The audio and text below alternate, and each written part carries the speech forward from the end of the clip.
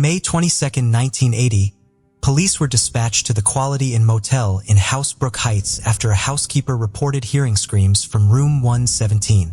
Upon arrival, they apprehended a man fleeing the motel. He was found with a fake gun, a switchblade in his pocket, and a bag containing several pairs of handcuffs, prescription pills, a ball gag, and other bondage items. Inside the room, they discovered a young woman handcuffed at the ankles, with bite marks, bruises, and bleeding. The man was identified as Richard Cottingham, who was 33 years old at the time of his arrest. He was charged with kidnapping, attempted murder, aggravated assault with a deadly weapon, aggravated sexual assault while armed, possession of a weapon, and possession of controlled substances. He had a $350,000 bail set and he never made bail. The young woman was revealed to be Leslie and Odell. She was an 18-year-old runaway who had been working as a sex worker in Manhattan a few days before Cottingham had picked her up and taken her to New Jersey. She was tortured and sexually assaulted, and she started screaming when she thought her life was about to end. She would later testify that he, quote, said, "You have to take it. The other girls did. You have to too. You're a whore and you have to be punished." After his arrest, police went to the home he rented in Lodi, New Jersey, which he shared with his wife and 3 children. There, they found a room he locked from his family. In this room was jewelry and clothing from several women. Other items were also found in his car. Authorities started to take a look at Cottingham for other crimes. Richard Cottingham was born November 25, 1946, in the Bronx, New York. His family later moved to New Jersey. He graduated high school from Pasquette Valley High School in Hillsdale, New Jersey. After graduation, he worked at Metropolitan Life. He started in the mailroom, but after taking some computer courses, he became a computer operator. In 1966, he left that job to become a computer operator for Blue Cross Blue Shield Association. He was still working there when he was arrested in 1980. He lived with his parents until they moved away and he got married. He was known to be seen helping his mother around the house. Before we dive in, don't forget to subscribe to our new channel, where we uncover captivating and chilling cold cases that will keep you on the edge of your seat. You won't want to miss the twists and turns we have in store. On May 3, 1970, he married his wife, Janet, and they had 3 children together. In 1978, his wife filed for divorce. In the divorce records, his wife alleged that he had started leaving the family without the necessary funds for essentials, that he would come home in the early hours of the morning. He was known to frequent a swingers club in New York called Pluto's Retreat. She removed the petition for divorce when he was arrested in 1980, but they did get divorced after his 1981 conviction. During the investigation, they were able to tie Cottingham to a murder that had occurred in the same motel on May 5, 1980, 17 days before he was arrested. The victim, Valere Street, was a 19-year-old sex worker who was found under the bed by housekeeping in one of the motel rooms. She'd been naked, handcuffed behind her back. Valere had been strangled to death. They found a fingerprint on the handcuff that was matched to Cottingham. This would start authorities down the path of discovering a serial killer. In the next few months, other authorities, as well as New Jersey police, would tie Cottingham to some horrific crimes. In the months following his arrest, he would be tied to another murder that occurred at the Quality Inn Motel in Hasbrook Heights. On December 15, 1977, 26-year-old Marion Carr, an X-ray technician who had just celebrated her first wedding anniversary a few months earlier, was found by a fence in the parking lot outside the motel.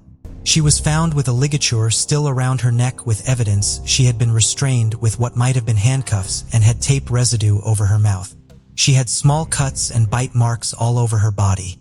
She had last been seen at her apartment in Little Ferry, New Jersey, an apartment complex that Cottingham had lived in a few years earlier with his wife. Her apartment key was found in the lockbox of trophies found in Cottingham's home. In New York, he would be charged with the murders of 3 sex workers at 2 different crime scenes. On December 2, 1979, firefighters were called to a travel in hotel near Times Square with reports of a room being on fire. When they arrived, they discovered 2 bodies in the rubble. When the blaze had been extinguished, they discovered 2 bodies that had been set on fire. Their hands and heads had been removed and were never recovered. After the fire had been put out, authorities found some of the women's clothes folded neatly in the bathtub. They had used these clothes and put them on mannequins from a nearby department store so they could hopefully use them to identify the women from the fire. They would eventually identify one of the victims as 22-year-old Didi Kadazzi. The other victim, believed to be around the age of 16, has never been identified. This killer was given the moniker the Torso Killer. On May 15, 1980, the body of 25-year-old Jean Rayner was found in New York's Civil Hotel. Her breasts were removed and put on the headboard, and the mattress was set on fire. June was working as a sex worker at the time to pay for a lengthy child custody battle with her ex-husband. For a time before DNA evidence, Cottingham seemed to be very thorough in cleaning crime scenes, leaving little to no evidence of himself. On June 12, 1981, Cottingham was convicted in New Jersey for the murder of Valera Street. In that same court case, he was charged with the kidnapping and sexual assault of 4 other women. All had survived various attacks. They even testified at the trial. This included the attack on Leslie and Odell. He'd been convicted of 3 and acquitted of 1. On October 12, 1982, he was convicted in the murder of Mary and Carr. In 1984, New York authorities extradited him for trial where he was convicted on July 9, 1984 for the murders of Didi Kadazzi and the unknown victim and Jean Rayner. He would serve his nearly 200-year sentence in New Jersey State Prison. Over the next 3 decades, detectives would visit Cottingham often, asking him about unsolved cold cases and always leaving out critical details of the crimes from Cunningham. In 2010, their persistence would finally pay off. One of the detectives was Detective Robert Ancelotti, who interviewed Cottingham over and over for 15 years. He would eventually get confessions that will lead to the closing of several cases. Cottingham never seemed to know the names of his victims, but remembered details of the crimes. In August 2010, Cottingham confessed and was convicted of the murder of Nancy Vogel. In his confession, he gave details only the murderer would know. Nancy Vogel was 29 years old and was killed on October 28, 1967. She was found in her car naked with her hands tied in front of her, with her clothes neatly folded underneath her. She'd been beaten, strangled, and sexually assaulted. Her husband had reported her missing after she did not come home. She had told her husband that she was going to go play bingo at the church in Little Ferry in Jersey. Nancy is Cottingham's first known victim. He would have only been 20 when she was killed, and he was still living with his parents at the time. In 2014, Cottingham confessed to Ancelotti 2 more murders he committed, again giving details only the killer would know. First was 18-year-old Irene Blaze, who was found strangled in April 1969 in the Saddle River in Hackensack, New Jersey. She had vanished from her home. The second was 15-year-old Denise Velasquez, who was abducted while walking to a friend's house in Emerson, New Jersey.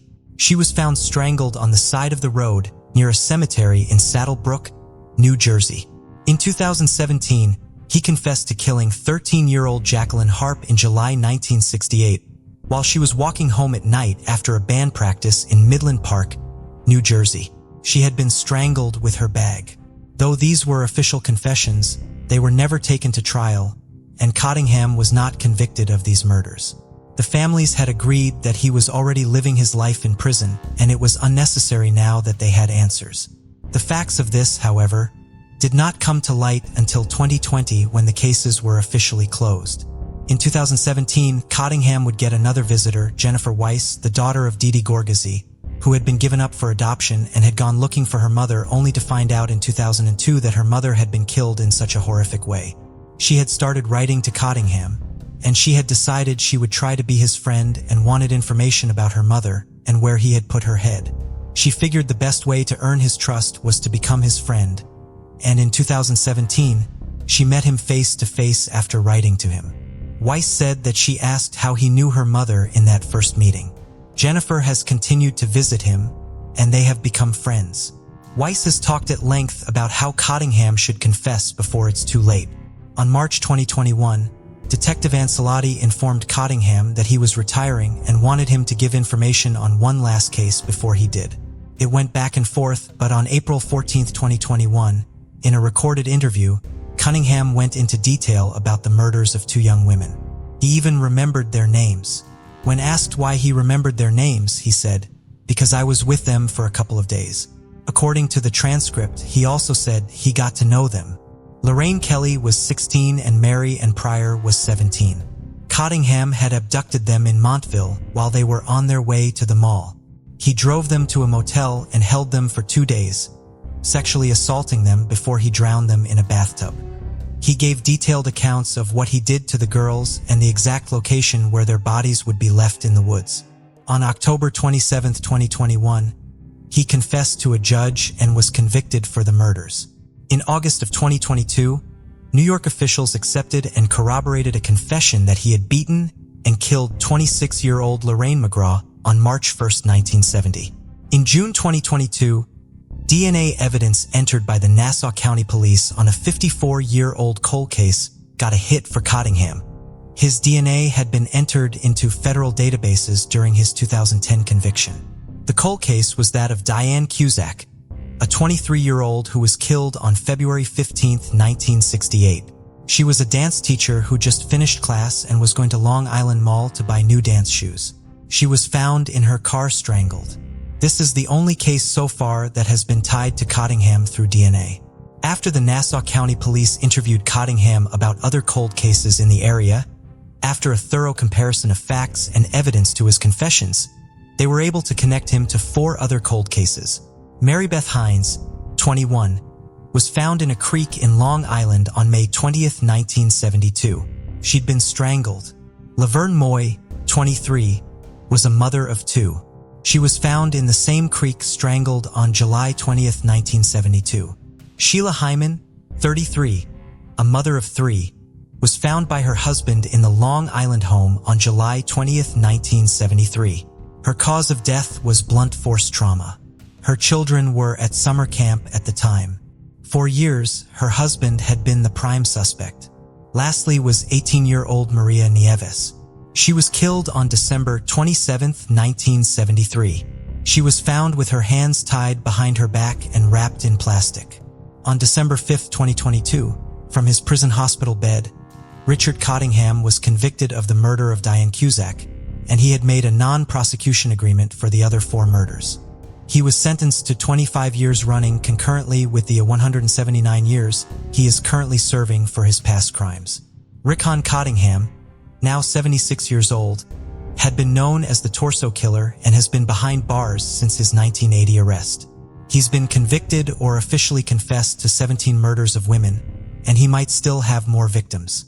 He has, in past interviews, stated that he's killed between 85 to 100 women. He will die in prison for his horrific crimes that span 13 years. Before we continue, 90% of you haven't subscribed to our channel, so if you like this video, please subscribe. It motivates us to make more content for you. Okay, let's continue. In May 2003, Tiffany Rowell and Rachel Kalarutis, along with many others, proudly graduated from their high school. They were stepping into a new chapter of their lives with exciting summer plans alongside friends and family. Tiffany aimed to become a social worker, while Rachel considered joining the military. Tiffany's boyfriend of 3 years, Marcus, was also heading to college, and his cousin Adelbert, who had recently relocated to Clear Lake for a fresh start, had ambitious plans as well. Following the death of Tiffany's mother, her father remarried and moved away. Tiffany chose to stay in the house to avoid changing schools so close to graduation. The following 6 weeks were filled with parties at Tiffany's, juggling jobs, saving for college, and enjoying summer together before they all headed in different directions. On the afternoon of July 18, 2003, police received a call from 2 neighbors who had visited Tiffany. They entered her house and stumbled upon a shocking scene that no one could have foreseen. For people lay dead. The floor and walls were covered in blood, and it was obvious that they had all been deceased for several hours already. It was a shocking sight for even the most tenured of police officers. The victims were 18-year-olds, Tiffany Rowell and Rachel Kalarutis, Tiffany's boyfriend, 19-year-old Marcus Priscilla and Marcus's cousin, 21-year-old Adelbert Sanchez. Tiffany, Marcus, and Adalbert had all been shot to death. And although Rachel had been shot multiple times, she had died of blunt force trauma to her head, and her skull was completely shattered. There was no forced entry. The TV was still blaring, and the way the group had been found indicated it was a total ambush that had happened in a mere matter of seconds. Rachel was found on the floor with her hand near her phone. She had managed to hit the 911 buttons to try and call for help, but before any call could go through, she was hit over the head, likely with a gun, undied. There was a clump of hair in her right hand, and she had been shot at least 12 times. Tiffany and Adalbert were on the recliners, their legs stretched out while they had been relaxing watching television, and Marcus was found behind the seats on the floor. Over 40 bullets had been fired in the house, and there was a mixture of 2 different shell casings. No guns were found at the scene, but police could tell that one was a 9mm and one was a .38 caliber.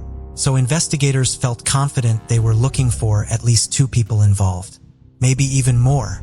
As the media got hold of the story and news began to spread, Rachel's father George recognized the address on television and headed straight over with his wife. The cameras picked up the heartbreaking moment. He pleaded with the police to let him in, but as it was now a crime scene, it was simply not allowed. They both collapsed to the ground, waiting for someone to tell them something, but knowing deep down they wouldn't see their daughter alive again. It was disturbing and shocking that something like this could happen in broad daylight in a neighborhood where very little went on. Former classmates of Tiffany said that her home had quickly become known as a party house with drinking and drugs, and often lots of people coming in and out, especially now that it was summer break. So they wondered if maybe an alcohol or drug-fueled party had become really out of control. That's not what this particular day had been. The 4 were the closest of friends, and for all intents and purposes, it had just been a very casual afternoon for them, watching television and eating food. Friends, students, and neighbors gathered together for vigils, and a sense of unease hovered over everyone. 18-year-old Tiffany always had the biggest smile on her face. As well as wanting to go into social work, she was a talented actress and loved any chance to perform. Rachel Colorutis also loved the arts and creative writing, and was very popular in school due to her kind nature. People said that she, too, was always smiling, happy, and fun to be around. Marcus's stepfather said Marcus loved nothing more than working on his car and spending time with his family and Tiffany. He had been finishing a course for an automotive technology certificate and wanted to pursue a business degree. His cousin Adalbert had moved to Clear Lake to get away from violence on the north side, and had only been there for a couple of weeks before he was killed. He loved making music and planned to go to college to study computer technology. People could not believe that something this brutal could happen to them, and this seemingly random crime had rattled the community. Sadly, there really were no witnesses. No one had heard any gunshots. The houses were very separated, and police said lots of people had their air conditioning and fans on, which could have blocked out the noise. But a couple living nearby had seen something they thought might be relevant. They had seen a very young man and a woman walking down the street at about 2:30 p.m. that day. And to the best of their knowledge, they hadn't seen them before. They were dressed all in black. The woman was wearing a bandana, carrying a big black bag, and the neighbors described her as very pretty with big eyes. The witnesses gave the best description they could to the renowned forensic artist Lois Gibson, who worked with what they could remember, putting together a potential profile. But whether these people were in any way linked was really unclear. Just 2 hours later, Lois had completed the sketches. George, Rachel's father, started working non-stop to try and raise money so they could afford to put the sketches out on billboards, and spent most of his time going door to door handing out flyers. Early on, rumors began to swirl that Marcus had been involved in dealing drugs, and maybe this was behind the ambush. It was also alleged that Marcus's family had connections to the Mexican mafia, and perhaps the other 3 had been collateral damage to a completely unrelated thing. A close friend of Tiffany's said, "I know Marcus was messed up with some bad people, but Marcus's aunt said, he struggled, but he succeeded. No matter how hard he was trying, he was doing the best to do good." One detective said they were all very young, very immature, and on their own for the first time. The May 4th have exercised bad judgment at times, but certainly didn't deserve what happened to them. Officers simply couldn't find anything to solidify the claims about the mafia, and this theory was eventually ruled out. Police did wonder, however, if drugs were involved somehow, but they just didn't have anything yet that pointed to that, as both drugs and cash were found at the scene in plain view. So why hadn't they been stolen? The attack had been so ruthless and felt so personal. Police then started to wonder if it was someone close to the group. Amongst her multiple shots, Rachel had been shot in the crotch area, and psychiatrists wondered if this was a sign of sexual envy or jealousy. But they were ruling people out at a rapid speed rather than adding any suspects to the list. There was simply no one they could link to the group that would have any motive to do this. Time was slowly ticking by, and investigators had no more than they did when they first started. As the weeks turned into months, the months soon turned into years. Their confidence in catching whoever was responsible was dwindling. Fast forward to the summer of 2006, almost 3 years to the day after the shootings. After following leads that went nowhere and interviewing 100 people, police finally had a breakthrough. An anonymous tip came in via Crime Stoppers. The person on the end of the phone said they had seen the billboard and gave the police 2 names. The first was Christine Paolilla, and the second was Chris. The tipster had met Christine in rehab as she was battling a heroin addiction. She had recently split from this mystery man called Chris and was seemingly trying to turn her life around. While in rehab, she made a comment about her ex-boyfriend shooting up a house and killing a group of people, and she had also participated. He didn't know if the story was true or if it was the drugs talking, but after seeing the billboard for himself, he decided to call in. A look into the name Christine Paolilla told the police a lot. It turned out that Christine had gone to Clear Lake High School alongside Tiffany and Rachel, and the connections started to be made. Those in Christine's life said that she had had a tough time in school and was subjected to relentless bullying and attacks from classmates. Her mother and stepfather said that she had been diagnosed with alopecia when she was very young and began wearing wigs, which were frequently ripped off her head by other students. Her mom, Lori, said she had poor vision, so she had what I guess most folks would know as Coke bottle glasses. This, as well as her wearing wigs, meant she faced ridicule on a daily basis. Her mother said that one day Christine came home from school and said, "Mom, I made 2 new friends who were the sweetest girls I ever met, Rachel and Tiffany." None other than Rachel Koloroutis and Tiffany Rowell. People said that the 2 almost took Christine under their wings, forming a genuine and tight friendship. Rachel and Tiffany started looking out for her, trying their best to protect her from the bullying. Christine's mom said she couldn't speak highly enough about them, how much fun they were, how loving they were, how they had so much fun. Every minute they spent together was lively and fun, and they laughed all the time, and I saw such a change in her personality. Rachel's father also knew of Christine and said Rachel was the kind of person that always looked out for the underdog, always tried to help others. Rachel even kept a photo of Christine in her purse. On the back of the picture, Christine had written, "Damn, we've had some crazy memories. I love you." The 3 teens would often write notes back and forth to each other in class, and Lori recalled that Christine trusted them both so much, she felt okay without the wig on, which is not something she did with many of her friends. The trio would spend hours after school doing each other's makeup and trying on different wigs, having fun, but also making Christine feel comfortable and confident. The girls pushed Christine to try new things and find her creativity. And with this, Christine's confidence began to grow, and she was really coming into her own. She got a huge boost when she was voted Miss Irresistible by the student body at Clear Lake High School. She finally felt like she was leaving her past behind. Christine soon met Chris Snyder. He was 2 years older than her, and the pair struck up a friendship.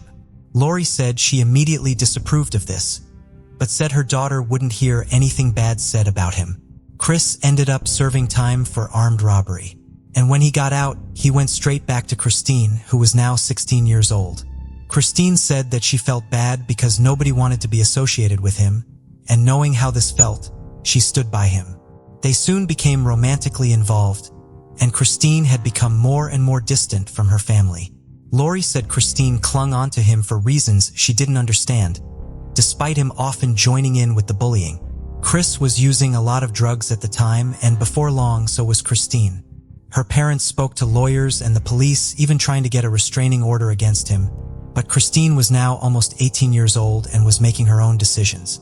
Her stepfather said she felt she was going to be able to fix him no matter what he did. But others said that the toxicity came from both of them, with people often seeing Christine hitting him and shouting and fighting in public. Although this relationship was already on a downward spiral, two people that seemed to be constantly positive and have good energy in her life were Rachel and Tiffany, who stayed just as close to her throughout her relationship with Chris. On the day the group were found dead, Lori said Christine had come home in floods of tears, crying through most of the night. She said she was so upset she couldn't attend their funerals. So, with the police knowing all of this, it begged the question, why would someone that was so close to the victims do something like that? How could Christine possibly have been involved? The only person that could answer that question was her. And officers started searching for Christine Paolilla and Chris Snyder. The hunt for Chris proved harder as he was not living at his last known address. But, thanks to ATM and bank records, Christine and her husband, Justin, were located.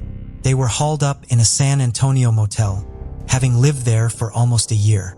When officers announced themselves and entered, they walked into what they described as one of the most disgusting things they had ever seen. Used needles, rubbish, food, vomit, and drugs littered the floor. Blood and bodily fluids covered the walls and furniture. They said the smell was unlike anything, and the state of Christine and Justin was quite shocking. Wearing blood-stained clothes and covered in track marks, just before noon on July 19, 2006, Christine Paolilla was placed under arrest. Police said it was clear that the pair were so deeply in their addictions, it was likely a matter of time before they died. For the last 9 months, they had been living in the same room, spending every bit of Christine's inheritance money on drugs. Christine told police she was living off of crackers and spending around $500 a day on heroin, but this amount sometimes reached over $1,000. Justin said Christine hadn't left the room once. Christine's police interview began just before 3 p.m., and over the next few hours, the detective begged her to tell the truth. She admitted to driving Chris to the home that day, but said the murders were all his idea.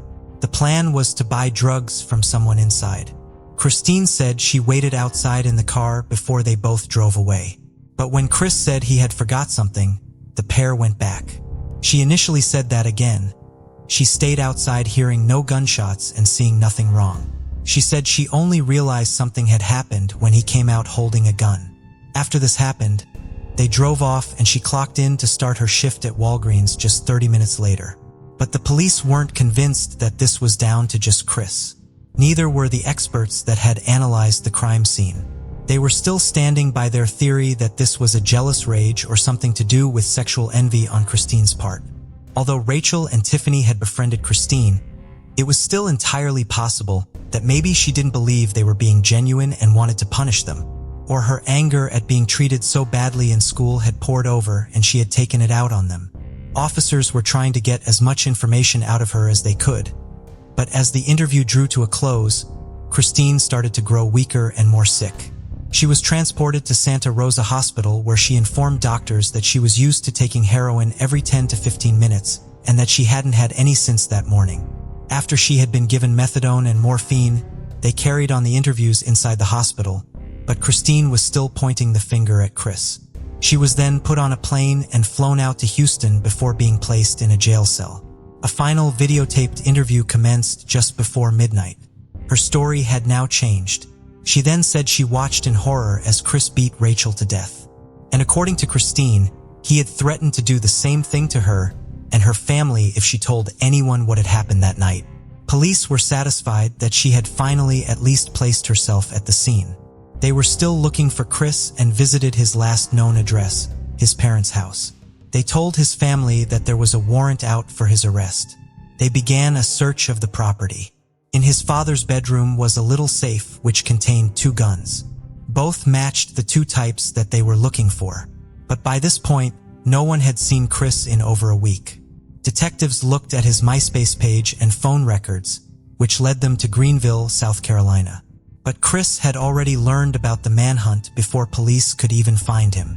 Testing the guns soon linked them back to the crime scene. But before they could place Chris under arrest, his decomposing body was found in some woods. He had taken an overdose of pills. It is thought that someone had tipped him off about the pending arrest and he had taken his own life before they could find him. There was now only one person left to talk to, and that was Christine's husband, Justin. He said that Christine had inherited some money after her father passed away, and the couple had bought a small condo with it. Soon after they started living together, a news story about the anniversary of the unsolved murders came out. Christine called Justin in to watch, asking if the billboard picture looked like her. He said Christine broke down and admitted to going to the house to steal money and drugs. She said she was a willing participant, and when Chris started shooting, she didn't hesitate to join in too. Justin also said that Christine had told him that it was her who beat Rachel to death with the gun, not Chris. He said that Christine told him Rachel was crying, asking why over and over, but she didn't stop until she was sure Rachel was dead. Justin said he was completely shocked and scared, but the couple moved out of the condo and went on the run. It later turned out that the anonymous tip that had been made to Crime Stoppers was actually Justin himself. Christine Paolilla was charged with first-degree murder, and she entered a plea of not guilty. In a pretrial hearing, Christine's defense team moved to suppress all 3 recorded statements. Although she had been advised of her Fifth Amendment rights before each interview, they argued that her statements were technically involuntary because of the medication she had taken and because she was suffering from opioid withdrawal. But this motion was denied, and the court later said Christine was lucid and capable of understanding the warnings given to her and the nature of her statements. A couple of years later, the now 22-year-old's trial got underway. The defense advised that Christine did not testify. They showed her confession tapes reiterating Christine's statement, saying that it was Chris that had killed the group while she hid. The jurors watched her videotape statement in which she told police that Chris was responsible for everything and that she was afraid of him. But the prosecution fired back saying, over 1,100 calls are made from her to him and him to her. If you are so deathly afraid of someone, what are you doing on the phone with them? For over 1,000 phone calls. Dr. George Glass, a psychiatrist testifying for the defense, said that her heroin addiction could not be overlooked. She was in withdrawal at the time she spoke to the police and was saying anything she could to get drugs to relieve the pain. Her lawyer said, "She's upset. She totally understands the grief of the families, her friends, the ones who were killed. She only wishes they could understand that she didn't want any of it to happen, but she understands their grief." Rachel's mother disagreed and said, "I couldn't take my eyes off her. I really hoped to see something in her eyes in the way of remorse. And it was unbelievable, you know. She never shed a tear unless it was for herself." The prosecution said there was plenty that pointed towards her being involved directly, and the fact that she had started her shift at work just half an hour after the ordeal, instead of phoning the police, showed that she was no victim. Her statements were inconsistent, and she had already admitted to 2 people, one of which was her husband, that she had actively taken part of her own accord. The prosecution called her denials and blaming everything on Chris a tired and pathetic tactic. Their star witness was actually her husband, Justin. But the defense argued that Justin's account could not be trusted. They said he was focused purely on money, staying with Christine for her inheritance, and cashing in on the Crime Stoppers' reward by making up a lie. But the jury disagreed. After just 3 hours of deliberations, Christine Paolilla was found guilty. She was 17 at the time of the murders, which meant she would not face the death penalty. She was, however, sentenced to life in prison with a minimum term of 40 years to serve. She will be eligible for parole in 2046, when she will be 60 years old. More than 5 years after the murders back in July 2003, the families of the victims said that they felt the guilty verdict would finally allow them to begin moving on with their lives. Christine has filed many appeals since her conviction, but all of them have been denied. Houston Police Sergeant Brian Harris said that he believes that Christine still does not own her part in the crime. For her to truly come to grips with what she has done, she has to acknowledge that there's a darkness in her soul, he said. Christine's stepfather Thomas said, "I'm very sorry for these families and their loss. The guy who did this is dead. He was very, very bad. He was a predator. My daughter is paying for someone else's sins. My daughter doesn't deserve this. My daughter is a victim too.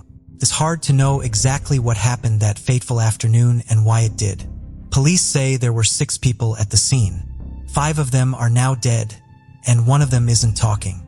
So with this, it is likely that the full truth will never be fully known.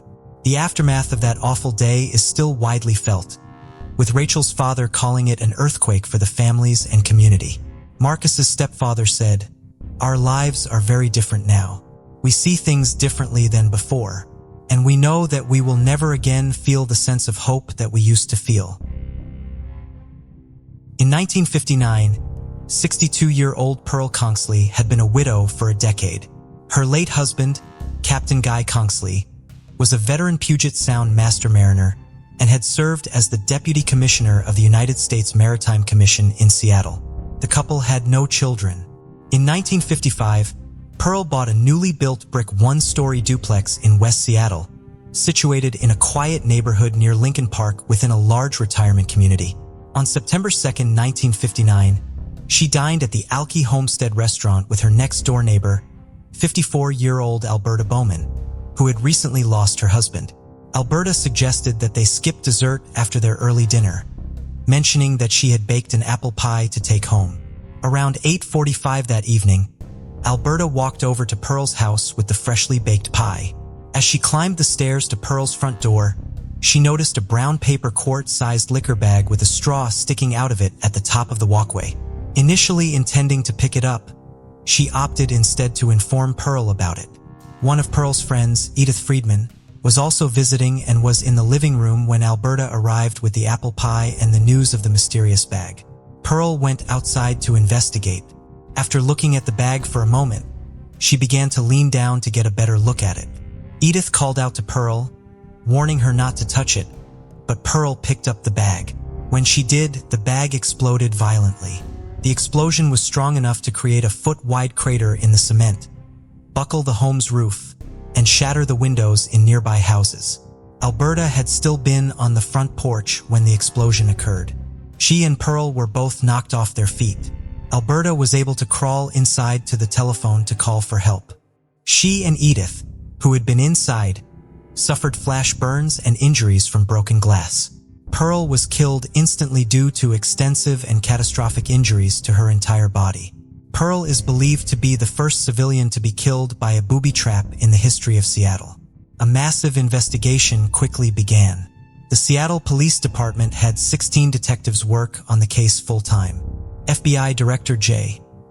Edgar Hoover made the FBI laboratory, as well as FBI agents, available to the Seattle Police Department. Army explosives experts from Fort Lawton also aided in the investigation.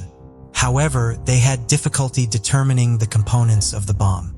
Their strongest theory was that the bomb had been made with nitroglycerin extracted from dynamite. They could not identify a triggering device amongst what was left of the bomb. An expert from the ATF who reviewed the case in 2016 described the device that killed Pearl as a victim-operated, electric-initiated bomb made from dynamite. It is believed that when Pearl picked up the paper bag, she initiated a mercury switch, which caused the bomb to detonate. Both mercury and dynamite were relatively easy to acquire in 1959, so the known components of the bomb did not narrow down the potential suspect pool. Pearl had no known enemies, and investigators struggled to identify potential motives for the murder. However, there were doubts that Pearl had been the bomb's intended victim at all. Pearl had just sold her house and was scheduled to move out less than a week after she was killed. This raised the question of if the killer struck while they still knew where Pearl lived or if the next owner was the target. A 1949 Chevrolet with 3 young men riding inside of it had been seen speeding away from the scene just after the explosion. This raised concerns that the bombing was meant to be a youthful prank, with the perpetrators not realizing just how powerful their bomb was, or an act of random violence that would make identifying the killers almost impossible. However, the bomber would have had to carry the bomb a minimum of 50 feet from the street and up a flight of stairs to reach Pearl's house, making it a poor choice for a random target. Pearl was also not the only occupant of her home. She had a 54-year-old boarder named William J. Myers, who had not been home at the time of the bombing because he had been admitted to the Veterans Administration Hospital because of a heart condition. He owned a golden retriever, and other residents of the neighborhood complained that the dog was always barking. The dog's chain was just long enough for the dog to reach the spot where the bomb had been placed. explosives arriving at a Kongsley family home within 6 months. Her brother-in-law, Elmer Kongsley, lived on Lake Serene in Snohomish County, Washington with his wife. Their daughter, Charlotte, lived nearby. On August 13, 1959, almost exactly a month before Pearl's murder, Charlotte discovered 3 sticks of dynamite scattered throughout her parents' front lawn. Sheriff's deputies searched the rest of the property but never found any other components that could have been used to set off the dynamite, and its origins were never discovered. This incident occurred just 4 months after the unexplained deaths of Elmer's oldest daughter, Betty Jean, and her husband, Major Robert Douglas Baker. The couple had died within 3 hours of one another at Madigan Army Hospital in Fort Lewis on April 25, 1959. Pierce County Coroner Frank James determined that Betty Jean and Robert had been poisoned. Their deaths had originally been attributed to botulism.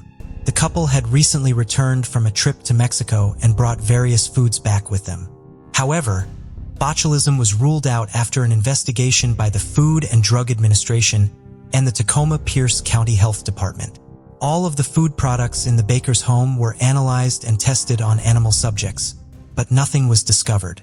Additionally, none of Betty Jean and Robert's 3 children, who also lived in the house, ever fell ill.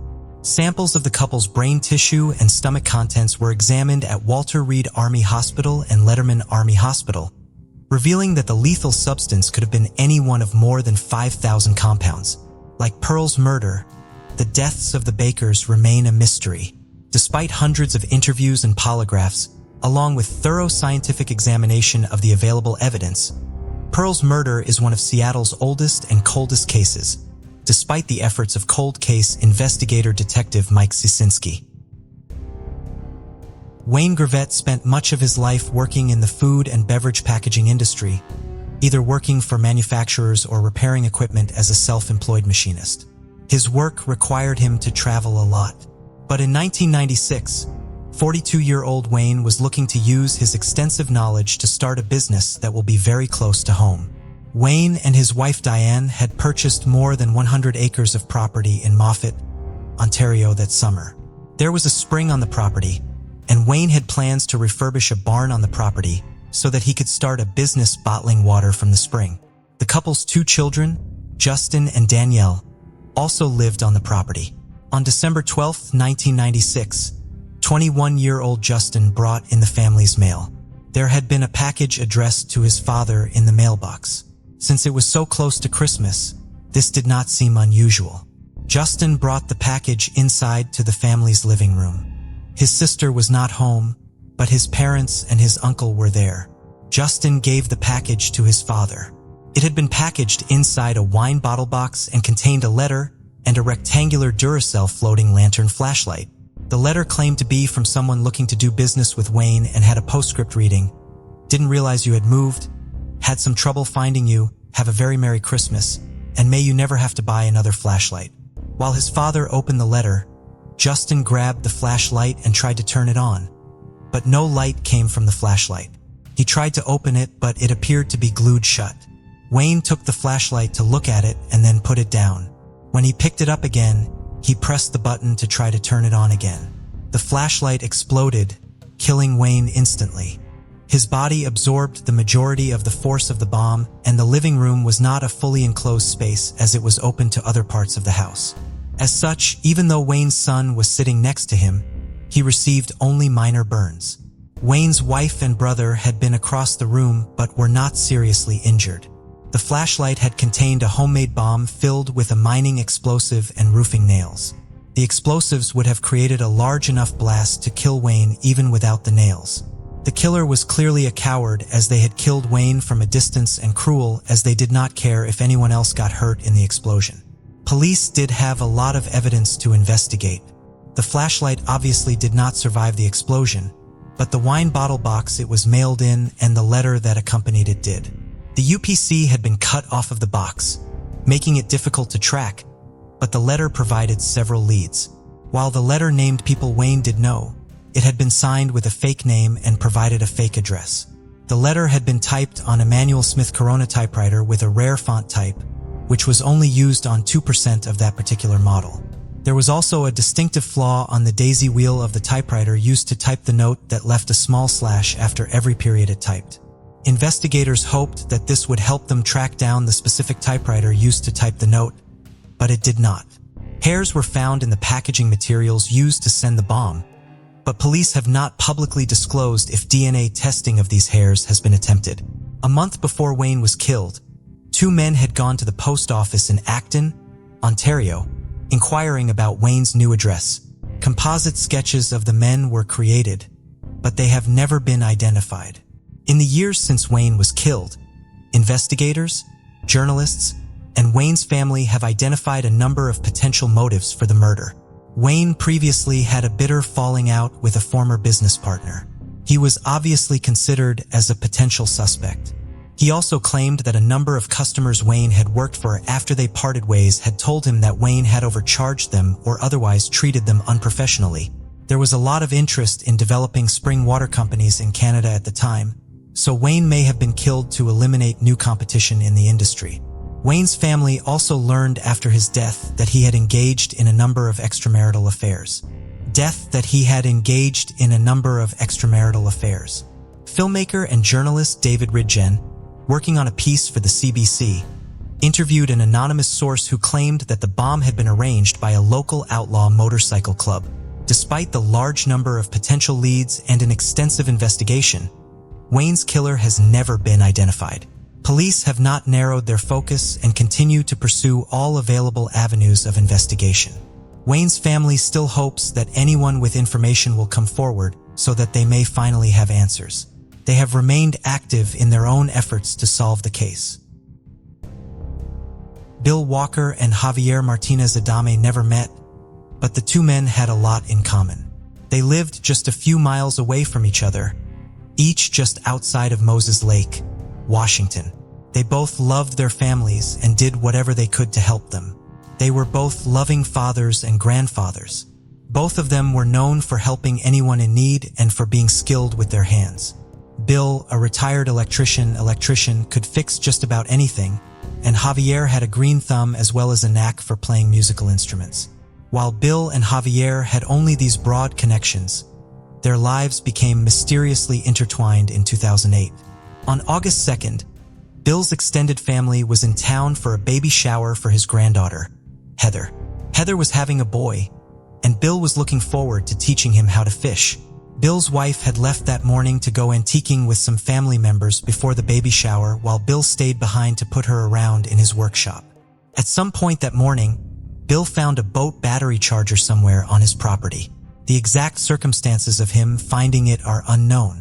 What is known is that Bill took it inside his shop and plugged it in. When he did so, the charger exploded, tearing a hole in the workshop's wall and killing 69-year-old Bill instantly. He died of extreme trauma to his chest and neck. Just 10 hours later, another explosion rocked a home less than 6 miles away. Javier's girlfriend had found a police scanner in a grocery bag in the driveway earlier in the day and had brought it up to the porch. On August 3rd, just after midnight, Javier brought it inside and placed it on his kitchen counter. It exploded. Javier was able to use his body to shield his girlfriend from the blast, saving her life. He died of extensive wounds to his chest and stomach. Javier was 53 and had grown up as the 4th of 9 children. He had been injured in a car accident many years before his death, which left him unable to work long shifts. He, therefore, mainly worked odd jobs where he could control his schedule and pain levels to support himself and his family. For many years, he owned and operated an appliance repair company. The FBI, ATF, and explosives experts from the U.S. Army were all involved in the investigation and processing the scenes. The boat battery charger and police scanner had both contained improvised explosive devices. Both bombs were clearly intended to kill. The 2 pipe bombs were so sophisticated that investigators believed they had to have been made by the same individual. However, they have never been able to find any connection between Bill and Javier, much less one that would lead to them being targeted by the same person. This fact has led investigators to conclude that Bill Walker was simply a victim of mistaken identity, and that the bomb that killed him was not intended for him. They do not believe Javier could have been the man killed by mistake because he had a criminal record. However, Javier's family is upset by this conclusion. He was arrested for drug possession in the late 1990s, but never for manufacturing or selling drugs. He never had any ties to gangs or other such criminal enterprises in the drug world. His associates were instead the neighbors he hosted at his famous barbecues and friends he welcomed into his home when they had nowhere to go. He also had no history of making or working with explosives. Javier and Bill's families now have the desire for justice for their loved one and ongoing fear in common. Members of both families report feeling anxiety when packages are delivered to their homes, viewing that they too may be killed by something seemingly so innocuous. They all hope that anyone with information about the case will come forward so that the murders can finally be solved. The haunting and tragic story of Susan Eigen and her son, Richard, highlights how darkness can intrude even in seemingly perfect environments. Born in 1942, Susan Eigen experienced a turbulent life. As her marriage to Al Eigen fell apart, she found the courage to take decisive action and separate from him. She embarked on a new chapter, striving to rebuild her life with her 3 children, Richard, Karen, and Michael. Their fresh start began at 3412 Ocean Harbor Drive in Long Island, New York, where she nurtured hopes for a better future. Amidst her peaceful surroundings, she gradually assimilated into the community, forming connections with her neighbors. Her efforts to start afresh seemed promising, and visitors from the neighborhood occasionally graced her home, giving her a sense of belonging. Little did she realize that the semblance of a normal life she had worked hard to establish was soon to be brutally shattered. It was February 26, 1984, and the innocence of a typical Sunday was soon to be turned into a nightmare for 11-year-old Michael Eigen as he returned home from a neighborhood hockey game. Instead of the warmth of his mother's presence, he was met with a chilling and gruesome scene. Susan Eigen, his mother, lay lifeless in the hallway, her body savagely beaten and strangled, an unimaginable sight that would haunt the young boy for years to come. He immediately ran to a neighbor's house begging for help. Upon receiving the distress call from Susan's downstairs neighbor, whose name was not made public, the Nassau County Police Department arrived at the scene. As they entered the house, their eyes were met with the lifeless body of Susan lying in the second-floor hallway right in front of the master bedroom. The police knew from their first glance that she had been a victim of assault. However, the darkest revelations were yet to come as the officers ventured into the master bedroom. When the police stepped inside the bedroom, they found Susan's 17-year-old son, Richard, also dead. After ensuring the area was secure, Officers Otto Kallmeyer and Ed Carter of the Nassau County Police Department requested backup. Detective Herb Daub arrived at the crime scene and commenced a comprehensive investigation of the crime scene. The forensic team recovered a white bedsheet stained with blood found in close proximity to Susan's body. Additionally, they collected hair strands from the bandana that had been used to strangle her. Bodily fluids were also found inside the home and collected as evidence. The bedroom exhibited signs of being ransacked, resembling a typical scene from a botched robbery. Dresser drawers were left open, and the contents of a pocketbook were scattered across the bed. During the crime scene investigation, the forensic team discovered 2 latent fingerprints. The first one was lifted from a bank receipt found amidst the scattered items on the bed, and the second one was recovered from the plastic bag used to suffocate Richard Eigen, which was still covering his face. Subsequently, the collective evidence was sent to the laboratory for further analysis and processing. With this theory in mind, investigators speculated that Richard had unexpectedly arrived home during the attack on his mother, having witnessed the crime he was murdered to prevent him from talking. While the initial evidence seemed to support this theory, actually proving it would be another challenging task. In 1984, the field of forensic analysis lacked the advanced and sophisticated techniques available today. This limitation made it significantly more challenging to obtain definitive and conclusive results from the collected evidence. Investigators had to rely on conventional methods and technologies which might not have provided as precise and detailed information as modern forensic techniques do. In August 1984, Detective Charlie Costello from the Fingerprint Division of the Crime Lab was performing tests on the latent fingerprints that were collected from the bag used to suffocate Richard and another from the bankruptcy collected from Susan's purse. Believing that these fingerprints might belong to the intruder, Costello ran the prints through the Automated Fingerprint Identification System, or AFIS. However, despite his efforts, he was unable to find a match in the system. Since the murderer had no previous criminal records on file, the detectives decided to broaden their search by collecting fingerprints from individuals in the local area with a history or background in burglary. The idea was to compare these fingerprints with the ones found at the crime scene, hoping to identify a potential match or lead that could help them narrow down their suspect list. This method, though time-consuming, aimed to cast a wider net in their investigation and increase the chances of finding a connection to the perpetrator. Despite their diligent efforts and months of testing numerous fingerprint samples from potential suspects, the investigators were unable to match the fingerprints found at the crime scene. As time passed, they brought in as many samples as possible, but none of them yielded any results. Sadly, after nearly a year of exhaustive investigation, they had run out of new fingerprints to test, and without any viable suspects or leads, the case eventually went cold. After 18 years, on January 22, 2002, Detective Charlie Costello decided to try his luck once more and ran another fingerprint through AFIS, hoping for a breakthrough. To his immense relief, this time he obtained a positive result. Costello successfully matched the fingerprint found on the evidence to a fingerprint submitted on a school bus driver application. The applicant's name was Louis Tulisai. Upon discovering this match to Louis Tulisai, investigators learned that he was 42 years old at the time of the crime and had a history of drug possession. With Louis Tulisai identified as the prime suspect, the cold case detectives exercised caution and patience, deciding to gather more concrete evidence before making an arrest. In February 2002, DNA Analysis McCarthy employed an ultraviolet beam to detect bodily fluid stains on the evidence that were collected from the crime scene, which were otherwise invisible to the human eye. Successfully collecting the fluid, McCarthy extracted a partial DNA profile from it.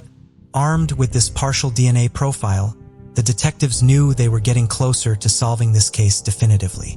The only missing piece now was a sample of Louis Tullis' DNA to compare with the extracted profile and confirm the match. It was finally time for them to find Louis Tulisai. On May 10, 2002, the task of securing Louis Tulisai's DNA fell to Detective Tony Graziano, a skilled and well-organized undercover agent from the Nassau County Police Department. His mission was to discreetly obtain a covert DNA sample from the suspect without alerting Tulisai to the ongoing investigation.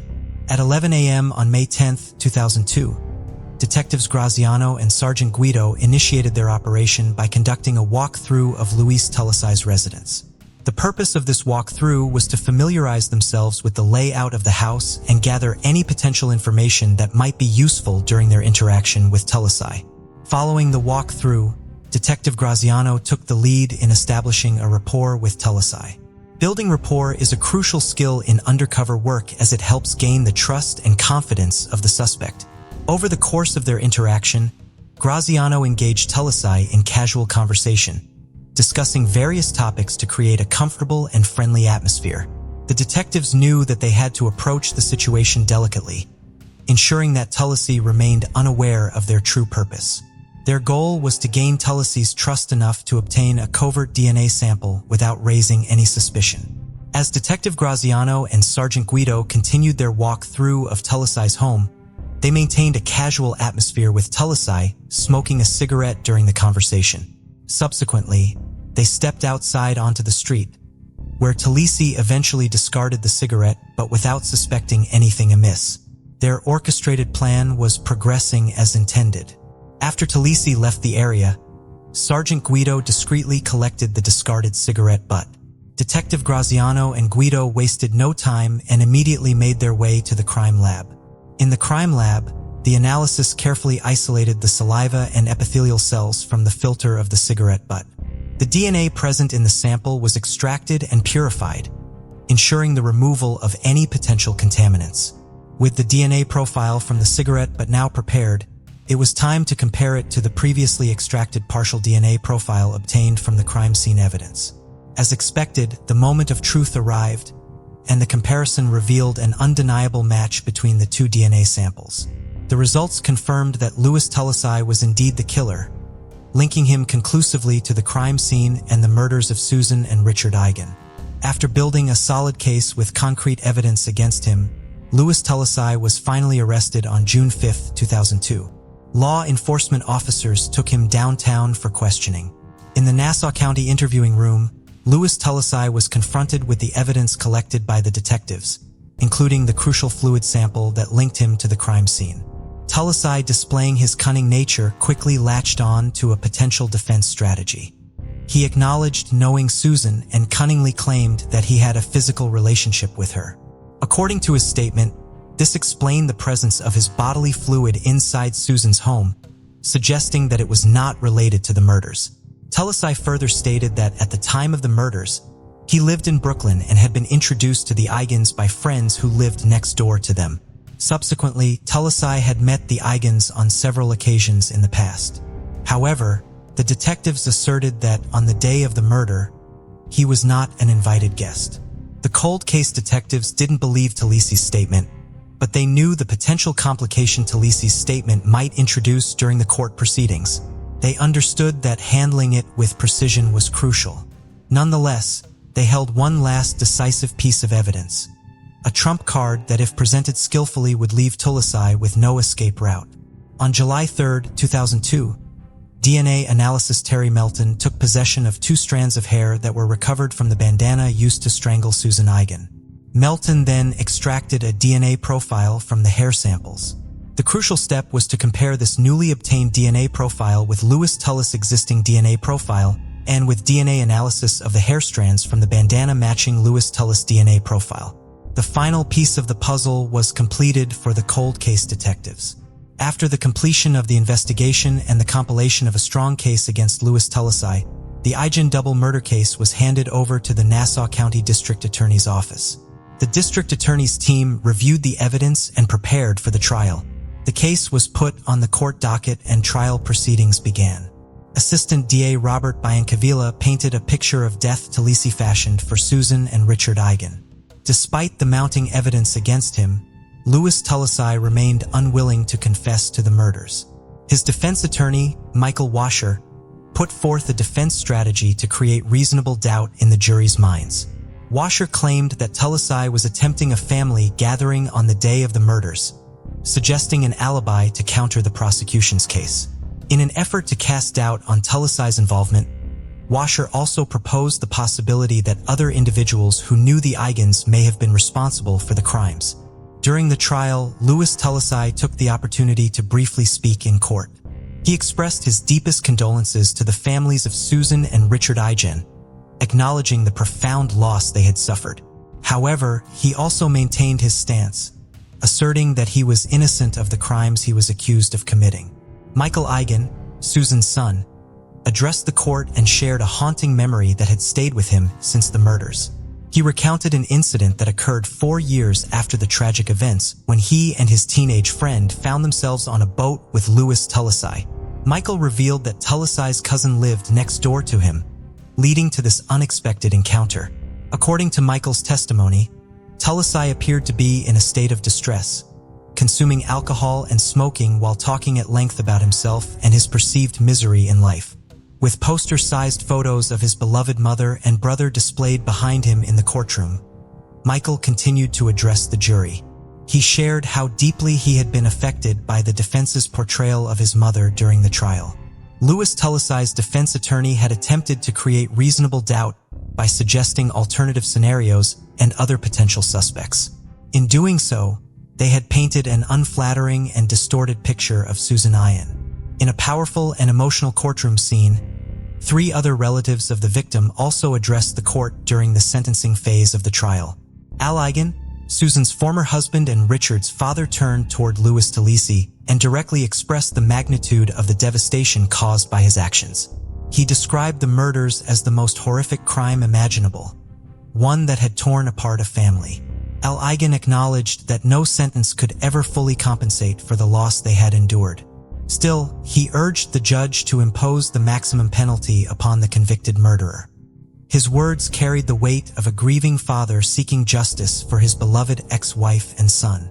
Similarly, Eugene K., Susan's brother, tearfully addressed the judge, struggling to find words to convey the deep pain inflicted by Talisi's callous actions. Through tears and deep breaths, he asked the judge to consider the profound cruelty and heartlessness displayed by the defendant as they determined the appropriate sentence. In an emotionally charged moment during the sentencing, Karen Eigen, the daughter and sister of Susan and Richard, was unable to attend in person.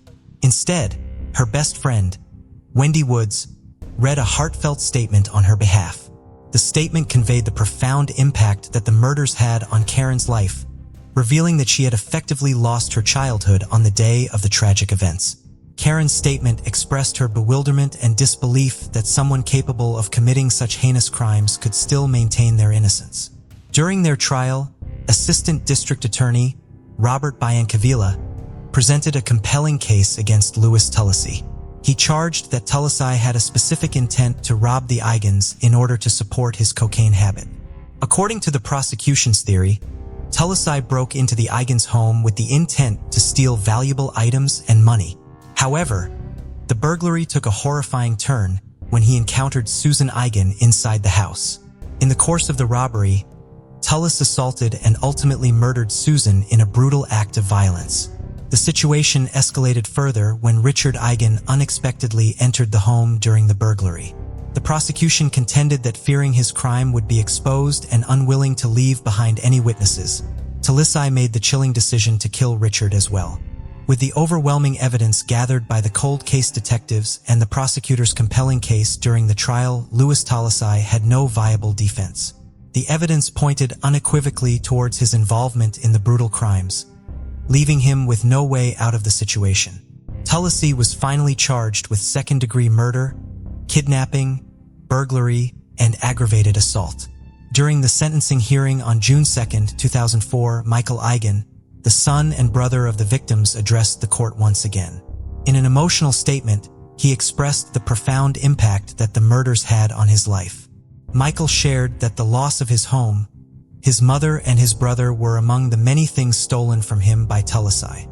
In recognition of the devastating losses suffered by the Eigen family and the heinous nature of the crimes, Nassau County Court Judge Joseph Calabrese handed down the sentence to Louis Talisi. The judge sentenced him to 2 consecutive 25 years to life prison terms for the 1984 murders of Susan and Richard Eigen, the Oceanside mother and son. Judge Joseph Calabrese made it clear to Talisi that he saw no reason to show any leniency or mercy towards him. The judge emphasized that the method by which Talisi had murdered his victims was deliberate and intended to cause maximum pain and suffering. Furthermore, Calabrese pointed out that Talisi had demonstrated no remorse for his actions throughout the entire trial process. Michael Eigen, after the sentencing, spoke to reporters and expressed his thoughts on Louis Talisi's continued insistence on his innocence. He stated that Tallis' refusal to admit guilt was consistent with a pattern of behavior in his life. Michael implied that his behavior might be indicative of Tallis' unwillingness to take responsibility for his actions. With the knowledge that Talisi would be behind bars for at least 50 years due to consecutive life sentences, Michael acknowledged that a certain portion of his mind found ease in knowing that the perpetrator would face the consequences of his crimes for a significant portion of his life. Michael was ready to begin the process of moving beyond the tragedy that had haunted them for so many years. In 2005, a year after being sentenced for the murders of Susan and Richard Eigen, Louis Talisi passed away while serving his prison sentence. His death marked the end of his life behind bars, cutting short this sentence imposed upon him by the court. Discover the chilling world of secret crime mysteries, where we delve into the most perplexing cold cases and unsolved crimes. Join us as we unravel hidden clues and explore haunting mysteries. Subscribe now and be part of the journey to bring these cases to light. One of Mandy Steingasser's favorite pastimes was spending time outdoors with her father, Richard. They enjoyed going fishing and camping together. During one of their camping trips, Mandy discovered a ground squirrel and picked it up to cuddle. Instead of complying with Mandy's intentions, the ground squirrel bit her. This response was not out of character for Mandy. When she came across snakes on other camping trips, she would pick them up and pet them, rather than run away from them. These incidents reflected Mandy's personality very well. She was brave, loved animals, and did not let their perceived dangers or flaws influence how she treated others, both animals and people. She had a wide variety of friends and was very loyal to all of them. She did not judge anyone, which led her to befriending some individuals other people would have stayed away from. When her decision to associate with these friends was questioned, Mandy would say that they were her friends and that was important above all else. In the fall of 1993, 17-year-old Mandy was a senior at North Tonawanda High School outside of Buffalo, New York. She did not yet have any solid plans for her career, so she planned to begin her collegiate studies at Niagara County Community College after graduation. According to her parents, Mandy was a good kid. She had her flaws and was not a straight-A student, but she cared about protecting the environment, loved and respected her parents, and was a good friend. Like many teenagers, Mandy liked to go to parties and experiment with drinking alcohol and smoking cigarettes. According to one of her close friends, with whom she would go to parties, Mandy liked to push her limits but was not a problem drinker and did not let herself get out of control. Mandy's parents were concerned about her partying, but they also trusted their daughter's character and decided to set up a system of rules around Mandy's social life rather than attempt to force her to stop going to parties. They would set a curfew for each evening Mandy went out, which Mandy agreed to. If something prevented her from arriving home on time, she would call her parents to tell them why she was delayed and when she would be home. Mandy also had to wake her parents up when she arrived home so they would know she had safely returned.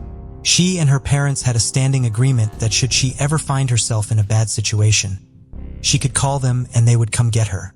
Mandy adhered to her parents' set of rules. However, she did not do so on September 18, 1993. That Saturday night, Mandy spent the evening with her friend Stacy, Stacy's boyfriend Brian, and Brian's friend Wayne. Stacy would be sleeping over at the Steingasser house, and Mandy had promised her parents that they would return by midnight.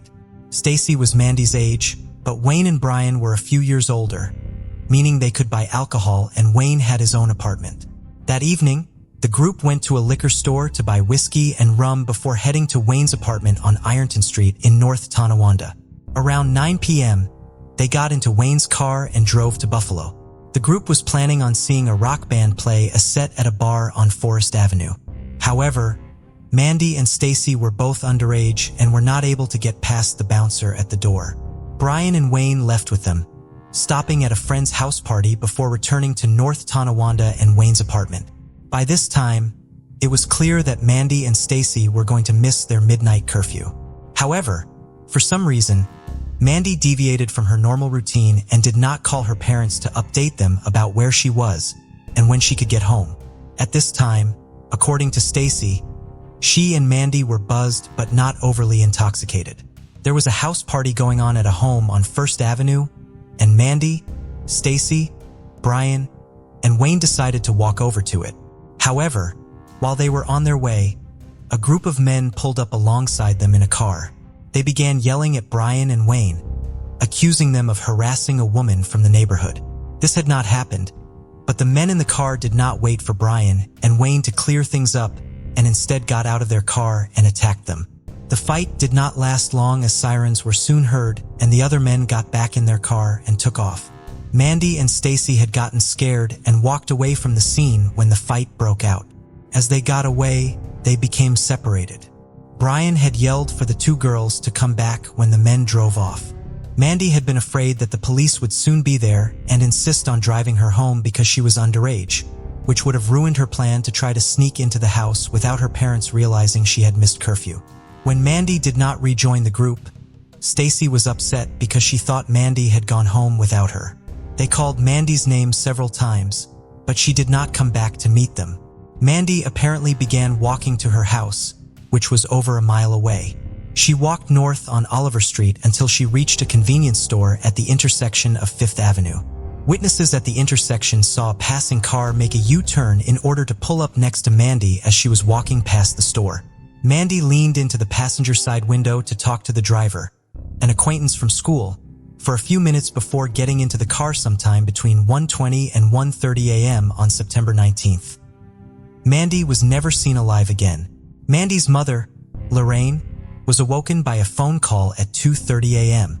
The call was from Stacy, and Lorraine could hear male voices in the background encouraging her to ask if Mandy had arrived home.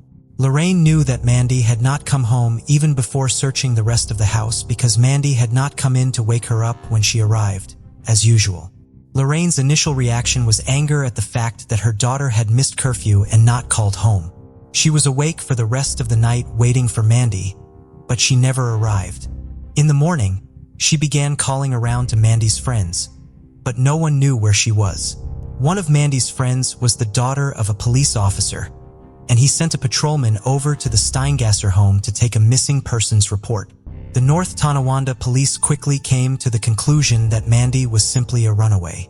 This frustrated Mandy's parents, who knew her well enough to know that even if she had run away on her own accord, she still would have called home to tell them so. A boy she had been dating had just moved to Florida, but without a call from Mandy saying she had followed him south, they did not believe that this was the case. The Steingassers, therefore, contacted the FBI, who also began looking into the disappearance.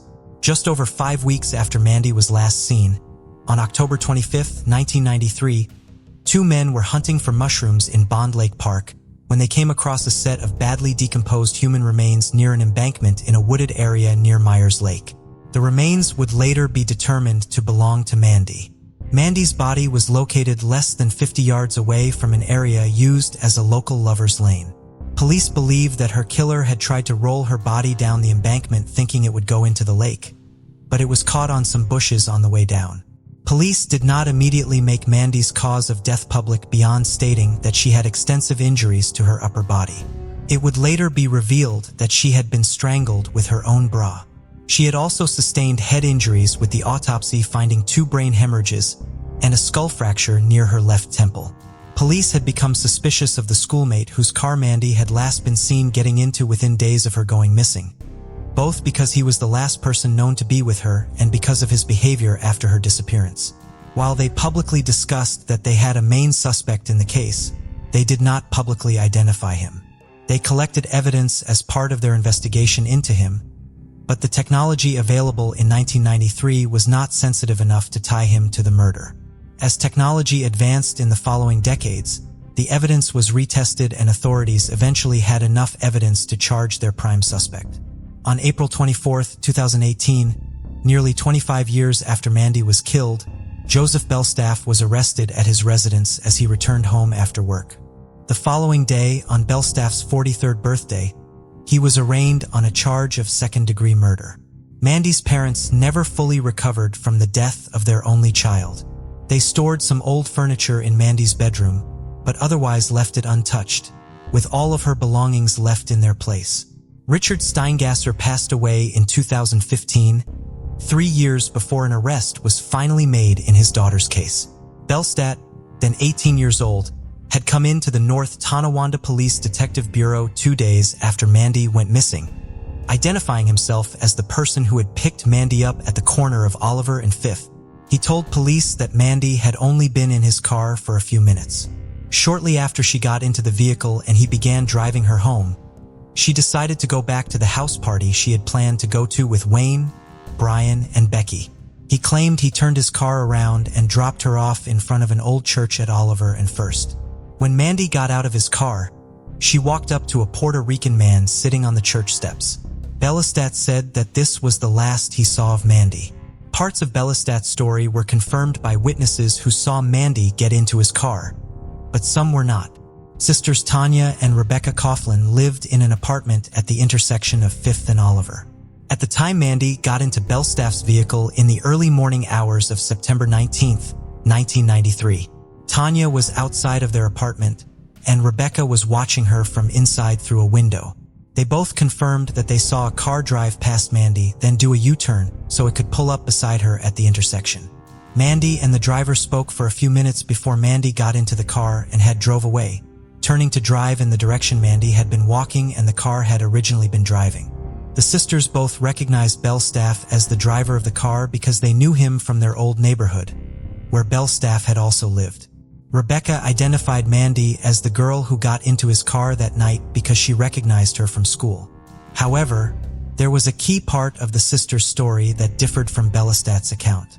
Rebecca remained at the window, looking out onto the street for 5 to 6 more minutes. If Bellastat had quickly turned his car around to drive Mandy back to Oliver and First, as he told police, she would have seen his car drive past her apartment. She did not see the car again, which she would have if Belstaff's statement was accurate. Furthermore, police were never able to locate witnesses who saw a Puerto Rican man near the church. Belstaff dropped Mandy off at the church or Mandy anywhere in that area. They did, however, locate 2 witnesses who reported seeing Belstaff cleaning both the inside and outside of his car at a 24-hour coin-operated car wash at 2:15 a.m. or shortly thereafter. On the morning, Mandy got into his car. Several of Belstaff's friends also came forward, admitting that he had asked them to provide a false alibi for him. One of these friends was Jerry Miller. Belstaff asked Jerry to tell police that they had gone to Canada together the night Mandy disappeared so he would stay out of trouble. Jerry initially did so but gave an accurate statement 3 days later. On September 18th, Jerry had gone to the police station in the city of Tonawanda with Belstaff, who was angry over 2 traffic tickets he had received there and wanted to contest them. When they left the station, Jerry did ask Belstaff to drive to Canada with him to buy beer. The legal purchasing age for alcohol was younger in Canada than it was in the United States. Belstaff declined, stating he was just going to drive around because he was still mad about the tickets. When he returned from Canada later on, Jerry drove past Bellastat's grandmother's house, where Bellastat had been staying, as well as his mother's house, but Bellastat's car was not at either location.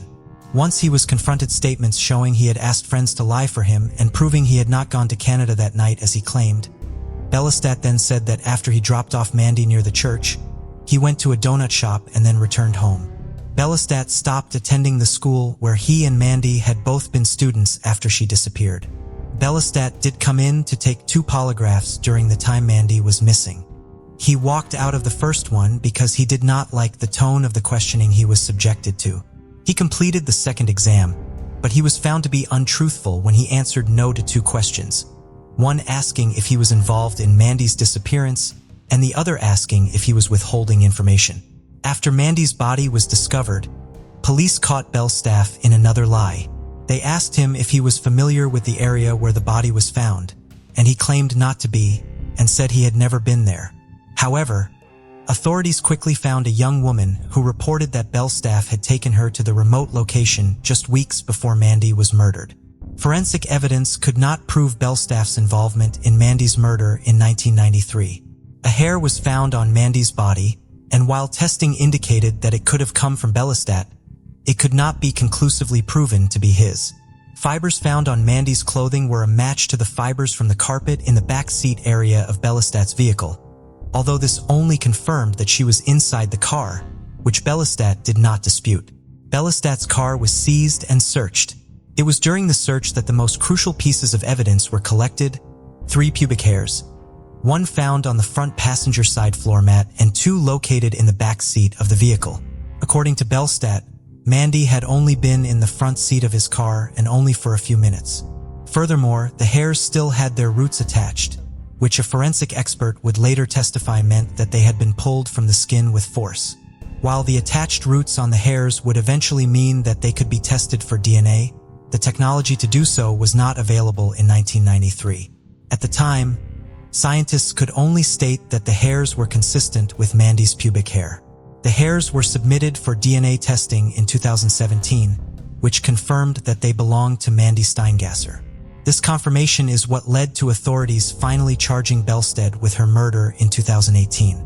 Police believe that Belstead had made sexual advances towards Mandy and reacted violently when she wanted the encounter to end, leading to a struggle.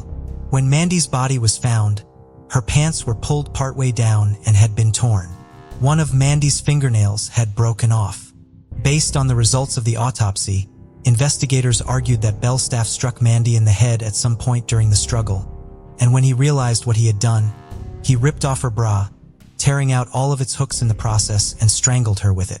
After Belstaff's arrest in April of 2018, dates for his trial were set, and then changed as a result of ongoing disagreements over pretrial evidentiary issues.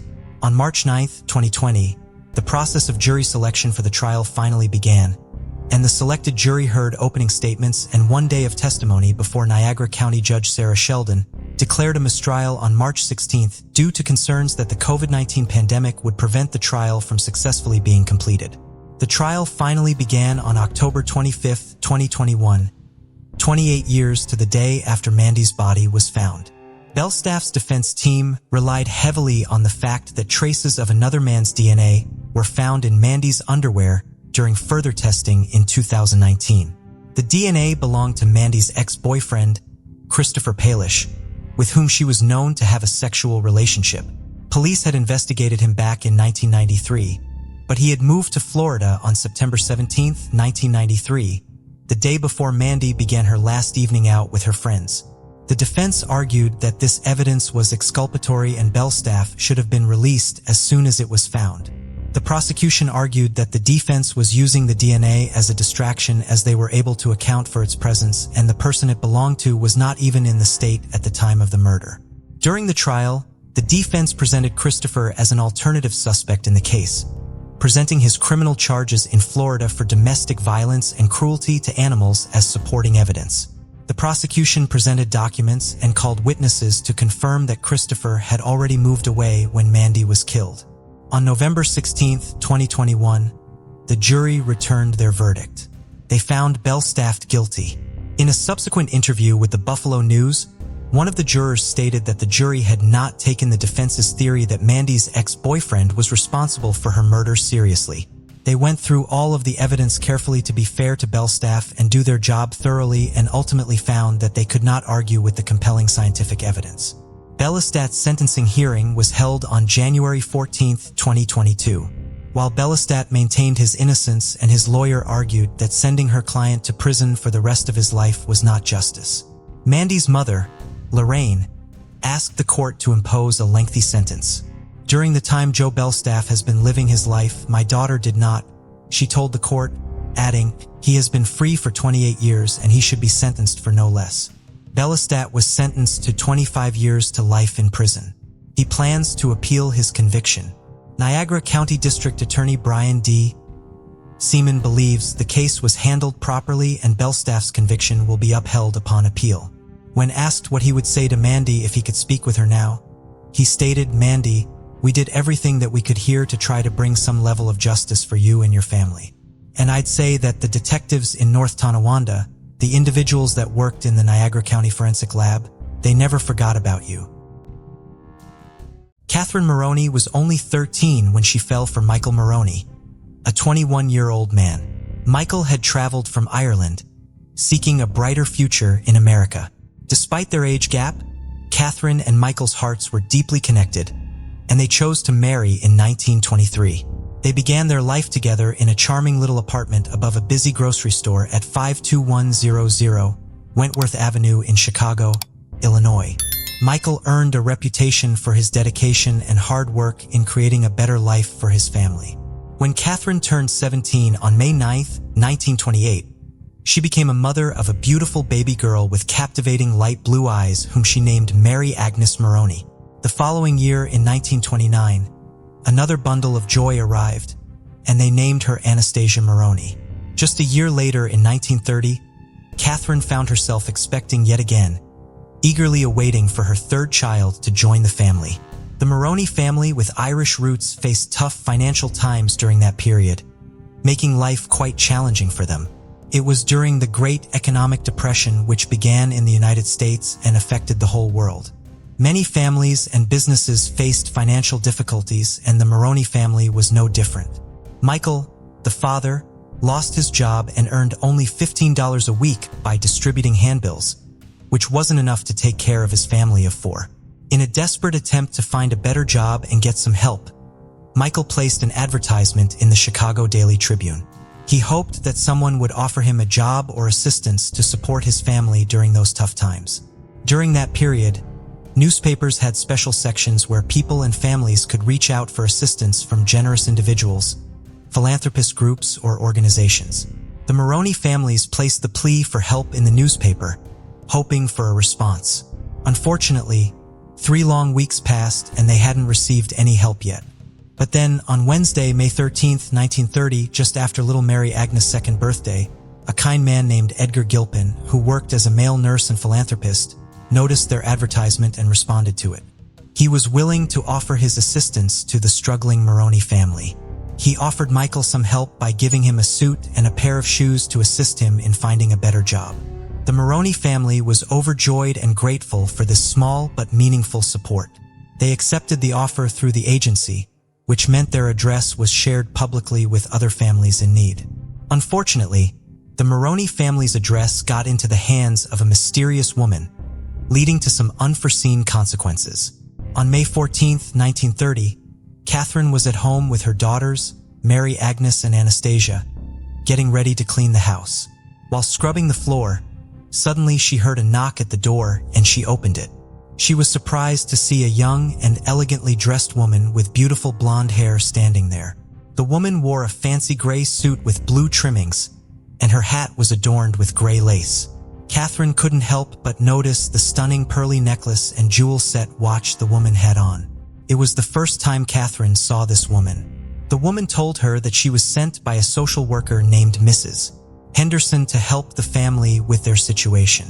Catherine had never heard of Mrs. Henderson before, but she thought that maybe they were responding to the advertisement they had placed in the newspaper for help. Catherine genuinely believed that the woman was there to offer assistance, so she warmly welcomed her inside to have a conversation. The woman brought a lot of groceries, including fresh vegetables for the Maroney family that she had bought from the grocery store down the street from Maroney's house. She admired Catherine's cleaning skills and complimented her for being ambitious. Catherine invited her to sit and they had a long conversation. Catherine shared all about the family's struggles with the woman, who listened to her carefully and seemed friendly and eager to help.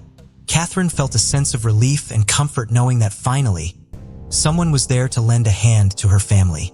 The woman was kind and spoke in a gentle and sweet manner. She seemed smart and well-educated.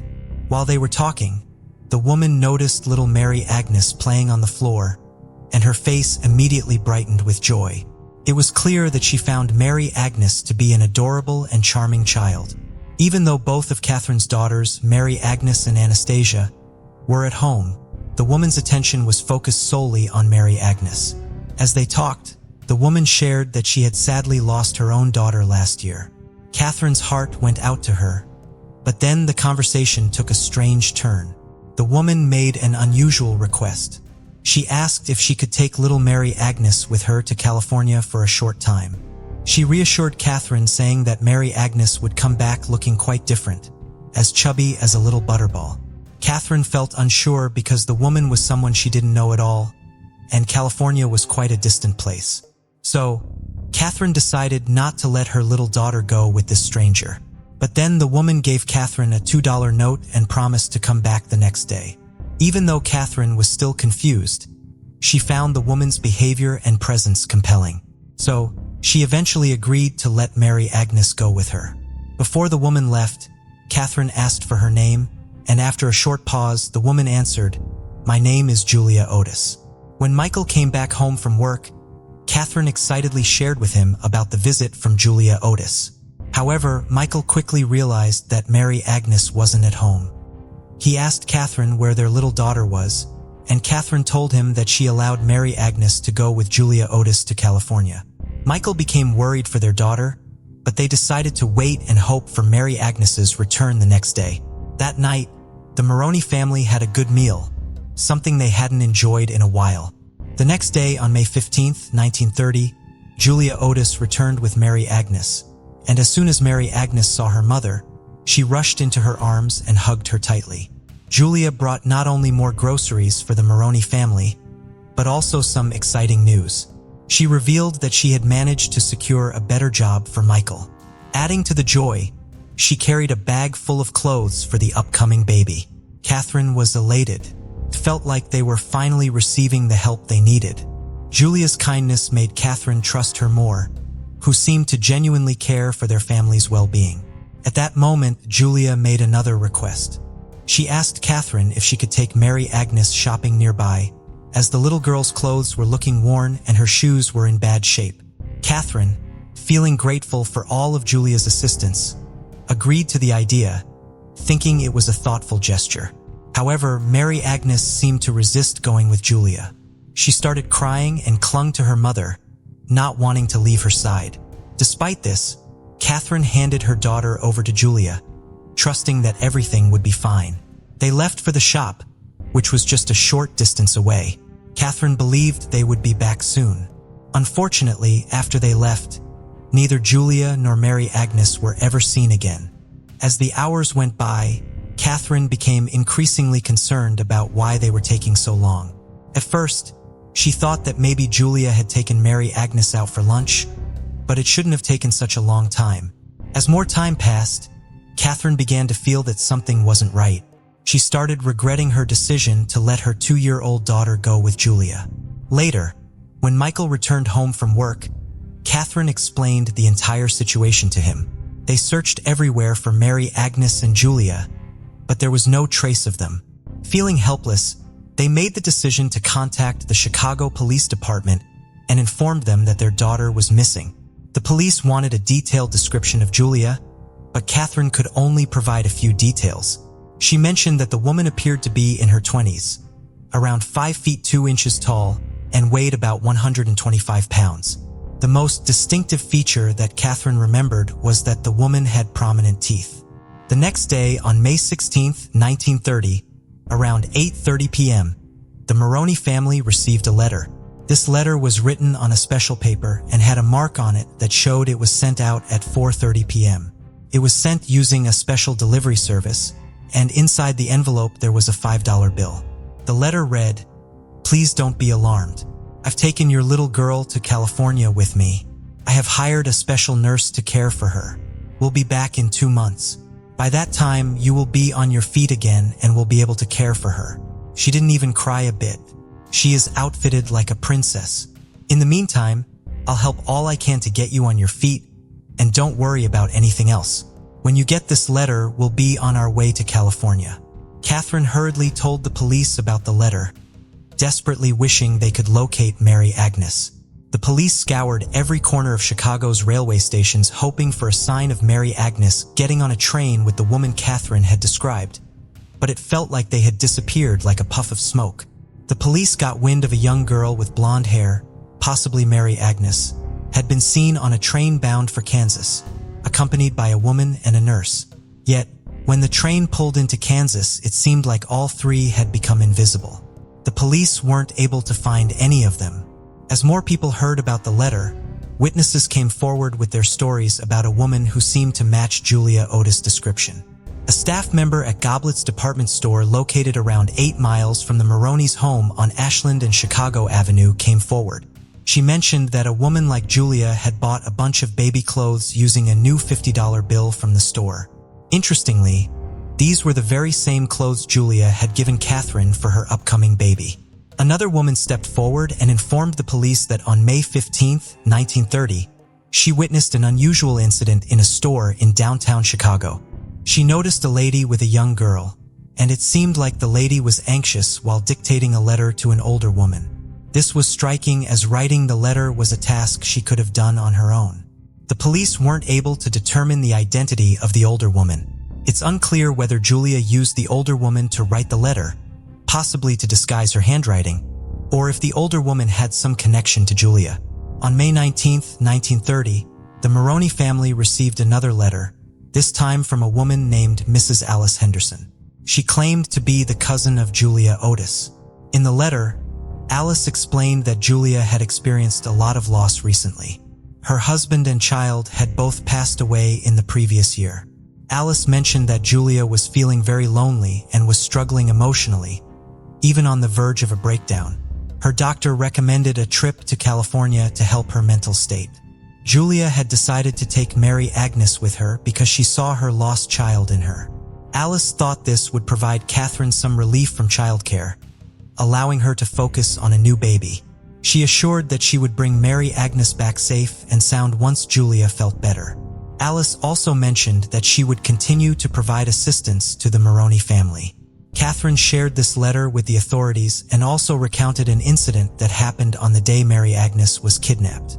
After Julia left, an elderly man who said he was a social worker paid a visit.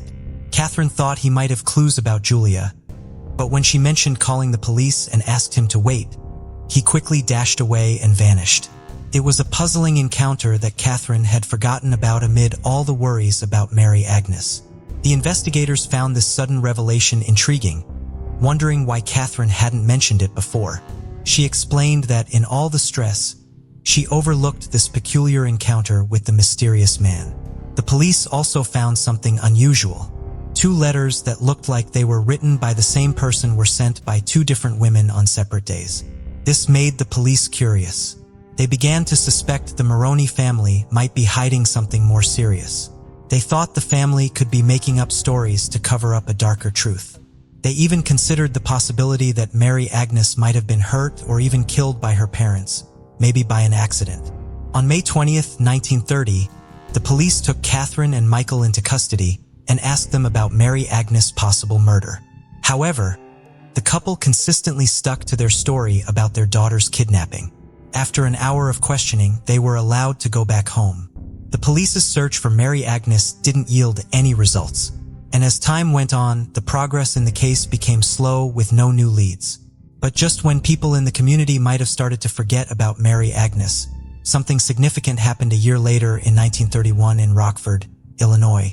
This discovery brought a fresh perspective to the case. On Thursday, July 23, 1931, about 14 months after the kidnapping, people reported seeing a girl who seemed a lot like Mary Agnes in Rockford, Illinois.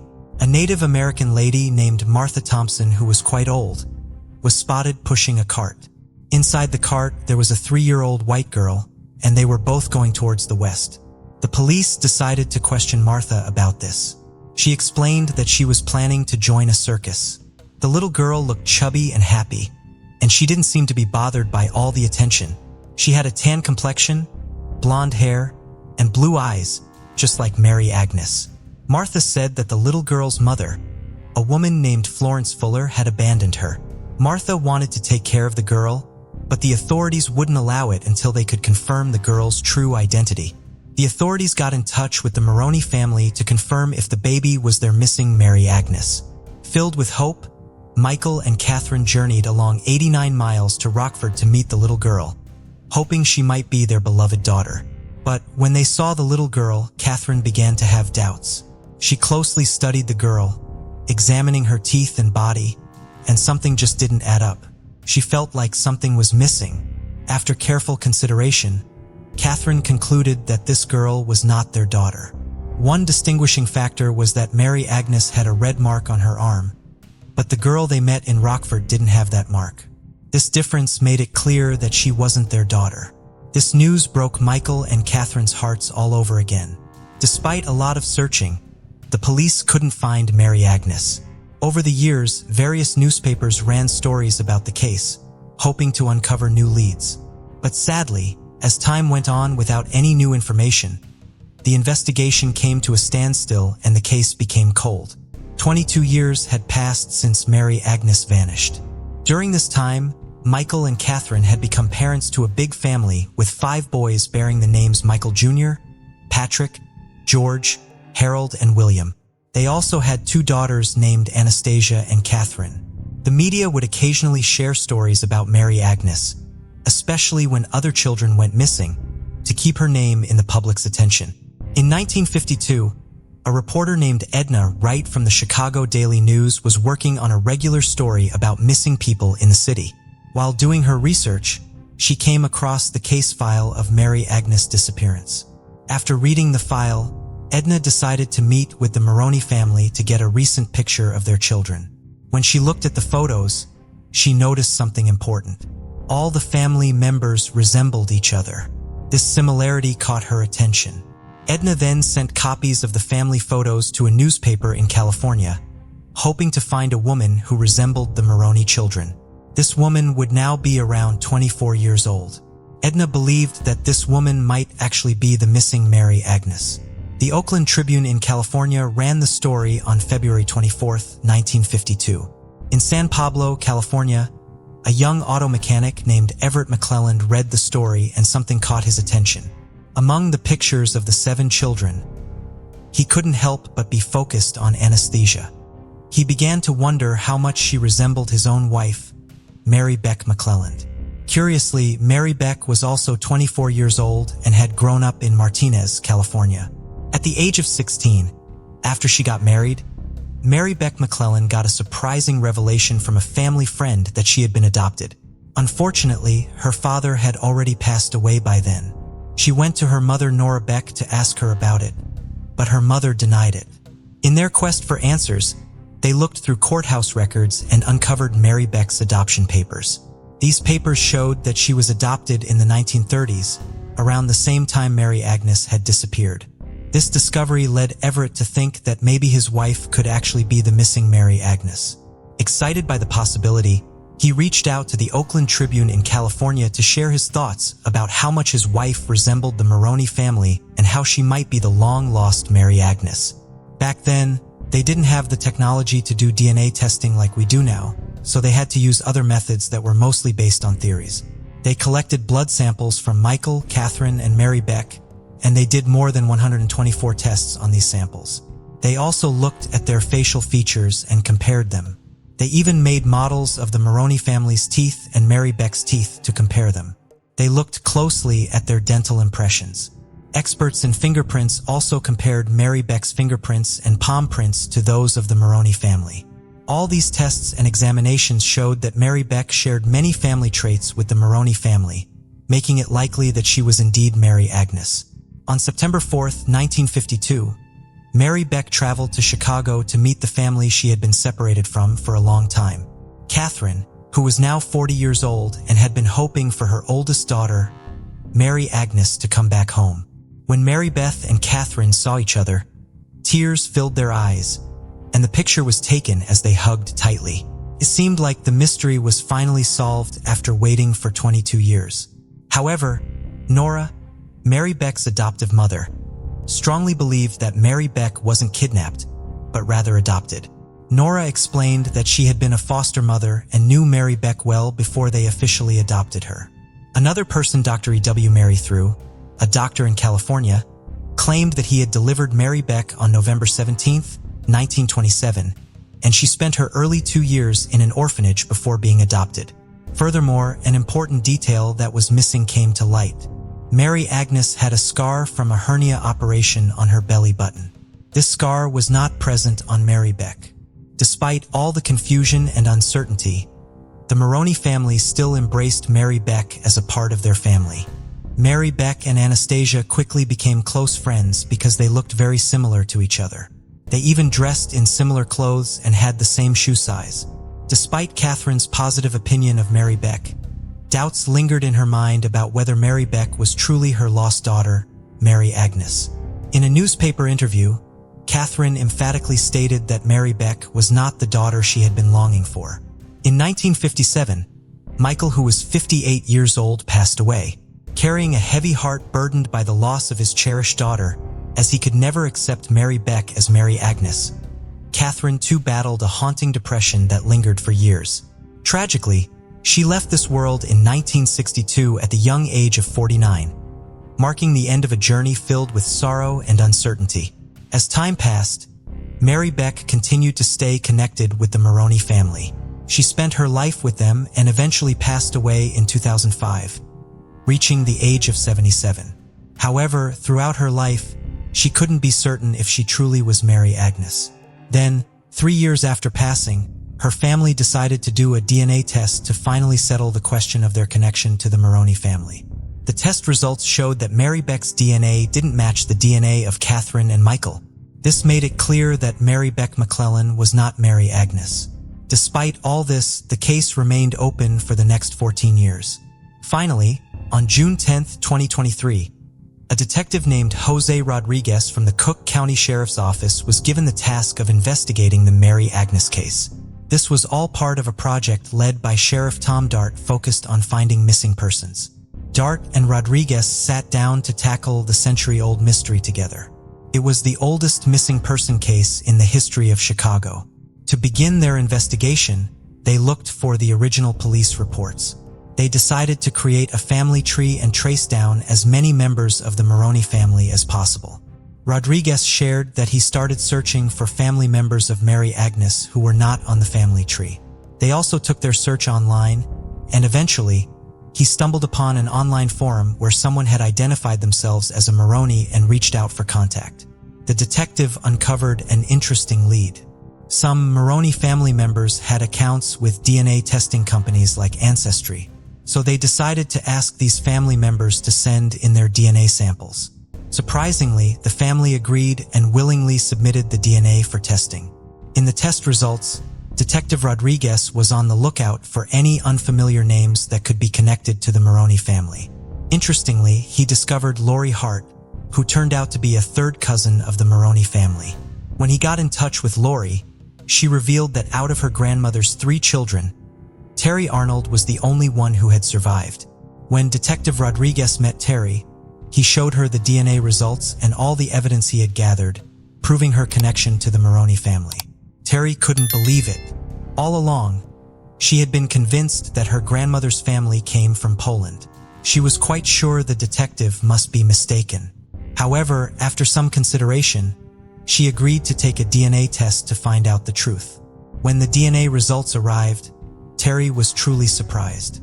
They indicated that she was mostly Irish, which was unexpected for her. Even more intriguing, the results showed significant genetic links between Terry and many of the Maroney cousins identified by Rodriguez.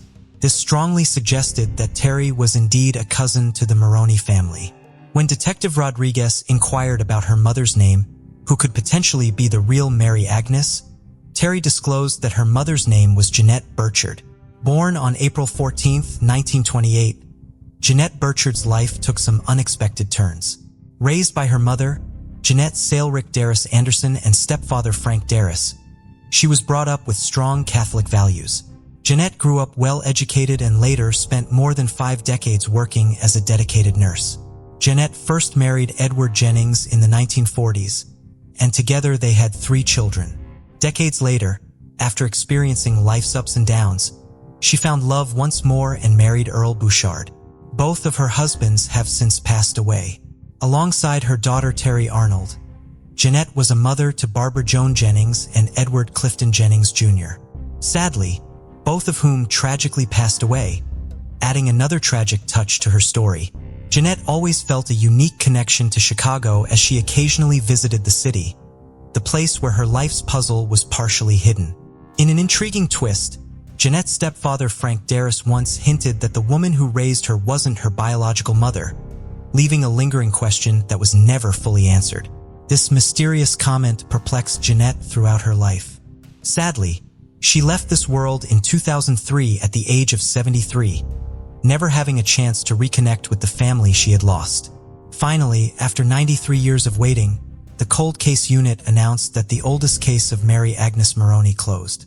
After some time, Arnold, the daughter of Mary Agnes, and the Maroney family had multiple conversations. They expressed mutual delight in getting to know each other. Arnold even shared pictures of her mother with her newfound cousins. She strongly believes her mother would have embraced the idea of being part of this extended family, relishing in the sense of belonging. Arnold is convinced that if her mother were alive today, she would have eagerly connected with the Maroneys to share in the newfound connection and the joy it brings. On June 5, 1986, the Gutierrez family from Lexington County, South Carolina, spent their day working in the yard. After dinner, which included bacon, lettuce, and tomato sandwiches, Deborah Gutierrez painted her 4-year-old daughter Jessica's nails. Jessica, who was called Jessie, asked her mother if she could sleep in her bed that night. Deborah had to refuse, as Jessie had already slept in her bed the previous night, and with Jessie's older brother dealing with an ear infection, Deborah wanted to keep an eye on him by letting him sleep in her room instead. Jessie, therefore, slept in the double bed she shared with her older sister, 6-year-old Becky, that night. She went in to go to sleep around midnight on June 6th. When her mother woke up for the day a few hours later, she found her children's room in disarray. Their school papers were scattered across the floor, and the curtains had been pulled from one window. In addition, the front door was open. Deborah realized that Jessie was not in the room with Becky. When she asked Becky where her little sister was, Becky replied, "She's gone. The man with the magic hat and the beard took her last night." In a panic, Deborah tore through the room, looking for Jessie under the bed and in the covers.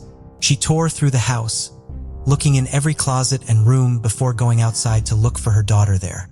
She was screaming Jessie's name the entire time. When she came back inside, she asked Becky why she hadn't screamed when the man in the magic hat took Jessie away. The little girl had no answer for her, but she would later say that she had been too afraid to do anything, including go back to sleep, once the man in the magic hat came in her room. The authorities were notified that the little girl was missing, and the search for her quickly began. Suspects were quickly identified but could not be tied to Jessie's abduction. Jessie's mother had kicked her boyfriend out of the home just a few days before Jessie went missing because of his possessive behavior and abuse of alcohol. Deborah was sure he was involved in Jessie's disappearance, but no evidence supporting that theory could be found. Jessie's father was also investigated, but he was living in California at the time and was able to prove that he was still in that state when Jessie went missing. One major piece of evidence was collected at the crime scene. A fingerprint on the window. Authorities believed the kidnapper used digging entry into the home. It was submitted to the FBI, but no match to the fingerprint was found in any database at the time. Jessie's mother, Deborah, was certain this fingerprint belonged to the man who took her daughter because she cleaned the home's storm door and the windows in her children's room every night with Windex, meaning any prints on those surfaces would have gotten there after she went to bed the night before. A new potential suspect emerged several weeks after Jessie vanished. An acquaintance of her family who was living in the area stole a van and drove it to North Carolina where he raped a woman. He was subsequently charged with and convicted of this crime.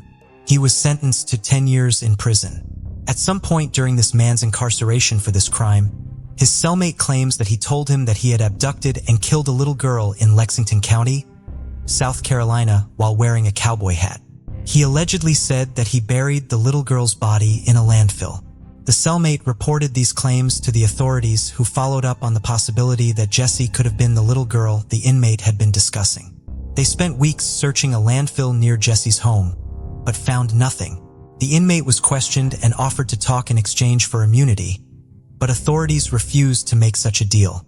Investigators evaluated the evidence they had against him, but ultimately determined they did not have enough evidence to prosecute this individual. A detective told Jessie's mother, Deborah, 2 weeks after the disappearance that statistics showed that Jessie was almost certainly dead. While over the years, Deborah came to intellectually understand that her daughter was most likely no longer alive, she could never fully give up hope while there was still uncertainty over her fate. While she had to live with not knowing if Jessie was alive or dead, she did know that she would not give up on finding answers. "My baby's lost somewhere in the dark, and I'm not going to stop until I find her," she said in 2017. Jessie's case was reviewed in 2008 and in 2015 when it was transferred to the South Carolina Attorney General's office. In 2021, on the 35th anniversary of Jessie's abduction, a new age progressed image of her was released to the public. In September of that year, a team from the FBI came to Lexington County to work on the case alongside the South Carolina Law Enforcement Division at the request of Lexington County Sheriff Jay Kuhn. The renewed effort paid off. Just before 8 a.m. on January 6, 2022, 61-year-old Thomas Eric McDowell was taken into custody at his home in Wake Forest, North Carolina. He is being charged with murder, kidnapping, and first-degree burglary in connection with Jessie's case. A district judge in North Carolina ruled he would be held without bond while awaiting extradition to South Carolina. Bond has so far been denied in South Carolina as well now that he has been extradited, although he has so far only had one brief court appearance in that state.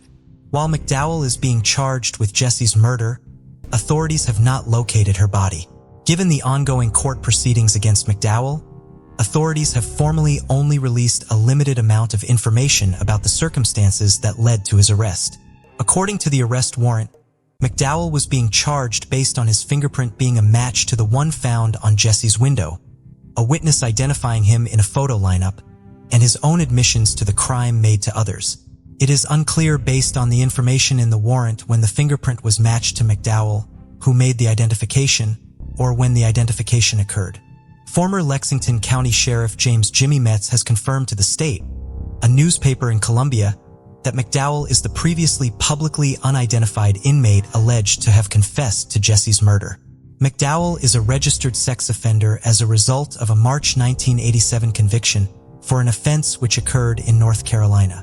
He also became an acquaintance of the Gutierrez family after his uncle married one of Deborah Gutierrez's cousins. McDowell had provided various alibis to investigators after his cellmate reported his confession, all of which were investigated and disproven. According to Jimmy Metz, he could never secure an arrest warrant for McDowell because prosecutors believed defense attorneys would be able to convince a jury that the fingerprint on the window had an alternative explanation. McDowell had previously done work at the property. Jesse's mother's claim that the window was cleaned daily does seem to be supported by the fact that McDowell's fingerprint appears to be the only fingerprint found on the window. The fingerprint was included as evidence supporting McDowell's arrest in the 2022 warrant. While Mr. Metz is overjoyed that McDowell has finally been arrested, he is also upset and embarrassed by the media coverage and statements from the current investigators that have not disclosed that McDowell had been identified as the prime suspect so soon after Jesse's disappearance. It made us look like we hadn't done our job. We had investigated assiduously, he told the state.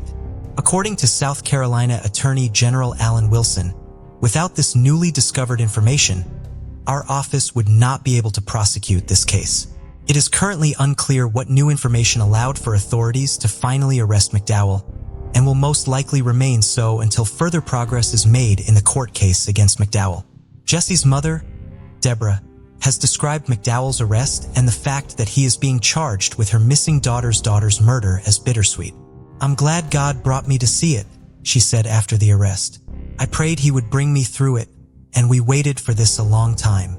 Deborah spoke at McDowell's first court appearance in South Carolina, asserting how important it was for him to remain in custody due to the threat he poses to the safety of the community. She and Jesse's sister, Becky, are also using the media attention the arrest has brought to Jesse's case to try to bring awareness to other cases and other families who have suffered as they have. While speaking in court and to the media afterwards, Deborah wore a face mask featuring a photo of Shelton Sanders, who disappeared in 2001. In addition to speaking about Jesse and her case, Deborah and Becky also spoke to the media about how important it is for cold cases, particularly those involving individuals of color, to receive attention from the media and involving individuals of color, to receive attention from the media and effort from authorities. While McDowell's arrest is a major development in Jesse's case, her mother still has further answers to find, which will hopefully be revealed as the court case progresses. "I intend to be revealed as the court case progresses. I intend to find my daughter, and I hope to do just that," she said after McDowell's first court appearance. On November 17, 1978, an individual was out looking for firewood near Lake of the Woods in the Wainema National Forest in southern Oregon. While they were doing so, they came across a gruesome scene approximately half a mile off of Dead Indian Road near Oregon, Route 140. They discovered the badly decomposed body of a young man. Members of the Klamath County Sheriff's Office quickly responded to scene. The following day, as they continued searching for clues as part of their investigation into the young man's death, they discovered the body of a young woman. Her body had also undergone extensive decomposition. The remains of a small dog were also found. The man and the woman had been haphazardly buried in separate shallow graves. Based on the callous way the bodies had been disposed of, authorities were able to immediately tell that whoever had placed the bodies there had absolutely no respect for the individuals. The male victim's wallet was found amongst his clothes, allowing authorities to quickly identify him as 19-year-old Kirk Leonard Weiss Weissman. The female victim was soon identified as his girlfriend, 17-year-old Cynthia Lynn Freyer. Their autopsy showed that they had both been shot in the head multiple times with a .22 firearm and that Cynthia had been raped. The couple lived in Sepulveda, California, a neighborhood in Los Angeles that has since been renamed North Hills. They had been missing since September. The couple had been in Everett, Washington visiting family along with their brown and white terrier, who traveled with them in a carrier. They left Everett on September 23, 1978 to slowly make their way back to California and took a flight from Seattle to Eugene, Oregon. Kirk and Cynthia were known to hitchhike regularly, and witnesses were found to support the theory that they had been hitchhiking around southern Oregon prior to their murders. After arriving in Eugene on 23rd, they hitchhiked to Roseburg and spent the night in a motel there. A witness came forward, reporting that they had then picked the couple up hitchhiking and dropped them off at a restaurant in Grants Pass. The couple had plans to visit Crater Lake at some point during their travels before they returned to California because it was somewhere Cynthia had always wanted to visit. She had traveled in the area with her family the year before, but bad weather had forced them to cancel their plans to visit Crater Lake and made Cynthia even more determined to see it. One of the few items that was discovered along with the victims' bodies was a sign that read K Falls. The couple may have used the sign while hitchhiking, looking for a ride to Klamath Falls. Investigators came to believe that the couple had been killed by someone who picked them up hitchhiking either while they were traveling from Ashland to Klamath Falls or while they were traveling back to Ashland after visiting Klamath Falls. They were never able to find evidence confirming that the couple had made it to Klamath Falls. Carl Burkhart was a detective with the Klamath County Sheriff's Office in 1978 and one of the first investigators to respond to the scene when Kirk's body was first discovered. He eventually went on to become the sheriff of Klamath County. He maintained his interest in the case until he retired in 2001. Several other investigators would work on the case for the next 2 decades. With the collective technology to isolate and process DNA evidence became more commonly used by law enforcement decades later, the evidence was still available for forensic examination. Investigators began looking at the case and exploring the possibility of DNA evidence being found on some of the preserved items in 2011. However, it would not be until 2019 that the crime lab was able to identify DNA on any of the pieces of evidence. DNA from an unknown male was located on pieces of Cynthia's clothing that had been submitted for examination. The items were sent to another lab to confirm the findings of the crime lab. The second lab produced the same results. The DNA profile was run through criminal databases, but no match was found. Authorities then turned to genetic genealogy and worked with Marshall University to prepare a sample to submit to Parabon Nanolabs in Virginia. Parabon used this sample to attempt to identify a suspect based on the amount of DNA the sample had in common with individuals who had submitted their DNA to a genealogy database. They ultimately were able to identify a potential suspect in a report they generated during the summer of 2021. Authorities learned that the potential suspect had died in Texas in 1996, making it more difficult for them to confirm it was his DNA found on Cynthia's clothes. They then turned to the man's ex-wife and children. While they were upset by the idea that he was a murderer, they agreed to cooperate with the investigation, prioritizing Kirk and Cynthia's family's need for answers over their own discomfort. They provided samples of their DNA, which helped confirm that it was the suspect's DNA found on the evidence. They also provided additional information important to the investigation during interviews. They confirmed that the suspect had lived in the Klamath Falls area from 1976 and Cynthia's bodies were found, stating that they had gone camping with the suspect in that area regularly and had routinely driven through the area on the way to visit family friends as well. At a press conference on January 6, 2022, authorities announced that the suspect whose DNA had been found on Cynthia's clothing was Ray Mason Whitson Jr. He did not have a criminal record. According to Klamath County District Attorney Eve Costello, the DNA evidence was strong enough for Whitson to be prosecuted based off of it, had he not died before it was discovered. Detective Dan Towery met with Kirk and Cynthia's loved ones prior to the press conference. Both families requested that he publicly express their gratitude to Whitson's family for their willingness to cooperate with the investigation and bring them answers and some measure of closure, despite the emotional toll doing so took on them.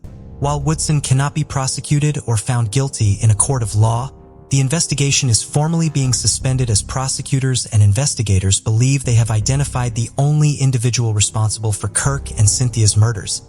With the case formally closed, several personal items that belong to the victims that had been held as evidence for more than 4 decades can now be returned to their families. These items include postcards, jewelry, and an unmailed letter addressed to Cynthia's parents, written shortly before Cynthia was killed and found with her body. The letter described how much fun she and Kirk had in Washington State and detailed some of their hopes and plans for the future. The letter will finally be delivered to Cynthia's mother, more than 43 years after Cynthia wrote it. In 1985, 63-year-old Helen Brooks lived in a 2-bedroom apartment at the Apple Valley Garden Apartments in Apple Valley, California with her small dog. She had gotten a divorce from her husband Bill a few years earlier and was the mother of 2 adult daughters. Helen was a hard worker who had been employed at San Bernardino Valley College in the Food Services Department for 20 years. In 1985, she was working 2 jobs, one as a bookkeeper at the bowling alley across the street from her apartment complex and another as a saleswoman at a fashion boutique called Lolo's inside the nearby Apple Valley Inn. According to the manager of the inn, Helen looked more like 40 rather than 63. This was in part because Helen lived such an active lifestyle and swam in her apartment complex's pool every night. Helen had a very sophisticated and stylish air about her that helped Lolo's. She was regularly a model in the annual fashion show the boutique hosted. According to both her neighbors and her co-workers, she was very easy to get along with. She was very well-mannered and never raised her voice at anyone.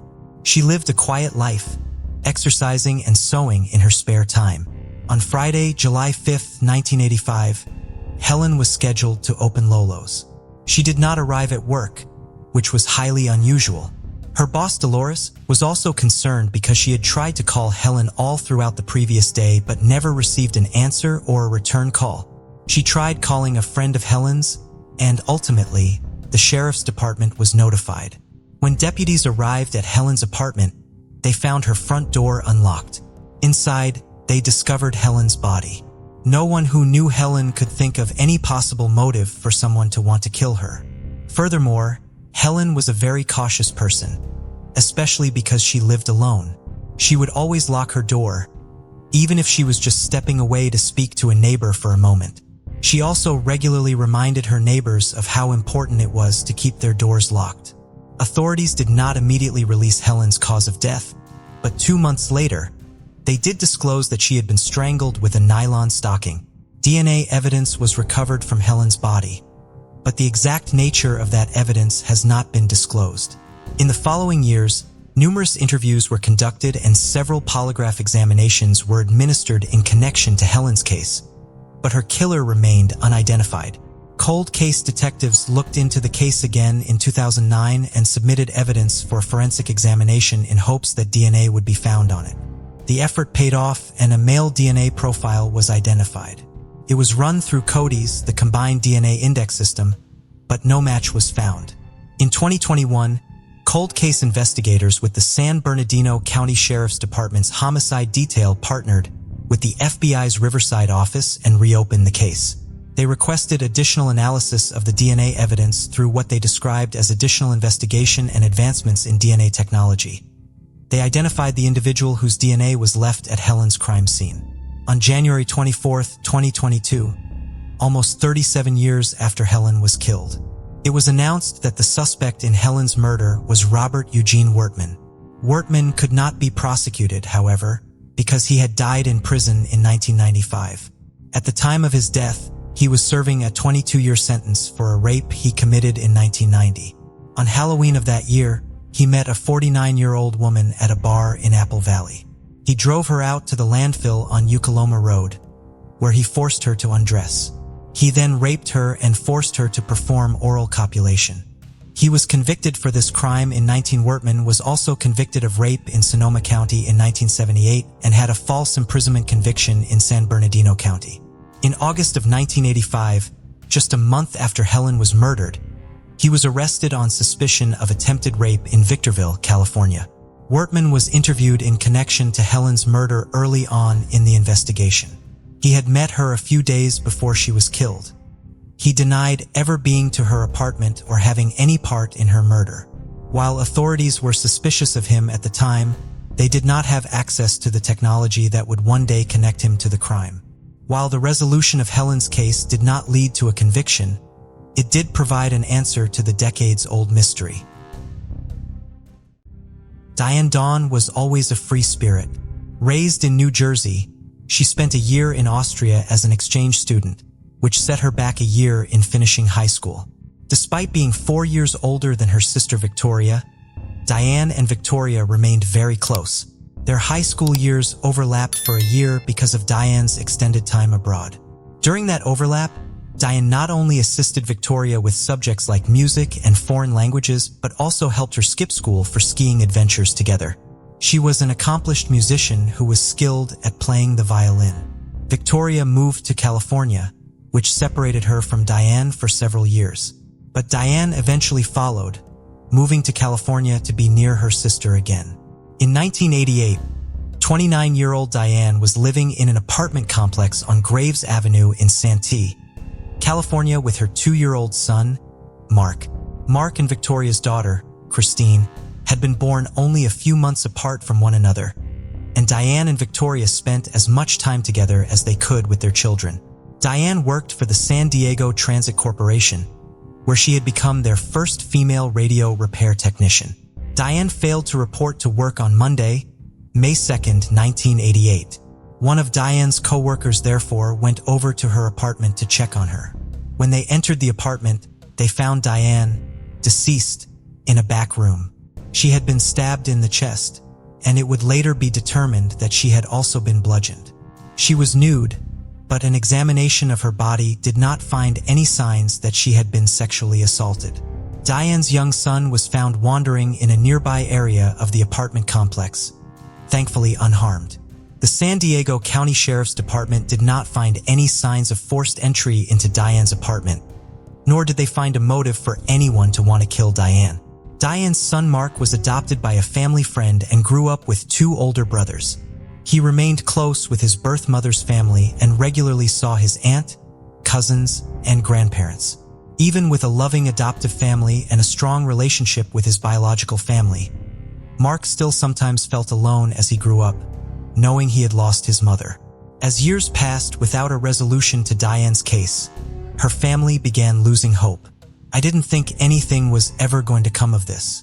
I thought I, myself, was going to go to my grave," not knowing Diane's sister, Victoria, would tearfully say years later. Investigators did not forget about Diane's case and tried to use new technology to solve it as it became available to them. Scrapings from under Diane's fingernails had been preserved, and in late 2000, they were tested in hopes of developing a DNA profile of Diane's killer. A profile was developed, but when it was uploaded to a national criminal database, no match was found. A hair follicle had also been found in Diane's hand, and a new technology was used to process it in the summer of 2010. However, when a DNA profile was developed, there was still no match to it in any database. Authorities then turned to genetic genealogy as a possible avenue for finally solving the case in May of 2020. The San Diego County Sheriff's Department utilized genealogy databases that give users the option of making their DNA profiles available for comparison to law enforcement. Close relatives of the killer were not in the database, which meant the process was very labor-intensive for investigators as they created family trees of his more distant relatives trying to identify him. Investigators contacted numerous individuals they believed to be distantly related to the killer, asking for information about their family histories, and ultimately constructed 9 family trees containing over 1,300 people related to the killer, either by blood or marriage. The massive and detailed effort did eventually identify a potential suspect, but he had passed away since the murder. His children agreed to provide samples of their DNA. Testing on these samples confirmed that their father was the individual whose DNA was found under Diane's nails and in her hand. On March 16, 2022, authorities announced the identity of the suspect, Warren Robertson. Robertson, along with his wife and several other relatives, had lived in the same apartment complex as Diane in 1988. Authorities have not been able to determine if he and Diane knew each other prior to the murder. They both enjoyed racing and attended local stock car races at the nearby El Cajon Speedway. Robertson was never a suspect in the case prior to his DNA being matched to the DNA from the crime scene, thanks to genetic genealogy. He was not mentioned in any reports from the initial investigation, and he does not appear to have been questioned in the initial canvassing of the apartment complex in 1988. Robertson was a native of Arkansas. He worked as a tow truck driver at the time of Diane's murder. He did have a criminal record, but only for low-level property crimes, not for any other violent offenses. Robertson and his family moved away from the apartment complex shortly after Diane was killed to Lakeside, California. They then moved again the following year, this time to Indiana. Robertson died in a house fire there in 1999 at the age of 39. At the press conference announcing Robertson's identification, Diane's sister recounted memories of her beloved sister and thanked members of law enforcement for never giving up on the case. She said that the day she learned a suspect had finally been identified was the best day of her life, aside from the days her children were born. Diane's now adult son, Mark, provided a video statement played at the press conference. While he was too young at the time of her death to have many strong memories of his mother, he stated that everyone who had ever spoken to him about his mother told him how good of a person she was. He likes to think he inherited those positive traits from her and tries to be a good person, to be like his mother. The answers that my family received, it's closure. And closure is everything, even after so much time has passed, Mark said in the video. And now I have a story to tell the world and tell people who cross my path. Discover the chilling world of secret crime mysteries, where we delve into the most perplexing cold cases and unsolved crimes. Join us as we unravel hidden clues and explore haunting mysteries. Subscribe now and be part of the journey to bring these cases to light. In 2007, 18-year-old Anita Knutson was a freshman at Minot State University in North Dakota, where she was studying elementary education. In addition to attending classes, she also worked at a local hotel and was making a variety of new friends in her new city. While she had left her family home in Butte, North Dakota, approximately an hour's drive from Minot to attend school, she remained very close with her family and was in regular contact with them. According to Anita's younger sister Anna, Anita could make whoever she was speaking to feel as though they were the most important person in the world. Over the first weekend in June of 2007, Anna was at the North Dakota State baseball tournament with her father to watch her brother Daniel play. While at the tournament, Anna and her father realized that neither they nor Anita's mother had heard from Anita all weekend, which was strange.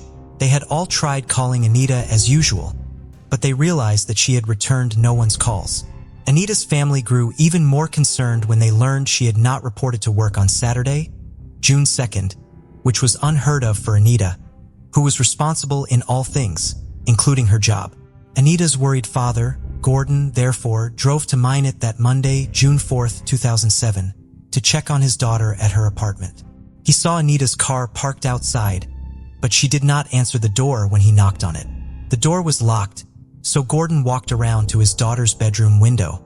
The window was open, and the screen was missing.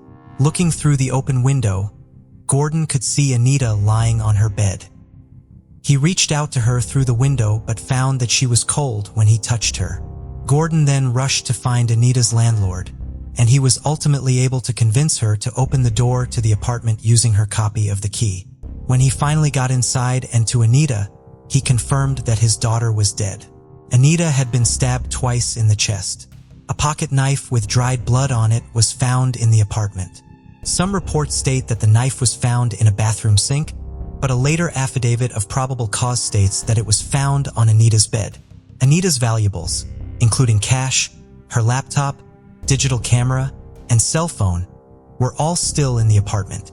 Examination of her body found no signs of sexual assault. Anita's time of death was placed in the early morning hours of Sunday, June 3rd. Analysis of Anita's phone showed that she'd been texting a friend just before 5 a.m. The friend sent Anita a text message at 4:43 a.m., and Anita responded to it at 4:48. The friend sent another text at 4:53. According to cell phone records, Anita never read that text message, and she made no further communications using the phone. This raised a lot of questions about Anita's whereabouts on Saturday and why she had abruptly stopped speaking to her family and inexplicably skipped her shift at work.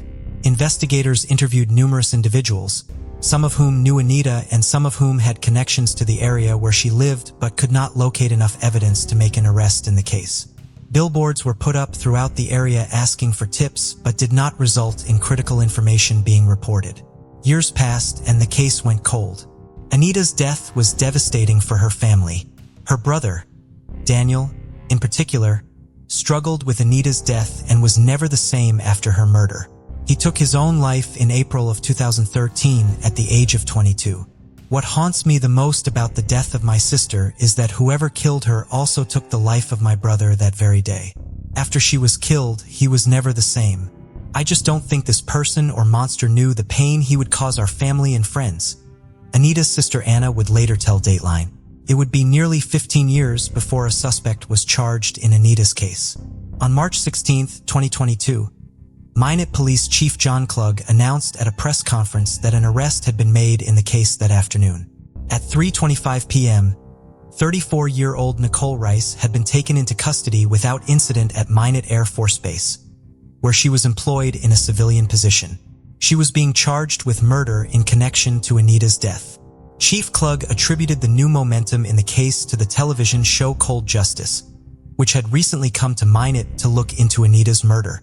The program follows former prosecutor Kelly Siegler as she brings investigators to police departments around the country to assist them with their investigations into cold cases. A lack of staffing and resources had prevented Anita's case from receiving the detailed attention Chief Klug felt it deserved in the previous few years. Chief Klug said at the press conference, "Although most of the detectives who worked the original scene and investigation have retired, we have not forgotten about this case. We tried to actively investigate Anita's case for the past few years, and finally, with the help of Cold Justice, we were able to move forward and regain focus. Due to the resources, logistics, planning, and experts they were able to provide, we were able to obtain an arrest warrant." Nicole Rice had gotten married in the years since Anita was murdered. In 2007, she was still using her maiden name of Thomas. She was also Anita's roommate. This had made her a person of interest from the early days of the investigation, but authorities did not have enough evidence to charge her. According to Chief Klug, only a few new details had come to light during the more recent investigation, and the arrest was made largely due to a detailed examination of the facts of the case and the information already available to investigators. Chief Klug did not disclose the evidence against Nicole Rice at the press conference, but some of it was detailed in the affidavit of probable cause filed on the day of her arrest.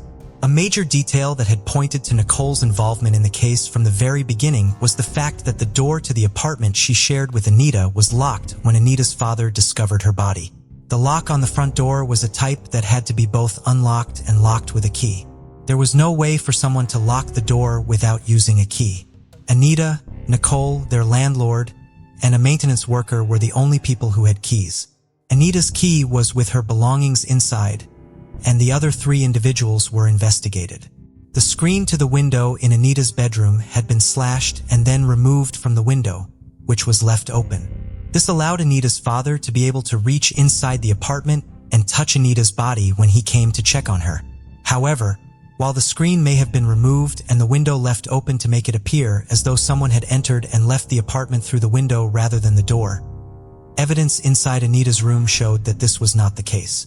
2 fabric bins overflowing with items were located right below the window and had not been disturbed. There were no shoe prints or scuff marks near the window. Dust and cobwebs in the window were not disturbed, and the aluminum seam of the window showed no signs of it being bent under someone's weight. Nicole and Anita were roommates, but they did not get along. According to the affidavit, friends characterized Anita as kind, friendly, and likable, whereas they described Nicole as hot-tempered and reactionary. This led to tension between the roommates.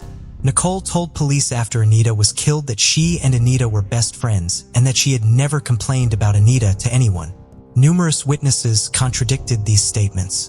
Furthermore, a friend reported that shortly before the murder, they heard Nicole tell Anita, "One way or another, I'm going to get you out of this house."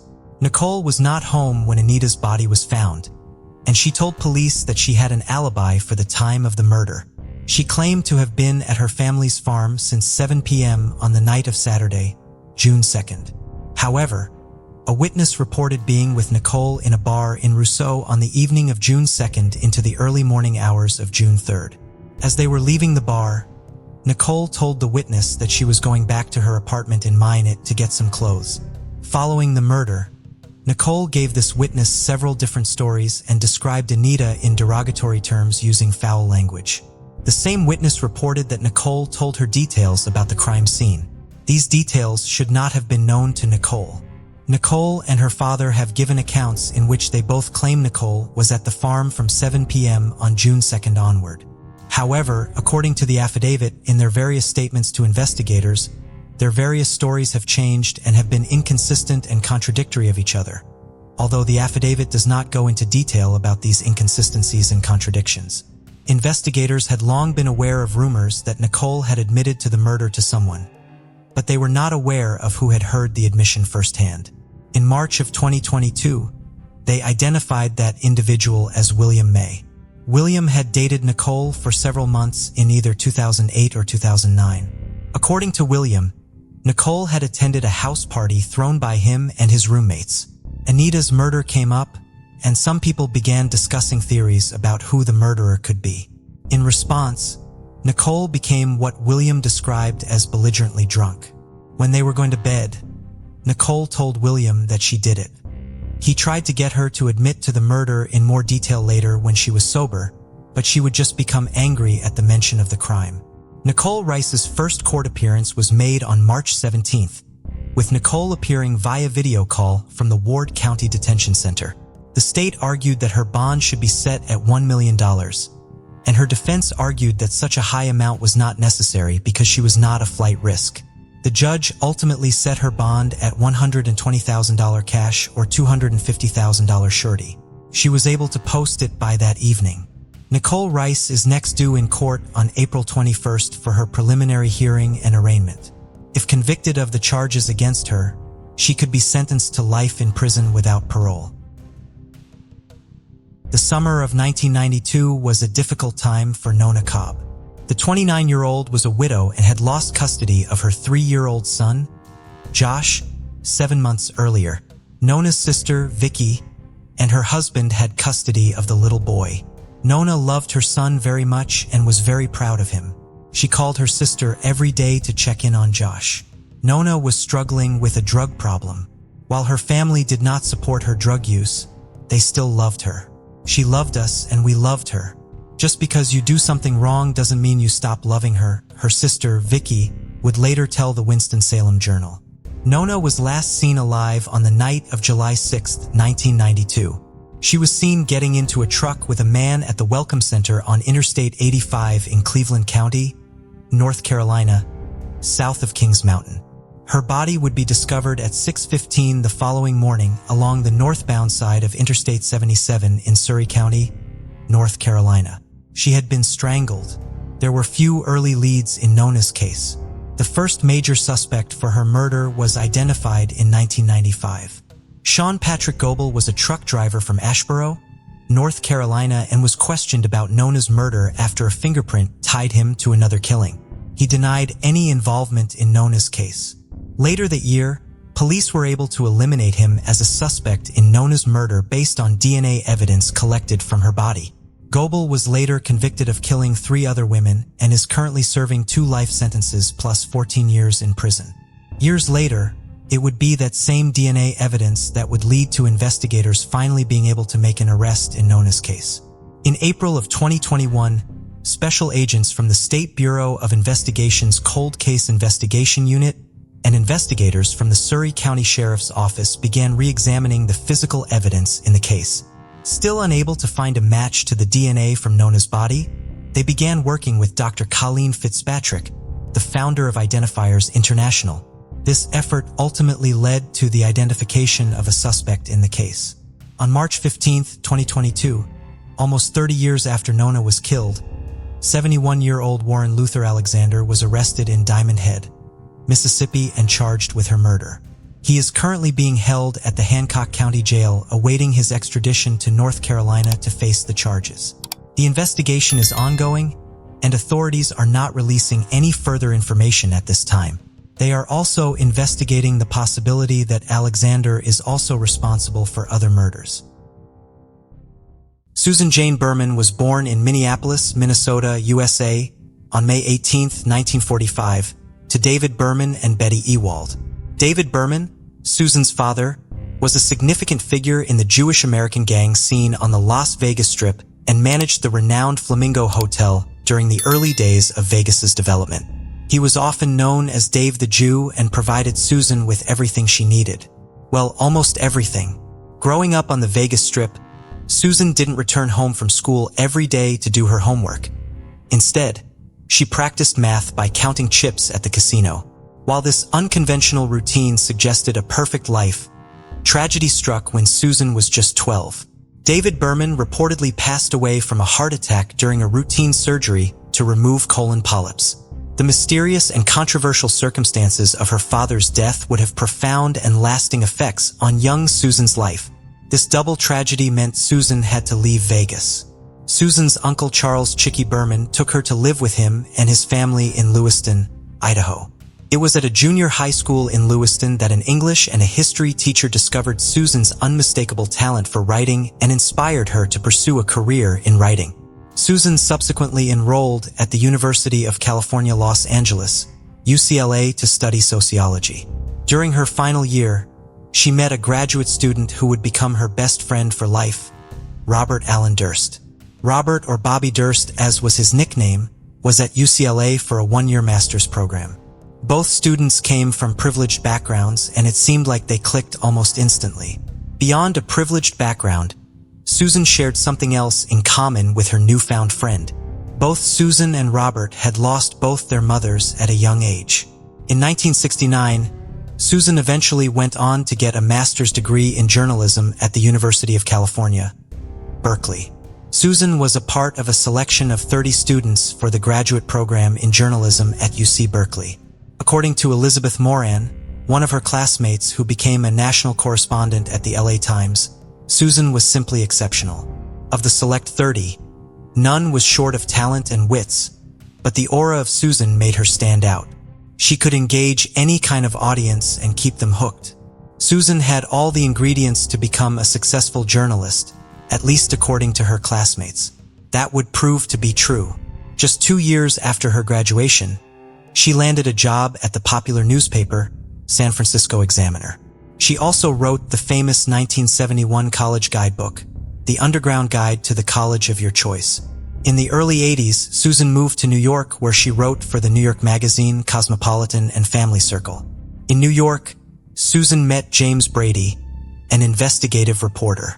James and Susan became friends as she began working on writing a memoir about her late father. Susan requested the criminal records and investigative reports about her father from the FBI and the Department of Justice.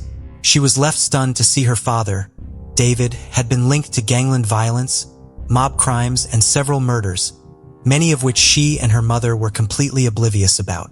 Her 1981 book, Easy Street, The True Story of a Mob Family, eventually became one of her most significant works, where she detailed her life as the daughter of a mobster. The book was such a success that Hollywood producers became interested in adapting the book into a movie. The movie rights were sold for $350,000.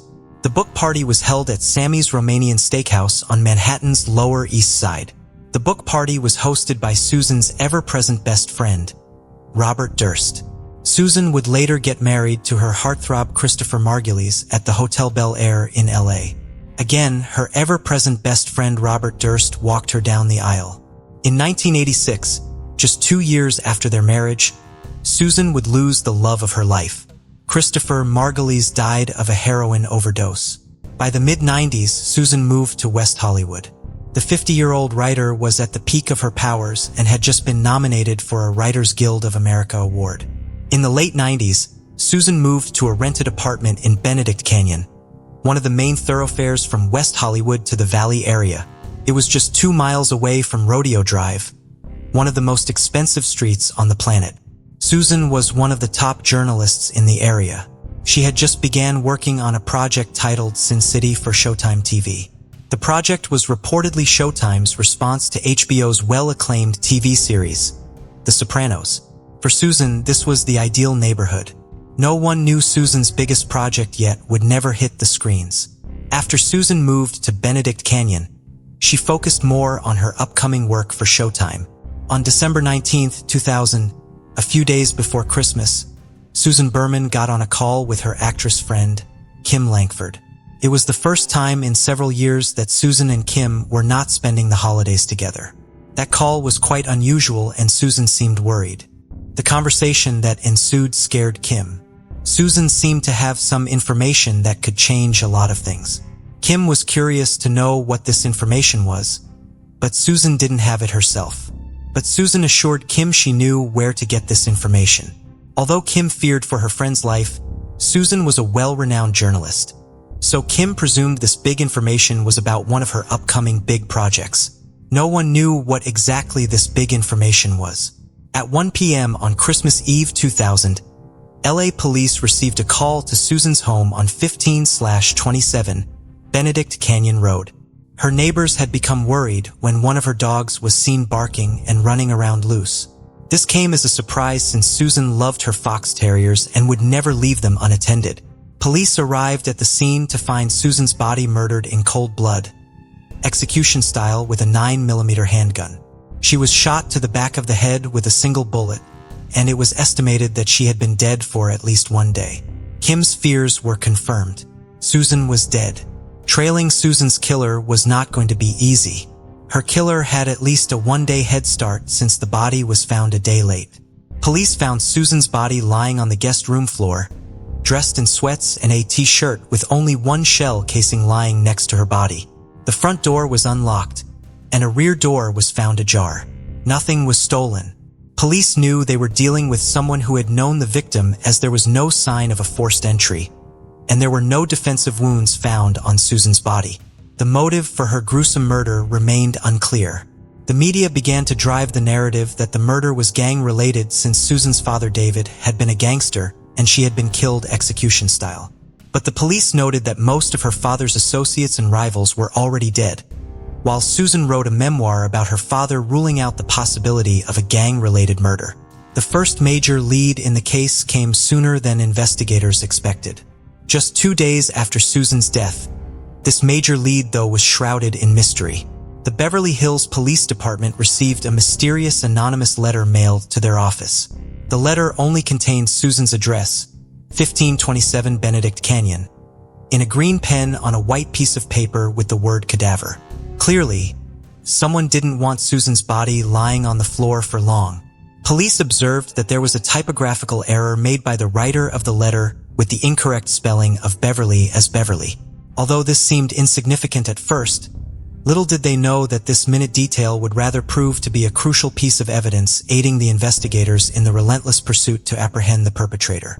Even though the police found Susan's body only a day after her death, her killer would not be found so soon. It would take 14 long years, a rather painful wait for the friends and family of Susan Berman. To end this wait, they had to find out who wrote this mystery note. Was it the killer or was it a witness? Investigators had to piece together a complex puzzle to catch the culprit. Susan was reportedly going to be questioned by the LAPD at the time of her death in connection with the disappearance of Catherine Durst, her best friend's wife who had gone missing without a trace. Like in many cases of disappearance of a spouse, her partner was considered the prime suspect. Upon further investigation, Robert Durst could not be eliminated as a suspect in the disappearance of his wife, Catherine, and neither could he be charged. All the evidence linking him to her disappearance was merely circumstantial. Since Susan was scheduled to be interviewed by police about what she knew of Robert Durst's possible involvement in the disappearance of his wife, police suspected Robert may have been involved in killing Susan to silence her, but there was no concrete evidence. After 15 years of this very twisted cold case, no one, not even investigators, could have imagined where the first big break would have come from. In the years following Susan Berman's death, Robert, the prime suspect in both cases, was villainized by the press. In an effort to exonerate himself from both unsolved cases, he worked with filmmaker Andrew Jarecki on the documentary The Jinx, The Life and Death of Robert Durst. The documentary featured 3 of Robert's most prominent alleged criminal activities: the 1982 disappearance of his wife, Catherine Durst, the 2000 point-blank execution of his best friend, Susan Berman, and the 2001 death and dismemberment of Robert's neighbor, Morris Black. Robert had claimed self-defense in the murder of Morris Black and was acquitted at the trial. The uncanny and wriggly Robert Allen Durst was born in New York on April 12, 1943 to Seymour Durst and Bernice Herstein. Robert Durst was the first son of a real estate mogul and the heir to the Durst family empire. When Robert was just 7, He claimed to have witnessed his mother, Bernice, jumping off the edge of the roof of their family home. Most investigators say her death was an accident, and the family acknowledged that Bernice took her own life. In a March 2015 interview with the New York Times, Robert's brother Douglas Durst claimed no one witnessed the event. Why Robert claims to have witnessed his mother's death remains unclear. This conflicting report was just one of many blows and counter-blows of a fearsome sibling rivalry like no other. At age 10, Robert visited his psychiatrist to counsel him on this newfound sibling rivalry. The psychiatrist reported that Robert had personality decomposition and schizophrenia. He attended the Scarsdale High School, where his classmates described him as a loner. He obtained his bachelor's degree in economics from Lehigh University in 1965. Later that year, he met Susan Berman at the University of California, Los Angeles, UCLA, where he enrolled in a doctoral program, but eventually withdrew from the school and returned to New York in 1969. At this time, Robert had no interest in his father's company, Durst Organization. He preferred to start something of his own. So between 1970 and 1971, he opened a small health food store in Vermont. In 1970, Robert met Catherine McCormick, a dental hygienist, and in January 1972, the pair began living together in Vermont. In 1973, on the advice of Robert's father, they returned to New York so Robert could work with the Durst Organization.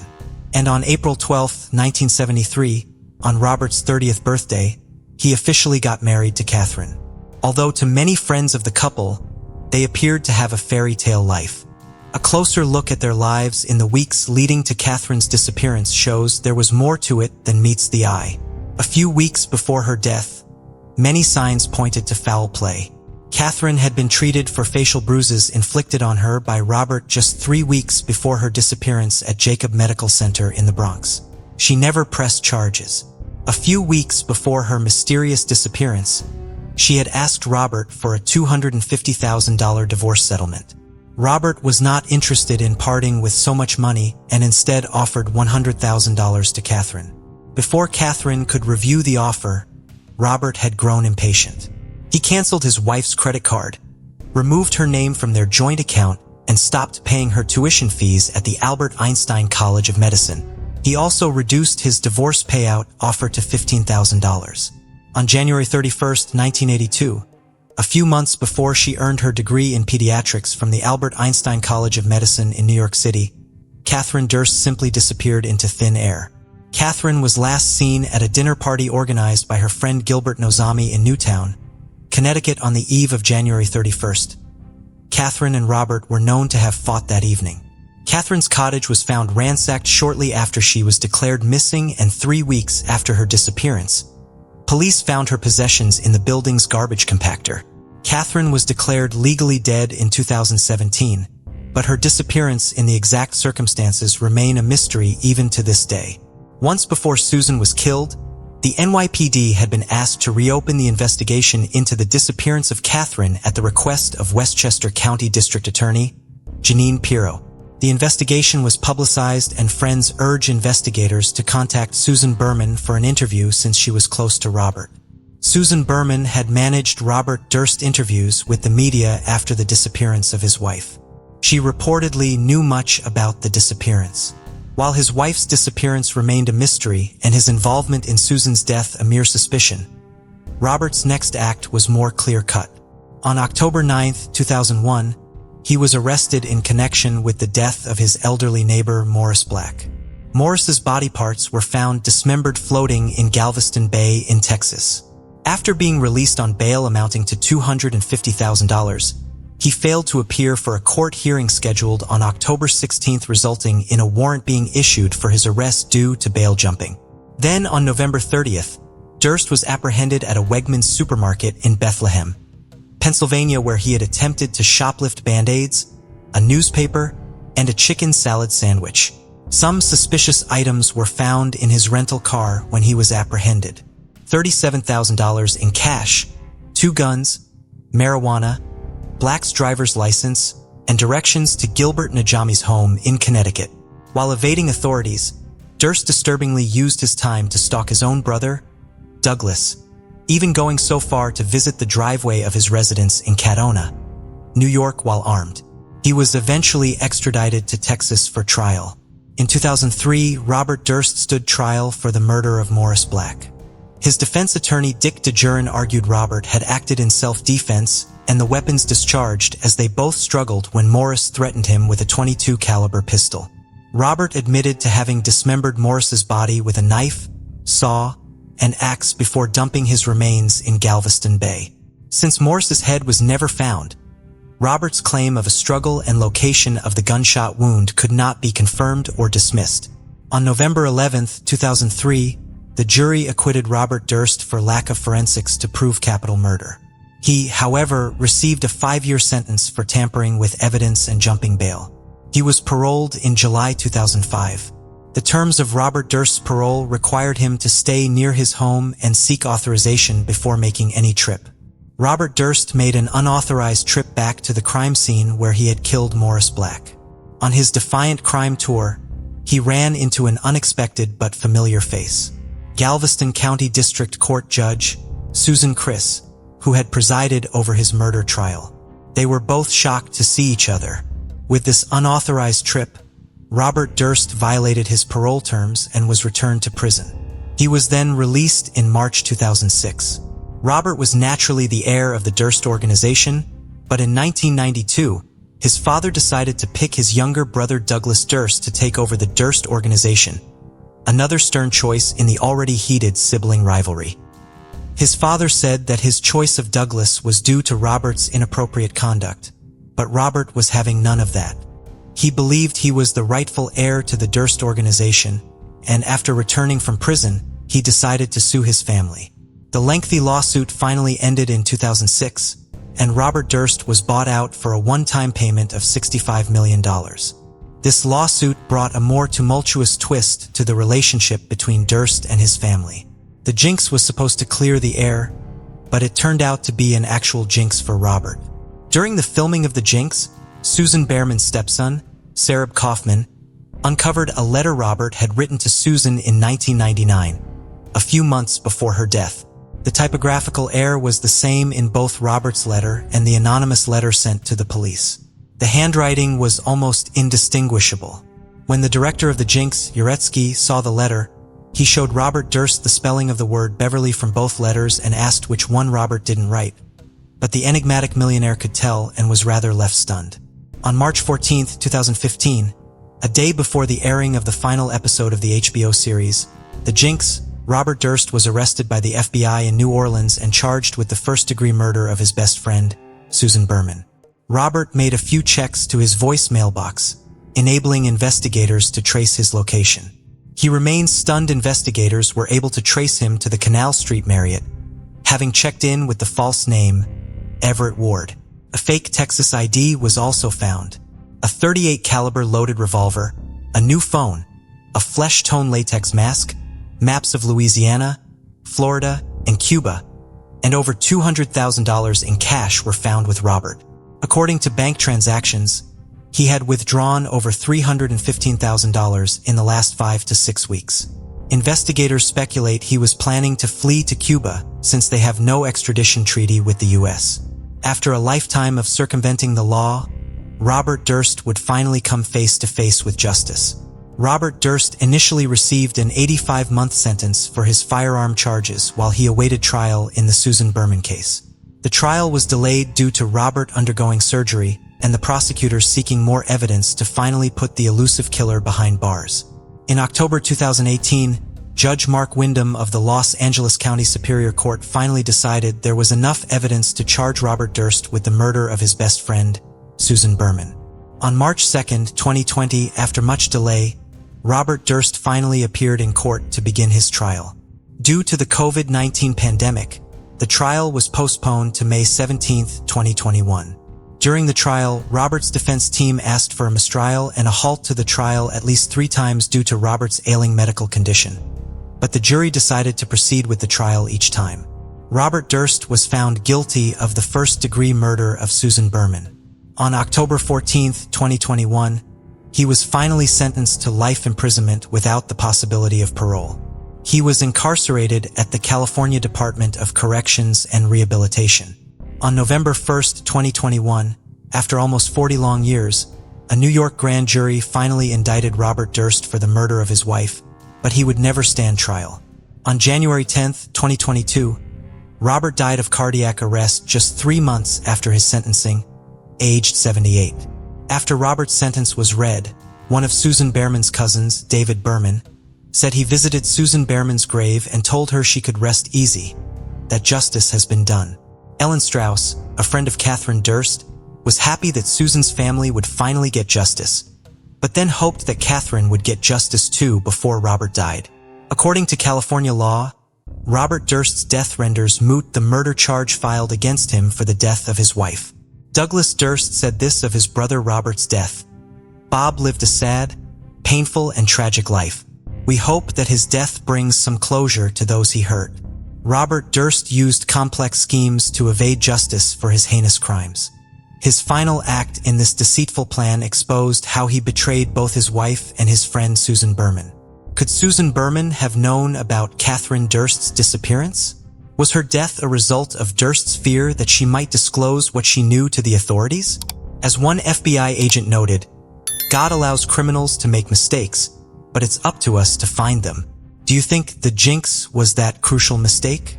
Share your thoughts in the comments. Discover the chilling world of secret crime mysteries, where we delve into the most perplexing cold cases and unsolved crimes. Join us as we unravel hidden clues and explore haunting mysteries. Subscribe now and be part of the journey to bring these cases to light. On December 14th, 2005, Yasser Macias and his wife, Rosalia Lopez Martinez, celebrated the birth of their first child, a son named Salvador, at the Mexican Social Security Institute 45 clinic in Guadalajara. Unfortunately, their joy was short-lived. A woman, whom the couple thought was a nurse, entered their hospital room and inquired if the newborn had been fed. Later, she returned to guide Yasser out of the building, stating that visiting hours had ended. She then reappeared to Rosalia, saying she needed to take the baby to another room to feed him. She never returned with the newborn.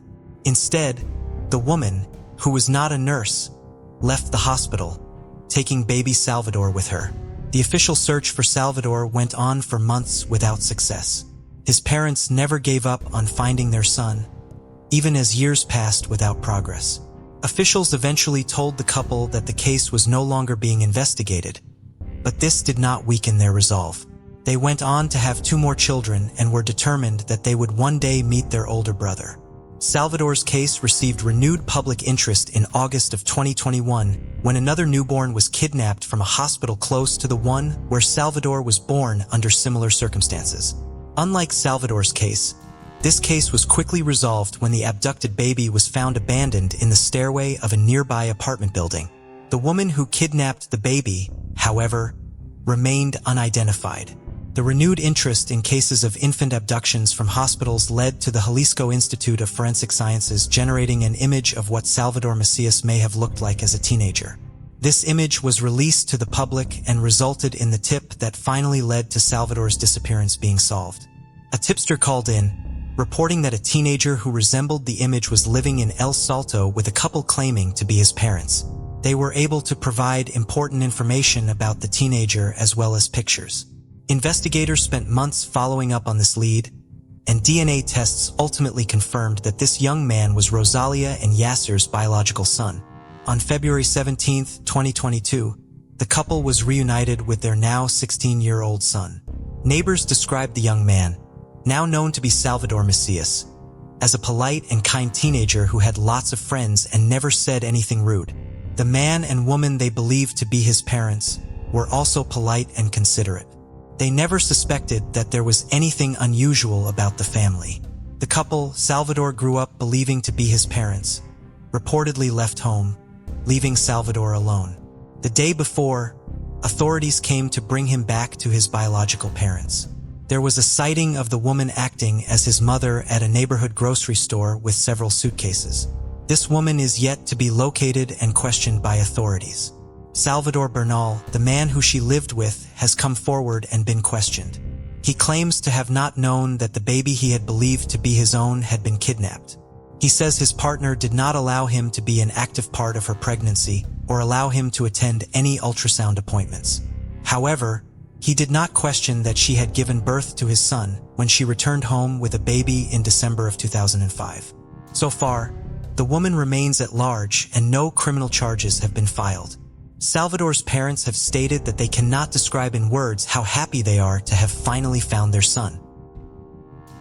In 2021, 37-year-old Li Jingwei was a father of 2 living in the Hunan province of China. This was not the location of his birth, however.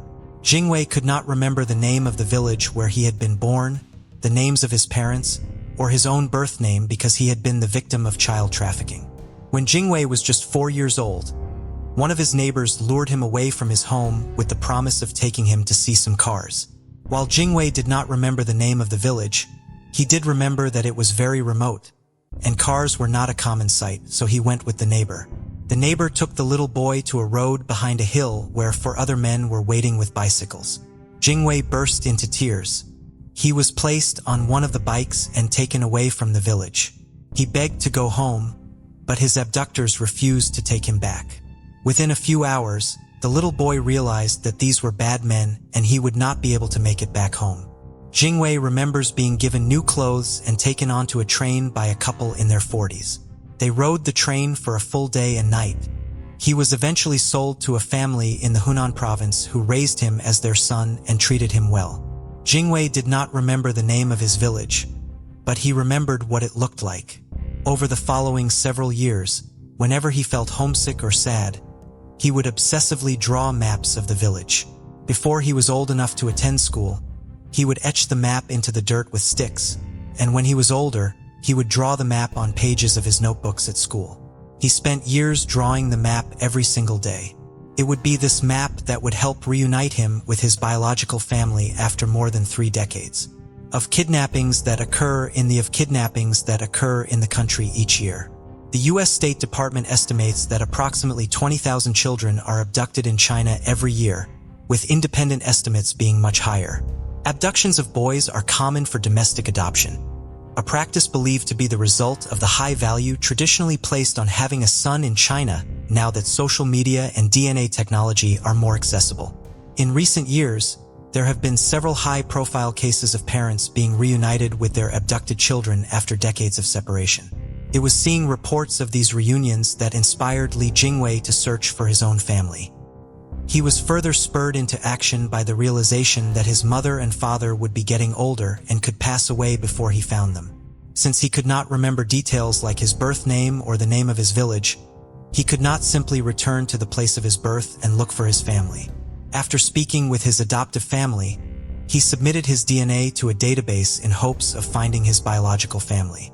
While it did not immediately identify his family specifically, it did give him a general idea of where he was most likely born.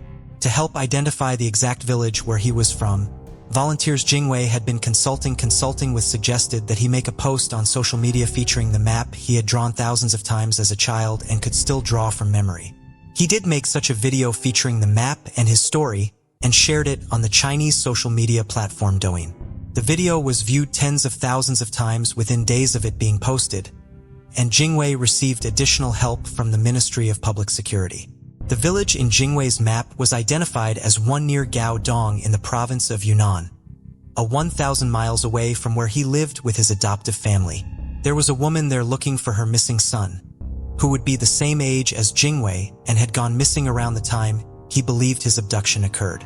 Jingwei first spoke to this woman over the phone, and she asked him if he had a scar on his chin, which he did. A DNA test soon confirmed that this woman was, in fact, Jingwei's mother. They then spoke over a video chat, and Jingwei was shocked to see that they shared so many physical features, like their mouth and their teeth. He remembered his father's face well enough to know that they had similar foreheads and eyes. On January 1st, 2022, Jingwei was finally reunited with his family at a police station in Hunan. Overcome with emotion, he collapsed at his mother's feet when he first saw her and needed help from his brother and sister to stand and hug her. Both he and his mother were in tears, and she cried out, "I finally found my baby."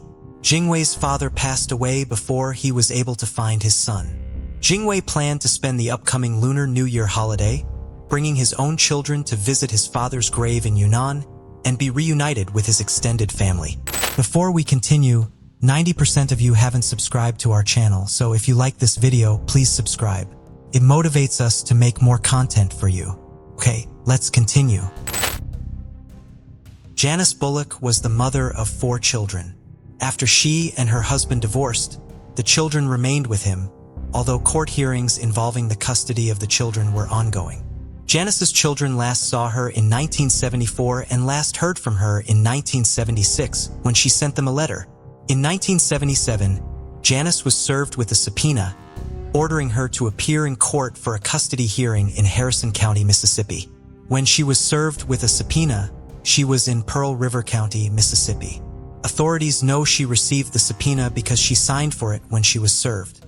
However, Janice failed to show up for the court date, and her ex-husband was given full custody of their children.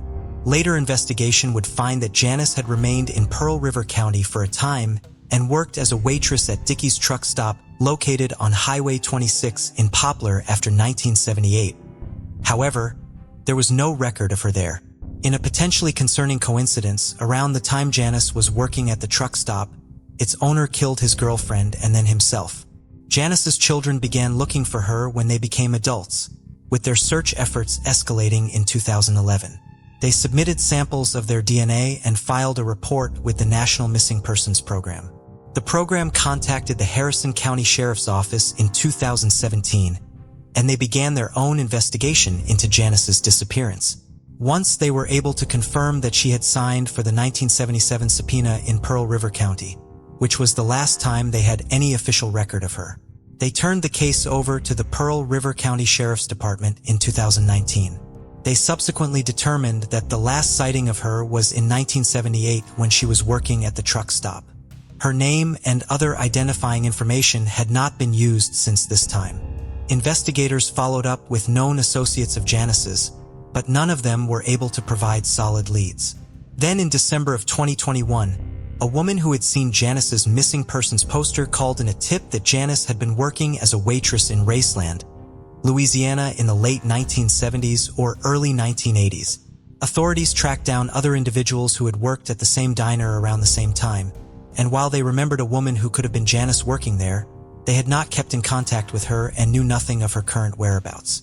Mississippi Coast Crime Stoppers then shared a post about the case, which prompted another tip to come in. The individual who came forward knew a man, who was by then deceased, whose wife looked like Janice. She had been living under a different name, however. The couple's son was a man named David Streety, who was living in Goldways, Texas. An examination of his Facebook profile found photographs of a woman who bore a strong physical resemblance to Janice. In February of 2022, investigators traveled to Texas to meet with David, who told them that his mother was receiving care at a Fort Worth nursing home. The investigators then went to Fort Worth to meet with David's mother and confirmed that she was Janice Bullock. She had been living under her current alias since 1980. As if learning his mother was not who he believed her to be was not enough to process. Janice's son David also learned at this time that he was not his parents' biological child, as he had previously believed. Janice and the husband she had, while living under an assumed name, allegedly purchased David from his biological family for $1,000 when he was an infant. There are no formal records of his adoption. According to David, he had a good childhood and never had any reason to suspect he was not his parents' biological son. His mother always said she had no living relatives when asked about her family. Despite the shock he feels at the situation and how upset he is with her, David says he still loves his mother. He plans to submit his DNA to 23andMe in hopes of finding his biological family and getting a better understanding of the circumstances of his adoption. He also wants to meet Janice's 4 children from her first marriage. One of those children, Lynette, has spoken to her mother following her identification. She has not publicly spoken about the resolution to the case in great detail. She has stated that her mother is ill without specifying what illness she has and thanked investigators for their hard work, which finally brought her family answers. It's just so early. We've been looking for her for over 40 years. We're all in shock still, she told the Picayune item. Kim Wall was born on March 23, 1987, in Trollberg, Sweden, to Joachim and Ingrid Wall, both journalists. She had one sibling, Tom Wall. From a young age, Kim demonstrated exceptional intelligence and dedication to her goals. She pursued international relations at the London School of Economics, where she excelled. Her pursuit of knowledge continued as she enrolled in Columbia University's School of Journalism, known as the Oxbridge of Journalism, to earn a master's degree. Among her peers, Kim distinguished herself as one of the top students and graduated with honors. Her deep interest in people and their stories shone through in her journalism, as she was committed to going to great lengths to tell their stories and amplify their voices. Kim worked in Australia as a reporter for the Swedish Embassy, as a journalist at South China Morning Post in Hong Kong, and also worked for a European Union delegation in India. Her works were published in many international publications, including the BBC, The Guardian, and the New York Times.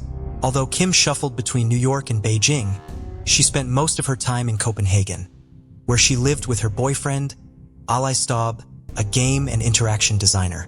The two were deeply in love and had great plans together. One of the plans they had was to relocate to Beijing, China, but life had its own plans. On August 9, 2017, Kim was at her parents' house in Trelleborg, Sweden, spending time with her family, so they could take their yearly summer picture. Her family had taken a family portrait every summer since Kim was a year old, which means they had 29 pictures before August 9, 2017. Kim was also eager to see Uli, so she was in a hurry to leave for Copenhagen. Kim and Uli had plans to host their friends at their apartment the following day to say goodbye before they left for China on August 16, 2017. Kim's mother, Ingrid, knew Kim's presence was an opportunity to take the family picture, so she made sure they took the picture before she left. Even though Kim's brother Tom was sleepy because he had worked a night shift the previous day, unbeknownst to them, that would be the last picture they would all take together. On August 10, 2017, Uli and Kim readied their home for the house party. Soon friends gathered at their apartment, but before the merriment could begin, Kim got a call. The call was from Peter Madsen, a Danish inventor who built submarines. Peter and Kim had spoken on the phone briefly in the past about an interview. Kim wanted to interview Peter for a Wired magazine article she was writing. It was meant to be a very short interview to end her report, so she told Ole to let her be excused before the party started. Kim wanted to get the work done as soon as possible and get back to partying with her friends before it got too late. Kim apologized to her friends who were already gathered for the party and left for the interview. Peter Madsen was a well-known inventor who created 3 submarines. Not only that, but he had also built rocket ships and inspired a lot of people with his projects. Since the interview was about Peter's inventions, he invited Kim to ride with him on the UC-3 Nautilus, his submarine that was launched in 2008. Kim had a safe ride to the Copenhagen harbor, where Peter asked that they meet. By around 7 p.m., Kim was there. Peter was already waiting for her on the submarine, and Kim, who was initially scared to go on the submarine, found her courage and climbed gently onto it. By the time the gentle wind floated around her while standing by Peter on the tower of the submarine, she realized it wasn't a big deal. At 8 p.m., she texted Yule, "I'm still alive, BTW." She also texted Yule, "I love you, but I'm going down now." Not long after that text, Yule received another text from Kim that reads, "He bought cookies and coffee though." Although that was the last text from Kim, Yule didn't think there was a problem since he expected Kim to focus on her work. But soon, Yule started to get worried. Kim was supposed to be back early as promised, but it began to get later and later. When Yule could not reach Kim around 10 p.m., he started to panic. After calling everyone he could think of, he contacted the police at 1:43 a.m. and told them his girlfriend was missing. The Danish police began the search for Kim Wall, who was reported missing. They searched for the UC-3 Nautilus, the submarine that she boarded before she went missing, but Kim was not found. The members of the Danish Emergency Management Agency, DEMA, assisted the police in the search of the sea. All through the night, They searched far and wide looking for Kim. The divers covered a large dark part of the sea, going front, back, right, left, center, and deep into the sea while also using cadaver dogs. Around 5:31 a.m. on August 11, 2017, Kim's mother Ingrid got a call from Yule, who told her that Kim was missing. Both Ingrid and Joaquin panicked and could only hope that Kim was alive somewhere. The rigorous search continued, but the police would not find anything until around 10:30 p.m. At that time, a rescue helicopter found the sub in a bay southeast of Amager, near the Drogeddon Lighthouse, at a depth of 22 feet south of Copenhagen. The police also found Peter Knutson, but Kim was nowhere to be found. Peter told the reporters that were present at the search that the submarine sank due to a faulty ballast tank.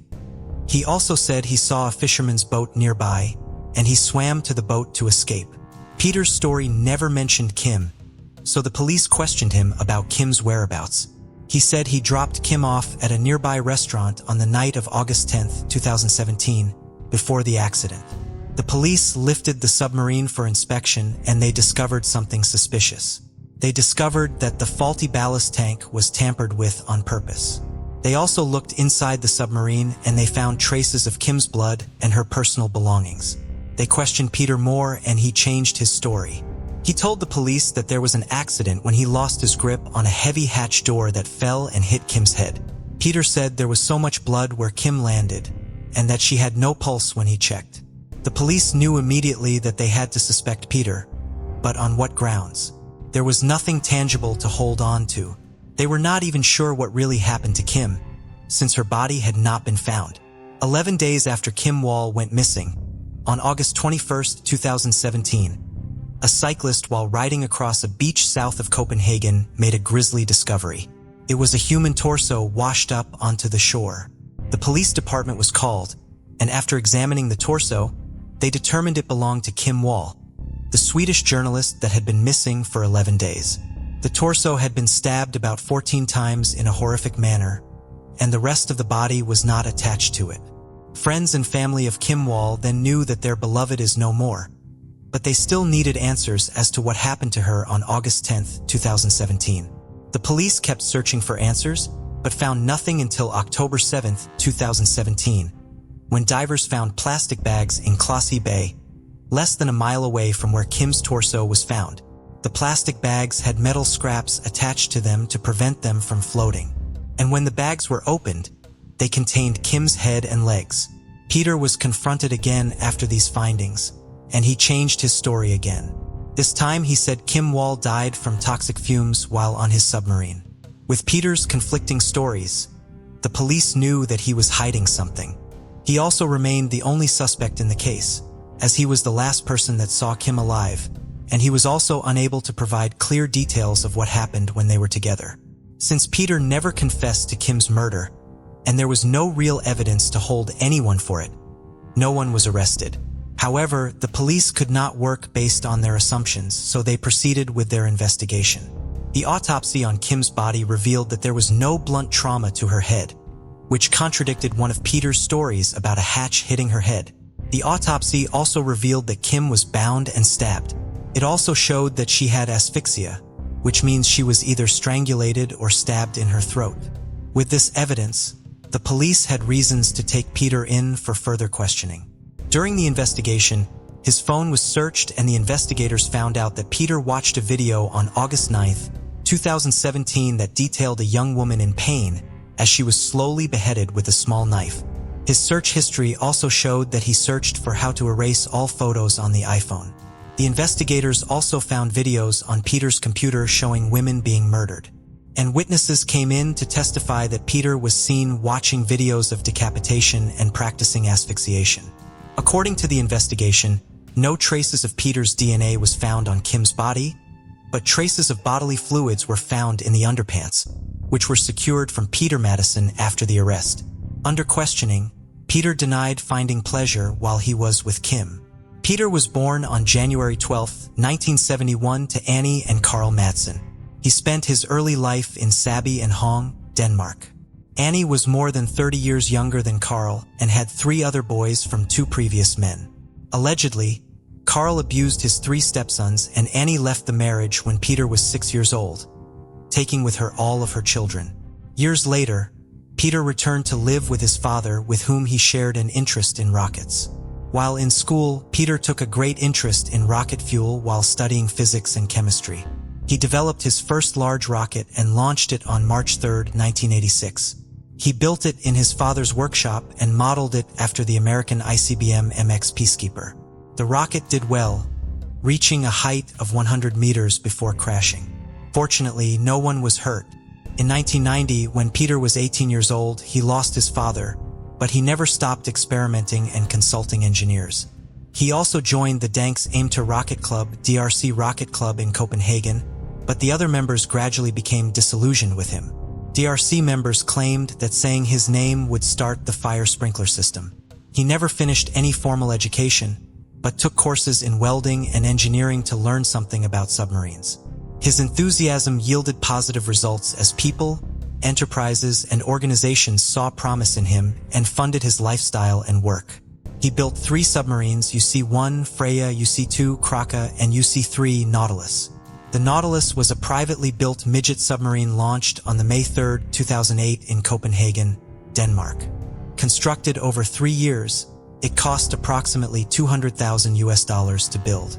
On May 1, 2008, Peter co-founded Copenhagen Suborbitals with Danish architect Christian von Bengtsen. In June 2014, he left the project. Peter was responsible for the launch systems, launch pad, and booster rocket engines. Peter was already popular with his inventions, and a good number of people took interest in him. Unknown to them that Peter was a different person on the inside. His true self was only exposed via Kim Wall's murder. On January 26, 2018, 47-year-old Peter Knutson was charged with murder, indecent handling of a corpse due to the dismemberment, and assault due to the stabbing. The prosecution accused Peter of binding, hitting, cutting, and strangling Kim on his submarine on August 10, 2017. Peter did not admit that he had killed Kim throughout the investigation. On March 8, 2018, Peter's trial began and he pleaded not guilty to the charges. The psychiatric evaluation showed that Peter was a narcissistic psychopath, but not delusional or psychotic. On April 25, 2018, Peter was found guilty of all charges and sentenced to life imprisonment.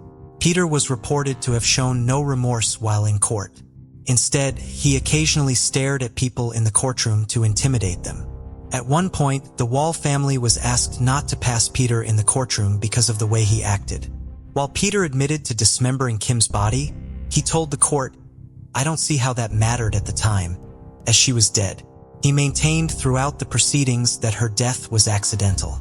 Even if Peter failed to confess, this sentencing brought closure to the family and friends of Kim, who never believed that she would be killed in a very close location to where she lived. They all knew Kim to be a brave journalist that was not afraid to go to dangerous places to get the information she needed for her work. If they ever worried about her, it would be because she traveled far and wide to work. Unbeknownst to them all, Cam would meet her untimely death in Copenhagen, the city where she lived. After Peter was sentenced to life imprisonment, he tried to appeal the sentence, but it wasn't granted. His wife, who he got married to in 2011, divorced him after he was arrested and asked that her identity be kept from the public. In August 2018, he was also attacked by an 18-year-old inmate, which had him hospitalized with the fear of staying in jail all his life. He escaped in October 20th, 2020 by threatening prison staff with a fake gun and fake explosives he had made while inside prison. The police chased after him and surrounded him in a nearby residential area, not far from her Sylvester prison. But the police could not move closer to him because the police thought he was armed with explosives. The bomb experts were summoned, and the police waited till they arrived. When the experts got there, they found out that it was all a decoy. Then the police arrested him and took him back to the prison. For that offense, he had to go to court again, and on February 9, 2021, a Copenhagen court sentenced him to an additional 21-month prison sentence for trying to escape. Although Peter was already serving life imprisonment, it looked like the extra sentence would not affect his jail term.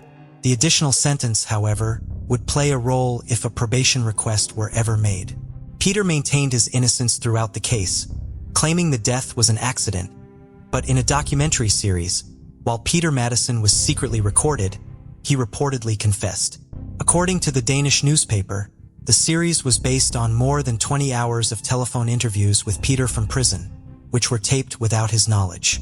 In one recording, when asked if he murdered Kim, he responds, "Yes." He also said, "There is only one who is guilty, and that is me." 3 years after Kim had been murdered, her parents, Joachim and Ingrid, who were also journalists, were determined to put out their daughter's story. They found writing Kim's story therapeutic and determined that the story would not reflect the moments of her death, but instead the person that Kim's family, friends, sources, and readers knew her to be. Ingrid says, "The book is our way of telling the world who Kim was, a daughter, a journalist, and a human being."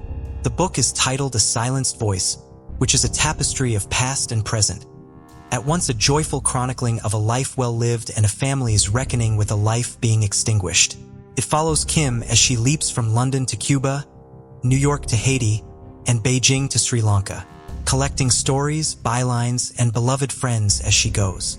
It also traces the hours, days, weeks after Ingrid and Joachim woke up to the news that their daughter is missing, and learned from the television that a stranger is being charged for the murder. Another thing that brought relief to the Wall family was the creation of the Kim Wall Memorial Fund, a grant created to support female journalists. Apart from the story written by Kim's parents, there are different TV presentations used to portray the life and death of Kim Wall. First is The Investigation, a Danish friends and interns that was being filmed to document his quest to launch a rocket ship into space, using his submarine as a command center. Ollie Stube, Kim's boyfriend, found it difficult to comment after the death of his beloved. But years after, he spoke about Kim and emphasized how much of a good human she was. The case of Kim's murder is a disturbing one that shows how much wickedness lies in the heart of humans. It also prompts us to think about how many women have been endangered while working in their various fields. What did you think about this case? Do you think Peter Madsen got what he deserved? Let us know your thoughts in the comments section. The hobbies Sherry Black enjoyed in her youth played a key role in shaping her fulfilling adult life. With her parents owning a bowling alley, Sherry developed her bowling skills and became a proficient player. She participated in several competitive bowling leagues and traveled across the United States for competitions. During one of these leagues, she met Earl Black, who would become her husband. The couple married in April of 1965, and Sherry later combined their mutual passion for the outdoors and animals into a career as a docent at the Hogle Zoo in Salt Lake City, Utah. Sherry and Earl had 2 children, Heidi and Jason. Jason tragically passed away in 1989 at the age of 18. Heidi would go on to marry a man named Greg Miller and had 6 children, who were all adored by Sherry and Earl. Heidi raised her children in a home next door to her parents so that Sherry and Earl could be an active part of their grandchildren's daily lives. The fall of 2010 was a time full of changes for Sherry and her family. Sherry and Earl had 1 great-granddaughter, and their first great-grandson was due to be born in the spring. Their oldest grandson had just recently arrived in Chile, where he would be serving as a missionary for the Church of Jesus Christ of Latter-day Saints. Sherry and Earl's daughter, Heidi, had married into a prominent Utah family who owned numerous car dealerships, as well as the Utah Jazz NBA team. While the Blacks were much more low profile, they worked hard for what money they had, and they were eventually able to turn their interests into business ventures. Sherry had a lifelong love of reading and was able to build a business selling books.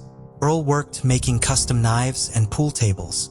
The growing space they needed for their businesses led to Sherry and Earl building a store connected to their home of almost 40 years, which was tucked back from a busy 8-lane highway in South Salt Lake, Utah. They worked alongside each other in the store they named B&W Billiards and Books. November 30th, 2010 started out as a normal day for Earl Black. However, his day and the rest of his life abruptly went off track shortly before 2 o'clock that afternoon when he arrived at the store he shared with his wife. When he went inside, he discovered Sherry's body. A pair of scissors was lodged in her chest, and there were lacerations on her head and her neck. She was partially naked, and later examination of her body would find signs that she had been assaulted after she was killed. In addition to being stabbed, she had also been beaten. A distraught Earl called 911, and authorities were sued on the scene. Earl was taken to the police station, where he met with for the rest of the day and most of the evening. The investigation into Sherry's death was stymied early on because no one could identify a motive for the murder. When police canvassed the neighborhood, everyone described Sherry as the ideal neighbor. She was quiet but very friendly and never caused any problems in the neighborhood. There were no signs of forced entry at the scene. Robbery did not appear to be the motive for the murder because cash was still in the register, but there was no way of knowing if any valuable books had been taken from the store. While there was a digital record of some of the books Sherry owned because she was offering them for sale on Amazon, there were no such records for the books she planned to sell directly. Sherry kept no records of the books she had in her collection, instead keeping her inventory in her head, which was a common enough practice, according to some of her acquaintances in the used book business. Sherry had been selling books for approximately a decade at the time of her death. A large part of her business involved sourcing used books at thrift stores and estate sales. Thanks to her lifelong love of reading, she had a talent for being able to discern which books were valuable and which ones were not worth reselling. She would sell used children's books and novels by listing them on Amazon.com.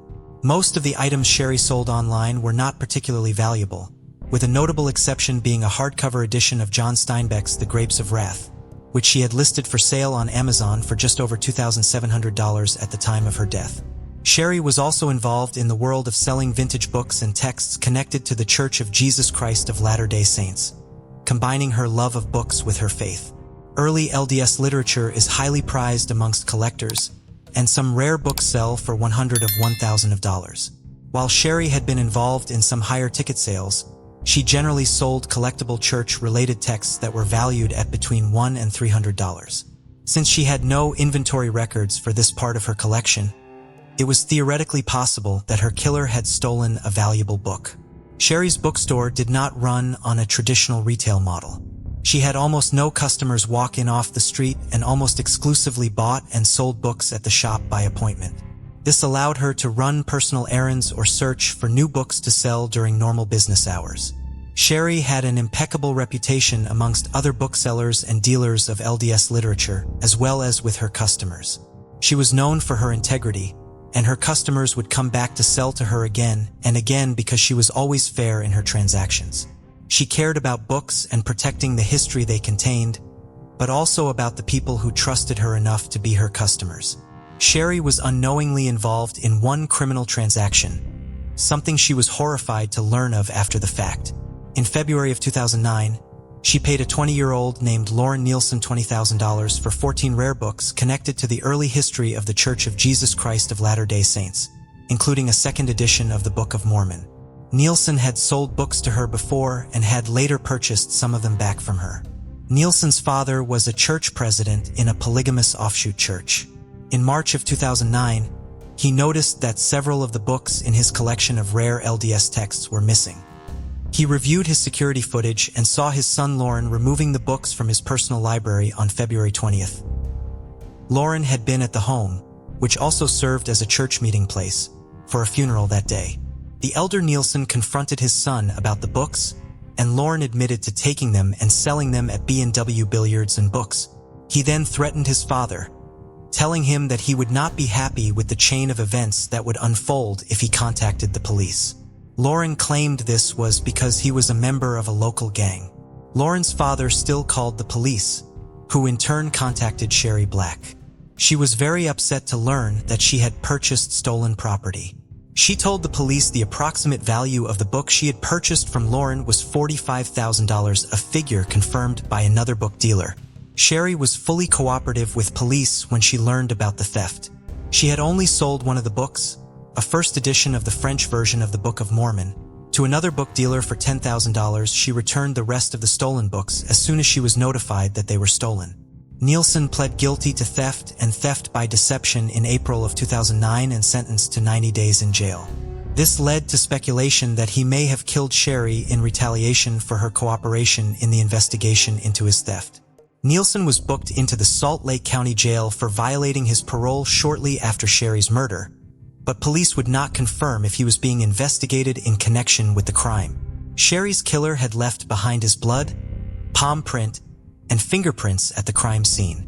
Police believed he had cut his hand when he was in the process of stabbing Sherry, resulting in his blood being found at the scene. Nielsen's DNA and fingerprints were not a match to this evidence, eliminating him as a suspect. Police had one other piece of evidence left behind at the scene, an Armani exchange belt. The belt, which may have been a knockoff, did not belong to anyone in the Black family. Its size indicated it would fit someone with a 36 to 38-inch waist. There was a sticker on the back of the buckle, printed with the number 323. Authorities hoped that this number was an inventory or thrift store number but could never track it down. Sherry's husband, Earl, was devastated by her death. He never slept in the home he had shared with Sherry for nearly 4 decades again after her murder, and he began missing the family events that had been so central to his life with Sherry. Sherry's grandchildren mourned the fact that their children would not grow up with Sherry. Sherry's killer to justice and to preserve her memory. They established the Sherry Black Foundation to educate police departments about emerging forensic techniques. They maintained a website with information about the case and regularly put up billboards asking for tips. The reward they offered for information in the case eventually grew to $250,000 million while police had the killer's DNA. They could not find a match to it in the FBI's national database. As years passed with no suspect identified in the case, they eventually turned to the novel DNA techniques advocated for by the Black family. On the 7th anniversary of Sherry's murder, the South Salt Lake Police Department held a press conference, at which they released composite images of what the man responsible for Sherry's murder may look like at different ages. The images were generated by Parabod Nanolabs using their DNA phenotyping technology, which uses DNA profiles to identify certain features that the contributor of that DNA may have. This was the first time the technology was used in a case in Utah. The effort did result in numerous tips being called in but did not lead to Sherry's killer being identified. Just a few years later, investigators turned to genetic genealogy to help them identify a suspect in Sherry's case. They were able to narrow down their suspect pool to a single family. They then contacted one member of this family, who agreed to meet with investigators and provide details about their family tree. This effort led to the identification of a potential suspect. He was then placed under surveillance and followed to a public place where police surreptitiously collected a sample of his DNA from a discarded item. The DNA was tested and found to be a match to the DNA found at Sherry's crime scene. On October 7, 2020, a direct DNA sample was collected from the suspect and submitted to the Utah Bureau of Forensic Services. The following day, they confirmed that it was this man's DNA found at the crime scene. On October 10, 2020, just weeks before 10th anniversary of Sherry's murder, this individual was arrested and charged with the crime. He was publicly identified as 29-year-old Adam Durbaro of Orem, Utah. Following his arrest and after he was advised of his rights, Durbaro confessed to Sherry's murder. He further stated that he had followed the case online and in the local media and had been aware that the DNA evidence had been recovered at the scene. Durbarox's fingerprints and palm print would later be matched to those from the crime scene. At the time of the murder, Durbarox had been just 19 years old and living less than a mile away from Sherry's home and store at the home of his biological mother. Durbaro's criminal record stretches back to his teenage years. In 2006, when he was just 14 years old, he was convicted of attempted rape and aggravated assault in Davis County Juvenile Court. It is unclear if Durbaro's DNA was collected after this conviction or if it was expunged from the database when he reached the age of majority. For either reason, it was not in the offender database when the samples from Sherry Black's case were run through the system in 2010. Durbaro was again convicted of a crime as a juvenile in 2008 at the age of 16 in Iron County. This conviction was for aggravated assault with weapon or force. Durbaro ended up at a juvenile facility in Salt Lake County, where he participated in a program which allowed him to complete his junior and senior years of high school while in the care of the juvenile justice system. On September 16, 2010, Durbaro shoplifted 2 CDs from a Shopko store in West Valley City. He pled guilty to a misdemeanor theft charge on October 27th. He was sentenced to 60 days in jail, but the judge suspended the sentence, and Durbaro was given probation. Just over a month later, Sherry Black would be killed. While he was now a legal adult, Durboro was still in the custody of the Utah Division of Juvenile Justice Services, and following his shoplifting conviction, he was placed in a foster home under the jurisdiction of Pioneer Youth and Adult Community Services. It was while he was in one of these homes that he committed his last known criminal act. In January of 2011, he stole watches from a jewelry box in his foster home. He later told police he had taken the watches because he had caught two men he worked with smoking marijuana and dealing pills. They told him that he would be fired if he could not prove that he was not going to report them, so he took the watches to give to them as collateral so that he could keep his job. The watches were recovered, and the man Durboro had given them to was convicted of misdemeanor theft. Durboro was sentenced to 6 months in jail, and he began serving that sentence at the end of March of 2011. Durborox's only run-in with the law after 2011 was an infraction for failing to have insurance, which was ultimately dismissed. Durborox's DNA was not entered in the criminal database after either of his theft convictions because he pleaded guilty to a Class B misdemeanor in each case. In the state of Utah, only individuals convicted of felonies and Class A misdemeanors are required to submit samples of their DNA. Durboro formally pled guilty to aggravated murder in 3rd District Court on October 4, 2021. His sentencing hearing was then held on February 23, 2022. At that hearing, Durboro's defense team asked the judge to sentence him to 25 years to life in prison, which would leave open the possibility of him one day being released on parole. They argued that Durboro had cooperated by pleading guilty. They also argued that the murder had occurred because of the anger issues Durboro had as a result of his difficult childhood, during which he endured things which they said no child should go through. This was presumably in reference to Durboro's adoptive father, Joseph Durboro. He was arrested in 2002 for child pornography charges related to his child modeling photography business. He would serve time in both federal prison and the Utah State Prison after being convicted of charges of child pornography and sexually abusing children.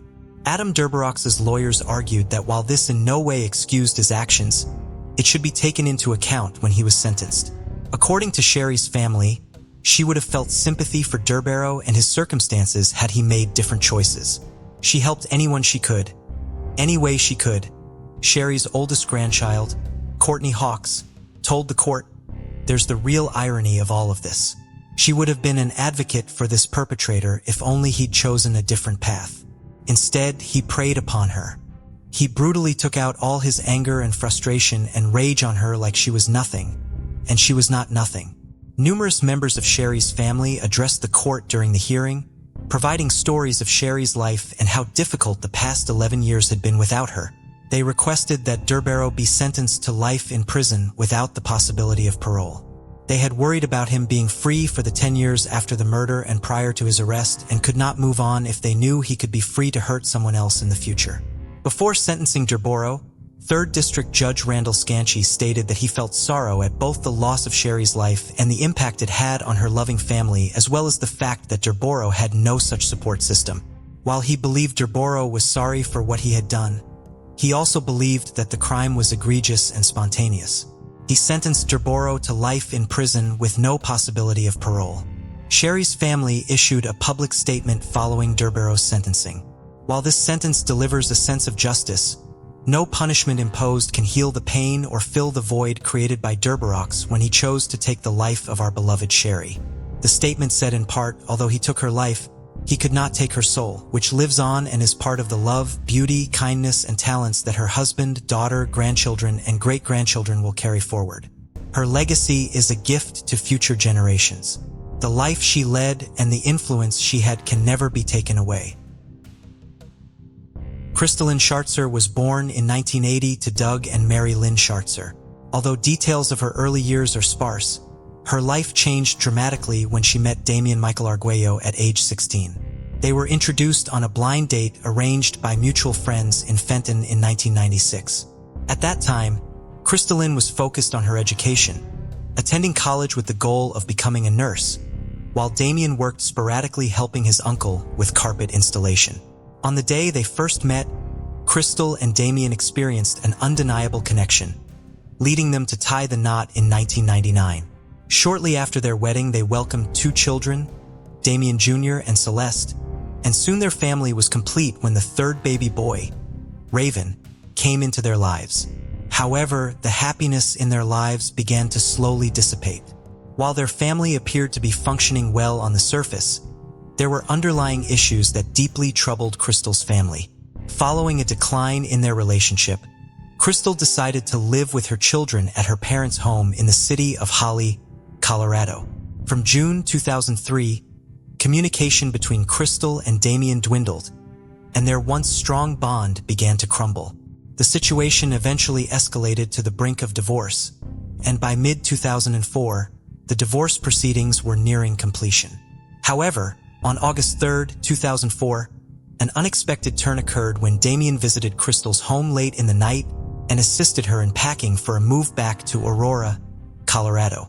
The next morning, when Crystal's parents woke up, they discovered that Crystal and the children had disappeared.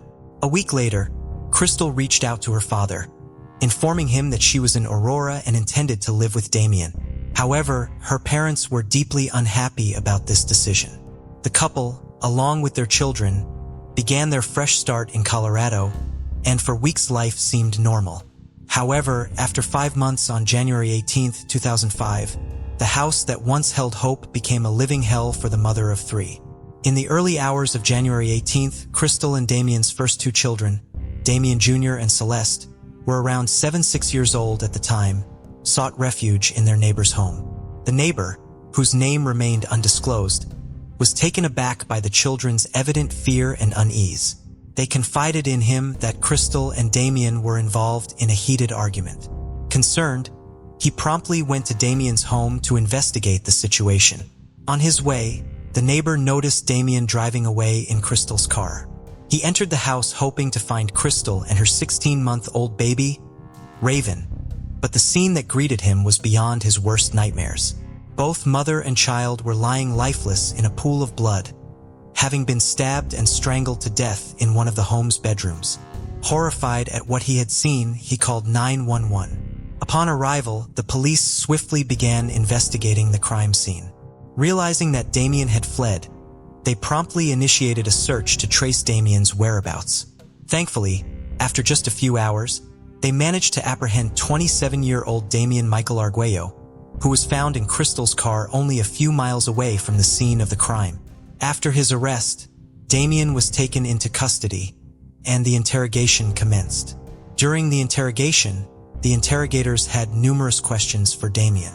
However, he initially struggled to share, choking up as he visualized the horrific events that had transpired. However, what surprised the interrogators the most was Damien's complete lack of remorse. Even though he initially seemed like he was regretting it, it didn't take much time for his emotions to completely change. He answered their questions as if the heinous act was inconsequential, showing no emotions or remorse. All he seemed to want was a cigarette, seemingly indifferent to the gravity of the crime he had committed. Indeed, it appeared that all Damien wanted was to smoke, possibly to cope with or mask any feelings of guilt, if he had any at all. As he smoked, Damien finally mustered the courage to ask the question. As the interrogators held hope that he might be coming back to his senses, Damien finally confessed. For the first time, he exhibited emotions, but unfortunately, they were not the emotions one would hope to see. Despite their efforts, the interrogation failed to yield the confession they sought. A confession that Damien had stabbed his wife, an innocent baby. It seemed that guilt was finally catching up with Damien. The news of Crystal and his son's death, relayed by someone else, appeared to bring him back to reality. Slowly but surely, Damien began to accept the horrifying truth and the weight of his actions. Following Damien's confession to the crime, he began cooperating with the investigators regarding the case. The police successfully recovered the murder weapon, a knife used in the tragic incident. However, how they recovered it was never mentioned. According to law enforcement, both Crystal Arguello and her son lost their lives due to multiple stab wounds. Moreover, the evidence revealed a tragic truth. It appeared that Crystal had bravely attempted to protect her baby during the horrifying ordeal. The murder, which involved both strangling and stabbing, took a gruesome 10 to 20 minutes. It was later clarified that Damien first attempted to strangle Crystal. As Crystal lay on the floor, she valiantly shielded her baby with her body, but tragically, they both succumbed to the fatal stabbings. During an April 2005 preliminary hearing, a detective revealed a disturbing motive behind the horrific crime. Damien was allegedly upset as he suspected that he might not be the father of the baby. Moreover, he admitted to smoking crack cocaine before the tragic incident, which played a role in his erratic and violent behavior. On July 15, 2005, in Adams County Court, Damien entered a guilty plea to 2 counts of first-degree murder. By pleading guilty, he avoided a trial and also the possibility of facing the death penalty. However, Damien will spend the rest of his life at the Colorado State Penitentiary with no possibility of parole. Damien's sentencing took place on September 16, 2005. Damien Michael Arguello, 27, received 2 life sentences for murdering his wife and their 16-month-old son. He will spend the remainder of his life at the Colorado State Penitentiary with no chance of parole. Crystal's parents, Doug and Mary Lynn Chartzer, were present to confront the man who had taken their daughter and grandson from them. Doug Chartzer expressed his anguish, stating that Damien showed no genuine remorse for his actions. While Damien appeared to cry, it seemed more like he was feeling sorry for himself rather than truly remorseful for the horrific deeds he had committed. Since their daughter's tragic death, the Chartres took on the responsibility of raising Crystal's children, Damien Jr. and Celeste. Despite the children's memories of that fateful night, the Chartreusers handled the matter delicately and refrained from pushing them to talk about it. They ensured that the children received ongoing counseling to help them cope with the trauma they had experienced. Chartreuser vividly remembered the conversation he had with his daughter and grandson on January 18, 2005, the day of the murder. Everything seemed normal during their talk, and little did he know it would be their last. In that poignant telephone conversation, Chartzer's heart was warmed as he heard his 16-month-old grandson, Raven, call him Papa for the first time, cherishing a precious memory of their bond that would forever remain etched in his heart. Adams County District Attorney Don Quick, having served as a prosecutor for 18 years, expressed that this was the most horrific crime he had ever encountered. Some of the evidence was withheld until the conclusion of the case. But he now wants the Charterers to find solace in knowing that their daughter's final moments were spent heroically trying to protect her baby. Quick was shocked to discover that the baby had been intentionally stabbed rather than accidentally. Finding comfort in the closure of the legal proceedings, Crystal's parents felt a slight sense of justice, knowing that Damien will forever be behind bars. So do you think the Chartzer family got the justice they sought, or do you think Damien should have been sentenced to death? Let us know your thoughts in the comments section. Born on February 25, 2000 in Louisville, Kentucky, to Scott Rail Jr. and Chelsea Rail, James Rail spent his early years in Taylorsville, Kentucky, with his siblings Jessica Culber, Jordan Rail, and Jaden Canaster until he was 8. He then moved to Fairlawn, Ohio, to continue his education. After graduating from Fairlawn High School and Upper Valley Career Center in Piqua, Ohio, in 2018, James demonstrated a diverse range of interests and passions. He pursued basketball and bodybuilding with great dedication and also took on the role of mentor, inspiring and guiding others in their health and fitness journeys. In addition to his diverse activities, he worked as a steelworker, a profession that complemented his hands-on approach to life. Moreover, his fascination with cars was evident in his ownership of 3 vehicles. James also found a light in playing video games. Apart from his hobbies, James also had a high school romance.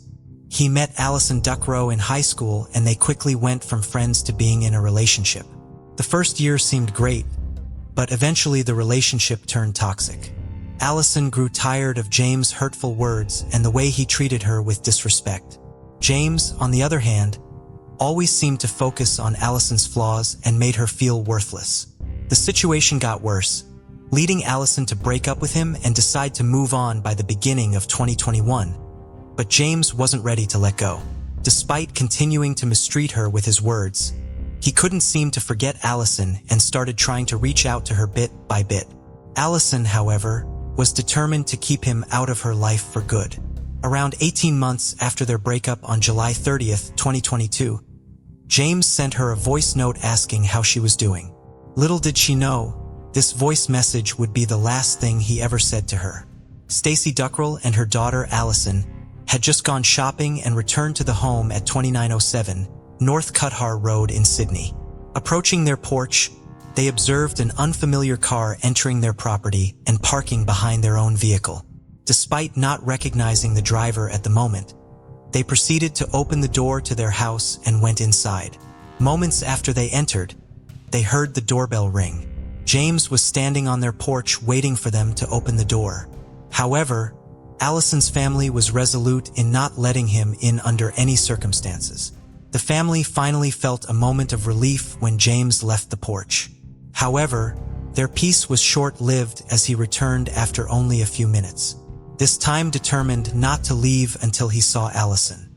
As soon as James tried to push the door, Allison, who was hiding inside the house, dialed 911. At this point, Allison and her family were frightened.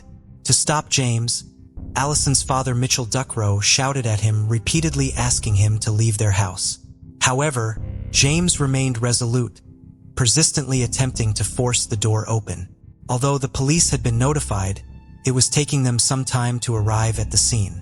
Unfortunately, the door was not going to hold up until their arrival, as James was fully determined to break it down and confront his ex-girlfriend. Just as the door was on the verge of giving way, it happened. 3 gunshots rang out from the firearm that Allison's father, Mitchell, was clutching. James was pushed back by the force of the bullets, and he ultimately fell in the walkway in the front of the garage.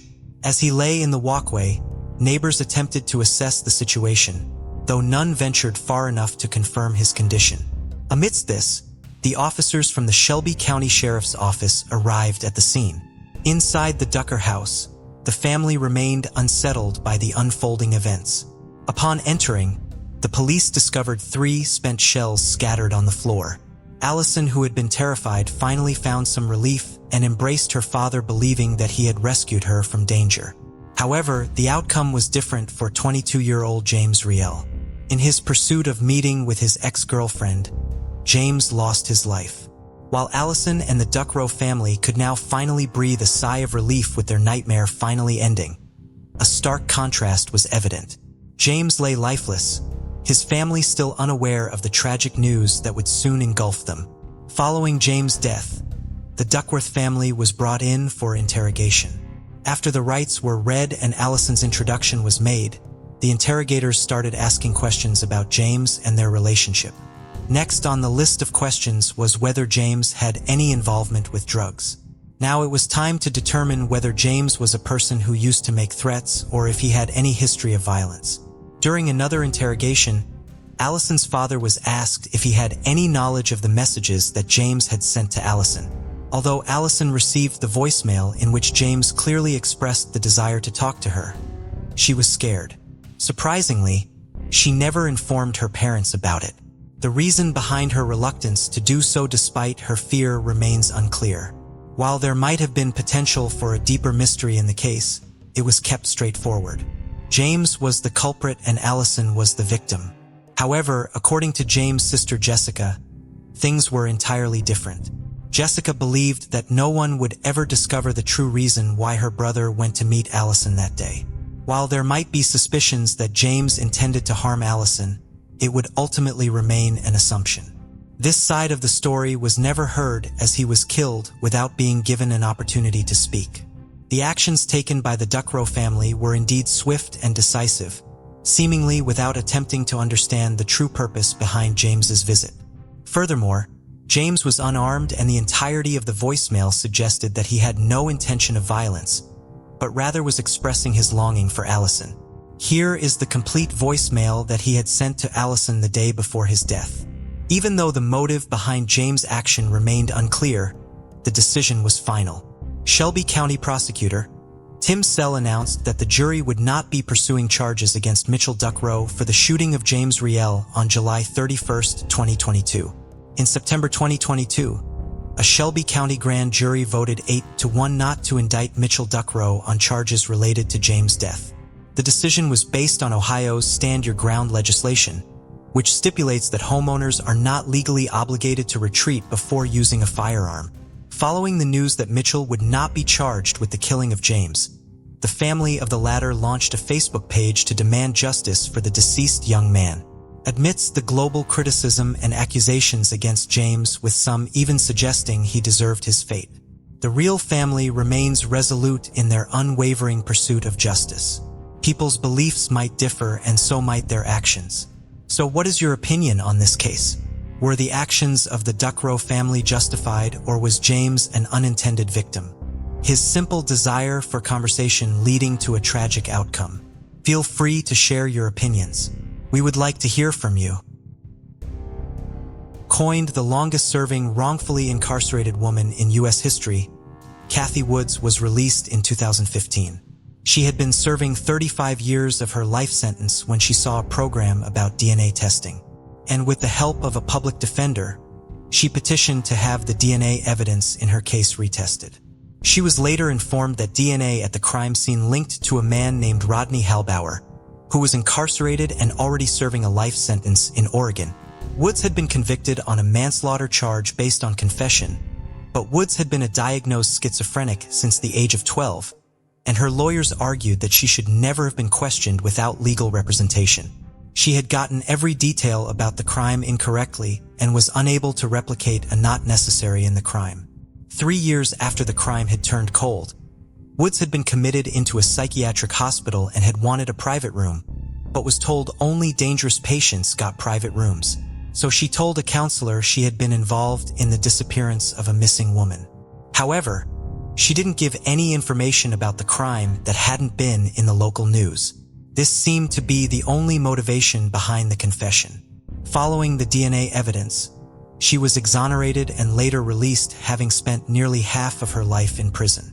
She was awarded $3 million in a partial settlement from the state of Nevada for the wrongful incarceration.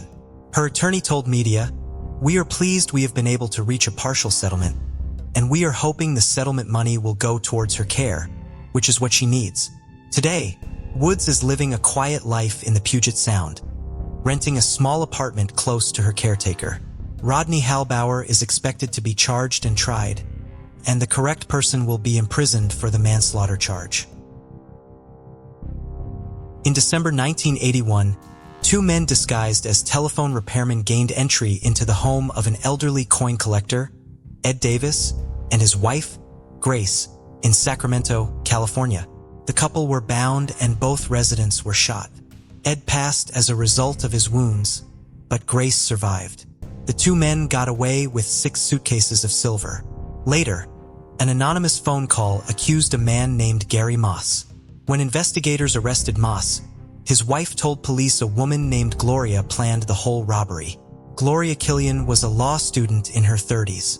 She worked at a coin shop and had known Ed Davis. After hearing on the news of his passing, she had been approached by police to come by for questioning. She'd never had any trouble with the law and saw no issue with going alone and not having a lawyer with her. That day, she had been arrested after several hours of questioning. She told police she was innocent and had never met Moss, but the police had held her for months in connection to the crime despite no tangible evidence. There had been a preliminary hearing for Gloria, and she was released due to little evidence.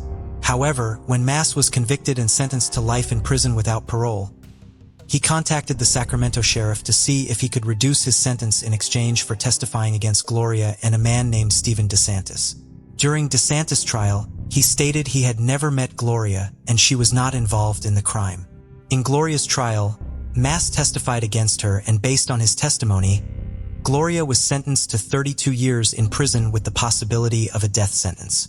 Moss's conviction was reduced to 25 years.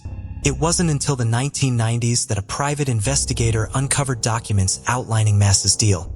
This was evidence that prosecution should have given to Gloria's defense team in her trial. Moss had actually testified in that trial that he had not been given a deal in exchange for his testimony against Gloria. With that, Gloria Killian's conviction was overturned. She was released in 2002. 20 years of being an accused mastermind of a murderer, Gloria was a free woman.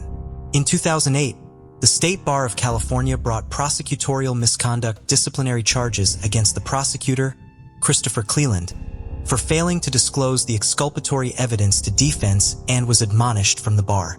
Killian has raised money to help women in prison. She founded Action Committee for Women in Prison, which is a nonprofit that advocates for humane, compassionate treatment for incarcerated women. She wrote a book about her ideal, and she is a keynote speaker at many law schools using her voice, story, and platform to bring awareness to gross negligence in the legal system. On July 9, 1977, a police patrol officer saw a young girl standing on a curb near a restaurant center in Homeland, Chicago. Kathleen Crowell worked at the mall at a fast food restaurant. She was disheveled and told the officer she had been walking through the parking lot and a car with 3 young men in it stopped. 2 men jumped out and grabbed her and threw her into the back seat. She described being assaulted in the vehicle and a man carving letters into her stomach using a broken beer bottle. The officer took her to the hospital where she was treated for the lacerations and DNA was collected. She said that police pressured her to pick someone out of a mugshot book, and she picked Gary Dotson, a man who somewhat matched the composite sketch police had done up based on her description. Although she said the man who attacked her was clean-shaven, Dotson was arrested anyway even though he had a mature mustache. Gary Dotson was a high school dropout and living with his mother and his sisters in Country Club Hills in Chicago. He was arrested and charged based on the identification with aggravated assault and kidnapping and sentenced to 25 to 50 years in prison. In 1982, Crowell married and became deeply religious. She had relocated to New Hampshire, and in 1985, she confessed to a pastor that when she was 16, she had relations with her then boyfriend and was concerned she would get pregnant. She was living with foster parents and had needed contraceptive, but thought they would kick her out if she told the truth. Using a scene from a bromance novel, Sweet Savage Love, she came up with a plan to explain an unwanted pregnancy. She hadn't wanted anyone to actually get arrested due to her lie, but once it was told, she felt she couldn't go back. She felt that the police had pressured her to pick someone, so at random, she selected Gary Dotson. Her pastor convinced her to correct what she had done, but prosecutors were uninterested in revisiting the case. Crowell's lawyer had needed to contact local media, and only after was there enough pressure to push to reopen the investigation. Chicago Governor James Thompson personally presided over the clemency hearing for which Dotson was denied. In 1987, a defense attorney, Thomas Breen, agreed to take Dotson's case. In 1988, DNA testing was done which proved Dotson had not assaulted Crowell, and the DNA matched Crowell's former boyfriend. In 1989, prosecution finally admitted their error and joined Dotson's defense in vacating the conviction. And finally, in 2003, Dotson was awarded a full pardon based on innocence. He was awarded a $120,000 by the state of Illinois for wrongful conviction. Crell had also co-written a book based on her experiences and gave $17,000 in profits to Dotson in exchange for his promise not to sue her. In 2008, Crowell passed of breast cancer. Her husband spoke on her behalf about how sorry she was to have negatively impacted Dotson's life. Dotson had served 26 years in prison. Upon release, he had gotten married, had a daughter. His post-prison life hasn't been easy. He struggled with alcoholism, but hopes to become a counselor. He is now trying to live a quiet life, choosing to stay under the radar and put the experiences past him. George Nelson Shaw Sr. was born in West Virginia in October 1936. He met his wife, Norma, in 1959, and they had their first date at the Florida State Fair on Valentine's Day. They married just a few months later in June. Their marriage lasted nearly 59 years and produced 3 children, 9 grandchildren, and 23 great-grandchildren. George served as a deacon at his church and enjoyed hunting, reading, and gardening. He had a distinguished career in the United States Air Force, serving for 28 years and retiring as a senior master sergeant. After his Air Force retirement, he worked at the Lewis A. Johnson Medical Center, a Veterans Administration hospital. George was admitted to the hospital on March 22, 2018, due to low blood pressure and dehydration. He had been involved in a bowling league just 2 weeks prior. Given that his condition was not life-threatening, he was placed on floor 3A in the medical surgical wing rather than in the intensive care unit. After receiving fluids, his health initially improved, and he was able to walk the hospital halls. However, for days into his stay, his health took a severe turn when he experienced a hypoglycemic event, causing his blood sugar level to drop unexpectedly. Although medical staff managed to stabilize his blood sugar temporarily, it soon dropped again. From there, George's health deteriorated. He spent the last few days of his life seemingly trapped inside his own body, unable to care for himself or communicate with his family. He passed away on April 10, 2018 at the age of 81. George's family found his abrupt passing suspicious and demanded that an autopsy be performed. After finding evidence of heart disease, however, the medical examiner who performed the autopsy wrote off his cause of death as congestive heart failure. The Shaw family's concerns over George's sudden death were seemingly validated several months later when officials requested permission from the family to have George's body exhumed and sent to Dover Air Force Base in Delaware for further examination. They gave permission, and when a second autopsy was performed on January 16, 2019, it also found that George did have heart disease. However, it was not the cause of his death.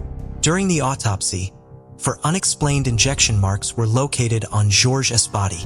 Testing of the tissues surrounding the injection sites indicated that George had been injected with insulin at these 4 locations. George was not diabetic and he had never been prescribed insulin. The Armed Forces medical examiner ruled that the manner of George's death was a homicide and its cause was exogenous insulin administration. This means that George was intentionally injected with medically unnecessary insulin with the goal of driving down his blood sugar, leading to the hypoglycemic event that led to his death. 84-year-old Archie Dale Edgell was admitted to the same floor of the same hospital on the same day as George Shaw. Archie was an Army veteran who served during the Korean War. He was a talented musician who could play almost any instrument he picked up. He served as a street water commissioner for the city of Salem, West Virginia for several years. He was married to his wife, Frances, for over 60 years, and they had 5 children and eventually numerous grandchildren and great-grandchildren. Archie had been sent to Johnson Medical Center by his primary care physician for issues stemming from his dementia. He was being cared for at the federally run Veterans Administration Hospital while it was being determined if his dementia had advanced to the point where he should be admitted to the West Virginia Veterans Nursing Facility, a state-run facility located next door. Archie had not been in serious condition when he arrived at the hospital, and he had walked into the building on his own. Archie did have type 2 diabetes, so his blood sugar was tested upon his admission. His reading was slightly elevated at 165. The hospital did not administer insulin to try to lower it. Archie's blood sugar plummeted after he had been in the hospital with readings in the 20s and 30s for the next several days with no explanation. The medications Archie had been prescribed to control his blood sugar were held during his hospital stay, and he was instead given dextrose and medications to raise his blood sugar level back to normal levels. Archie passed away on March 26, 2018, 4 days after he was admitted to the Johnson Medical Center. His medical team had no explanation for his hypoglycemia or his death, but he was buried without further investigation. Archie's family had felt that something was suspicious about his death. When investigators came to meet with them in November of 2018 to discuss exhuming his body for further testing, Archie's son Steve's first words to them when they arrived were, "They killed my father, didn't they?" Archie's wife, Frances, lived to learn that her husband, Steph, was considered suspicious, but passed away in April of 2019, 2 months before the report detailing the findings of the examination of his remains was released. Her son, Steve, believes she died of a broken heart. The examination of Archie's body revealed that, like George Shaw, there were several injection sites on his body that could not be explained. Also, like George, the areas surrounding these injection marks tested positive for insulin. The new autopsy report stated that these findings were suspicious for unprescribed exogenous insulin administration. The investigators looking into these suspicious deaths had told George and Archie's families that numerous deaths of veterans at the Johnson Medical Center were being re-examined. The scale of the problem was not made known to the public until August of 2019, when the daughter of another veteran treated at Johnson Medical Center submitted a statement of claim to the U.S. Department of Veterans Affairs. Felix Kirk McDermott was a veteran of the Vietnam War. He had retired from the United States Army with the rank of sergeant and then went on to work as a truck driver and to serve in the Pennsylvania Army National Guard. His daughter, Melanie, described him in 2021 as a proud Army veteran, an ornery character who would give anybody a helping hand. 82-year-old Kirk had been admitted to Johnson Medical Center on April 6, 2018 because he was suffering from pneumonia. He had dementia diagnosis and also had a physical impairment that had been brought on by a stroke. His health initially improved following his admission to the hospital, but on the morning of April 9th, he suddenly began experiencing shortness of breath. Blood tests showed that his blood sugar was critically and profoundly low, according to the later claim. Medical staff could not raise his blood sugar, and Kirk passed away around 9 o'clock that morning. Hospital staff never explained to Kirk's family that he had experienced an unexplained hypoglycemic event. Several months later, Kirk's family was contacted and finally notified that he may not have died as the result of natural causes. His remains were disinterred and taken to Dover Air Force Base to be examined. Again, unexplained injection marks were found on his body and testing showed that he had been injected with insulin at these sites. Kirk did not have diabetes and had never been prescribed insulin. The deputy medical examiner who performed the autopsy ruled that his death had been a homicide. Someone had intentionally injected him with insulin for the purpose of killing him. When Kirk was first notified that his death was being considered as potentially suspicious, they were also told that 9 or 10 other veterans had been killed under similar suspicious circumstances on that floor of that hospital prior to his death. This would be a major issue described in the claim Kirk's family would later file against the Veterans Administration. If the medical examiner's conclusion is correct, Felix Kirk McDermott was murdered while he was in the care and custody of the Lewis A. Johnson VA Medical Center, despite the VAMC being on notice of the previous wrongful injections, according to the attorney representing Kirk's daughter. Despite there being evidence that someone was murdering veterans at the hospital had done nothing to stop them, allowing an increasing number of people to be murdered. It would ultimately be determined that potentially as many as 20 murders using unauthorized insulin injections were committed at the hospital over a nearly year-long period between July of 2017 and June of 2018. By the time Melanie and her family filed their claim, a person of interest had been identified, but since charges had not been filed against them, their identity was not then publicly released. This person of interest in the suspicious deaths brought on by unexplained hypoglycemic events was identified in the early days of the investigation, which began in June of 2018, nearly a year after the deaths began. In those previous 11 months, various members of the staff had discussed amongst themselves how strange it was that elderly men kept having these episodes in the early morning hours with no medical explanation, but no one reported their concerns, even when the deaths began occurring much more frequently in the early months of 2018. In June of 2018, a doctor only publicly identified as Hospitalist B finally met with the hospital's associate chief of staff after speaking with other physicians about their patients.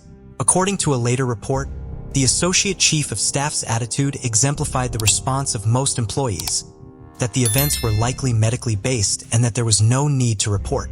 Hospitalist B insisted that something was going on and it was potentially criminal. On June 28th, the Veterans Affairs Office of the Investigator General was contacted. The FBI joined the investigation the next day, and the U.S. Attorney General's office joined a week later. An extensive investigation into deaths that occurred at the hospital was required, but investigators at first looked at 8 cases doctors had initially identified in hopes of quickly identifying a person of interest and preventing them from harming any more patients. They soon realized that only 3 of the hospital's employees had been working at the times just before the suspicious hypoglycemic events occurred. Only one of these employees worked on floor 3A, where all of the suspicious deaths had occurred. Electronic records confirmed that the other 2 employees had been in other areas of the hospital at the times in question. This left one potential person of interest. This individual remained an employee of the hospital for the time being, but was removed from patient care on July 5, 2018. They were terminated from the hospital in March of 2019 based on dishonest answers they had provided during interviews related to the investigation. The person of interest was 46-year-old Rita Mays. She was never taken into custody until July 14, 2020, 2 years after the investigation began. She was finally taken into custody that day after she appeared in federal court to plead guilty to 7 counts of second-degree murder and 1 count of assault with intent to commit murder. The assault charge stemmed from the death of Russell R. Posey, a 92-year-old Navy veteran who served during World War II. While Mays admitted to injecting him with insulin, did not believe that they had sufficient medical evidence to prove that the injection directly caused his death in court. While there were approximately 20 deaths deemed suspicious during the investigation, prosecutors ultimately concluded that they could not prove Mays's involvement to a sufficient legal standard to bring charges in connection to all of them. In addition to George, Archie, and Kirk, Mays also confessed to murdering 4 other veterans by injecting them with insulin while they were in the hospital. 82-year-old Robert Edge Sr. was a veteran of the United States Navy. He would later be described by his family as a kind and gentle man who could build almost anything, which helped him always find work when he returned home after serving during the Korean War. 96-year-old William Holloway served in the United States Army during World War II. He had signed up for the Army before he had even turned 18, which meant he had to obtain permission from his father in order to enlist. Robert Lee Kozel Sr., 89, served in the United States Army from 1951 until 1953. He was stationed at Fort Campbell in Kentucky with the 11th Airborne Division as a field artillery parachutist. He loved music and was an active member of his church. He was skilled at fixing things and passed his skills on to his 2 sons. He was the proud grandfather of 3 grandchildren. According to his family, he loved to dance, to sing, and to play his harmonica. On Christmas Day of 2017, he learned that he was going to be a great-grandfather, and his happiness at the news brought him to tears. He never got to meet his great-grandchild because Rita Mays killed him just over a month later. 88-year-old Raymond Golden served in the United States Army from 1951 until 1953, and in the United States Air Force from 1955 until 1973. He went on to become a mail carrier. He was survived by his wife, 2 children, and 5 grandchildren. In addition to spending time with his friends and family, he enjoyed bowling, fishing, and woodworking. Rita Mays was, like all of her victims, a veteran. She served in the Army National Guard from November 2000 to April 2001, and then again from February 2003 until May of 2004, during which time she was deployed to Iraq and Kuwait, where she worked in a non-combat position repairing chemical equipment. She was discharged from the National Guard in October of 2006 following her final duty assignment with the Guard's 115th Engineer Company in Clarksburg. Mays was hired as a nursing assistant at Johnson Medical Center in 2015 and assigned to work the night shift on Floor 3A of the Medical Surgical Unit. A later investigation into the hospital would reveal numerous failings that had allowed Mays to murder so many patients. The first of these errors occurred when Mays was hired. Prior to working at the VA hospital, Mays had been employed for 3 years at a group home for adults with disabilities. During this time, she went from an entry-level position as a caregiver to a residential manager who supervised 15 employees. She left the group home for the job at the hospital under good terms, according to the parent company of the home. However, her job prior to working as a caregiver was at the North Central Regional Jail. She worked as a corrections officer there from August of 2005 until September of 2012. While in this position, inmates accused her of using excessive force. She and several other corrections officers were named in a 2013 lawsuit, which claimed she had kicked and helped restrain an inmate so that another officer could stomp on his head.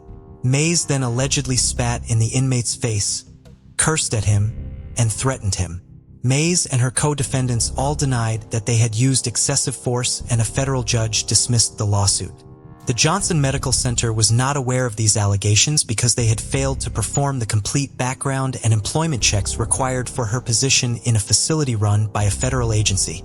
Had they learned about the excessive force allegations, she most likely would not have been hired in a patient care position, and the hospital would have had grounds for terminating Mays during her probationary employment period, which ended in September of 2016, months before the first murder.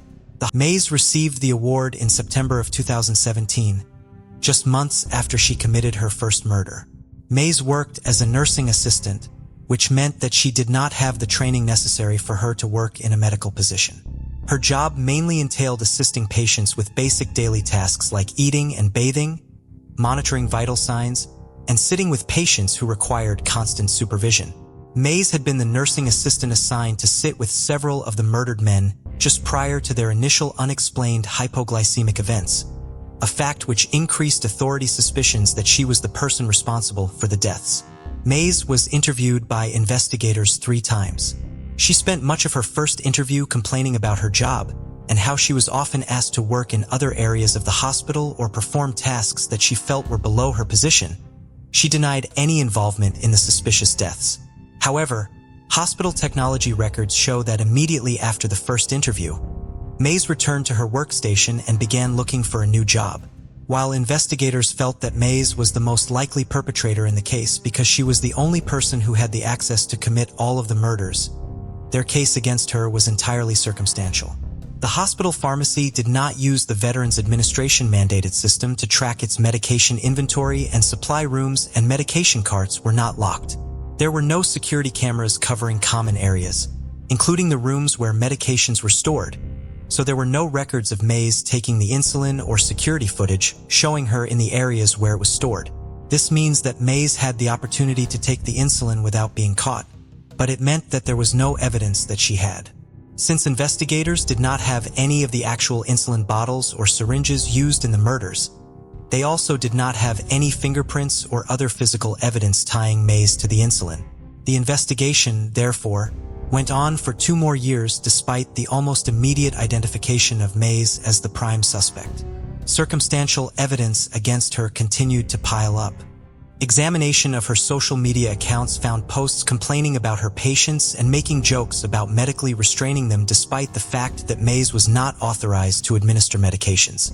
In Facebook messages, she complained about having to deliver medications doctors used as they fought to save George Shaw's life. A search of her internet history showed that Mays had researched female serial killers and the number of victims they each had, and that she watched a series on Netflix called Nurses Who Kill. While this activity does not indicate criminal activity, one of the episodes of the show was about a nurse who killed patients using insulin, proving that Mays, who did not have any medical education, would have known that insulin could be used to kill someone. Mays was married, but her husband was incarcerated on child pornography charges during the investigation.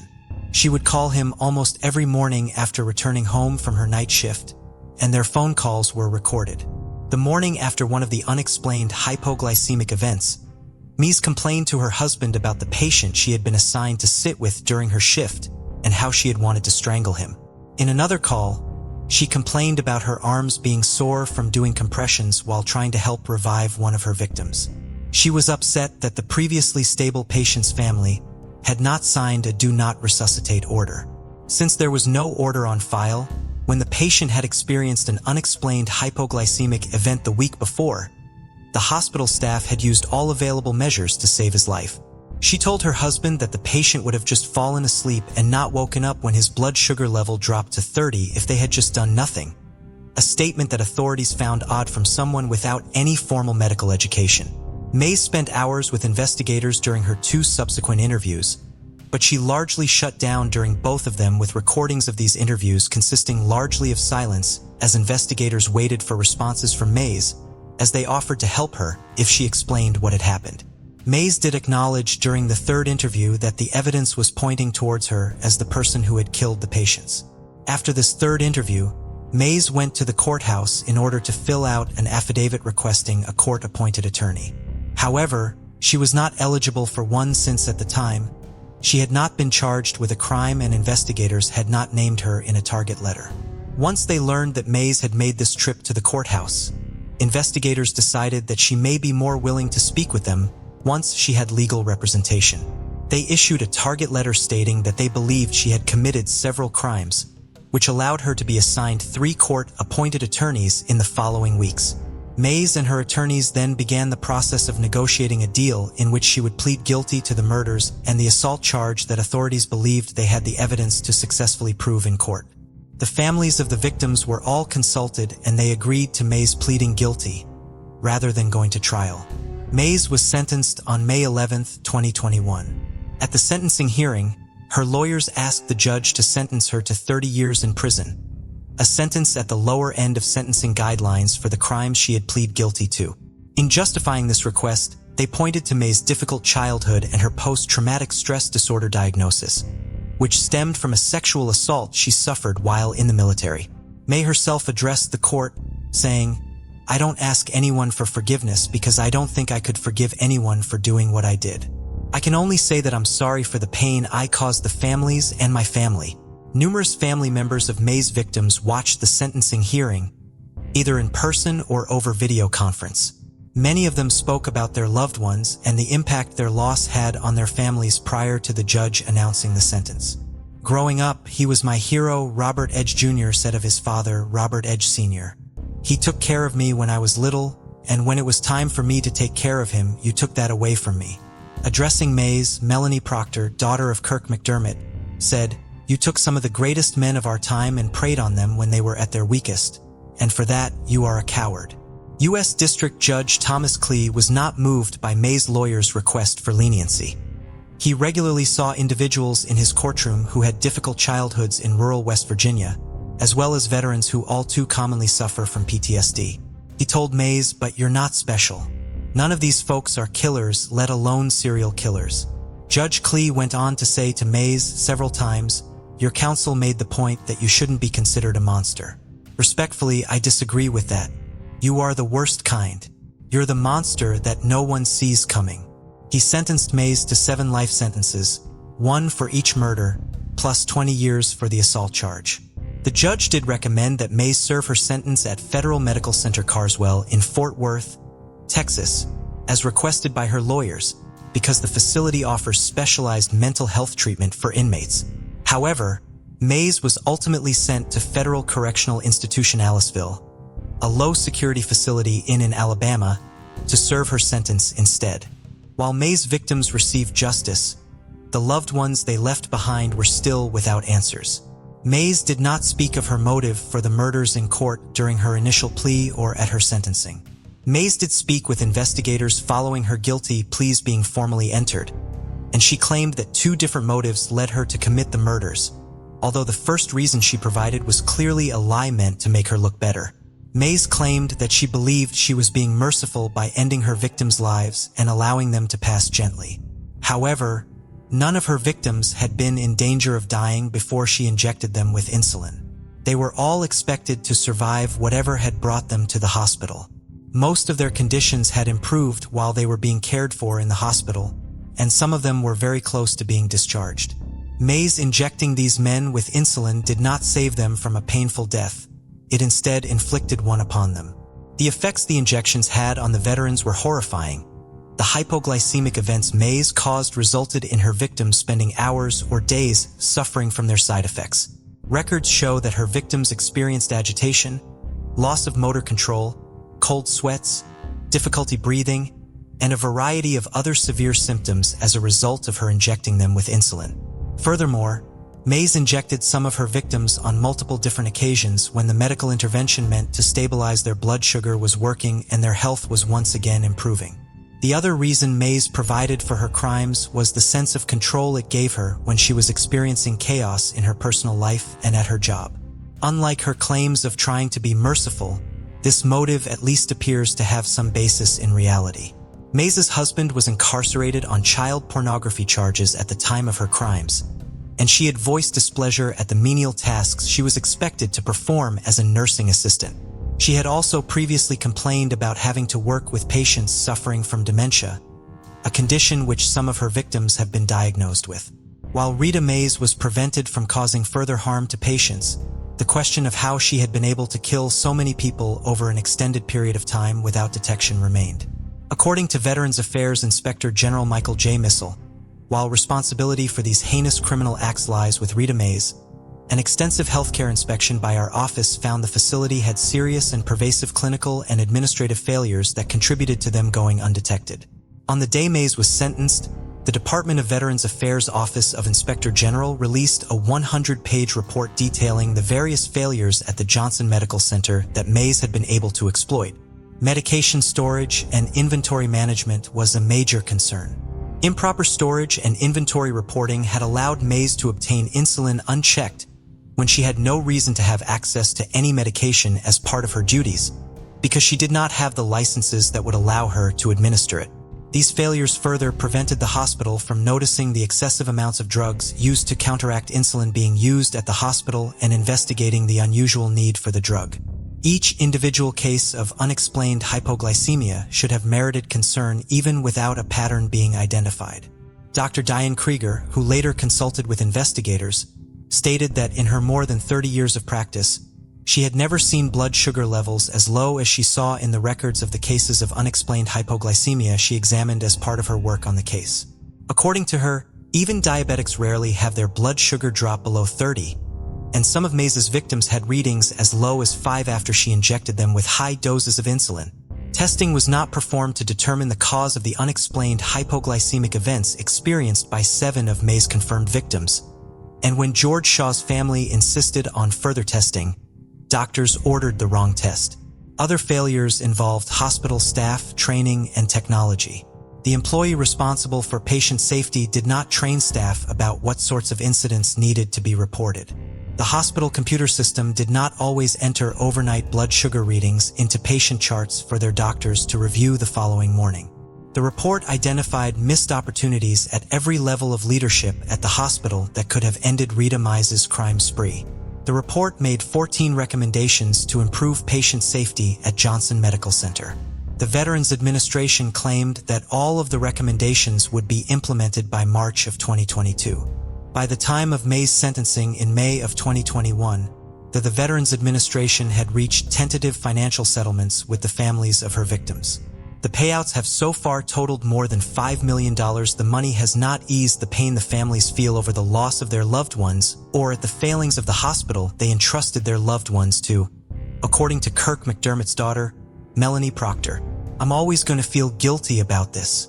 I thought I had my dad someplace safe." Kent in the UK is the location of New Ash Green, a post-war development known for its strong community spirit and sense of belonging. Among its residents was Sarah Walgreen, a 46-year-old who had a close-knit family that frequently gathered for lunch, shopping, and vacations. Her mother, and noted that Sarah had a deep concern for others and always defended the underdog. Sarah was a dedicated mother to her 5 children, who were the focal point of her life. She made special efforts for birthdays and holidays. Her 2 sons, Jack and Lewis, were from a previous relationship, and she had 3 more children with her partner, 39-year-old Ben Locomer. Sarah balanced her job as a beautician with evening and weekend work while raising her children. Ben, originally from Greenwich, had moved to Mallorca in the early 2000s with aspirations of becoming a pilot. The pair had met in December 2004 on a dating website. He made a good impression with Sarah's 2 sons, and Sarah decided to leave her job and she and her 2 boys would move to Mallorca to start afresh with Ben. But the happiness didn't last long. Due to her being unable to speak Spanish, she couldn't find a job, and this, coupled with her homesickness, made it very difficult for Sarah. Ben also wasn't able to become a pilot, so instead worked at the airport. They subsequently decided to move back to the UK, having already welcomed their first child. After settling into a new 4-bedroom home, 22 Baysy Shore in New Ash Green, Ben began working as a taxi driver, and Sarah would work as a beauty therapist. But the issues in the relationship began to show, with the pair arguing often. Sarah eventually decided to call time on the relationship, and in response, Ben threw her and her 2 sons out whilst keeping the 3 children they had together with him. Ben had arranged a court hearing for the very next morning in which he said Sarah had abandoned her children and consequently he was awarded custody.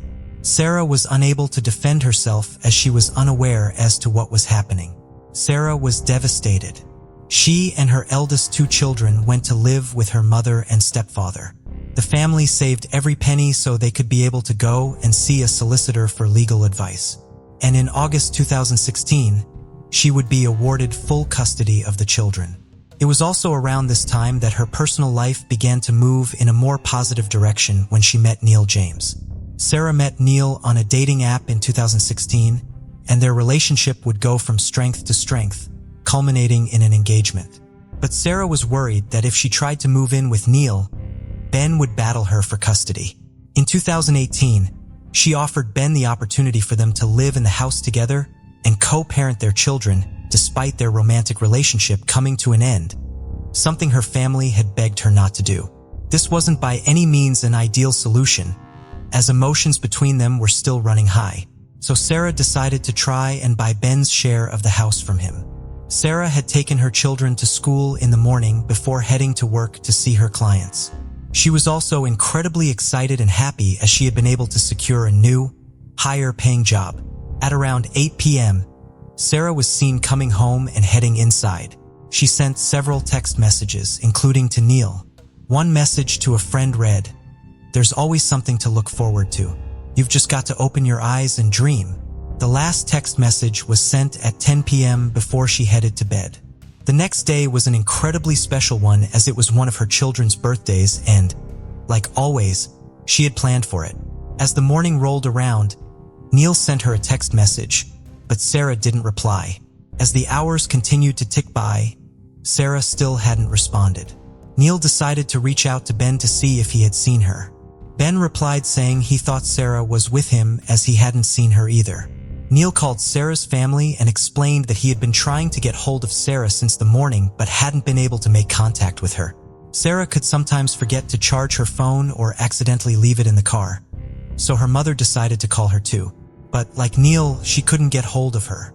One of Sarah's sons used text messages, social media, and calling her work phone to try and get a response, but there was still nothing from Sarah. By the next day, she still hadn't come home. Her mother kept trying to get hold of her, but as Sarah continued to not respond, her mother knew something was seriously wrong. Everyone was becoming extremely concerned for her. They agreed that if by the next day she hadn't made contact with anyone or come home, they would call the police.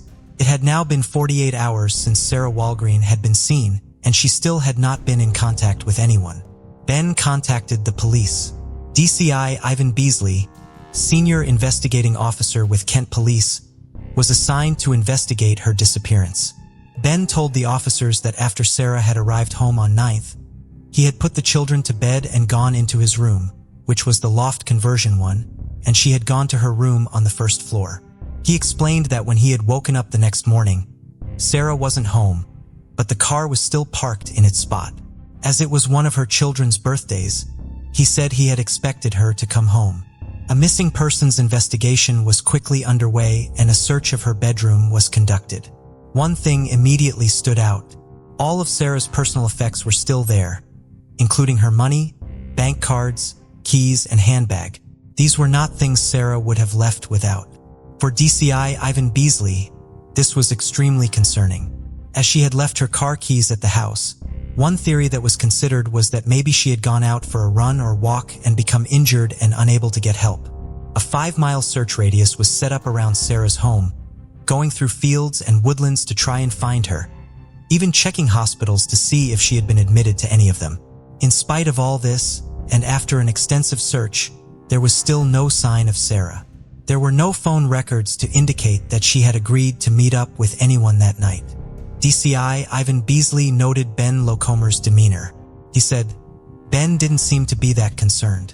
The way he was presenting to us was described to me by my officers as quite odd. He didn't really want to engage with us. He didn't really want us at the house, which for somebody who had reported Sarah missing, he didn't seem to be acting in that way." He also said that officers discovered that Sarah's family had had to pressure Ben into contacting the police in the first place. Sarah's son utilized social media and the close-knit community immediately came together to look for her. Hundreds of people from the local area came in to help. One of the volunteers, Sharon Brine, noted Ben Lacombe's behavior. She said, "We were very baffled with Ben when during day 3 or 4 of our searching, he went into the village office to book the village hall and we thought it was completely bizarre. There's half the village looking for the mother of his children and he's trying to arrange a kids game in the village." Sarah's oldest 2 children attempted to visit their siblings but were told they weren't allowed. Lacombe had taken the 3 youngest to his aunt's house and he had also started court proceedings to gain custody of them.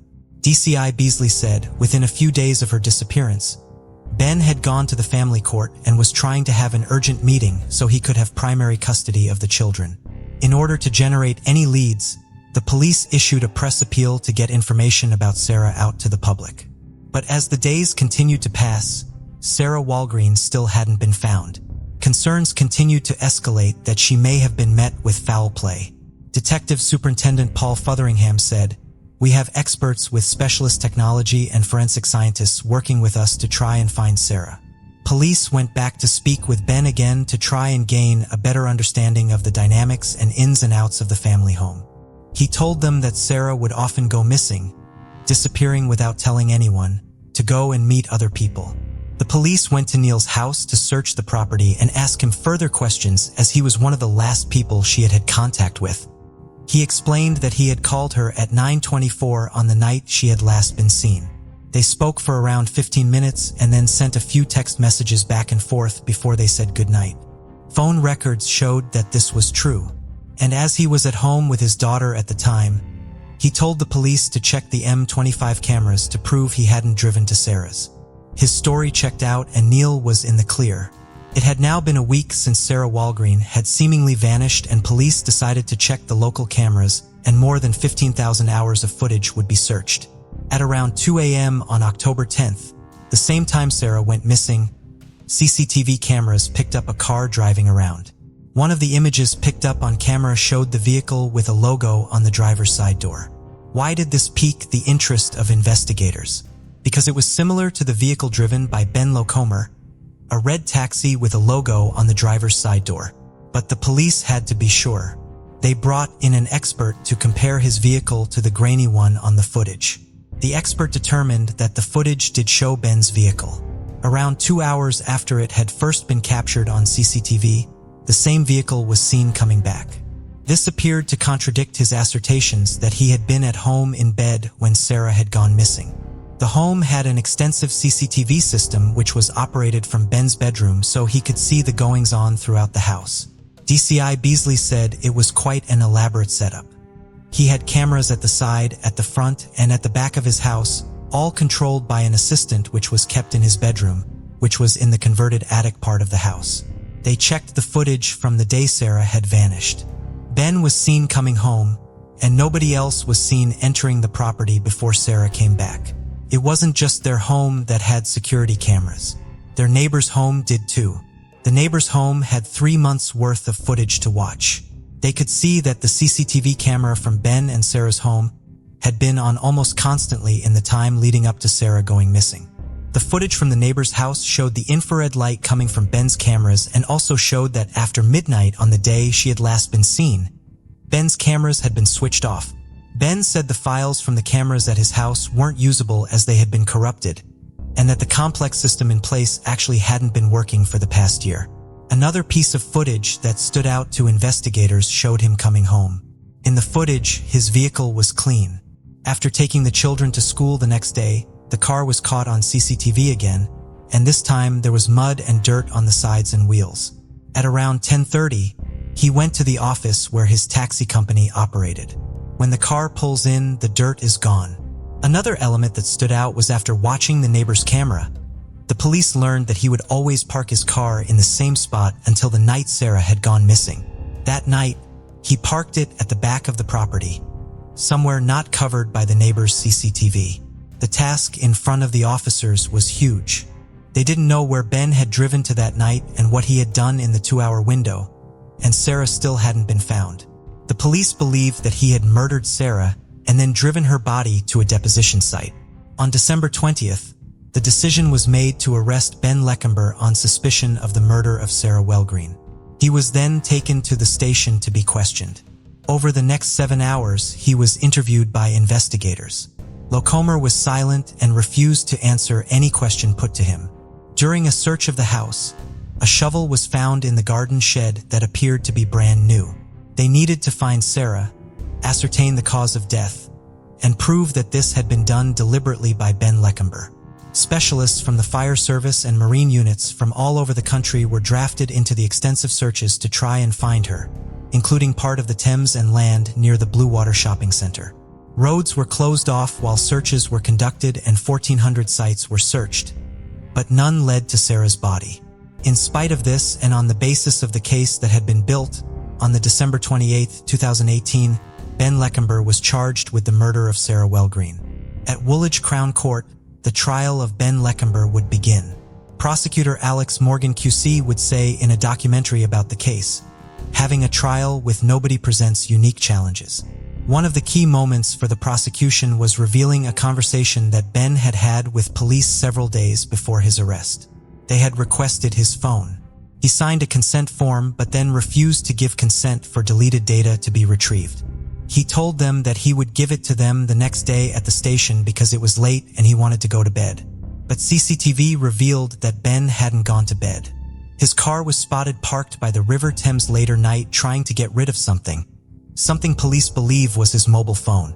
Following Sarah going missing, Bakumba was captured on a CCTV camera in a shop buying a new phone in the exact same make that he put his old SIM card into. DCI Beasley said, "Usually we get a lot of cooperation from people, especially when there are concerns for a loved one. But actually, Ben was more interested in the information we could retrieve from his phone and refused to give us his phone." Another element of the case that they argued was evidence of planning was the hours in between him leaving the address and coming home, indicating he had already chosen the deposition site for Sarah's body. When it came to the shovel that had been found during the search, the defense argued that it was there for his mother so she could look after the flowers that were in front of the house. But the flowers at the home did not require such a big shovel, adding to the theory that it had been potentially used to dig a grave. Allison Morgan QC from the prosecution said that the idea he had bought what she referred to as a gravedigger shovel as a present for his mother was complete nonsense. Over the course of the trial, more information would be revealed that painted a clearer picture of Ben and Sarah's relationship. When she arrived home from work on the October 9th, she told Ben that she was planning to buy his share of the house as her new job would leave her in a financial situation where that was feasible. This meant that in more ways than one, Ben Locomer was losing control. And if she were to leave him for good and sell the house, he would have been left with virtually nothing. The judge, jury, counsel, court clerk, and ushers were given a police escort to the family home to help them contextualize the evidence and see the inner workings of the home, including the intricate CCTV system. Defense barrister Rebecca Trawler QC concluded their case by saying, "What I ask of you is a lot less than what the prosecution asked. They are asking you to convict a 39-year-old man with no criminal convictions, not even cautions, of the carefully planned murder of the mother of his children. That is a big ask." After 30 days of the trial, it was time for the jury to deliberate. They would soon return their verdict. On October 28, 2019, Ben Lacumber was found guilty of the murder of Sarah Wellgreen. He received life in prison with a minimum term of 27 years. He has never revealed what happened to Sarah or where she is. Should he continue to refuse to divulge any information, it could mean he remains in prison for a longer time under Helen's Law.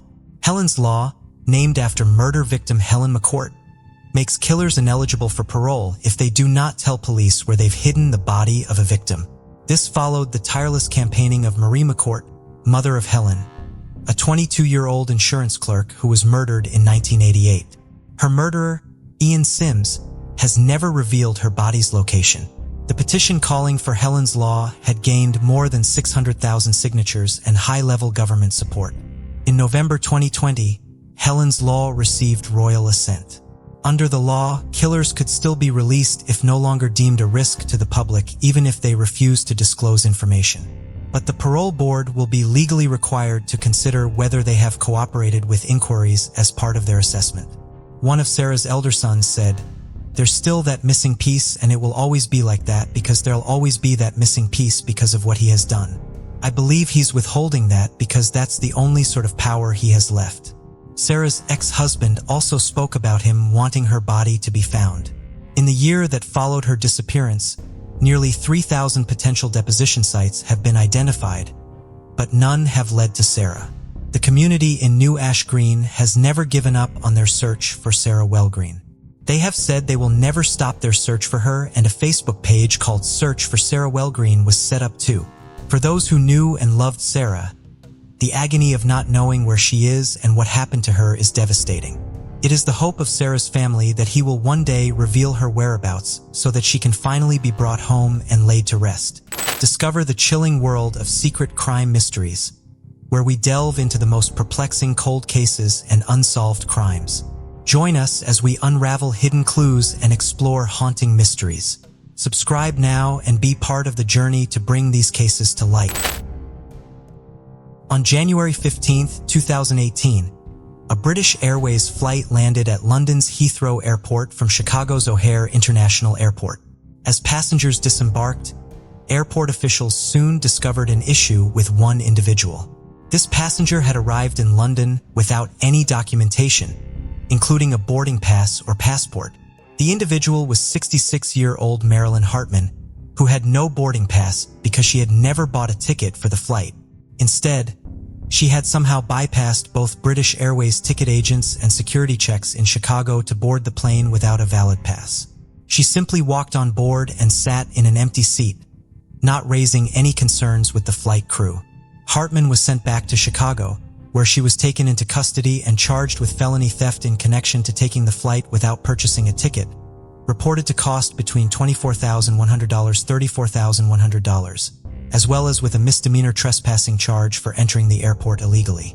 This was far from the first time Hartman had entered a secure area of an airport or boarded an actual flight without a valid ticket. Authorities would later compile a list of dozens of incidents involving Hartman at various airports across the United States. Hartman would later claim the total number was much higher, reporting incidents that occurred in flights she took without attracting any attention from authorities. According to Hartman, she first successfully snuck onto a flight without a ticket in 2002 when she took a flight from Chicago to Copenhagen. She claims to have snuck onto another flight, this time to Paris, later that same year. Given her later troubles in London, trying to get through customs and immigration without proper documentation, these claims of free international travel may be viewed with some skepticism. There is, however, extensive documentation of Hartman's domestic antics at airports. She was arrested in Hawaii in 2009 while using another woman's identity trying to board a flight without a ticket. She spent much of February-March of 2014 at San Francisco International Airport coming into contact with police on 5 different occasions. On February 15th, Hartman successfully made it through security and onto a plane that was bound for Hawaii. She sat down in a seat on the plane, but when the person with the ticket assigning them to that seat came on board, the flight crew realized that Hartman did not have a boarding pass. Police interviewed her but released her. They did the same 3 days later when she was apprehended trying to get through a security gate. She was finally arrested 2 days after that, carrying someone else's discarded boarding pass and charged with trespassing. A court order prohibited Hartman from returning to San Francisco International unless she had a valid ticket for a flight. However, she was found eating at the food court in the airport's Terminal A on March 18th. She was arrested on suspicion of violating a court order and trespassing. She was again arrested for the same reasons on March 26th when police found her at the baggage claim in Terminal 3 of the airport. Hartman attracted national media attention in August of 2014 when she was arrested after successfully sneaking onto a plane and taking a flight from San Jose to Los Angeles. When she went before a judge, she was told to stay away from airports unless she had a boarding pass. Just a few days later, however, Hartman was back at the airport. She was taken into custody and, this time, sentenced to 6 months in jail. But due to overcrowding, she was released after just 3 days. Hartman then went on to have similar multi-day interactions with police after getting through security at Phoenix Sky Harbor International Airport and Minneapolis-St. Paul International Airport. She was generally only given warnings after each incident, although she did eventually serve 3 days in jail for trespassing following her second incident in Minnesota. Hartman did face slightly more serious charges after turning up in Florida a short time later, reportedly after successfully flying there from Minnesota without a ticket. After landing at Jacksonville International Airport, she took a shuttle to the Omni Amelia Island Plantation Hotel, claiming to be a woman who was a registered guest there. At the hotel, she checked in under the same woman's reservation. This led to her being charged with fraud by impersonation, defrauding an innkeeper, and trespassing. Her public defenders were able to get her felony fraud charge dropped down to a misdemeanor, and Hartman was released after they had her declared mentally unstable.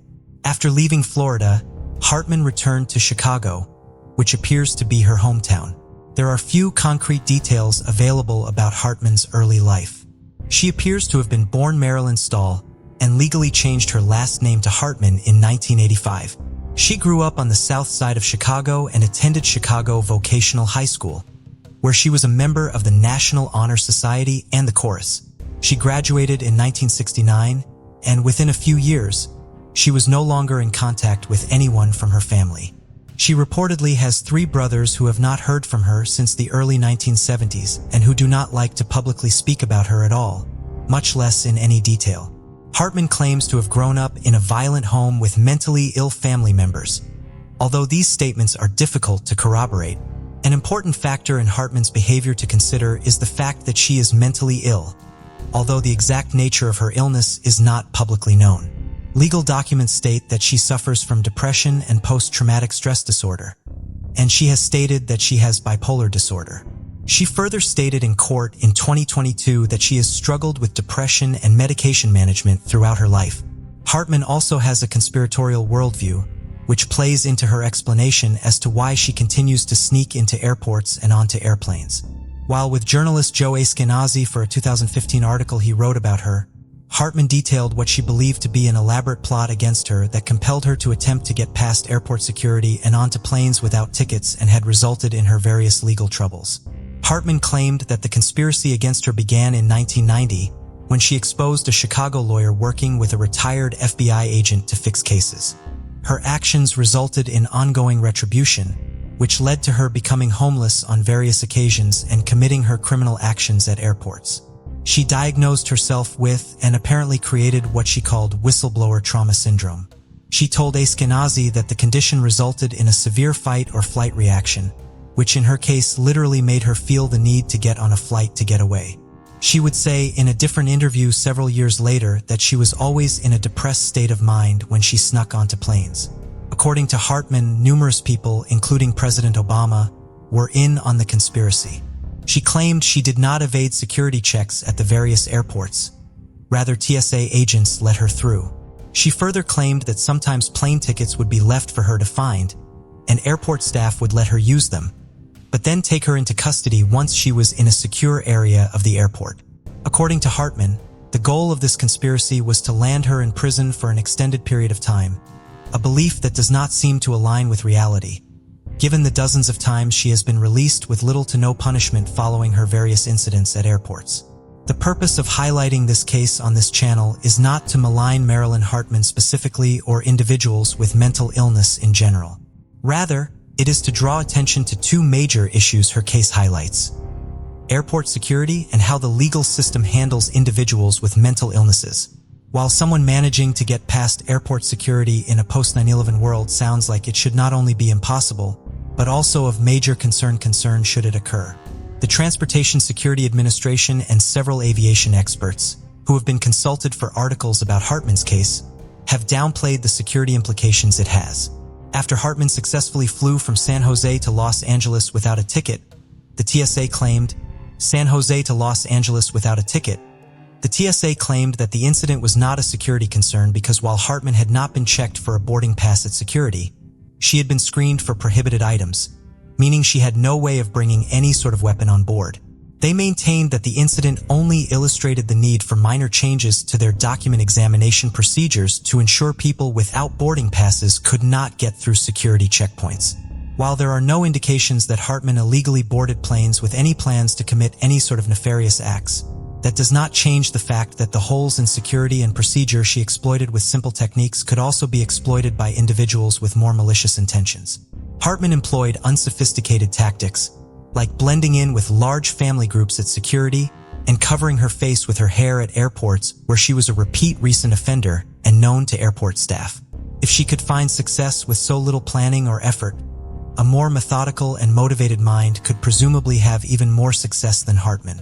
The fact that potential criminals would most likely still have to be screened for prohibited items before sneaking onto a plane does not necessarily ensure that the public is safe. Just because criminal does not plan on committing a violent act while a plane is in the air does not mean that the ability to travel domestically without record or have easy undocumented access to secure areas of airports could not potentially benefit them in their criminal activities. As a non-violent offender suffering from mental illness, Hartman falls into somewhat of a gray area, according to psychology and psychiatry professor Stephen Hinshaw, cited by Joe Ashkenazi in his article on Hartman. it has become more and more difficult to have individuals confined to mental health facilities against their will. While this is a great victory for individual civil rights, it also means that some of the people most in need of help and treatment are unable to get it. While Hartman should not necessarily be forced into treatment, Hartman's case raises the important legal issue of if and when the courts should be allowed to order individuals to undergo treatment for their mental health, especially in regards to offenders who have not caused physical harm to others. Hartman was required to undergo various mental health evaluations throughout her criminal career and was at times placed in voluntary treatment facilities, although she generally quickly left them. In recent years, while she has operated largely in just one jurisdiction, Hartman has been compelled into long-term treatment at different times, which did result in her various incidents at airports becoming fewer and farther between. Especially early on in her career as a serial stowaway, authorities felt sorry for Hartman because of her apparent mental health issues, which played a role in her being given such lenient sentences in the situations where she faced repercussions for her actions at all. Individuals suffering from mental illness should of course be treated with compassion, but Hartman's case raises the question of whether it is truly compassionate to release individuals in need of treatment knowing that they will most likely reoffend, since the issues that led them to committing crimes in the first place have not been addressed. After leaving Florida following the conclusion of the legal proceedings against her there, Hartman appears to have largely remained in the Chicago area.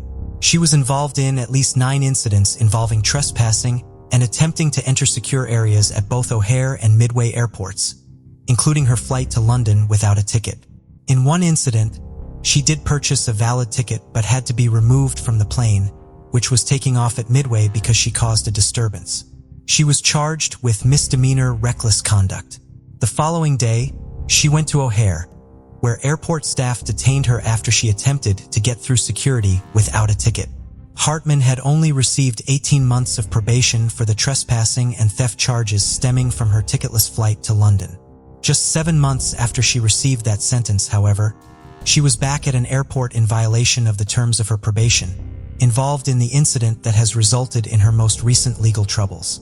On October 11, 2019, Hartman was seen by police attempting to get through one of the security checkpoints at O'Hare International Airport. She had already made it through the first checkpoint with no ticket. She was taken into custody and charged with felony trespassing. This time, she was held without bond. Hartman was eventually placed into a mental health facility, and her lawyers negotiated a plea deal. On March 16, 2021, just 2 weeks after they reached that agreement and before it was finalized in court, Hartman fled the mental health facility, where she had been ordered to stay. She had also been ordered to wear an electronic monitoring device, so authorities were able to track her movements. She again attempted to enter O'Hare International Airport. She was taken into custody at the airport's public transportation station. Hartman would later claim that she ran away because she was upset over the early release of an interview she had given in the local media. She had been given written assurances that it would not be broadcast until after her court cases were complete, but this did not end up being the case. She escaped the facility 2 days after it actually aired. In court, her lawyer would argue that the escape had been in response to something Hartman had no control over, the early release of the interview. On March 3, 2022, Hartman appeared in court and pleaded guilty to felony counts of criminal trespass and escape from electronic monitoring. The escape charge was in relation to her running away from the mental health facility in 2021, and the criminal trespass charge was in relation to the 2019 incident that had resulted in her being placed in the facility.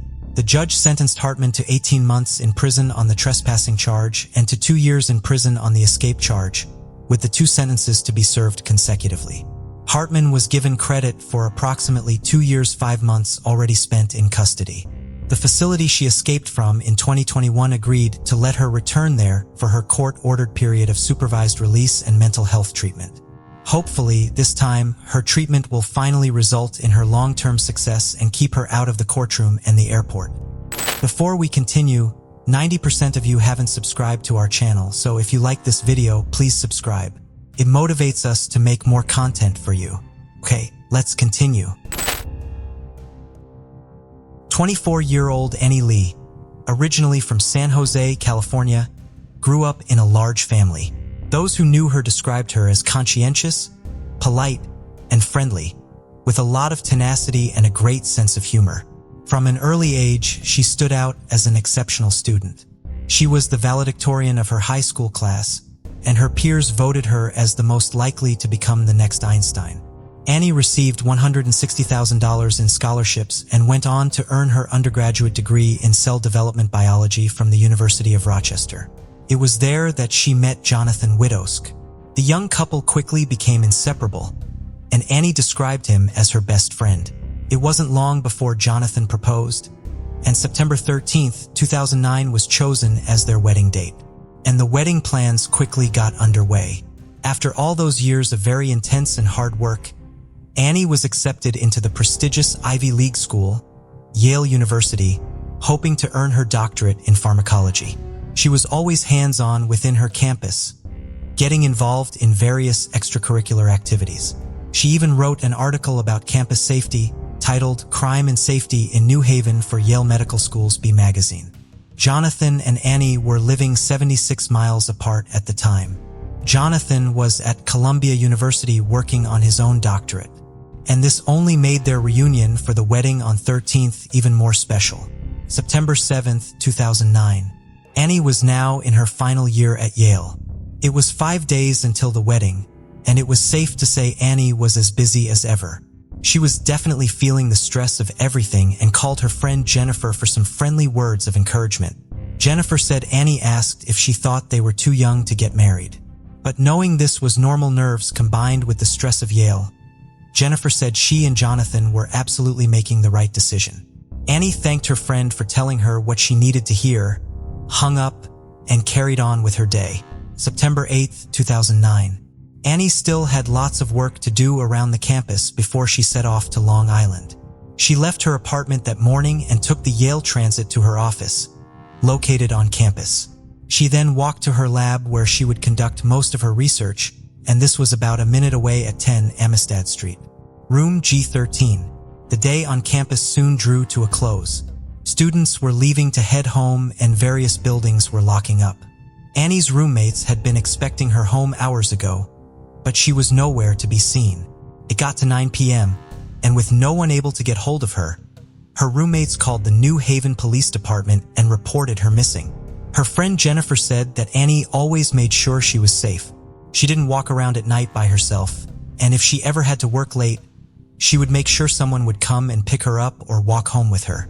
So the fact that no one had received a call from her that day was very concerning. Police went to Annie's office, where they found her wallet, keys, purse, and phone. But there were no signs of a struggle inside.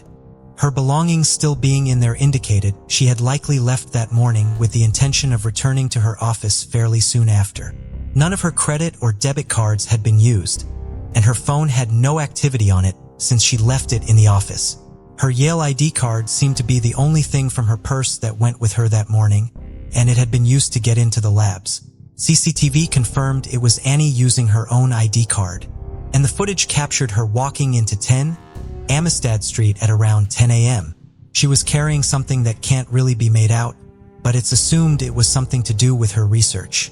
Although CCTV can't always convey a full story, it didn't look like anything was wrong with Annie that morning. She wasn't running away from anyone. She didn't seem to be in a rush, and no one stopped to talk to her on the way in. By all accounts, it seemed like a very typical morning for her.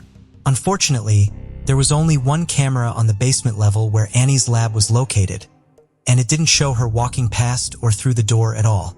At 12:50 p.m. that day, a fire alarm sounded in the building, and everyone was evacuated. One of the lab technicians assigned to maintain room G13 was a man named Ray, and he came forward with information. He didn't attend Yale but had worked there for a little while. He told authorities that he had clocked in at 7 a.m. and had seen Annie in G13. He then said he thought he had seen her leave the lab just before the fire alarm went off that afternoon. The footage continued to be looked at, and authorities went into the building to see if they could see anything. Every hallway, room, cupboard, and outside bin were searched, but nothing was there. Although Ray said he remembered her leaving, they couldn't see anything on the 70 cameras around the area that confirmed this. Yale offered a $10,000 reward for any information leading to Annie's whereabouts. Her fiancé flew in from New York. and her family traveled over from California to help with the search. Annie's odd disappearance quickly became big news. Reporters were all over the campus, and over 100 law enforcement officers joined the search too. Authorities weren't initially sure if they were dealing with an abduction or something even more sinister, but some believed Annie had maybe got cold feet about her wedding and run away. This was quickly refuted by her friends and family, however. Annie had been planning the wedding for over a year and hadn't ever shown any signs of changing her mind about it. One of her friends said she was doing weather patterns to make sure the weather would be perfect on her wedding day. She wanted everything to be perfect. Everything down to the table napkins to flowers. Annie was very, very excited about this day. Her disappearance just days before the wedding made no sense. With still nothing from Annie, a second search of the building was conducted. And this time, a closer look at room G13 uncovered a drop of blood on one of the shelving units. And, in a back storage room, G22, some beads that were determined to have been part of Annie's necklace were also found on the floor. On September 12th, after finding the blood, police started a more in-depth search of G13. Lifting up one of the ceiling tiles, they found a bloody sock and a single blue surgical glove. They then brought in luminol, which was used across the neighboring labs, including G22. More blood was found in there. There was also a distinctly terrible smell developing around the locker rooms and toilets near to G22. A smell that some of the officers knew all too well. Cadaver dogs were brought in to try and locate the source of it, and the whole building was declared a crime scene. A day later, 5 p.m., on September 13, 2009, Annie Lee's decomposing body was found, stuffed upside down inside a wall, behind a metal utility panel in the basement of the building, near the lockers and room of G22. September 13th was the day that Annie should have been walking down the aisle, and it was a tragic end to the 5-day search. The state medical examiner determined that Annie had died from traumatic asphyxiation by neck compression. She had a broken jaw and broken collarbone, and these injuries happened to her when she was alive. Further examination showed evidence of a sexual assault. Near to her body was her key card, and a blue surgical glove that paired with the one found under the ceiling tile. DNA samples were taken from her clothes and the area around her body and sent off to see if there was a hit on the combined DNA index system, CODIS. A vigil was held for Annie on campus, and the loss of one of their own hung heavily over the staff and students. The school made grief counselors available for everyone, as well as a 24-hour helpline to anyone that needed it. Because of the access codes and IDs that people needed to get around the campus, Officer Joe Avery said they were not investigating this as a random act, instead, believing it to be an inside job. He also said they didn't believe that any of the students were involved, and no one else was in any danger. This was reiterated by Robert Alpern, Dean of the Yale School of Medicine. He said, "I think that it suggests it was someone who could get into that space. It certainly would be extremely difficult for someone outside of Yale to get into that space. Not impossible, but extremely difficult." This only added to the foreboding feeling hanging over the already frightened campus. Students were scared about moving from class to class. Some said they were now traveling in big groups, even during the middle of the day. Others were turning down shifts at work around the university, for fear that whoever had done this was likely still walking around the campus too. It wasn't long before a hit came back on the DNA. A match came back to a convicted felon named Kieran Robinson. This was not actually the clear-cut answer the police had been looking for. It was soon confirmed that Kieran had been shot and killed a long time before anything in Annie's case had ever happened, and his DNA being near her body could be easily explained. Kieran had actually been one of the people that helped with some construction on that particular building in the years before he died. And with no other matches on the CODIS database, police were still searching. More days would pass, and by this point, detectives had reviewed about 700 hours of video and interviewed over 150 people. There was one more person that had been on the detectives' radar since the start, but they didn't quite have enough to prove anything just yet. Using the keycard data, it was confirmed that only 2 other people had swiped into room G13 that day. One was a third-party contractor that was ruled out very quickly, and the other was 24-year-old Raymond Clark, the lab technician that told police he had seen Annie leaving the building that day. Little did Ray know, this one claim to police had put him straight in their eye line. As the cameras had already confirmed, she absolutely did not leave. He had a reputation of being controlling and often quite nasty to any students that left the lab dirty. Gray had in fact emailed Annie to complain about her leaving dirty mice cages behind after one of her studies. That being said, Yale had no record of disciplinary action taken against him at any point. Others, however, said Ray was pleasant and personable.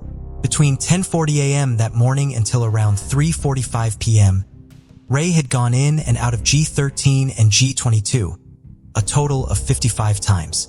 And this was confirmed using his keycard and the cameras. They also captured Ray leaving when the fire alarm went off that afternoon and coming back in at 1:10. He walked around the basement area wearing slightly different scrubs before clocking off just before 4 p.m. At one point during the day, Ray went out onto the streets and sat down on the steps with his head in his hands. When police spoke to him, they noticed scratches on his face and arm, along with some fairly fresh bruises. He said the scratches came from a cat. He was asked to come in for a polygraph test, which shows signs of deception. But, as always, a polygraph test is not admissible, and this wasn't enough for them to hold him. They asked him to submit a DNA sample before he left, which he did. And with this, he was let go while they awaited the results. A total of 4 search warrants and the results of the DNA test had finally confirmed that he was Annie's killer. The bloody sock found in the wall and the lab coat Ray was wearing contained both sets of DNA. Ray had signed into the building that day with a green pen. A green pen was found under Annie's body, with both hers and Ray's DNA on it. This, along with the keycard data and camera footage, cemented everything. They believe Annie was killed just before the fire alarm went off. Ray quickly changed his scrubs, which had blood on them, and left Annie in the lab before heading out when the alarm went off, before hurrying back in, moving her body through G22, and then forcing her behind the panel. All police could find that might have pointed to some sort of motive was an email. On the day Annie was killed, she sent out a mass email to the whole building saying that she was getting married on 13th and would be away for a few days on her honeymoon. Ray had opened this email. Ray was engaged to be married too, and police could only speculate on this. But they wondered if Ray had had a secret obsession with Annie for a while, and reading this email spiraled into a fit of jealousy and rage. He was held on a $3 million bond, and his lawyer told people he was expected to plead not guilty. Annie would soon be laid to rest, and her funeral was broadcast live online. Her mother, Vivian, made an emotional speech. Jonathan also wore the wedding ring Annie should have given him. Despite initially pleading not guilty, Ray Clark soon changed his plea. He pleaded guilty to murder in exchange for a 44-year sentence. He was also found guilty of attempting to commit a sexual assault. The sexual assault plea was entered under Connecticut's Alford Doctrine, which means the defendant doesn't agree to the facts, but acknowledges that the state has enough evidence to gain a conviction. Ray Clark is scheduled for release in 2053. He will be almost 70 years old. Ray's father, Raymond Clark Jr., said, "It is with a heavy heart that I stand here before you today. We will live out our life knowing that he is behind bars. But we are proud of Ray for taking responsibility for his actions and pleading guilty. I want you to know that Ray has expressed extreme remorse from the very beginning. I can't tell you how many times he has sobbed uncontrollably, telling me how sorry he is, telling me how his heart is tortured by the reality that he caused the death of Annie." Annie's mother did not attend the sentencing because it was too painful, but she said her family were happy with the result. Although Annie's killer was caught and convicted, the real reason behind her death remains a total mystery, as Ray has never said or explained why. A Yale spokesman, Michael Moran, said, "As the criminal proceedings come to a close, we renew our commitment to honor the memory of Annie Lee, whose joy of life and learning is an inspiration to faculty, students, and staff at Yale, now and for the future. Annie had a bright future ahead of her in so many ways. Just days away from marrying her best friend and soon to complete a doctorate she had worked so very hard for, Annie's friend, Natalie, said she was as good a human being as you'd ever hope to meet." Virginia Freeman, who went by the nickname Ginger, was an outgoing and personable woman with a bubbly personality. She was always smiling and loved working with people. She found a career that perfectly fit her personality as a real estate agent. While she was a natural fit for such a career because she could so easily work with the wide variety of clients she had, she was also very passionate about real estate, and according to her coworkers, her eyes would sparkle when she began talking about the ins and outs of the industry. In 1981, 40-year-old Ginger was working at Real Estate Mart in Bryan, Texas. At that time, all of the real estate agents there happened to be women. She lived with her husband Charles in neighboring College Station, Texas. Their son, Brad, was 11 years old and their daughter, Betsy, was 14. There was nothing more important to Ginger than her family. Some of her coworkers mistakenly thought she worked part-time rather than full-time because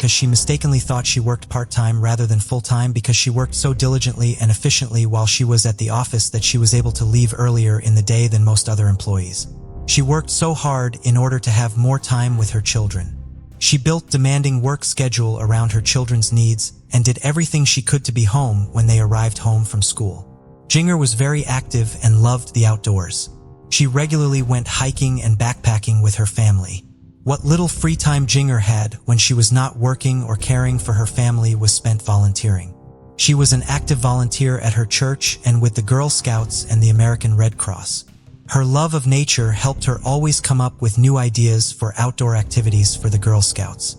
She further volunteered to work with international students at Texas A&M University, helping them adjust to living in the United States. On December 1, 1981, Ginger had plans to go out to dinner with her husband and two of their friends.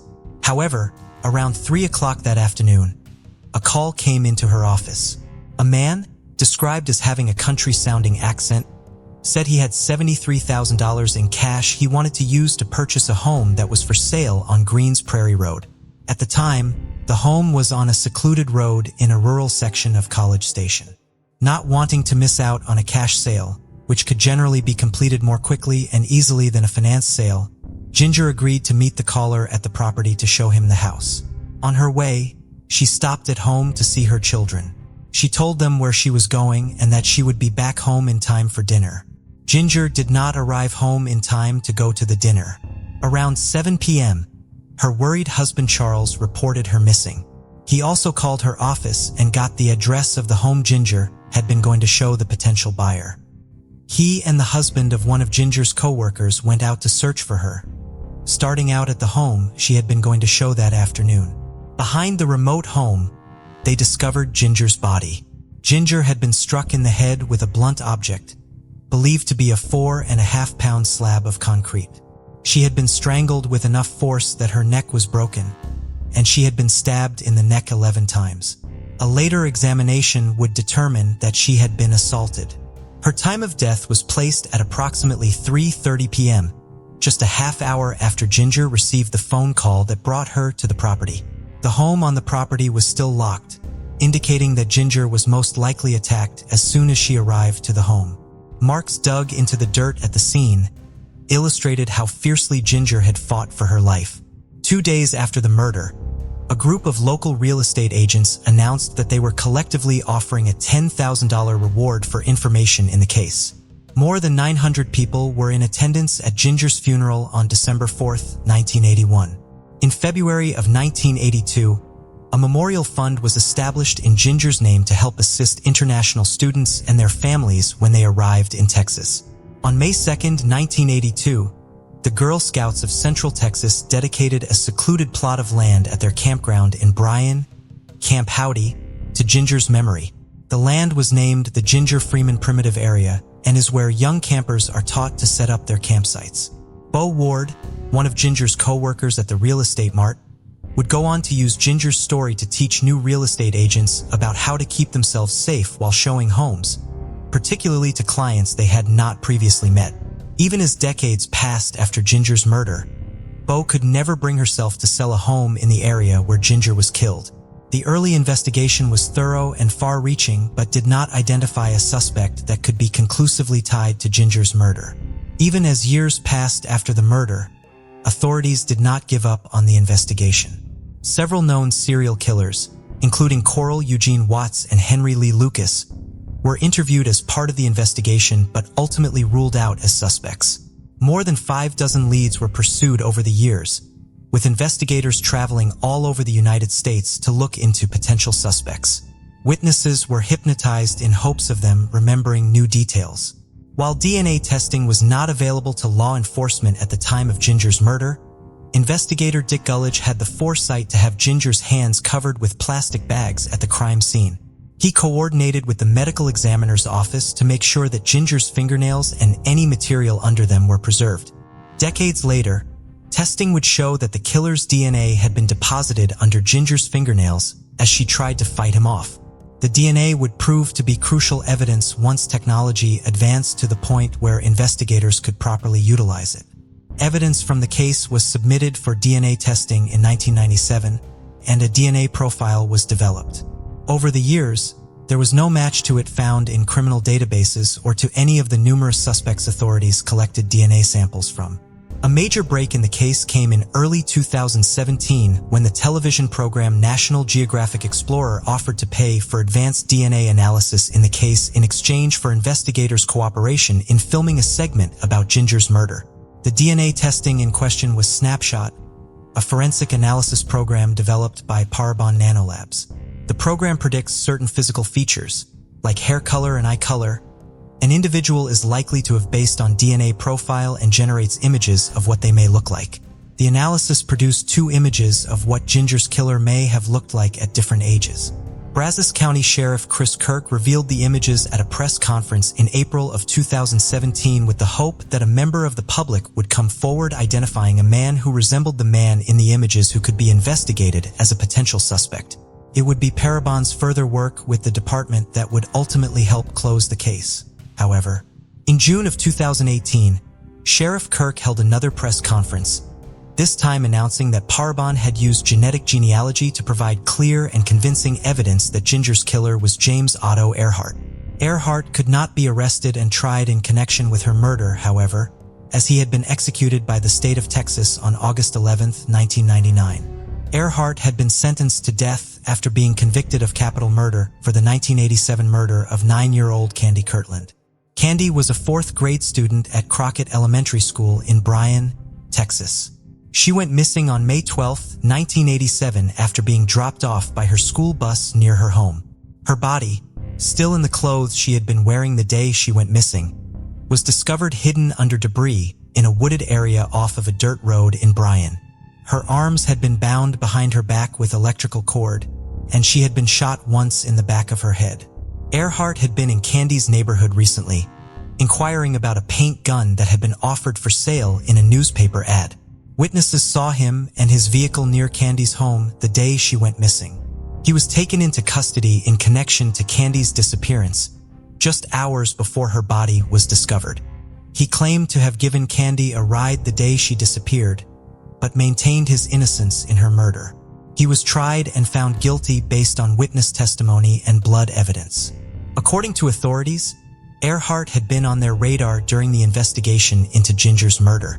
DNA evidence tied him to the crime after Parabon uploaded the DNA profile generated from the evidence found under Ginger's fingernails into genealogy databases. They then identified 2 women they believed to be the killer's second cousins based on the amount of DNA they shared with the submitted profile. They then researched the descendants of the 2 women's shared great-grandparents, one of whom was Earhart. A sample of Earhart's DNA had not been collected prior to his execution. His son agreed to provide authorities with a sample of his DNA, which showed that he was the son of the contributor of the DNA found at the crime scene. This led to the announcement identifying Earhart as Ginger's murderer. Earhart's remains were exhumed in June of 2018 to obtain a direct DNA sample. When the testing on that sample was completed in August of 2019, it confirmed that the DNA found under Ginger's fingernails belonged to Earhart. Nearly 38 years after Ginger was killed, authorities believed they finally conclusively identified her killer. "We are all elated to finally close this case," Sheriff Kirk said. "The one regret I have is that we weren't able to put handcuffs on the suspect and prosecute him for the vicious killing of Virginia Freeman." Ginger's husband, Charles, did not live long enough to see his wife's killer identified. Ginger's children were living in Austin at the time Earhart was named as their mother's killer. They released a statement thanking law enforcement for their dedication to their mother's case. Helene Anderson, known as Nikki, was born on October 15, 1958, in South Bend, Indiana. By early 1986, 27-year-old Nikki was residing in a duplex at the end of a quiet cul-de-sac in Bremerton, Washington, while working at a nearby Arby's restaurant. She lived on Magnolia Drive with her 2 children, 4-year-old Adrienne and 7-month-old Marcus.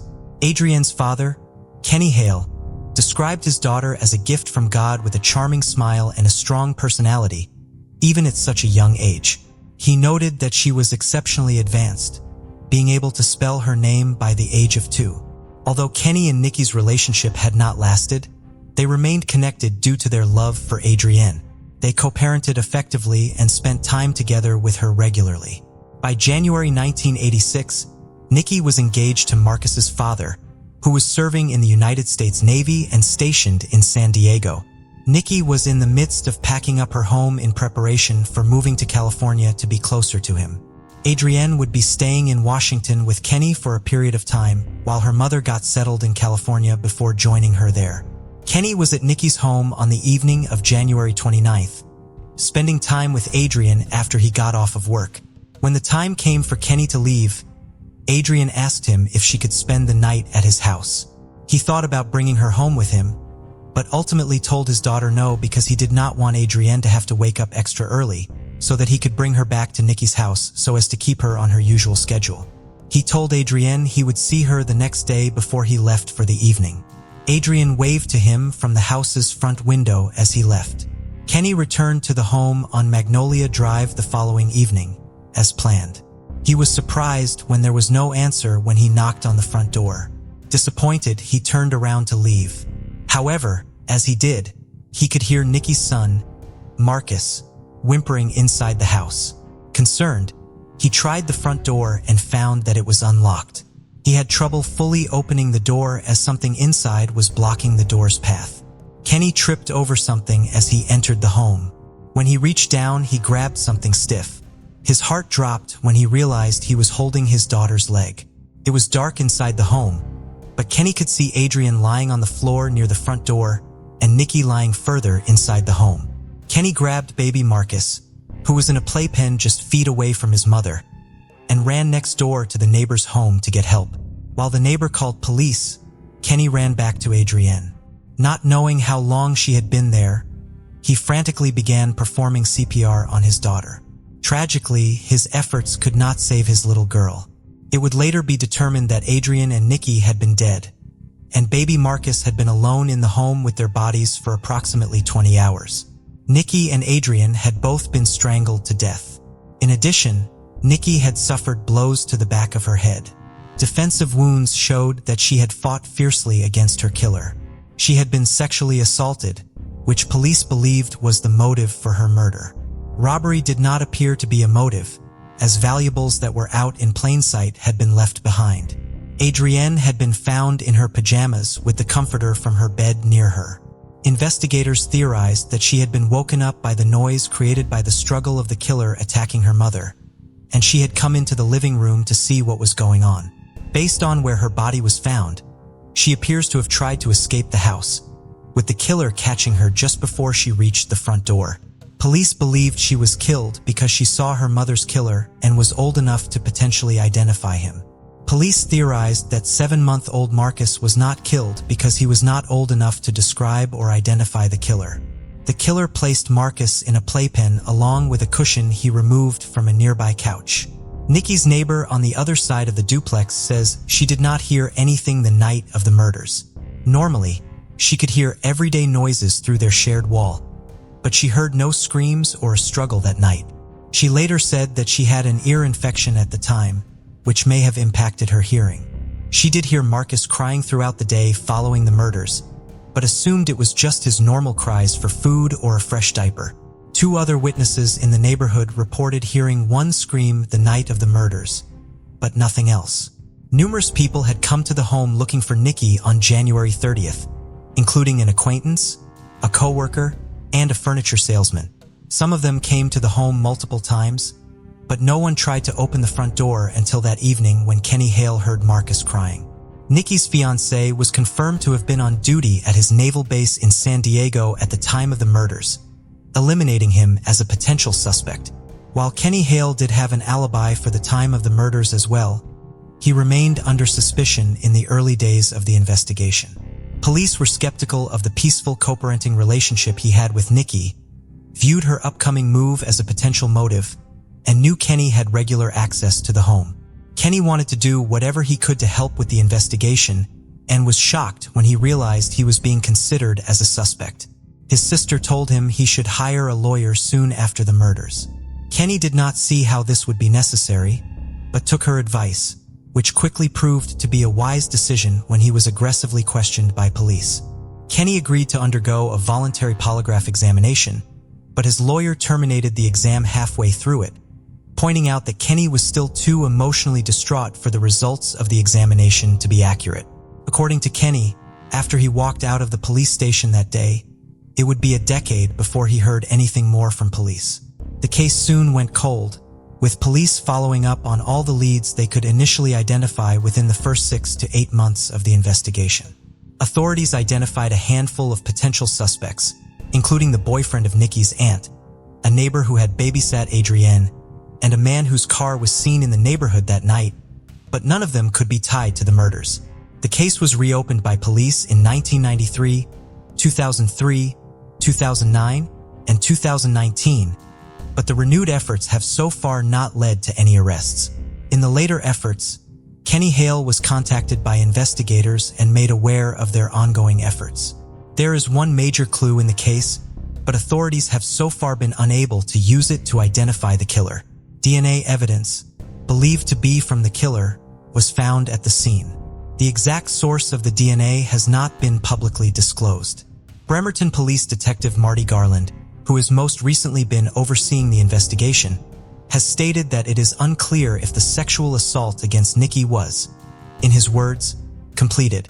A local newspaper reported in 2010 that a drop of blood that did not belong to either Nikki or Adrienne had been found on Adrienne's nightgown, but this has not been confirmed as the source of the DNA.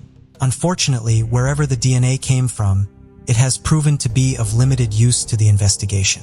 Despite advanced testing, the DNA profile that was developed is not complete. It is not a complete enough profile for investigators to be allowed by law to run it through criminal databases or use genetic genealogy to identify the killer. The only option investigators have is to directly compare it to samples taken from suspects they are able to identify. All of the men known to have been close to Nikki, including Kenny Hale, have been tested and eliminated as a contributor of the DNA. There were no signs of forced entry into Nikki's house. Investigators do not believe she would have opened her door to someone she did not know in the middle of the night, since no one known to be associated with her has been a match to the DNA. Investigators theorized that the killer was known by Nikki well enough for her to open her door for them, but not so well that he could be identified by the other people in her life. When he was contacted by different detectives over the years, Kenny Hale did not feel particularly optimistic about their efforts. When Detective Garland took over the case and contacted him, however, Kenny felt differently. Detective Garland has looked into numerous potential avenues of investigation in the case in recent years. He has conducted further DNA testing, investigated known serial killers, and even explored the possibility of having Nikki's son, Marcus, who was just 7 months old at the time of the murders, undergo hypnosis. He believes he is close to solving the case if he can just track down the right individual to compare the DNA from the crime scene to. Nikki's son, Marcus, is now in his 30s and lives in Mississippi, where his father, Nikki's fiancé at the time of her murder, also lives. Kenny Hale still struggles with the loss of his daughter and with remembering the brutal end to her young life. He has albums full of pictures he took of her, but sometimes he cannot look through them in their entirety because he becomes too emotional. While his relationship with Nikki did not work out, he still describes her as a beautiful person who did not deserve her violent death and hopes to get justice for her as well.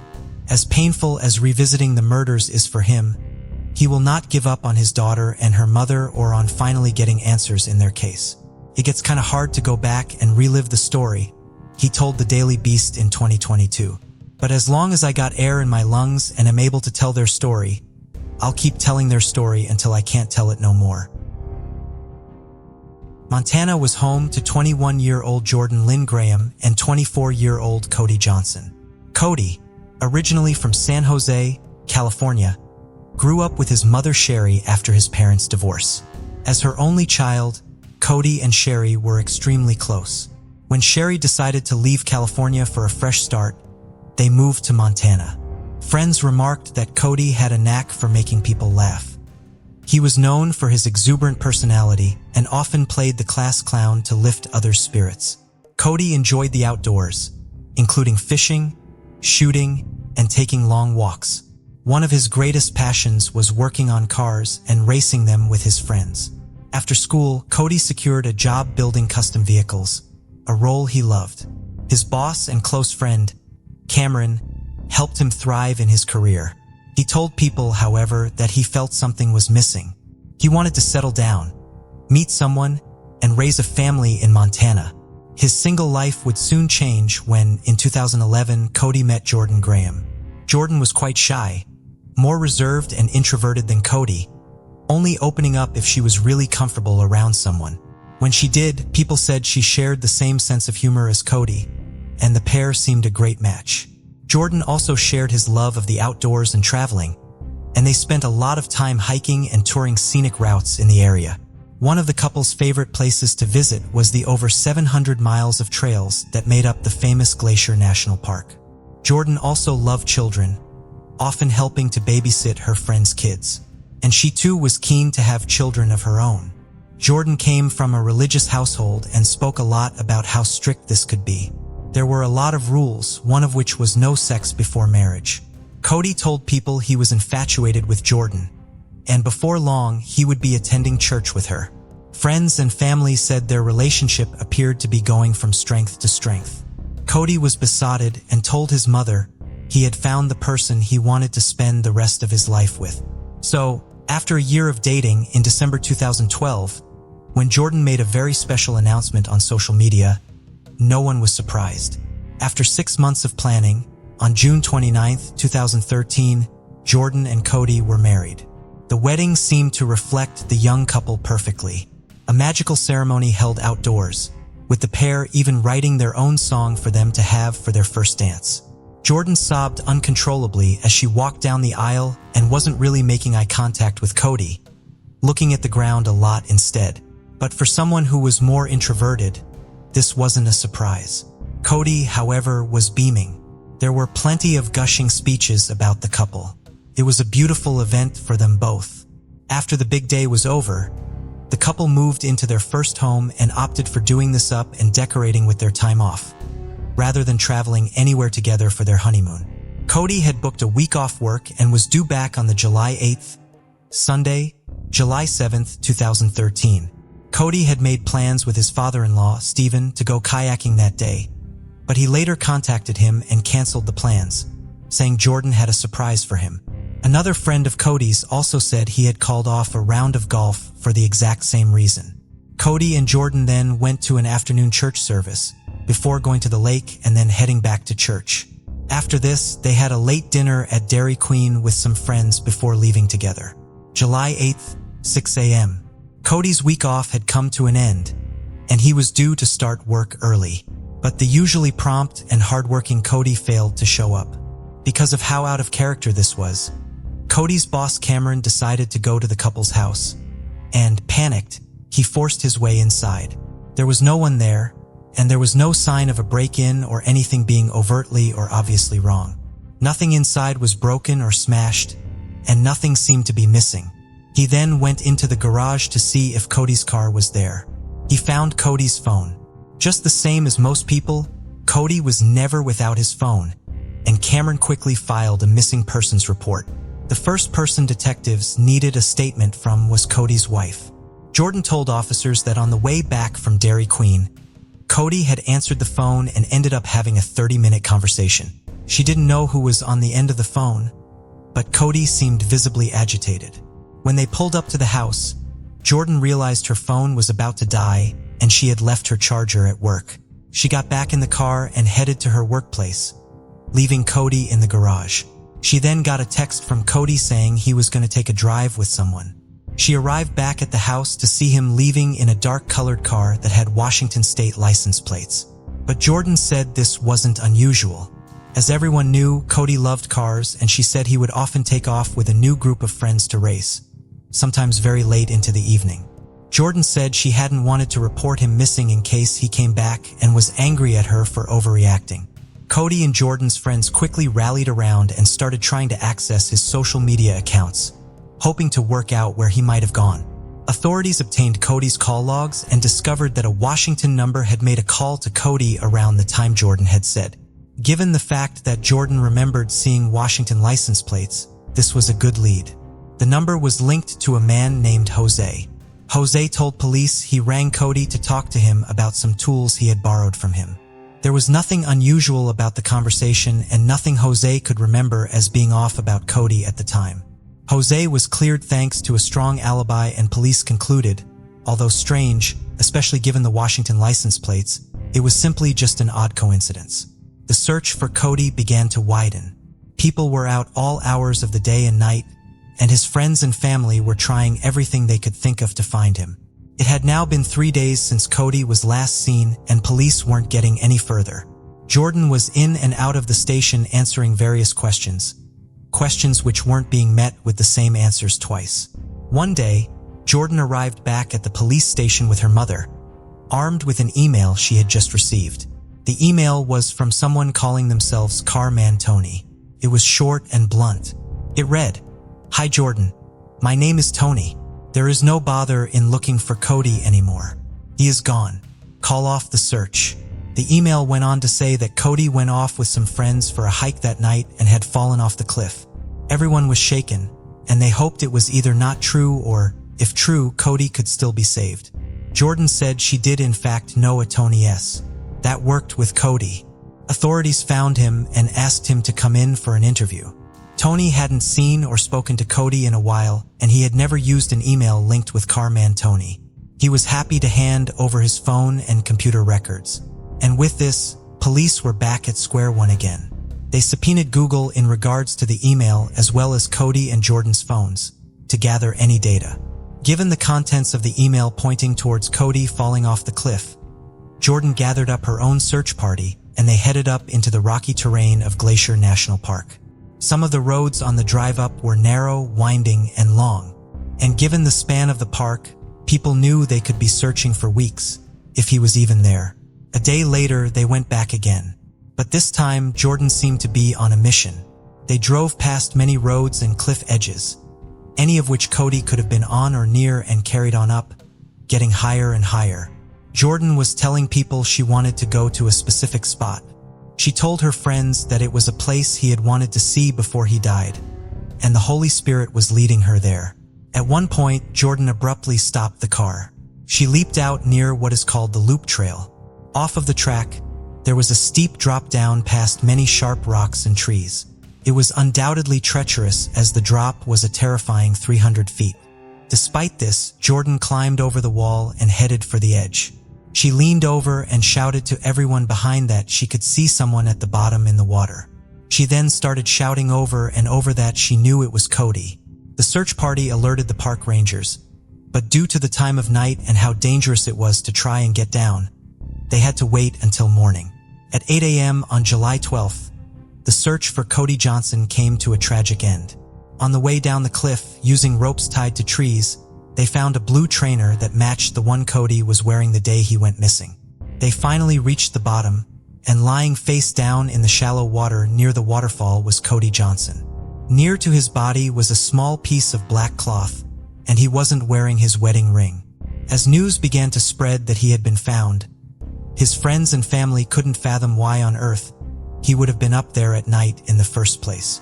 His friend Eddie said even though Cody loved seeing the sights and going on long walks up there, he wouldn't have ever steered off the path and climbed over the walls in the dark. Cody wasn't actually very good with heights.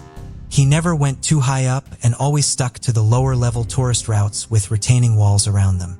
Eddie said once, He couldn't get up a ladder to fit a new light bulb for his mother because of the height. Shortly after Cody was found, Jordan posted a photo on Instagram from their wedding day. The caption read, "Miss you so much, Cody. Not a day will go by where I don't think about you. You will live on in my heart forever. I know you're in a better place now looking down on me. You're my angel. Love you with all my heart and soul. See you again one day." It had now been 2 weeks and police were still searching for answers regarding the mystery email. While they did this, Cody was laid to rest. At his funeral, Jordan sat through most of it on her phone, showing no emotion. It could have been her way of processing and compartmentalizing the situation, but her maid of honor and best friend, Kimberly, thought this was just too strange. After this, Kimberly promptly walked into the police station and started to shine a whole new light on the investigation. She asked to talk to officers about some interesting texts she had gotten off of Jordan in the weeks leading up to and just after the wedding. Despite their perfect nuptials, she recalled many a conversation with Jordan about how she seemed far more excited about planning the wedding rather than the thought of being married to Cody, more excited to be a bride than a wife. Others said that Cody, put simply, was always far more in love with Jordan than she ever was with him. Kimberly recounted a couple of times Jordan had asked her if she thought she was making the right decision. Other people would back this up and say Jordan was very nervous about the wedding night and wondered if she was making a mistake in committing to Cody. The night after the wedding, Jordan texts Kimberly saying, "I don't know if all this was the right thing to do. So much happened last night. I just don't know." Kimberly replied, "Last night at the wedding or last night in the room?" Jordan said, "Being married and after the wedding." "What happened after?" Kimberly asked. "I'd rather talk about what happened, not text about it." But as the days progressed, the texts continued, using the "my period started" spiel tonight. "I freaking hope it works, because if I'm forced to do something, I'm gonna freak out." On the night of July 7th, as the pair were leaving Dairy Queen after dinner, Kimberly received another text from Jordan, this time saying she wanted to talk to Cody about how she was really feeling. Kimberly said she would send positivity and prayers to them both, and just before 9 p.m., Jordan replied and said, "But dead serious. If you don't hear from me at all again tonight, something happened." Later that night, Jordan would turn up on Kimberly's doorstep telling her the conversation hadn't gone down well. She said Cody got really angry, and she ended up leaving the house to go to her brother's. This, along with her seemingly knowing exactly where to find Cody, and the comment she had made about him wanting to see that place before he died, as well as her not being the one to report him missing, was all too odd. Kimberly said it was a sickening feeling, but she knew in her gut that Jordan was somehow responsible for Cody's death. She just didn't know how or why. Detectives already had their suspicions, given how many times her stories had changed, and Kimberly's proof of text messages only solidified their thoughts. After this, the IP address from the email came back. It actually pointed towards the email being set up and used in her stepfather's home. And despite Jordan saying they were both separate the night as he had driven off, phone records confirmed this was a lie. Both phones were together in Glacier National Park at 9:17 p.m. Using this time frame, they managed to gather CCTV to the entrance of the park, which showed Cody's car and both of them inside. Police were no longer looking at the elusive car man Tony, they were now looking straight at Jordan Graham. Jordan was asked to come into the station and tell them the full truth about what had happened that night. She eventually broke down and told them she had started to talk to Cody about how she felt, and it escalated into an argument. Cody said if this was how she felt, they should annul the marriage. Jordan, however, was worried about her reputation if they divorced a mere 8 days after the wedding. How and why this came to be remains unclear, but they both got in the car and drove to the park where they set off on a trail. At one point, Jordan even mentioned a blindfold. She said they both walked over a bridge and then climbed over the retaining wall where the argument continued. Despite her claiming it to be in the heat of the moment and essentially an accident, officers weren't convinced. Why wouldn't she have run for help rather than running to her stepfather's computer to fake an email? Why would Cody have climbed over the edge in the first place when he was afraid of going near the cliff edge? Even for someone that wasn't afraid of heights, to go over a safety wall in the pitch black above a 300-foot drop wearing a blindfold seems an inconceivable thought. Jordan Lynn Graham was arrested and charged with second-degree murder and making false statements, But this was soon upped. As the trial began, her defense team went straight in, fighting for a second-degree murder conviction, claiming it was an accident in the midst of a heated argument. But the prosecution felt strongly that this was far more than an accident. They said the fact she had told him she had a surprise for him, and he was found near something that may have been used as a blindfold, showed this was very much premeditated. This, along with the phone records, the fake email, the failure to alert anyone or report him missing, and the lack of emotion after the fact added more to their case that she didn't care about what she had done, had planned it, and hoped to pin it on someone else. On December 12, 2013, just 4 days after her trial began, Jordan's defense team made an announcement. Jordan Graham's plea deal gave her 30 years in federal prison with no chance of parole any earlier. In exchange for her plea, prosecutors agreed to drop the charge of premeditated first-degree murder, as well as one count of making a false statement to authorities. After her sentencing, the judge said, "There's only one person in this room that knows what happened, and I don't think she's been entirely truthful." Jordan filed a motion to withdraw her plea on March 26, 2014, but this motion was denied. For those that Cody left behind, they still struggle with how on earth things got to such a point. They say as brokenhearted as he would have been to end the marriage, he would have absolutely walked away if it meant she was happy, because her being happy was the most important thing to him. His affectionate, animated, and vivacious personality is missed dearly by everyone that knew and loved him. For Sherry, the pain of losing her only child and still never knowing why haunts her. Cody's best friend said, "He did so much for everybody. I just didn't realize how much he did for me until he was gone." Friday, April 19, 1991, marked the beginning of a slightly extended weekend for 12-year-old David Hibbs. It was an early dismissal day at school, so he got off the bus and reached his home on the 1200 block of Spencer Drive in the Croydon section of Bristol Township, Pennsylvania, around 1:05 p.m. David had received his report card that day and was eager to share the news of making the honor roll with his mother. However, upon arrival, he found smoke pouring out of the windows of the house. Panicked, he realized his mother was inside because her car was parked in the driveway. He ran to the door to get inside to help her, but he could not make it past the flames and heavy smoke filling his family's kitchen. He then ran outside and began hysterically screaming for someone to help his mother. He got the attention of a neighbor who was outside doing yard work, and they called for help. Waiting for firefighters to arrive, the neighbor and a concrete worker, who had been working nearby, tried to get inside the home, but they could not make it past the smoke either. David told them that his mother might have been taking a nap in her bedroom, so they broke the window in that room. But when they looked inside, she was not in the room. Half a dozen neighbors came to help as well, using their garden hoses to try to contain the fire. Tragically, David's mother, 36-year-old Joy Hibbs, was inside the house.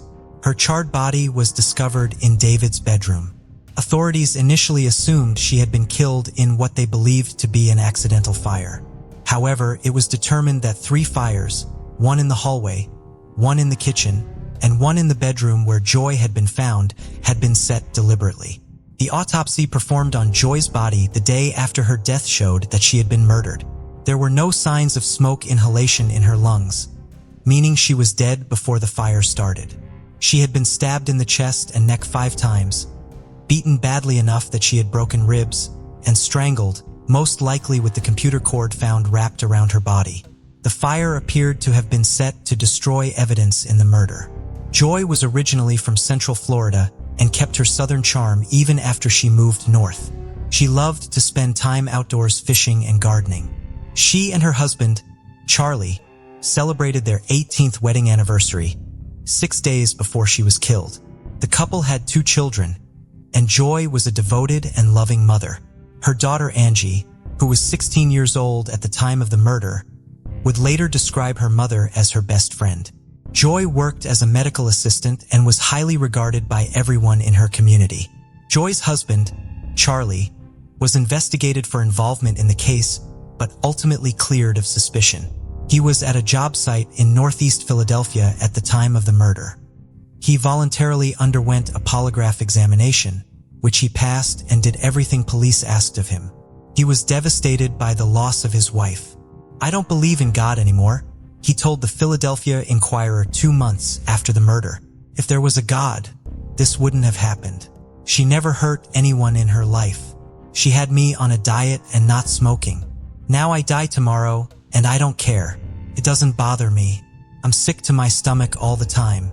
Joy had no known enemies, and authorities had little physical evidence to go on, as most of the house had been charred by the fire and then covered in water during the efforts to extinguish it. Investigators therefore looked into Joy's movements on the day she was killed. 2 days a week, including Fridays, the doctor's office where Joy worked open late and stayed open late. She would normally work from 8 a.m. until 2:30 p.m., but on Fridays, she did not have to be at work until 2 p.m., so she had the morning free for her other responsibilities. After getting her children off to school, Joy had gone to the bank to cash her paycheck. Following her death, the contents of her purse were found strewn about her kitchen, and her wallet was found in her couch with no cash in it, indicating that robbery may have been a potential motive for the crime. She left the bank at 9:53 a.m. She then went to the grocery store with a receipt showing that she checked out at 10:54 a.m. Back at home, Joy was visited by a local minister and a member of his congregation. Joy had expressed interest in joining their church after attending services there on Easter. The 2 visitors were questioned and eliminated as suspects. They were witnessed leaving the home around 11:45. Police, therefore, placed the time of Joy's death as sometime between 11:50 a.m. and 12:50 p.m. During this hour-long window of time, multiple witnesses reported seeing one of the few major clues investigators had: a blue Chevrolet Monte Carlo, seen parked haphazardly outside of Joy's house. The car had not only been notable because of how poorly it had been parked and the problems it created for drivers on the street, but also because the Hibbs home was at the center of a T-shaped intersection, making the front of their house an unsafe place to park. A potential suspect who had a vehicle. Joy and her husband had started occasionally using marijuana in the late 1980s. Charlie usually obtained the small amount of marijuana they required from a coworker, but Joy had begun purchasing from a former neighbor, a man who drove a blue Monte Carlo. He had recently sold her what turned out to be just stems and seeds.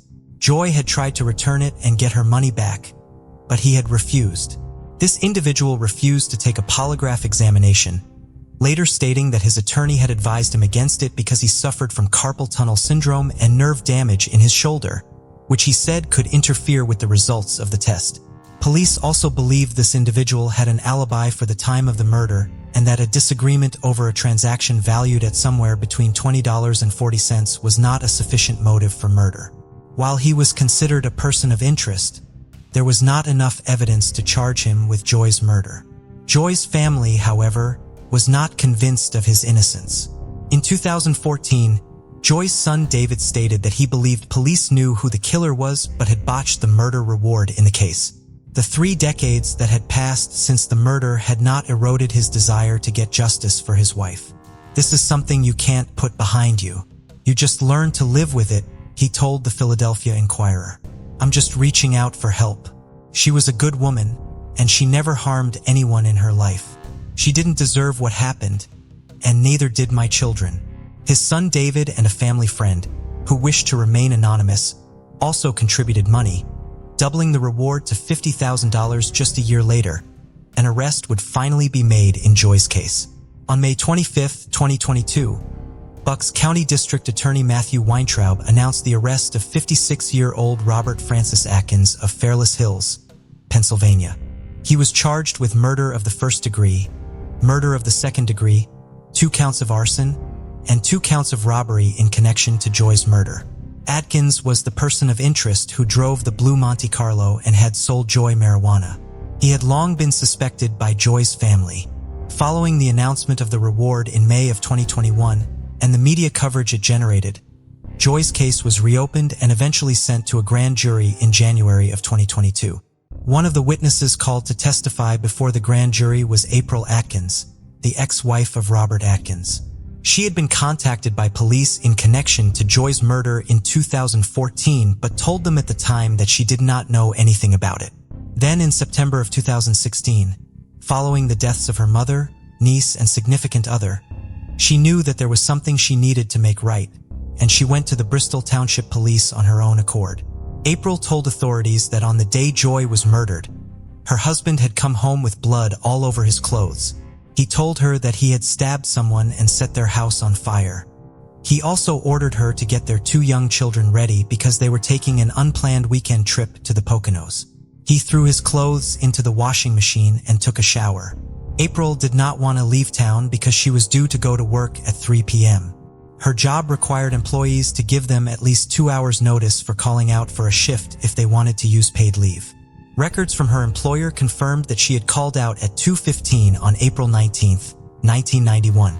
The family had already lost their house, 2 doors down from the Hibbs family home, to foreclosure and was living paycheck to paycheck, so going without a day's pay was a major problem. But Atkins insisted that they go. They quickly packed and began driving to a motel in the Poconos. According to April, her husband drove incredibly fast and aggressively the entire drive. When she woke up during that night at the motel, her husband was not there. The next day, he had new sneakers. While they were staying at the motel, he had April dress the kids to take a walk, and they went out to an area behind the motel. Her husband had a bag with him when they started. He disappeared for a while and returned without the bag. The family stayed at the motel from late Friday afternoon until Sunday. Police went to the motel and confirmed that the family was there and accepted the timeline Atkins provided, placing their arrival in the early afternoon, making him appear to have an alibi for the time of Joy's murder, when in fact he did not. Records from the motel show that the family did not actually check in until 4:53 p.m. Atkins also claimed that the trip had been planned for weeks, a claim his then-wife's last-minute call to work to say she wasn't coming in that day seems to dispute. April stated that she had not come forward because she feared for her life. Robert Atkins had been physically and sexually abusive towards her since she was a teenager. He used drugs, including methamphetamines and steroids, which increased his violent behavior. However, his drug use also led to him becoming a criminal informant with police. He was very close with several officers. April had called police after some of the incidents of domestic violence during their marriage, but believed her husband's relationship with the responding department prevented action from being taken against him. While she and Robert were divorced by the time investigators came to see her in 2014, she was still afraid of him and had to be in regular contact with him because their youngest child, their son Gabriel, was still a minor. Gabriel was living with him at the time as well, potentially putting him in harm's way. April cooperated with police by making a recorded phone call to her ex-husband in December of 2021. Portions of this call were played for the grand jury. She told him a fabricated story about how authorities had arrived at her home to question her about Joy's murder, and that as she was making the call, they were interviewing her roommate, to whom April had admitted her ex-husband's involvement in the murder. He told her in a variety of ways to stop talking to police and that the phone was probably being tapped. He also said that he had explained everything to their son Gabriel. Gabriel also testified before the grand jury. The possibility that his father was involved in a murder and the recent attention his family was getting from law enforcement had taken a major toll on Gabriel's emotional state. He tearfully admitted on the stand that while talking about the case with his father had stated that I might have done it and stuff happened. Joy's son David also testified before the grand jury. He stated that his mother had confided in him that she had gotten into an argument about marijuana with Atkins just weeks before she was killed. He testified that Atkins told his mother, "I will blow up your house and I will kill you." After hearing testimony over a period of several months, the grand jury recommended that Atkins be charged on May 19, 2022. At his arraignment on May 25th, Atkins was denied bail and he has been remanded to the Bucks County Correctional Facility. A preliminary hearing in the case is scheduled for June 8th. While Joy's family was not shocked by the identity of the man arrested for her murder, they were grateful he is finally being charged in the case.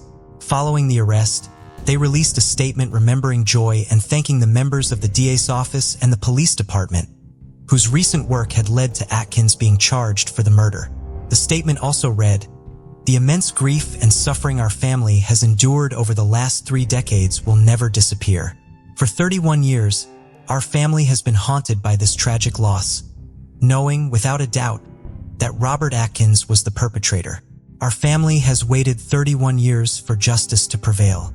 Melissa Tremblay was born on March 1st, 1977. Her father was not very involved in her life, and she was her mother's only child. According to her friends, Melissa had a fun and bubbly personality. She was a very tough little girl with a spunky attitude. She already had her own distinct personal style and preferred to have her hair feathered and her clothes to have a funky edge to them. Melissa was featured in a local news story, looking for a big sister through the secretary when she grew up because she liked to type. In 1988, Melissa and her mother lived in Salem, New Hampshire, and Melissa was a 6th grade student at the Lancaster School. September 11th that year was a Sunday, and that day, 11-year-old Melissa traveled to Lawrence, Massachusetts, a 20-minute drive away from her home, with her mother and her mother's boyfriend. At some point, while the adults were socializing at the LaSalle Social Club on Andover Street, Melissa left the building to go play in the neighborhoods surrounding the club. Melissa was last seen in the late afternoon by a railroad worker and a pizza delivery man. Melissa's mother and her boyfriend frantically looked for Melissa throughout the neighborhoods around the social club but could not find her. They called police to report Melissa missing at 9 p.m. Melissa would not be found until the following day, September 12, 1988. Her body was found in the Old Boston 1988. Her body was found in the Old Boston and Main Railway Yard near Andover Street and South Broadway. Not far from the social club, she had been stabbed to death. After she was killed, her body had been run over by a train, amputating her killer. Tommy Linsells, who rode rail lines and worked at carnivals, was considered as a potential suspect, but ultimately cleared of involvement in Melissa's murder. Melissa's mother passed away without ever learning who killed her daughter. Melissa's friend, Andrea Ganley, was just 7 years old at the time of Melissa's murder. Losing her friend in such a brutal way at such a young age played a major part in shaping the person she would grow up to be. As an adult, Andrea pressed for police to remain focused on the case and used social media to raise awareness about Melissa and her murder.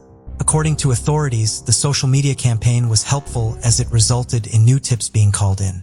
Melissa's case was formally reopened in 2014 and investigated by assistant district attorneys and state police detectives assigned to the Essex District Attorney's Office Cold Case Unit. It would take several more years of work before an arrest was finally made in Melissa's case. On April 27, 2022, nearly 34 years after Melissa was killed, Essex District Attorney Jonathan Blodgett announced that the night before, 74-year-old Marvin C. McClendon Jr. of Bremen, Alabama had been arrested as a fugitive from justice. He was considered a fugitive because of an arrest warrant that had been issued for him that day for Melissa's murder. McClendon was a retired corrections officer, previously employed by the Massachusetts Department of Corrections, working for the department on 3 different occasions, between 1970 and 2002. At the time of Melissa's murder, he was living in Chelmsford, Massachusetts, but he had several ties to the city of Lawrence. At the time, he was moonlighting as a carpenter and worked at several locations in Lawrence. He furthermore was known to frequent several establishments there, including the Seventh-day Adventist Church on Salem Street. He also drove a van that matched the description of one witnesses had seen Melissa near on the day she was killed. At the time of the press conference, McClendon was in the custody of the Cullman County Sheriff's Office pending his arraignment. A judge in Massachusetts had already ruled that he would be held without bond. McClendon ultimately waived rendition and was sent back to Massachusetts instead of first appearing in an Alabama court. McClendon first briefly appeared in court in Massachusetts on May 13th. He will next be in court on June 17th for a dangerousness hearing when it will be determined if he should continue to be held in custody. According to DA Blodgett, McClendon had been a person of interest in the case for some time. He further stated that evidence found on Melissa's body was instrumental in identifying McClendon as her killer.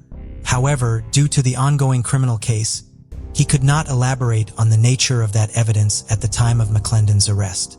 On the day of McClendon's first court appearance, prosecutors stated that DNA evidence had been found on Melissa's body when the case was reopened in 2014. Advanced DNA analysis eventually led them to McClendon's family. They took DNA samples from several members of the family, including Marvin. The rest of his family lives in Alabama, and he is the only known member of the family to have ever been in Massachusetts. He is also the only known member of his family who is left-handed, and analysis of Melissa's fatal wound showed that it had been inflicted by someone who was left-handed. Essex Victim Advocates has been in contact with the surviving members of Melissa's extended family. The family issued a statement on April 29th, which read, in part, "We would like to thank the police who have worked so hard over the years to make sure justice was found." Stephanie Isacson was born on August 12, 1974, in Lincoln, Nebraska. Her father's military career led her family to relocate frequently during her early years. In 1985, John was stationed at Nellis Air Force Base, prompting the family to move to Las Vegas, Nevada. Stephanie and her father shared a close bond and spent much of their time together, united by their mutual love for the outdoors. The pair enjoyed going hunting, boating, and camping together, and they rode both horses and motorcycles. They both received their scuba diving certification at Lake Mead.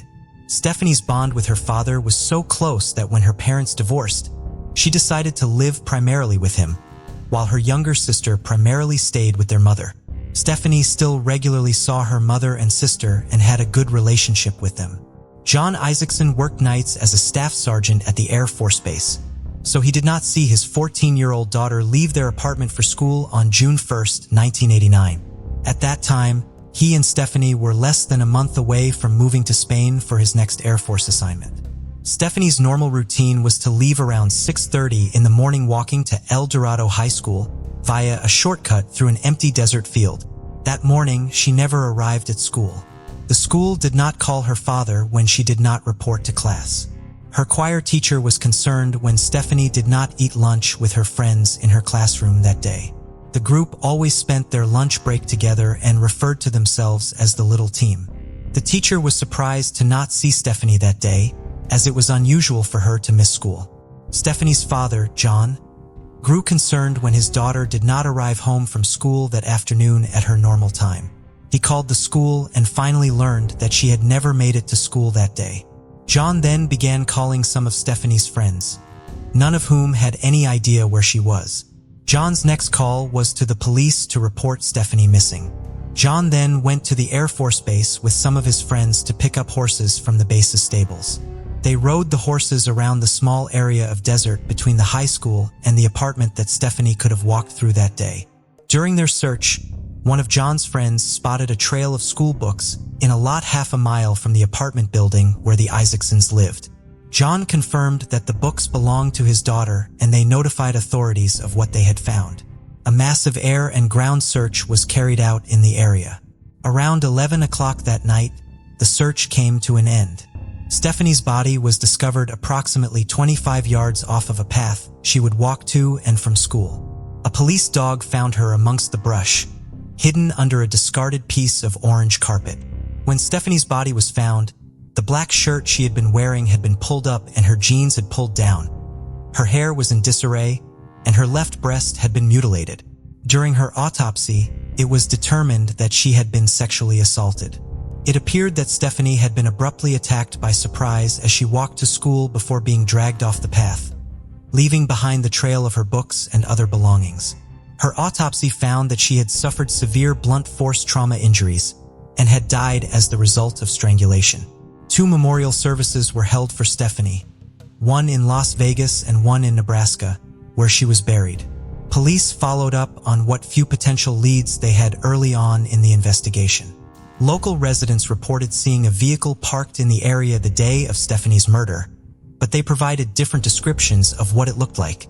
As years went on without an arrest, investigators traveled all over the United States to follow up on potential leads and possible suspects. In 1998, the evidence from Stephanie's case was re-examined in hopes of locating DNA evidence. The effort was unsuccessful. Despite ongoing advances in forensic science, a match to the DNA could not be found in the ensuing years.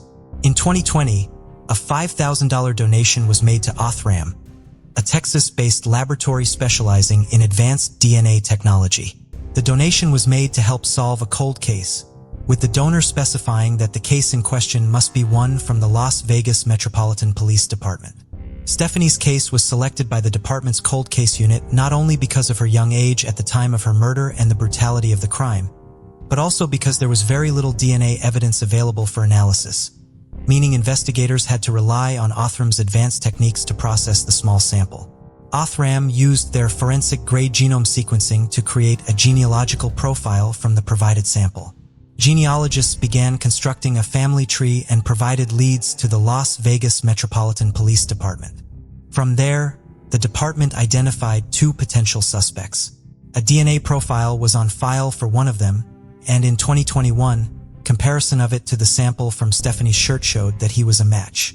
In identifying the contributor of the DNA, Othram set the record for the smallest amount of DNA used to build a genealogical profile and solve a case.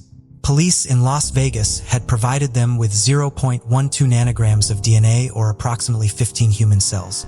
For comparison, commercial DNA sites like Ancestry.com or 23andMe use at least 750 nanograms of DNA to construct their customers' DNA profiles.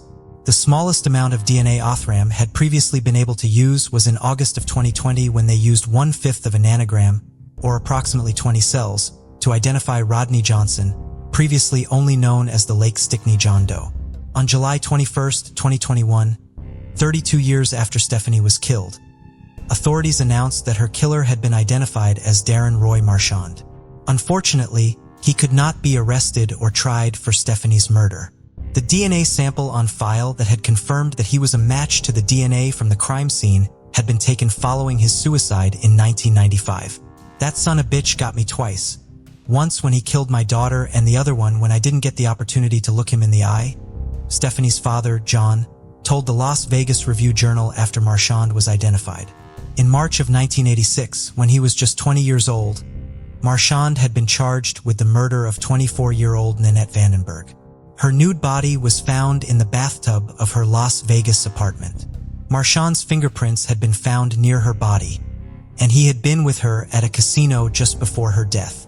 Marchand denied involvement in the murder, stating that he had left Nanette alive at her apartment before going home to go to sleep.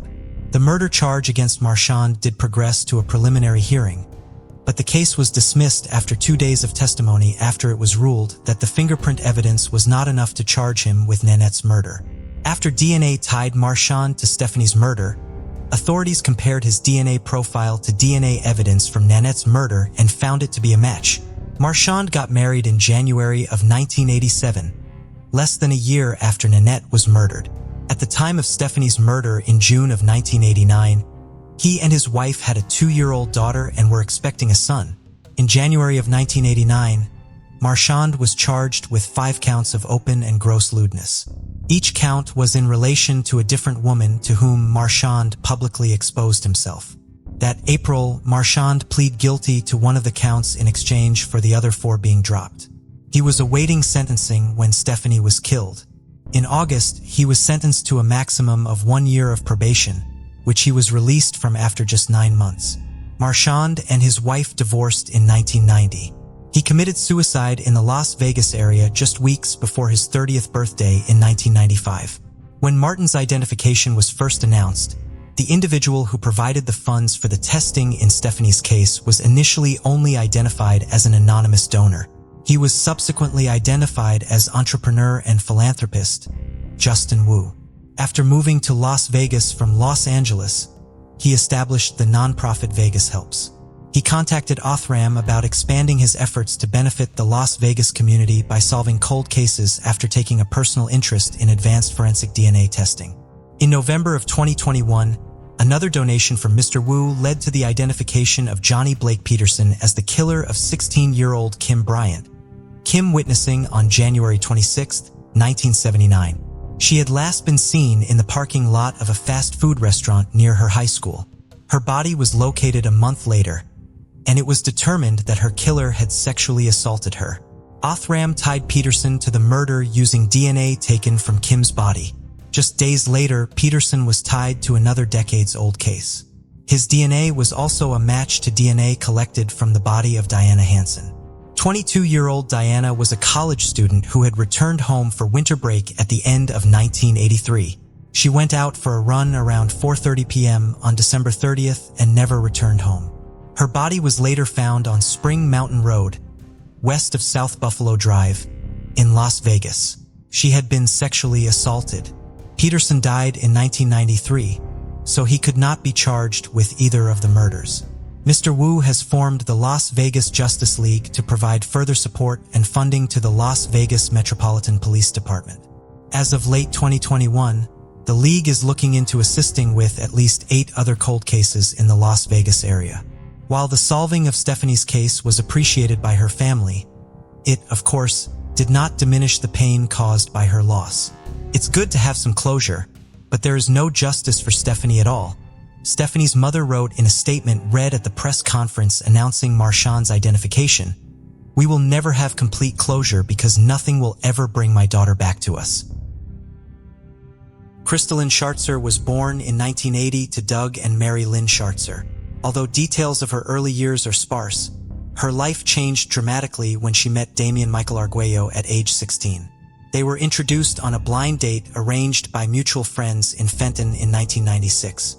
At that time, Crystalline was focused on her education, attending college with the goal of becoming a nurse, while Damien worked sporadically helping his uncle with carpet installation. On the day they first met, Crystal and Damien experienced an undeniable connection, leading them to tie the knot in 1999. Shortly after their wedding, they welcomed 2 children, Damien Jr. and Celeste, and soon their family was complete when the 3rd baby boy, Raven, came into their lives. However, the happiness in their lives began to slowly dissipate. While their family appeared to be functioning well on the surface, there were underlying issues that deeply troubled Crystal's family. Following a decline in their relationship, Crystal decided to live with her children at her parents' home in the city of Holly, Colorado. From June 2003, communication between Crystal and Damien dwindled, and their once strong bond began to crumble. The situation eventually escalated to the brink of divorce, and by mid-2004, the divorce proceedings were nearing completion. However, on August 3, 2004, an unexpected turn occurred when Damien visited Crystal's home late in the night and assisted her in packing for a move back to Aurora, Colorado. The next morning, when Crystal's parents woke up, they discovered that Crystal and the children had disappeared. A week later, Crystal reached out to her father, informing him that she was in Aurora and intended to live with Damien. However, her parents were deeply unhappy about this decision. The couple, along with their children, began their fresh start in Colorado, and for weeks life seemed normal. However, after 5 months on January 18, 2005, the house that once held hope became a living hell for the mother of 3. In the early hours of January 18th, Crystal and Damien's first 2 children, Damien Jr. and Celeste, were around 6 years old at the time, sought refuge in their neighbor's home. The neighbor, whose name remained undisclosed, was taken aback by the children's evident fear and unease. They confided in him that Crystal and Damien were involved in a heated argument. Concerned, he promptly went to Damien's home to investigate the situation. On his way, the neighbor noticed Damien driving away in Crystal's car. He entered the house hoping to find Crystal and her 16-month-old baby, Raven, but the scene that greeted him was beyond his worst nightmares. Both mother and child were lying lifeless in a pool of blood, having been stabbed and strangled to death in one of the home's bedrooms. Horrified at what he had seen, he called 911. Upon arrival, the police swiftly began investigating the crime scene. Realizing that Damien had fled, they promptly initiated a search to trace Damien's whereabouts. Thankfully, after just a few hours, they managed to apprehend 27-year-old Damien Michael Arguello, who was found in Crystal's car only a few miles away from the scene of the crime.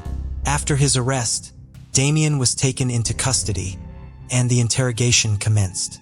During the interrogation, the interrogators had numerous questions for Damien.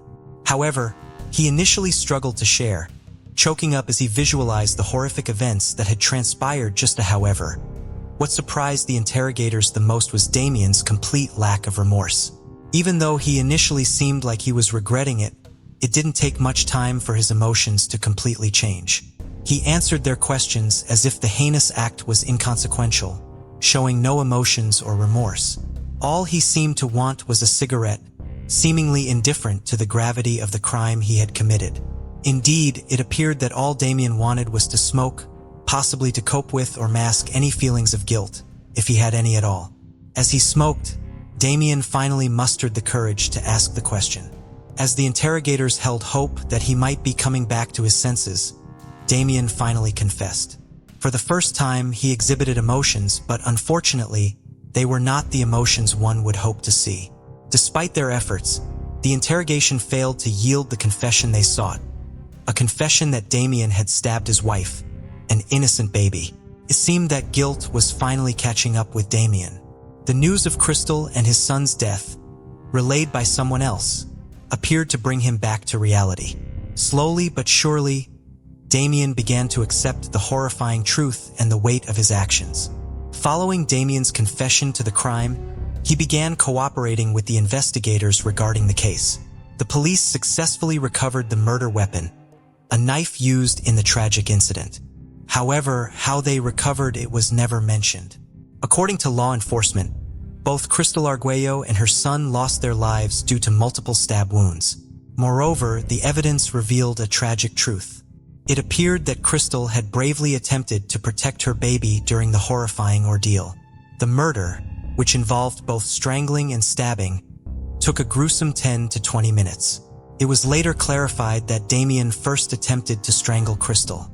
As Crystal lay on the floor, she valiantly shielded her baby with her body, but tragically, they both succumbed to the fatal stabbings. During an April 2005 preliminary hearing, a detective revealed a disturbing motive behind the horrific crime. Damien was allegedly upset as he suspected that he might not be the father of the baby. Moreover, he admitted to smoking crack cocaine before the tragic incident, which played a role in his erratic and violent behavior. On July 15, 2005, in Adams County Court, Damien entered a guilty plea to 2 counts of first-degree murder. By pleading guilty, he avoided a trial and also the possibility of facing the death penalty. However, Damien will spend the rest of his life at the Colorado State Penitentiary with no possibility of parole. Damien's sentencing took place on September 16, 2005. Damien Michael Arguello, 27, received 2 life sentences for murdering his wife and their 16-month-old son. He will spend the remainder of his life at the Colorado State Penitentiary with no chance of parole. Crystal's parents, Doug and Mary Lynn Chartzer, were present to confront the man who had taken their daughter and grandson from them. Doug Chartzer expressed his anguish, stating that Damien showed no genuine remorse for his actions. While Damien appeared to cry, it seemed more like he was feeling sorry for himself rather than truly remorseful for the horrific deeds he had committed. Since their daughter's tragic death, the Chartres took on the responsibility of raising Crystal's children, Damien Jr. and Celeste. Despite the children's memories of that fateful night, the Chartreusers handled the matter delicately and refrained from pushing them to talk about it. They ensured that the children received ongoing counseling to help them cope with the trauma they had experienced. Chartreuse vividly remembered the conversation he had with his daughter and grandson on January 18, 2005, the day of the murder. Everything seemed normal during their talk, and little did he know it would be their last.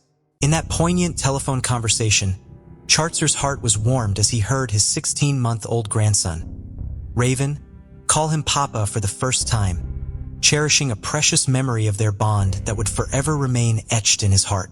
Adams County District Attorney Don Quick, having served as a prosecutor for 18 years, expressed that this was the most horrific crime he had ever encountered.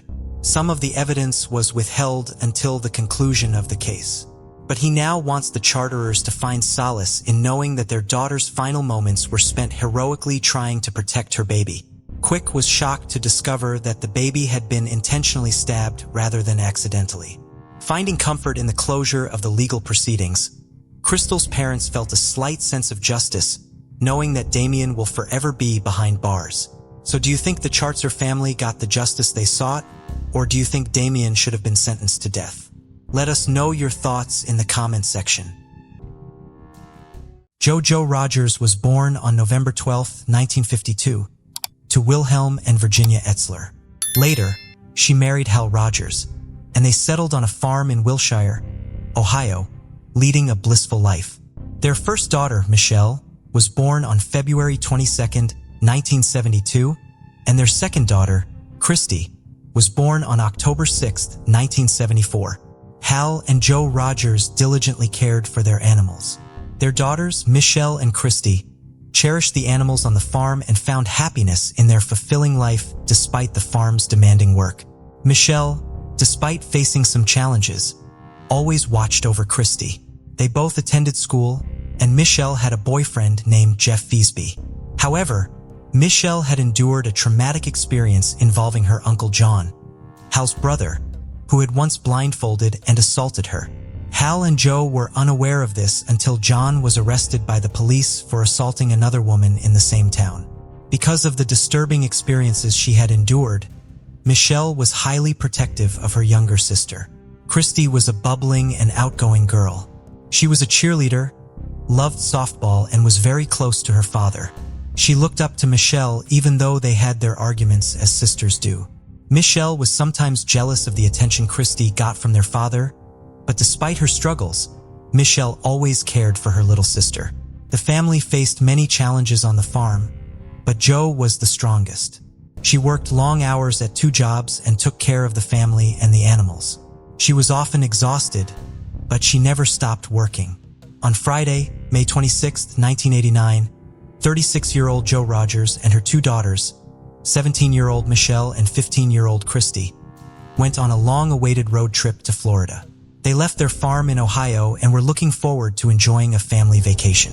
Joe, who worked the night shift at a distribution center, was excited to give her girls their first vacation.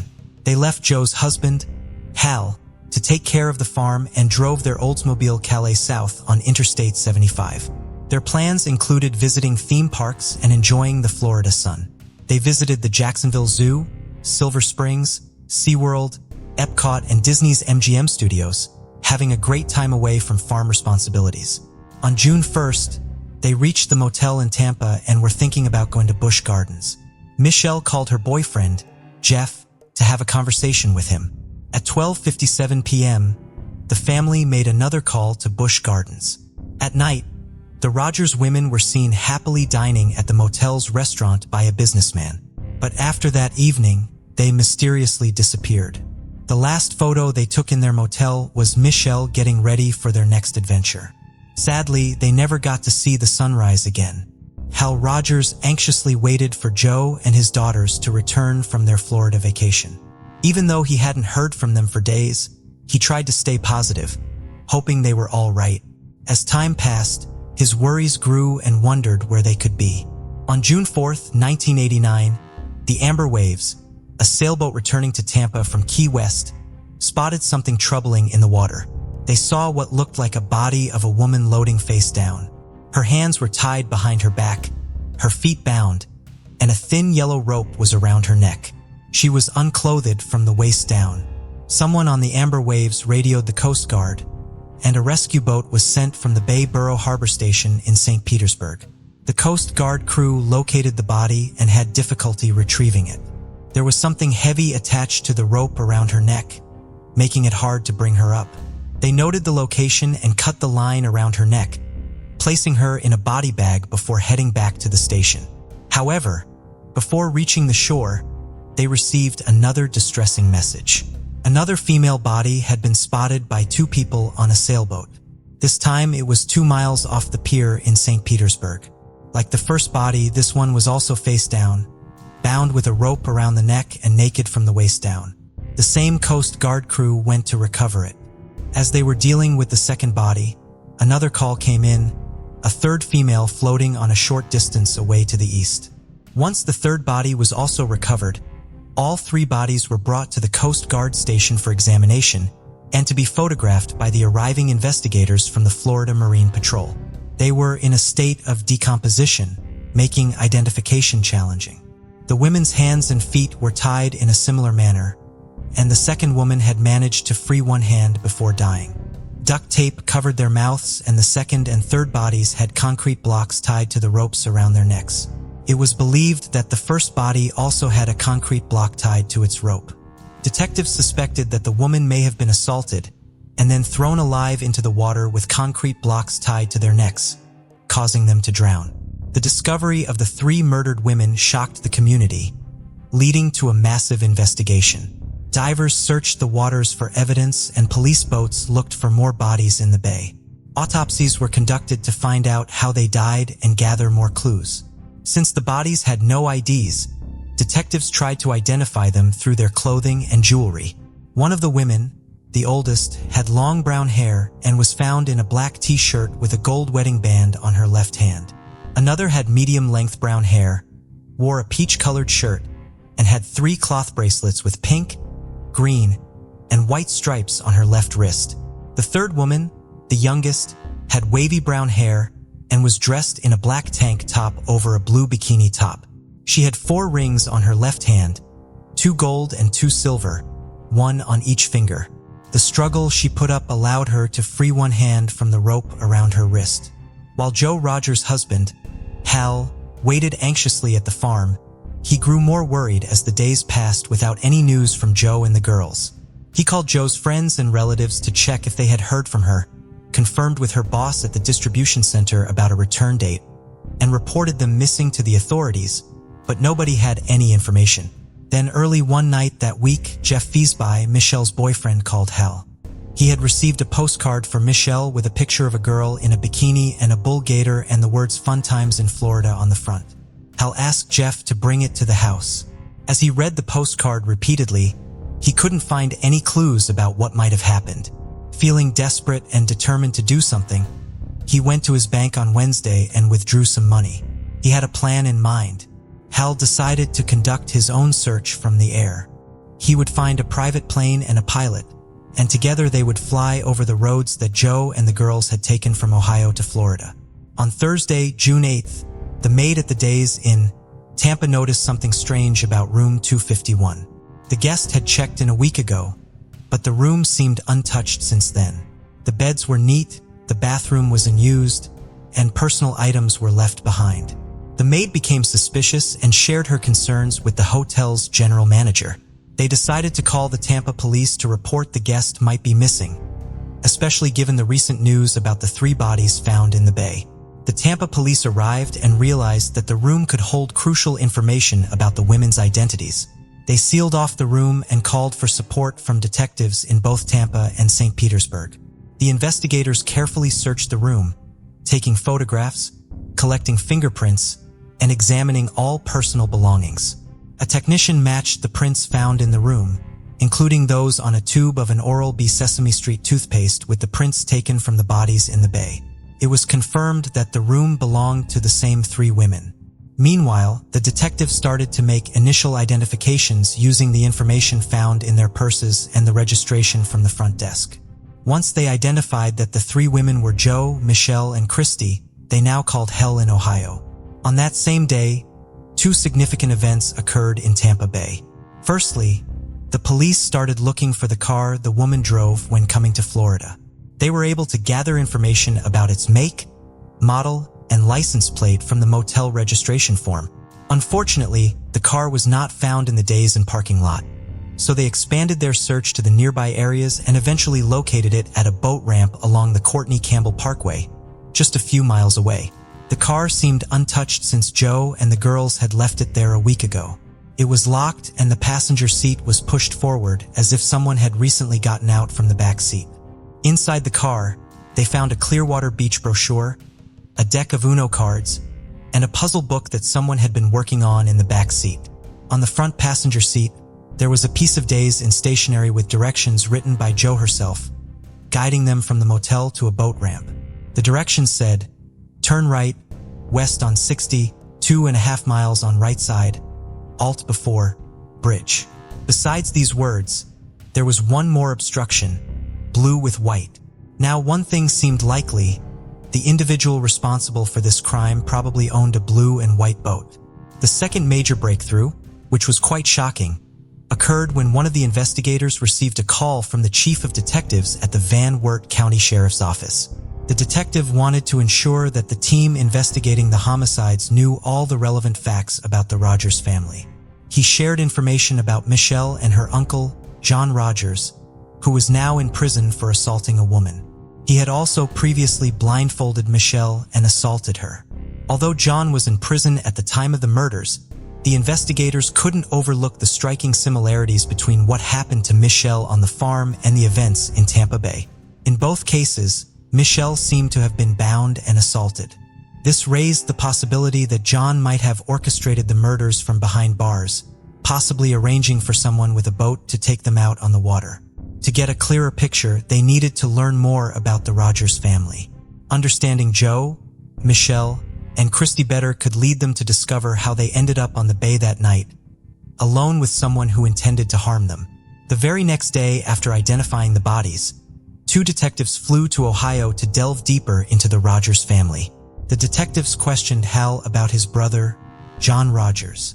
Hal clearly stated that John was a loner, and at the time of the missing and eventual death of the Rogers women, he was in jail. There was no way he could plan a murder from inside the cell, as he had no connections with his prison mates. But during their inquiries, the detectives discovered unsettling information about Hal himself. They learned that Hal had posted John's bail when he was accused of assaulting a woman. And despite later learning about the allegations involving Michelle, he kept his word to support John. Hal explained that he wanted to keep peace within the family and believed that someone was lying. He had also said that he had already promised Joe that he would pay for his bail before he knew about the Michelle incident, and so he had kept his word. Another peculiar incident was a $7,000 cash withdrawal Hal made while the girls were missing.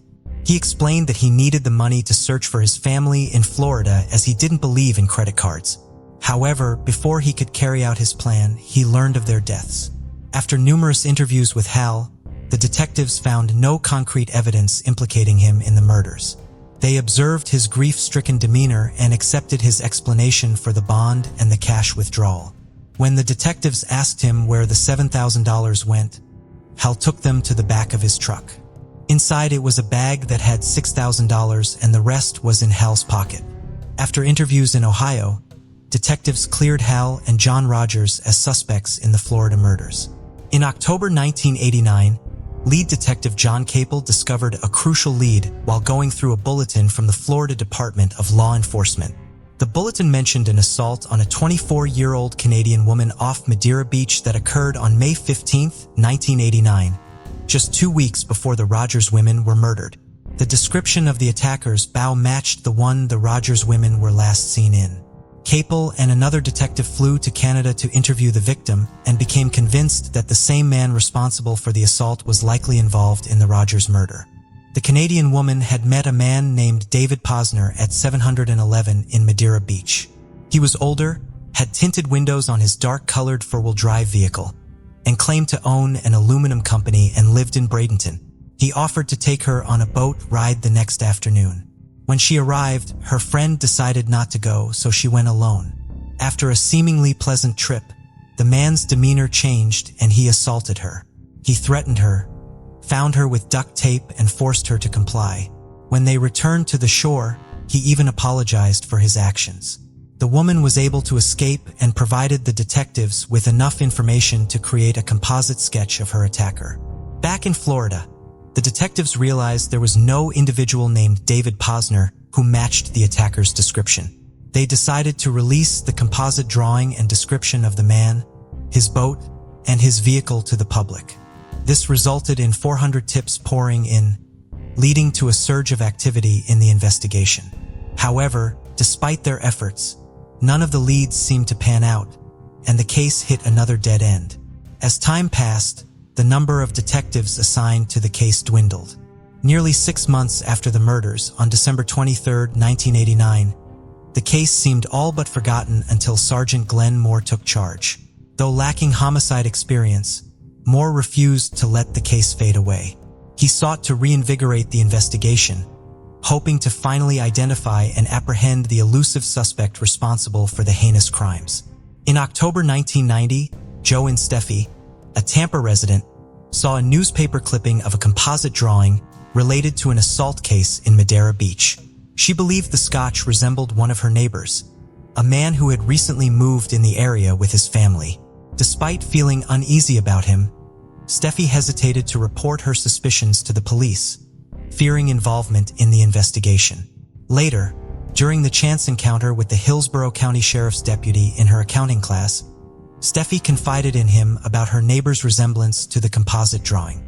She asked the deputy to pass along the information without revealing her identity, hoping to remain uninvolved. Unfortunately, the tip somehow did not reach Sergeant Glenn Moore and his team who were working on the Rogers murders case. They were overwhelmed with numerous tips and decided to utilize a new software called Holmes to organize their information better. They also sought assistance from the FBI's Behavioral Sciences Unit in Quantico. During this time, they interviewed Hal Rogers again and questioned around 70 people in Ohio to gain insights into the emotional states of Jo Rogers and her daughters. Meanwhile, a local newspaper, the Tribune, published an article pointing suspicions toward Hal Rogers, leading investigators to put Hal through a polygraph test to clear his name. After Hal passed the test, Sergeant Moore held a press conference to affirm that Hal was never a suspect, but a victim in the case. It was 1991, around a year and a half passed since Jo and Steffi had shared her suspicions with the sheriff's deputy, but there had been no action taken yet. The man she found suspicious had already moved away with his family, having hardly interacted with others despite being amiable with people around him. The investigation into the Rogers murders continued with Sergeant Moore sharing information received from Quantico during a press conference. Steffi's tip remained unaddressed as she wondered if the police were conducting background checks on the man she suspected. But again, gradually the case's progress was getting slower and slower. It was the spring of 1992. It had now been 3 years since the investigation started. The investigators had received 1,500 tips in this time, but still were nowhere close to identifying the assailant. However, they made progress in profiling the killer, concluding it was the work of a single man based on the way the hands and legs were tied. They suspected that the person who gave directions to the Rogers family was the same individual who later lured them out. A distinctive handwriting on the directions prompted them to conduct a handwriting test. Sergeant Moore announced the new theory at a press conference, suggesting that the killers were likely charming, likable, and appeared respectable and harmless. Back in March 1992, Jo and Steffi's sister called the police to say that Steffi knew a man who resembled the suspect's sketches. The police tried to reach Steffi, but they couldn't get through. On May 14, 1992, it had almost been 2.5 years since Steffi had tipped the police about her neighbor.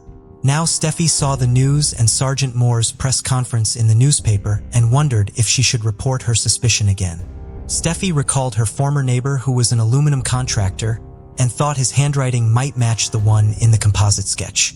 She talked to Eileen Prisbis, a civilian investigator, about her neighbor whose name was Oba Chandler in the contract, his boat and his SUV. She found the contract in check from when Chandler built a port for her neighbor, Moselle Smith. Steffi compared the handwriting from the contract and the press conference clipping, and she was convinced it was the same. Steffi called the task force again and told Prisbis about the contract and handwriting. She wanted to provide a lead. They faxed the contract and checked to the investigators, but the task force was dealing with a flood of tips. So it took time to look into Stephanie's information among the other leads. Meanwhile, the investigators used billboards to seek public help in finding the killer. Joanne, Steffi, and Moselle Smith had already shared their suspicions, but there was a backlog of tips. Frustrated, they sent the handwriting samples again, which now caught the attention of the task force. Investigator Prisbis reevaluated the writing, but couldn't make a definite match. The lead was handed to another investigator, J.J. Gigan, to follow up. On Friday, July 31st, Gio Gigan visited Moselle Smith in Tampa to obtain the original contract related to Oba Chandler. Upon comparing the contract's handwriting with the directions on the brochure, the task force found strong similarities, leading them to consider Oba Chandler as a new suspect. They quickly gathered more information about him, discovering he was a 45-year-old man living with his family in Port Orange near Daytona Beach.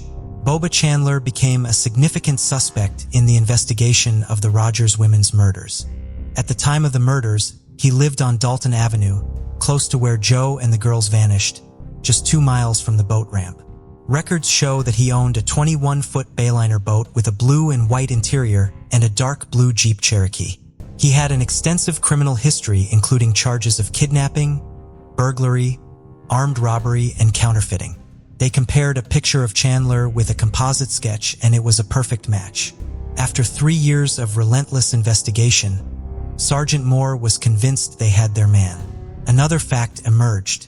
The man who had assaulted the Canadian woman before also owned an aluminum company, similar to Chandler's line of work as an aluminum contractor.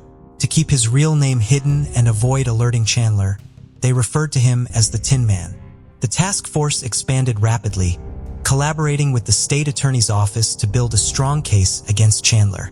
Chandler had a troubled past with a history of crimes and a penchant for frightening and threatening people. Investigators spread across Florida and the Midwest collecting evidence against him.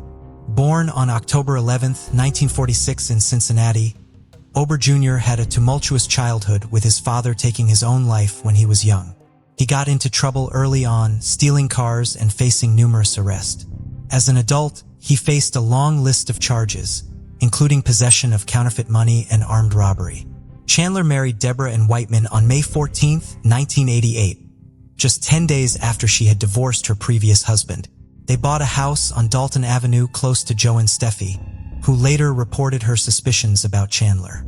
Chandler's house had a canal leading to Tampa Bay, where he had a 21-foot Bayliner boat during the time of the Rogers murders. He sold a boat shortly after the crimes. He also owned a dark blue Jeep Cherokee during the same period, resembling the vehicle described by the Canadian tourist who was assaulted. Investigators had now gathered enough evidence to consider Oba Chandler as the prime suspect in the Rogers women's murders. In the summer of 1990, as news about the Rogers investigation and its upcoming feature on Unsolved Mysteries spread, Chandler, his wife, and young daughter Whitney left their home on Dalton Avenue. They stopped making mortgage payments, leading the bank to foreclose and sell the house. Chandler moved to Florida's East Coast in July 1990, initially living in Broward County before settling in Port Orange near Daytona Beach. Despite his credit issues, by October 1991, he leased a house in his daughter's name. Chandler appeared normal to his neighbors, although they didn't know what he did for a living. Now, in 1992, investigators confirmed his handwriting and fingerprints matched evidence from the case, leading to surveillance of his new home with phone monitoring. In early September 1992, while other tasks were ongoing, 2 investigators, Detective Katie Connor Dabina and FDLE agent John Halliday, traveled to Toronto to speak with the Canadian tourist who had been assaulted at the Madeira Beach in May 1989, just 2 weeks before the murders. The woman, now 27 and married, worked as a social worker. They showed her 6 pictures of different men and asked her to identify the person involved in the incident. When she saw the 3rd photo, she became visibly upset and confirmed that this was her assaulter. The photograph featured Oba Chandler. She signed the photo and asked to turn it over as it was disturbing her. A large team of about 40 to 50 law enforcement officers from various agencies, including the St. Petersburg Police, FDLE, and the FBI, were now surveilling Chandler around the clock. They had a command post near his house with a video camera monitoring his driveway. Whenever Chandler left, multiple unmarked cars followed him, carefully rotating to avoid being noticed. The FBI provided 2 small planes that took turns tracking Chandler from above, ensuring they never lost sight of him. They communicated with the ground unit using the radio saying "Eagle has the eyeball." After setting up surveillance, prosecutors arrived in Volusia County with an arrest warrant for Chandler on the charges of assault. Investigators planned to question him, showing photos of the victim to prompt him to talk to the FBI's Daytona Beach office. It was Thursday, September 17, 1992, the day that police had planned to question Chandler. That morning, just before Chandler was to be arrested, an unexpected event took place. As Chandler left his house in his blue Toyota Corolla, the surveillance teams debated whether to arrest him immediately or continue following him. They decided to keep trailing him, hoping he'd lead them to something significant. Chandler drove for a long time, and when he reached Lake City, the officers faced difficulties due to low fuel in the plane and a thunderstorm. They lost sight of Chandler in the heavy rain and panic set in. They searched frantically but couldn't find him. Frustration and anger spread amongst the investigators, wondering if they missed their chance. They had to wait, monitoring Chandler's home, hoping he would return. Meanwhile, Mysterious calls from Cincinnati and northern Kentucky added to the tension. The fear of Chandler potentially harming someone else haunted them. After losing Chandler for a week, the investigators received a call from Georgia indicating he was returning. On September 24, 1992, they planned to arrest him without wasting any more time. Police waited for him on the I-95, but he took a different route. At a gas station in Port Orange, officers surrounded his car and arrested him for assault and battery. Back at the FBI office, they tried to make him talk, but he remained calm and asked for a lawyer.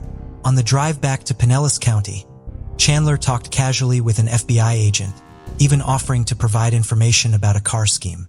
The agent couldn't believe his audacity. Despite Chandler's complaints, his handcuffs remained secure. The next morning, Chandler had his initial hearing in a small courtroom at the Pinellas County Jail. The judge read the affidavit and kept bail at $1 million. Investigators found Chandler's blue and white Bayliner boat with a yellow Volvo engine. Inside his house in Port Orange, they discovered a mint green mesh shirt. The Canadian woman and her friend identified Chandler in a lineup.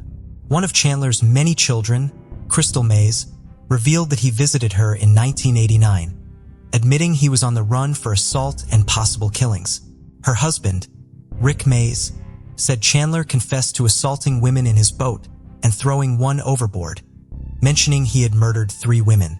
With this new evidence, Chandler was indicted on 3 counts of first-degree murder in November, but the trial would not take place for another 2 years. It was the spring of 1994, several months before the trial was scheduled to begin.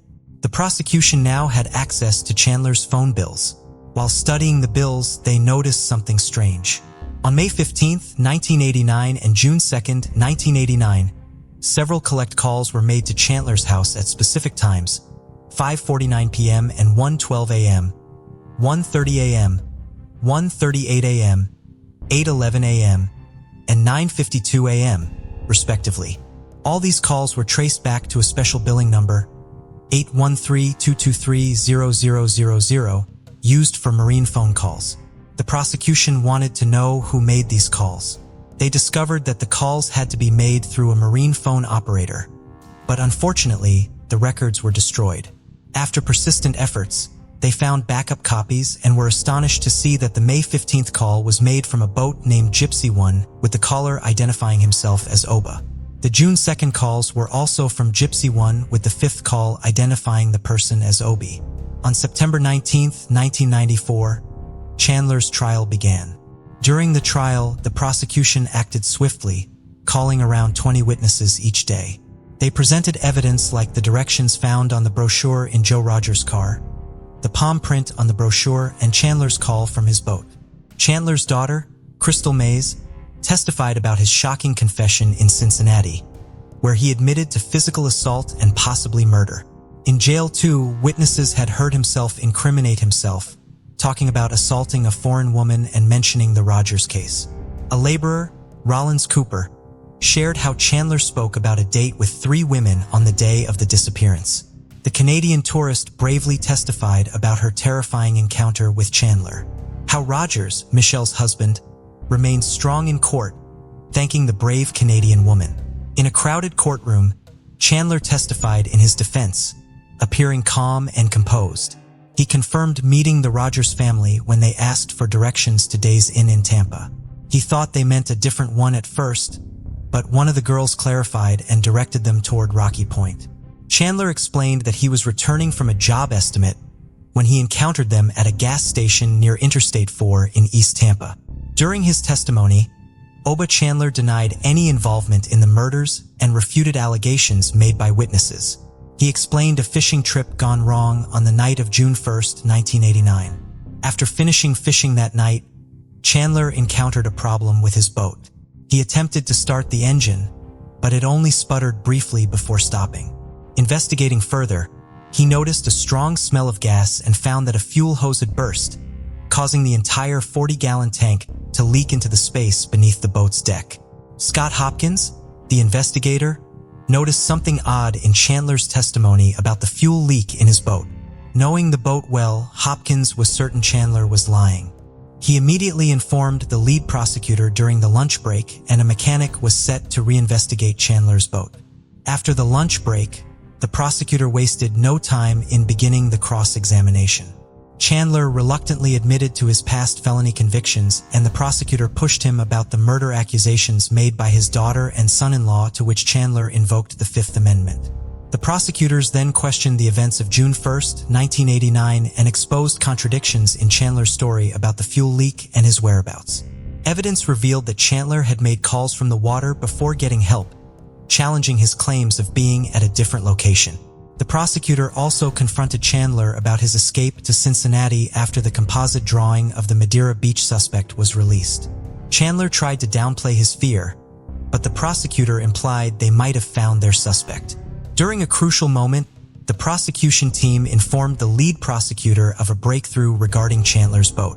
The mechanic had returned after checking the boat. Armed with this information, he cornered Chandler asking about the broken fuel line. When asked about the fuel line's position, Chandler gave the wrong answer. When asked about the anti-siphon valve, Chandler could not give any answer. The prosecutor then told the court that the anti-siphon valve would automatically prevent a gas leak by closing the fuel line. Chandler was caught in his own web of lies, and after a day, it was time for the ruling. As the 12 jurors left the courtroom for deliberations, Chandler wore a faint smile on his face. The jury didn't take long to reach a unanimous verdict, and as they returned and took their seats, his smile vanished, replaced by a look of anticipation. The verdict was passed on to Judge Schaefer and then to the clerk to read it out. Chandler was found guilty of all charges, including first-degree murder.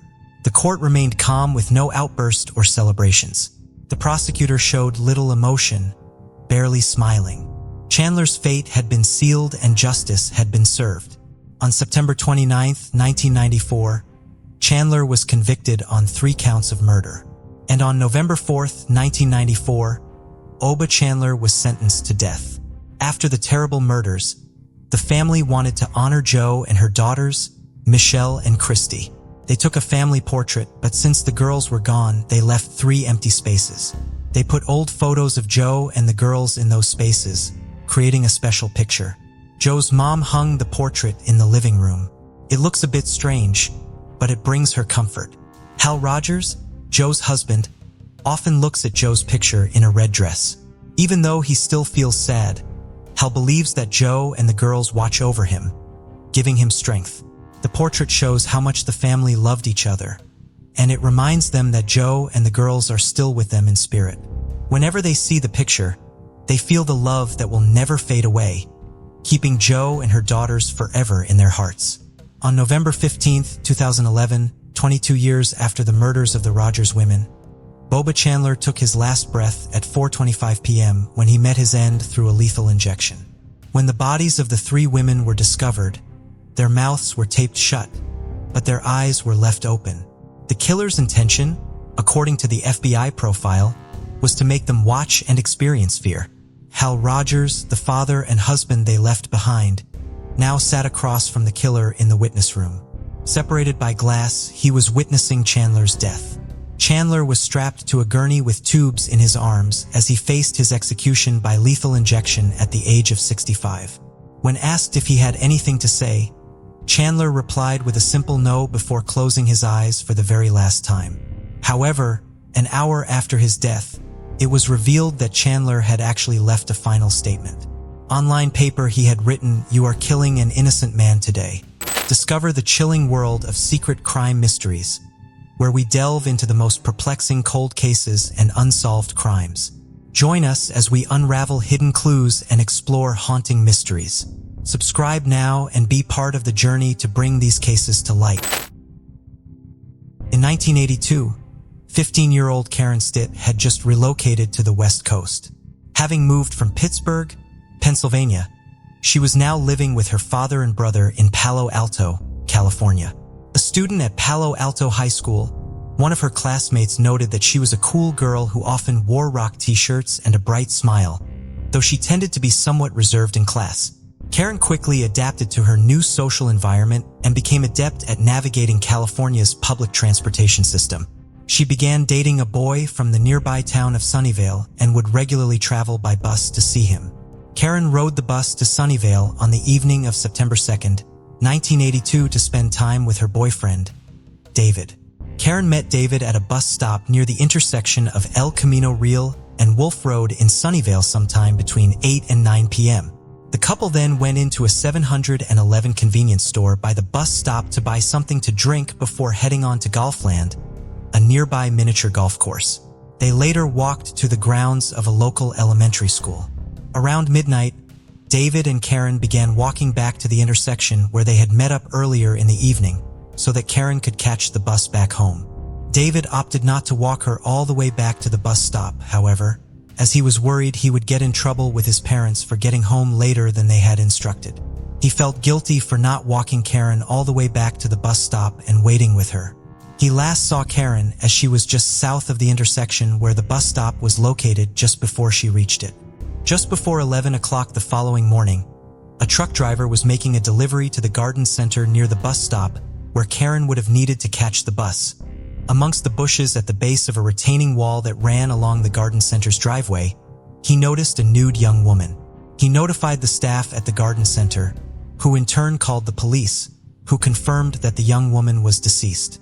She was later identified as Karen Stitt. Karen's hands had been bound behind her back with her own shirt, and her jacket was found tied around her left ankle. Karen had been stabbed a total of 59 times in her throat, back, abdomen, and chest. 18 of the wounds had pierced her heart and 10 of them had perforated her lungs. Karen had also been raped. Leaves and dirt around her feet had been disturbed, and markings in the dirt indicated that the ground may have been kicked, meaning that Karen may have still been alive when she was left at the location. Karen's killer had left numerous pieces of evidence at the scene, although it would be nearly 20 years before it could be properly analyzed. In 2000, evidence from Karen's case was sent to the Santa Clara County Crime Laboratory.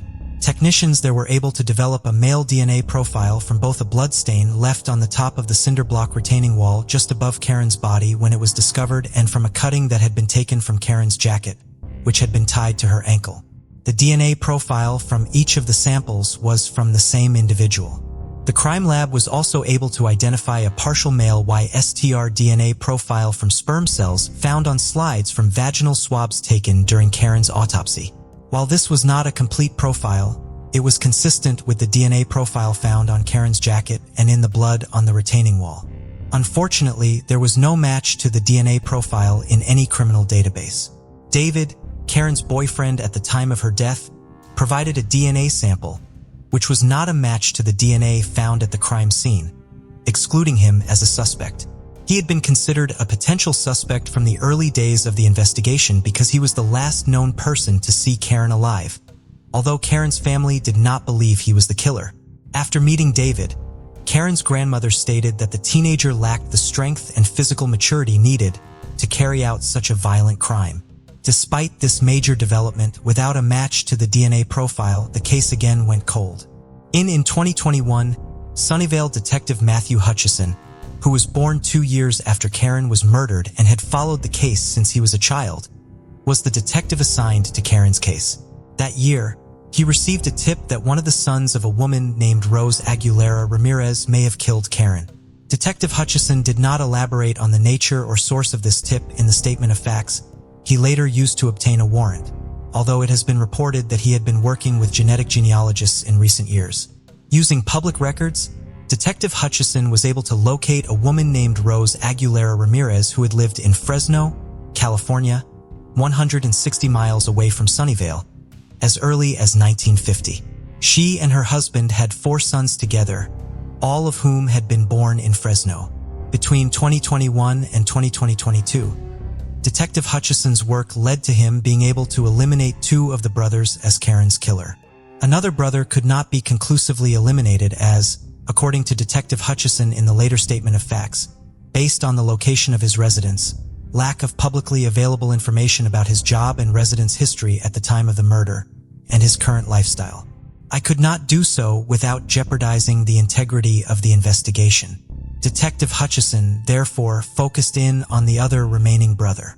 he was able to locate a Facebook profile belonging to someone with the same name as one of the two grandchildren named in the obituaries of Rose Aguilera Ramirez and her husband.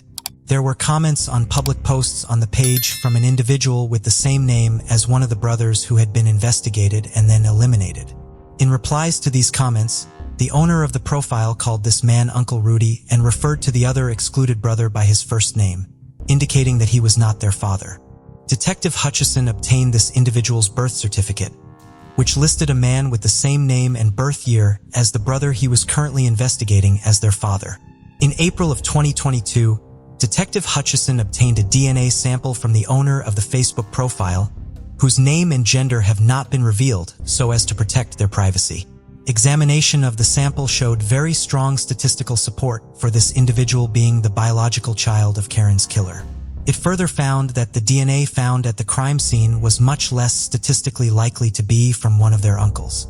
Using this evidence as probable cause, Detective Hutchison applied for and was granted a search warrant to obtain a DNA sample from the father of the individual who had provided a sample of their own DNA. An investigator traveled out of state to collect the sample and quickly escorted it back to California for testing. Testing of the sample confirmed that this man's DNA was a match to the DNA found on and near Karen's body. On August 2, 2022, a month before 40th anniversary of murder of Karen's death, an arrest was finally made in the case. 75-year-old Gary Jean Ramirez was arrested at his residence, a guest house in Makawao on the island of Maui in Hawaii. When Detective Hutchison arrived at the home to arrest him, Ramirez was too shocked to say anything beyond, "Oh my gosh." Ramirez is being charged with murder, kidnapping, and rape. If convicted, he faces life in prison without the possibility of parole. Ramirez appeared at a hearing in the Second Circuit Court via video conference from Maui Community Correctional Center on August 10th. He waived his right to an extradition hearing and, according to the deputy prosecutor in Hawaii, authorities in California are working to have Ramirez return to their jurisdiction as quickly as possible. Gary Ramirez's brother, Rudy Ramirez, also lives on the island of Maui and was shocked at his brother's arrest. He has told police that they must have arrested the wrong man. "I've never seen him violent or get angry ever. He wouldn't hurt a fly," Rudy said after his brother's arrest. Gary, Rudy, and their two brothers grew up in what Rudy has described as a dysfunctional middle-class family in Fresno, where their father worked as a heavy equipment operator for the county. According to Rudy, Gary had been their parents' favorite son. Gary served in the United States Air Force in the early 1970s and then lived in various locations throughout California and in Colorado. Rudy Ramirez had moved to Hawaii when he turned 18 and was not in contact with his younger brother at the time of Karen's murder. They were back in contact by the late 1980s when Gary had been living in Fresno with their mother. Rudy convinced his brother to move to Hawaii with him, which Gary ultimately did. Gary married twice and had 2 children after arriving in Hawaii. He worked various jobs, often as a waiter or a bug exterminator, over the following years. By the time of his arrest, a hip injury had left him unable to work and reliant on disability payments. In his youth, he had been just shy of 6 feet tall, but by 2022, his health problems and age had caused him to lose about 5 inches in height. Karen's boyfriend at the time of her death, David, has been haunted by his decision to not stay with Karen while she waited for the bus for the past 4 decades. Her murder has left him exceptionally preoccupied with safety and with keeping his friends and family members safe. For 40 years, I have suffered heartache from the horrific loss of a beautiful girl whom I was falling in love with. I hope this brings some closure for her family, myself, and her other loved ones, he wrote in an email to the Mercury News after Ramirez's arrest. Karen's father and older sister both passed away prior to the arrest being made in her case. From her home in Florida, Karen Zand has expressed her gratitude for authorities never giving up on Karen's case. Before we continue, 90% of you haven't subscribed to our channel, so if you like this video, please subscribe. It motivates us to make more content for you. Okay, let's continue. 28-year-old Nancy Benalik resided in an apartment at Arden Way and Bell Street in Sacramento and worked as a court reporter. Her fiancé, Farah Salami, was also involved in the criminal justice system, serving as a public defender. Salami would later receive national recognition for defending serial killer Richard Chase and would eventually become Sacramento's chief public defender. On the evening of October 25, 1970, Nancy and Farah enjoyed dinner together before returning to Nancy's apartment. They were set to marry the following month. Ferris left Nancy's apartment around 11:30 p.m. to return to his own home. When he left, Nancy was in bed. The sliding glass door to her second-floor balcony was left slightly open as she had a cat she allowed to come in and out as it pleased throughout the night. The following morning, October 26th, Nancy did not report to work, which was not typical behavior for her. One of her co-workers called her own son and asked him to go to Nancy's apartment to check on her. Her son found the apartment manager who used his key to go into Nancy's apartment with him. Then, they discovered Nancy's body in her bedroom. She had been stabbed almost 30 times with such force that she had nearly been decapitated. Defensive wounds indicated that she had fought against her killer. Authorities were able to determine that the murderer had accessed the apartment by climbing up to Nancy's balcony and entering through the slightly ajar sliding door, and that he had wrapped tape around all of his fingers to prevent him from leaving fingerprints behind. Nancy's murder raised concerns that a serial killer may have been operating in the area as one of Nancy's neighbors. Another young woman with a successful career who was about to be married had been killed just 7 months earlier. 23-year-old Judith Hikari was last seen leaving her shift as a nurse at Sutter Memorial Hospital on March 7, 1970. She had called her fiancé at 11:30 p.m. to tell him she was on her way home, but she never arrived. Her fiancé eventually went out to look for her and discovered her car parked in its assigned spot, but no sign of Judith herself. This led to concerns that she had been abducted as she walked from her car to her apartment, which was only a block away from where Nancy lived. Hikers found Judith's body weeks later in a shallow grave in Placer County. Unfortunately, even after decades passed and DNA technology advanced, DNA could not be used to either confirm or disprove a connection between the two cases. The evidence from Judith's case that potentially contained DNA from her killer was accidentally damaged and could not be tested. A source of DNA evidence was still available in Nancy's case, thankfully. Police had identified a blood trail that started on Nancy's balcony and continued onto the sidewalk below and around the buildings of the complex before ending in the parking lot. Investigators believed that the killer had cut himself while attacking Nancy and left the trail of blood behind as he made his way to a car parked in the lot. A DNA profile was developed from the blood left behind in this trail. It was uploaded to the combined DNA index system, but no match was found. Years passed and no profile matching that from Nancy's crime scene was ever uploaded to the database. Then in 2019, investigators from the Sacramento County Sheriff's Office Cold Case Team and the Sacramento County District Attorney's Office began using forensic genetic genealogy in their investigations. The effort ultimately helped identify what they believed to be the killer's family. One member of this family seemed like a promising suspect as he had lived in the same apartment complex as Nancy at the time of her murder. One of his relatives provided a sample of their DNA, which, based on the amount of DNA they shared with the profile from the crime scene, confirmed that the potential suspect was the person whose blood was left at the scene. On August 10, 2022, the Sacramento County Sheriff's Office announced that after more than 50 years, they had identified Nancy's killer as Richard John Davis. Davis had been 27 years old at the time of the murder. He had no known violent criminal history, although he had once been arrested for driving while intoxicated. Unfortunately, Davis could not be charged with Nancy's murder as he had died in Sacramento County in November of 1997. It is believed that his death was the result of complications from alcoholism. Davis's apartment had been just across the complex's pool from Nancy's, and he most likely could have seen inside her apartment. While they cannot ask Davis about the motive for the crime, police believe he may have developed a fixation on Nancy after watching her in her apartment from his. Davis and his roommate had been among the more than 500 people who were interviewed by police in the month following Nancy's murder, but they had provided alibis for each other.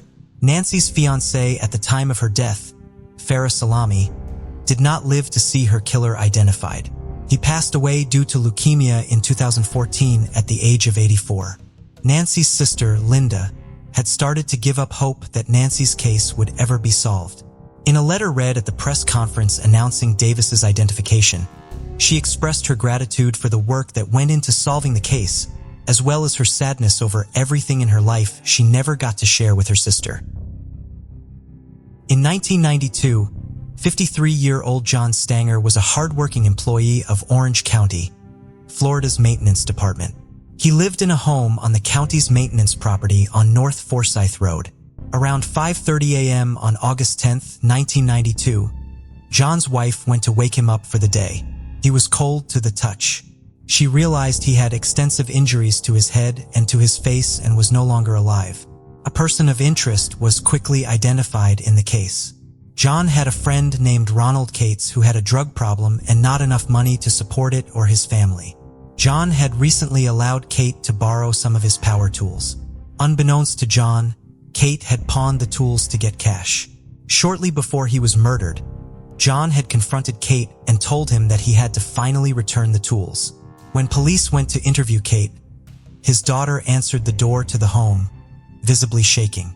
Authorities would later learn that her father had ordered her to lie to the police and tell them that he wasn't home while he went to hide under the house. Cades could not avoid the police for long and spoke to them on August 11th, August 18th. There were inconsistencies in his statements and with the timelines provided by his family members. Still, police did not have direct evidence tying him to the crime. During a suicidal incident in 1995, cadets reportedly confessed to killing John in front of his family. His family members reported the confession to police, but given the circumstances of the confession and the continuing lack of corroborating evidence, Katz was not charged with the murder. Decades would pass before investigators had enough evidence to file charges in John's case. On August 10, 2022, 30 years to the day after John's murder, Orange County Sheriff John Mina announced that Ronald Cates had been charged with John's murder and was being held in a North Carolina jail pending extradition back to Florida. Cates's arrest was finally made based on his own actions and the efforts of his own family, who had come to police in 2020 to make sure John's case was still being actively investigated. They all wanted justice for John, even if it meant confirming their husband or father's involvement in the crime. John forthcoming they could be at the time of John's murder because Cates was very abusive and they lived in fear of him. The more casual check-ins with police about the case and its progress turned into more extensive interviews in March of 2022. During these interviews, the family members were able to provide very detailed timelines of the hours around the time of John's murder, which showed that Cates did have time to go to John's house and commit the murder. They also mentioned that cadets liked to walk with a walking stick, a detail which stuck out to investigators. A large stick had been found at the crime scene. Investigators were able to provide a photograph of the stick to Kate's family, and they confirmed that it looked like the walking stick Kate had been using around the time of the murder. The final piece of evidence came in April of 2022 when Cates, again, confessed to the murder. This time, however, he confessed multiple times and his confession was eventually captured on video. Cates was having a mental evaluation in a North Carolina hospital when he allegedly told a nurse that he had killed a man in Florida in 1992. The nurse went to get a security guard, and Cates made the same confession to the guard. The nurse and the guard used the internet to do research to see if the claim could be true and found John Stanger's case on the Orange County Sheriff's website. They then notified local authorities about the confession. Officers from the Salisbury Police Department responded to the hospital and Cates gave them a 10 to 12-minute long confession, which was captured on the officers' body cameras. Cates did not provide a motive for the murder. He did explain that, in his words, he had hit Johnny with a stick. Authorities in Florida re-interviewed Cates and believed they now had sufficient evidence to charge him with first-degree murder, which led to Cates being arrested on August 5th. John's murder is the 13th case solved by the Orange County Sheriff's Office's Cold Case Unit since the unit was established in 2020. Patricia Schmidt, who went by Susie, lived with her family in Seacliff, south of Adelaide in South Australia. In December of 1971, 16-year-old Susie had just finished her leaving exam at Seacombe High School a few weeks earlier. Susie dreamed of one day becoming an airline hostess. For the time being, she had taken a job at the Burger King in Darlington so that she would have money to buy Christmas presents for her family. Susie's 10-year-old brother Frank had already gotten her a present, which sat wrapped under the family Christmas tree. Tragically, Susie never got to open it. Susie had decided to start requesting late-night shifts because they offered better pay. Friday, December 17, 1971, was only the second such shift she worked. That evening, Susie's father, Werner, dropped her off at the home of her friend, Frida, around 6 p.m. when he was on his way to the local German club, where he worked part-time as a barman. Around 8:30, Susie and Frida walked to the Burger King so that Susie could start her shift, before Frida left so that Susie could start working. Susie told her that she would see her the next day. Susie finished work around 1:45 a.m. on December 18th. Her father was supposed to pick her up on his way home, but he was running 10 minutes late. Susie decided to walk home rather than wait any longer. Describing his brief delay, Werner Schmidt would later tell the press, "A few minutes could have made all the difference. I might have saved my daughter's life." Susie never arrived home, and Werner reported her missing at 9:30 that morning, less than 8 hours after she was last seen at work. Around 6:30 that evening, an off-duty police officer was driving in Hallett Cove when he thought he saw something amongst the tall grass along the road. When he got closer, he realized it was the body of a young woman. It was Susie Schmidt. When Susie was found, she was wearing only her boots. Her bra was found hanging from a nearby fence, and her jumper and coat had been draped over her body. The kangaroo skin purse she had been carrying was never located. Evidence showed that Susie had been sexually assaulted prior to being murdered, and the battered state of her body showed that she had died a violent death. Susie was buried next to her mother, who had passed away 5 years earlier. Police believed Susie may have accepted a ride home from her killer. She told a friend that on Tuesday, December 14th, after she worked her first night shift, she had accepted a ride from an unattractive man who was around 30 years old and had severe acne. After Susie got into his car, he suggested that they take her drive to the Adelaide Hills, but Susie said no. He then began driving towards Hallett Cove, but Susie demanded that he drive her home, which he ultimately did. It is unclear if police believe the same man could have potentially given Susie a ride home on the night of her murder, or if he could have been involved in her killing. They cannot say for sure if she willingly accepted a ride or if she was abducted as she walked home.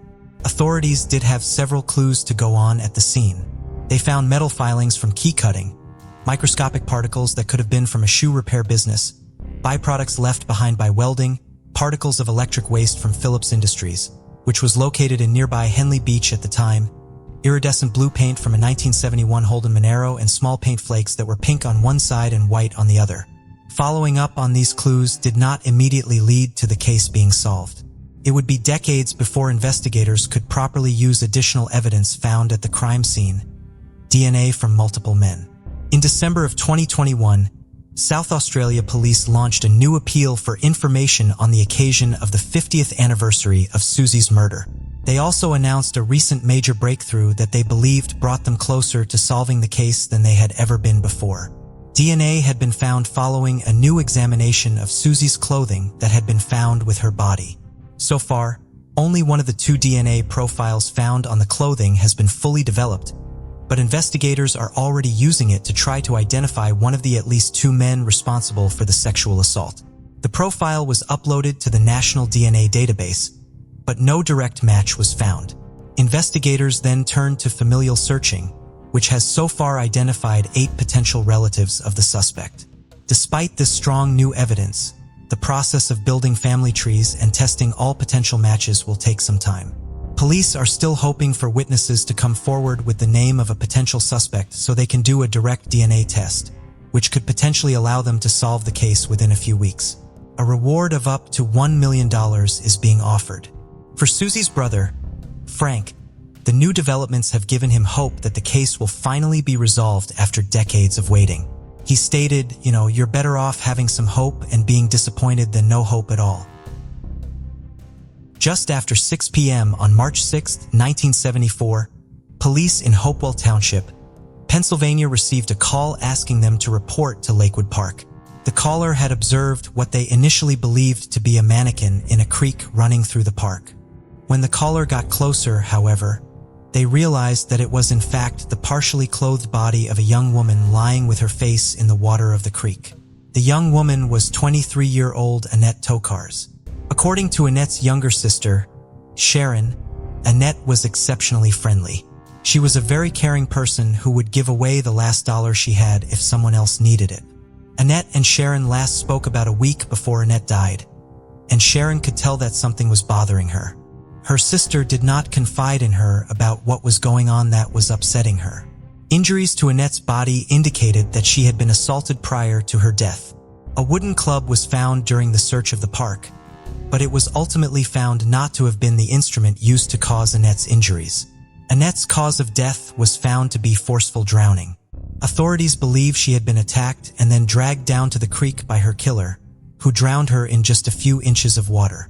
Investigators believe she may have been unconscious when she was drowned.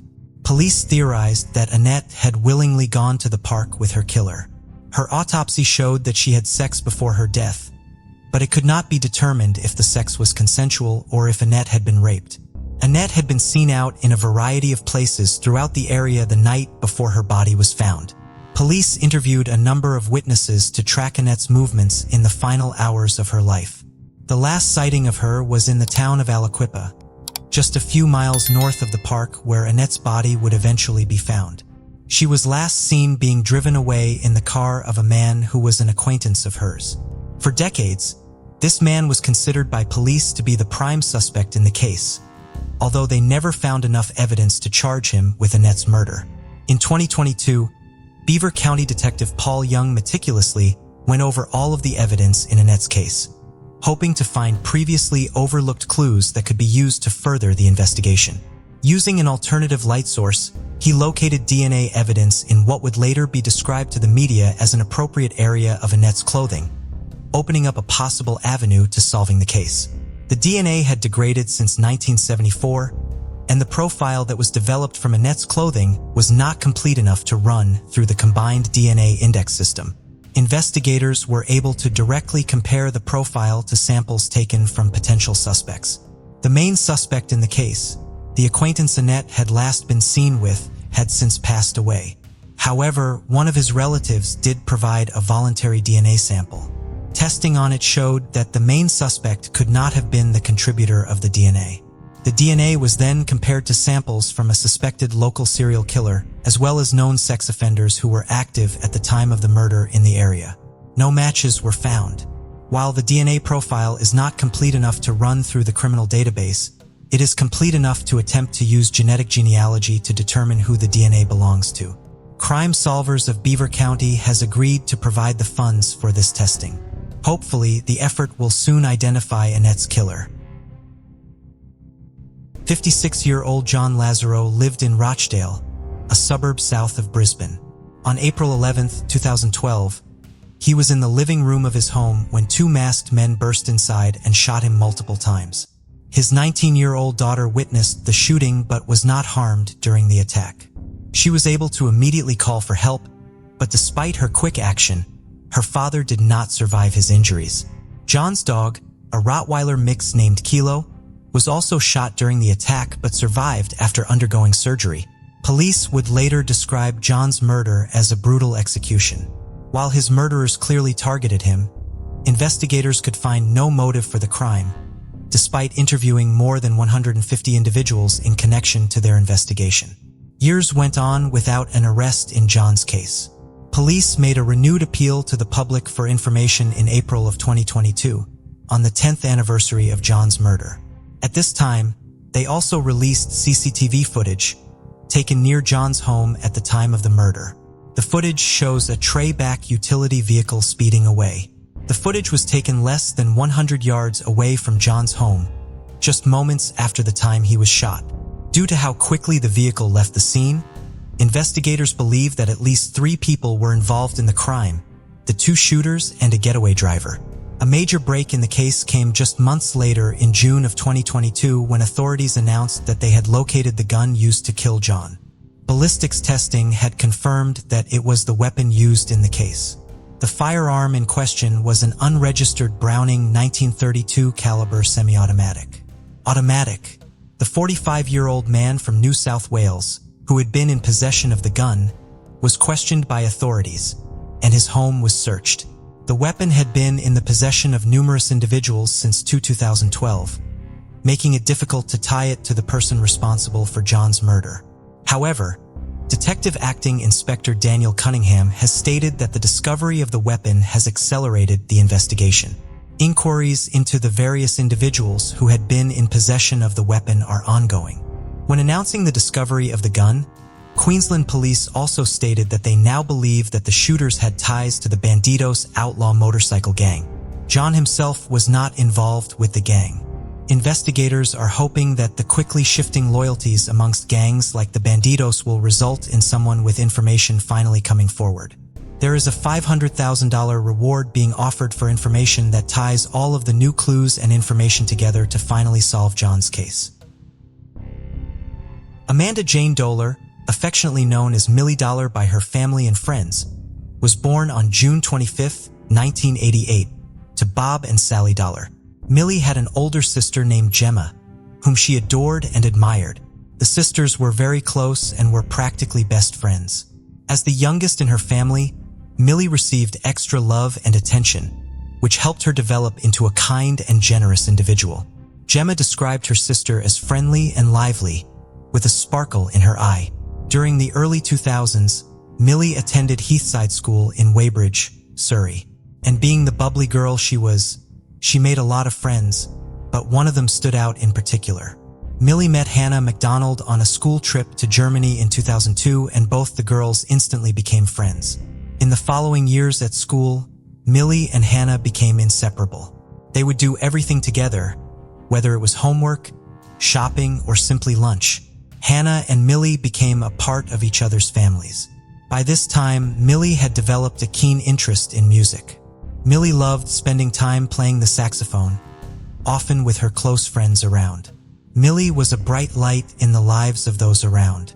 She loved to cheer others up when they were having a bad day and did that effortlessly. On Thursday, March 21, 2002, Millie said goodbye to Hannah and left the Eastside School in Weybridge, Surrey. At 3:07 p.m., she walked to Weybridge railway station with another friend that day. The two girls got off at the Walton on Thames railway station. This was one stop before Hersham, which was Millie's usual stop for her journey home. Millie and her friend had decided to grab a bite together at the station cafe before going home. They just wanted to enjoy a conversation over some good food. Once they were done, Millie called up her father at 3:47 p.m. and informed him about the delay. Before hanging up, she promised him that she would be back home in the next 30 minutes. By 4:0:5, Millie and her friend parted ways and set off home. Unfortunately, only one of the girls made it home that evening. Millie's family awaited her arrival, but hours went by and there were no signs of her. As each minute passed, the Dollars grew more and more worried about their youngest. Tension had already started to set in, and soon, Millie's family were sure that something awful had happened. At 7 p.m., Bob, Millie's father, called up the authorities in Sussex and reported Millie as missing. Detective Chief Superintendent Craig Denholm from the Police Department of Sussex pulled together a team and led a massive search for Millie. The team included dozens of helicopters and more than 100 police officers searching the fields, streets, and rivers around Hersham. Even the detectives who had earlier worked on abduction cases were called in for help. A week after Millie's disappearance, the police had gathered a few facts related to Millie's disappearance. Millie was last seen around 4:10 p.m. by a friend of Gemma, Millie's sister, when she was waiting at the bus stop. Gemma's friend stated that she recognized Millie when she saw her walking along Station Avenue. Even though there was a CCTV camera located further along the road, it showed no images of Millie. This indicated that Millie had disappeared within minutes after crossing the bus stop. A car, specifically a red Daewoo Nexia, was photographed driving past the same camera at 4:32 p.m., just 20 minutes after Millie was last seen. Although there was no proof that this car had anything to do with Millie's disappearance, the detectives found it suspicious. Police and the Dollar family together made appeals to the media for information about their missing girl, Millie. Millie's parents were interviewed many times, where they urged people to be on the lookout for Millie and come forward if they have any information, which could lead them to her. But sadly, these appeals in interviews were in vain. While nothing helpful came from those interviews, the police started to look at other possibilities. They stated that there was a high chance that Millie was probably not taken by force. They were so sturdy that Millie might have run away on her own will, not necessarily with someone. They backed this theory up by stating that even though a number of people had seen Millie before she went missing, nobody had seen her being in a struggle with anyone. Sally Dollar, Millie's mother, only hoped that her daughter had run away, as it was much better than all the other grim possibilities that occupied her head. However, Sally could not think of a reason why Millie would want to run away. On April 23, 2002, the detectives were informed by the discovery of a body in River Thames, Walton. The news prompted the media to speculate that the remains might be those of Millie. However, the body was identified the following day as that of a 73-year-old woman named Maisie, who went missing in March 2001. An investigation was probed into Maisie's case as well, and her death was not believed to be suspicious. By the time it was June 2002, the police were working extensively searching for Millie. A national tabloid newspaper, The Sun, even offered a reward of £100,000 available for anyone who could lead the authorities to Millie. But sadly, the reward was never claimed. Despite their tireless efforts, the detectives found no clues which could help them locate Millie. On June 25, 2002, it was Millie's 14th birthday, but she remained missing. By the end of that month, the police told Millie's parents that there was a high chance that Millie was dead. In the months that followed Millie's Fadting investigation, something strange happened. Millie's family and the detectives monitored Millie's phone, trying to locate it, but instead, they observed some suspicious activity in Millie's voicemail box. They noted that Millie's voicemails were being listened to and deleted. In a time when Millie's family was almost convinced that she was dead, the voicemail activity gave the Mariah hope that maybe Millie is still alive and hiding somewhere. For once, after months, the Dollar family could imagine being reunited with Millie. Bob and Sally, Millie's parents, started sending text and voicemails to Millie's phone, thinking that someday she would reply, telling them about her current condition. However, all hopes the Dollars had gathered were brutally shattered on September 18, 2002. A few mushroom pickers passing through Yateley Heath Woods, near Yateley, Hampshire, discovered a cold and lifeless body. The body didn't have a single article of clothing on it, and it seemed like nobody had tried to bury the remains at all. Police closed the roads next to the site, where the remains were found. Police officers suspected that the remains to be of Millie. They formed teams, and while some made sure the area was well guarded and secure, the others began a thorough search of the woods. Although a full forensic examination of the scene in the surrounding area was carried out to recover any evidence, no items that Millie had with her at the time of her disappearance, such as her clothing, purse, rucksack, or mobile phone, were ever recovered. However, on September 20, 2002, everyone's worst fears came true when the dental records examined by a forensic expert confirmed the remains to be of the missing 13-year-old schoolgirl, Millie Dowler. But due to the severity of the decomposition, Millie's cause of death could not be determined, but police were sure it was murder. Sometime after verifying the medical examiner's report, the police officers informed Millie's family of the horrific discovery. Bob, Sally, and Gemma's hearts were shattered to the core. The news broke out and the media covered the full story, spreading it across the whole nation. Thousands of people mourned that day, expressing their sorrow over losing Millie. A couple of weeks later, in October 2002, Millie's family organized a memorial service for her. Dozens gathered in the lawn in front of Millie's school, dropping flowers and paying tributes to Millie. Millie was then laid to rest in Woking Crematorium in Woking Borough, Surrey, on March 21, 2003, exactly a year from the day she disappeared. The discovery of Millie's body led the police to reclassify the case as a homicide investigation. Undertaken again by Surrey Police, the investigation was code-named Operation Ruby. On November 22, 2002, the detective set up a roadblock near the spot where Millie's body was discovered. The Surrey Police Department didn't want to leave any stones unturned, and hence, re-examined the crime scene and the surrounding area to make sure they didn't miss anything out. They questioned around 6,000 motorists in the area, but no new clues or leads were discovered. Knowing that in cases such as Millie's, a family member could most likely be the perpetrator. They even consider Bob Dollar, Millie's father, a suspect. However, this string of investigation was quickly dropped, as there was no evidence linking Bob to Millie's murder. The detectives apologize for the missed opportunities their attention to this track may have caused. On March 23, 2003, detectives discovered the DNA of an unidentified male on one of Millie's clothes found in her bedroom. This gave detectives the impression that Millie's killer might have met her before, but just within 3 months, this link was ruled out by the detectives. They never shared the reason behind this decision. Even after the discovery of Millie's body, the Dollar family's suffering didn't end. The investigation into Millie's case was turning out to be a frustrating one for the detectives, but mostly for Millie's family. Beginning in 2003 itself, Millie's family and the detectives started receiving misleading and false information. This insensitive and foolish behavior not only hurt the Dollar family sentiments, but also made the investigators go around in circles and lose valuable time. Gemma, Millie's older sister, started receiving some mischievous letters. In these letters, an unidentified person with the mischievous tone claimed to have killed Millie. He even went on to give death threats to Gemma, warning that she too would meet the same fate as her sister. Even though Gemma was in a fragile state of mind, she didn't hesitate to report these letters to the authorities. The detectives were quick to follow up and nab the author of those nasty letters. He was identified as a man named Paul Hughes. It was confirmed that he had no relation to either Gemma or Millie.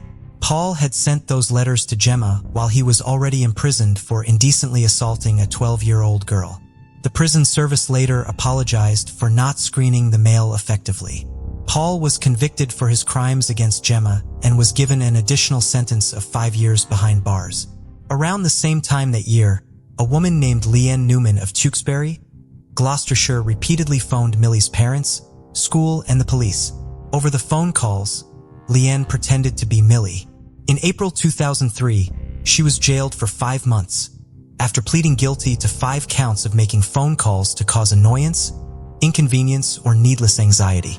Every time Bob Sally and Gemma Dowler tried to put behind Millie's tragic death and move on with their lives, some maniac would show up and shatter their healing process. For the Dowlers, it was like someone was rubbing salt on their wounds. On July 6, 2005, a man named Levi Belfield caught the attention of the detectives' eyes. Levi was a tall, hefty man in his early 30s back in 2005, who was born and raised in southwest London. Levi Belfield was also a serial killer who had been convicted for the murders of 19-year-old Marcia McDonnell in February 2003 and 22-year-old Emile Delagrange in August 2004, and the attempted murder of 18-year-old Kate Sheedy sometime in 2004. For these crimes, which clearly took place after Millie's murder, Levi was already serving a whole life tariff, a custodial sentence handed out for the most heinous crimes, which meant that he would spend his entire life in jail. The detectives took a closer look at Levi's crimes and noted that some of them had taken place around the area that Millie was abducted from. They suspected Levi to be involved in Millie's murder as well and decided to question him. After a few minutes into the questioning, Levi was beginning to get uncomfortable with the line of questioning, which was evident from his body language and short responses. The fact that Levi never denied killing Millie, that he was somehow connected to her murder, but this wasn't enough. They needed something solid, and for that, they reached out to Levi's past lovers. Joanna, an ex-partner of Levi, shared her disturbing experience with him and told how dangerous he was as a person. One of Levi's known surviving victims, Kate Sheedy, shared her nightmare story as well. She stated that she was unaware that Levi had been following her in his white van while she was in the bus, and as soon as she got off the bus and walked into an isolated area, Levi rammed his van into her. After some turbulence and a few stirrups, there was finally some valuable progress being made in the investigation into Millie's murder. However, things turned shaky once again in 2006, when a man named Gary Farr of Ratford, Nottinghamshire started sending emails to Millie's parents and friends repeatedly. In those emails, Gary claimed that Millie was still alive. He said that she had been smuggled out of the country to work as an entertainer at nightclubs in Poland. He even claimed that Millie's death was merely a facade to cover up what actually had happened. As a result of these misleading emails, Gary was sectioned indefinitely under the Mental Health Act on October 19, 2006, for being a serious psychological danger to the public after admitting a charge of harassment. A confirmatory investigation was launched in the following years, and on March 30, 2010, Levi was charged with Millie's abduction and murder. And as a result, an 8-year-old long search for Millie's murderer was finally over. On October 6, 2010, Levi appeared virtually in court via video and was formally charged with 1 count of attempted abduction, 1 count of abduction, 1 count of disposal of evidence, and 1 count of murder. Before the trial began, Justice Secretary Kenneth Clark rejected calls for a review of Levi's past criminal cases. Justice Kenneth said that, while Levi had been convicted of previous murders, he had to be presumed innocent in Millie's case and be found guilty by a jury in a full court process. He believed that bringing up Levi's charges for the murders of Marcia McDonnell and Emile Delagrange in the attempted murder of Kate Sheedy would prejudice the trial. To keep that from happening, the court did not allow evidence to be introduced of Levi's obsession with schoolgirls and his attempt to abduct and assault them. Levi's trial began on May 10, 2011, and concluded 6 weeks later on June 23, 2011, with the jury finding him guilty. Levi was handed another life sentence on Friday, June 24, 2011, for abducting and murdering Millie Dowler. During the course of Levi's trial in Millie's case, another old case was brought to light. Levi was being suspected of an attempted abduction of an 11-year-old girl named Rachel Collis. The incident allegedly took place in 2002, on March 20th, when Rachel was offered a lift by a man in a red car in the Walton area. However, the request for Levi's trial on this case was dismissed due to newspapers publishing articles with preconceived notions, but the judge ordered that the charge should remain on file so it can be properly investigated later. After Levi's sentencing, the Dollar family strongly criticized the treatment they faced during the trial. Millie's sister, Gemma, described the day that her parents were cross-examined by Levi's defense lawyer as the worst day of her life. Sally, Millie's mother, told reporters that the trial had been a truly awful experience for her and her family. She said that they had to hear Millie's name being defamed in court. As Levi's defense lawyers tried to portray Millie as an unhappy, depressed young girl, Sally reassured that Millie was none of those things at all. She was a happy, vivacious, fun-loving girl. Sally was upset that her family's life had been scrutinized and laid open for everyone to inspect. The Dollars were snatched of their right to privacy and made to sit through the painful trial, day after day, in order to get an evil man convicted of their beloved Millie's brutal murder. Bob, Millie's father, criticized how Levi refused to appear physically in court and to give evidence for his sentencing. He was disgusted by the fact that he was questioned about his relationship with his own daughter. Bob added that his family had to pay too high a price for Levi's conviction. Bob was hurt that the trial had been a truly mentally scarring experience for him and his family. Bob also revealed that when he and his family were being questioned, it made them feel as if they were the ones on trial, not Levi. Bob further shamed the judicial system for being so loaded in favor of the perpetrator of the crime. When the news that the Dollars were mistreated and harshly cross-examined in the courtroom broke, it led to a debate over how victims and witnesses were treated in court. On July 4, 2011, it was discovered that Millie's voicemails had been accessed and altered by journalists working for a newspaper that went by the name of News of the World. The newspaper's private investigator, Glenn McClare, was particularly criticized. It was revealed that during the police investigation into the newspaper's phone hacking activities, detectives discovered that journalists had deleted some messages in Millie's voicemail box, which could have been potential evidence in Millie's case. They did so because the mailbox was full and they wanted to free up space for new messages so they could listen to them. This was the reason why, back in 2002, after noticing activity in Millie's voicemail box, the Dollar family thought that Millie was still alive, even after her disappearance, which, as it turned out, was not the case at all. The phone hacking scandal earned the anger of the Prime Minister, David Cameron, who called it a truly dreadful act. In response to the British public's outcry, several inquiries were conducted into phone hacking and media ethics. The newspaper itself was closed in 2011. As a direct result of the outrage, the Prime Minister David Cameron sat down with Millie's family to have a discussion over the press hacking incident. Bob and Sally, Millie's parents, announced they would pursue a claim for damages against the News of the World. In September 2011, it was reported that the Dollar family had been offered £2 million in personal damages. In January 12th, it was reported that Surrey police and other police forces were made aware soon after Millie's death that News of the World staff had accessed her voicemail box, but the detectives did not publicly address this information.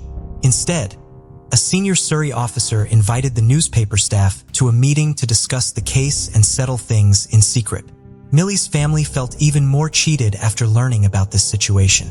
A red Daewoo Nexio, which was photographed driving past the same camera that captured Millie shortly after she was abducted, belonged to Levi's then-girlfriend, Emma Mills.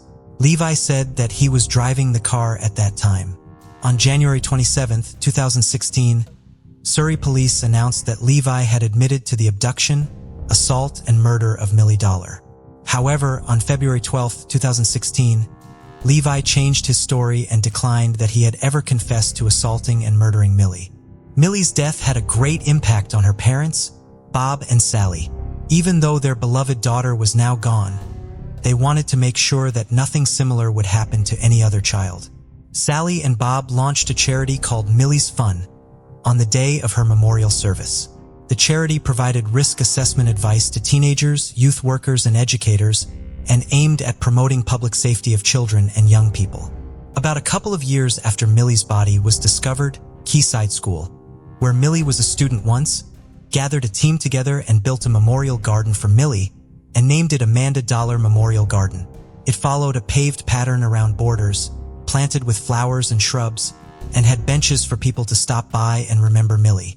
Sally and Bob Dollar, together with her sister Gemma, were present at the moving ceremony when the garden was first opened for the public. The school staff and some governors also attended. The Reverend Nick Whitehead concluded the official opening with a prayer and a blessing. The principal thanked all the individuals, businesses, and organizations that offered a helping hand in converting the dream of making a memorial garden for Millie into a reality. School principal Glenn Willoughby said that he believed that a lot of people in Walton needed a place of peace and tranquility. At the school, the students and staff can visit to remember Millie and to have some space and time to reflect on anything that may be on their mind.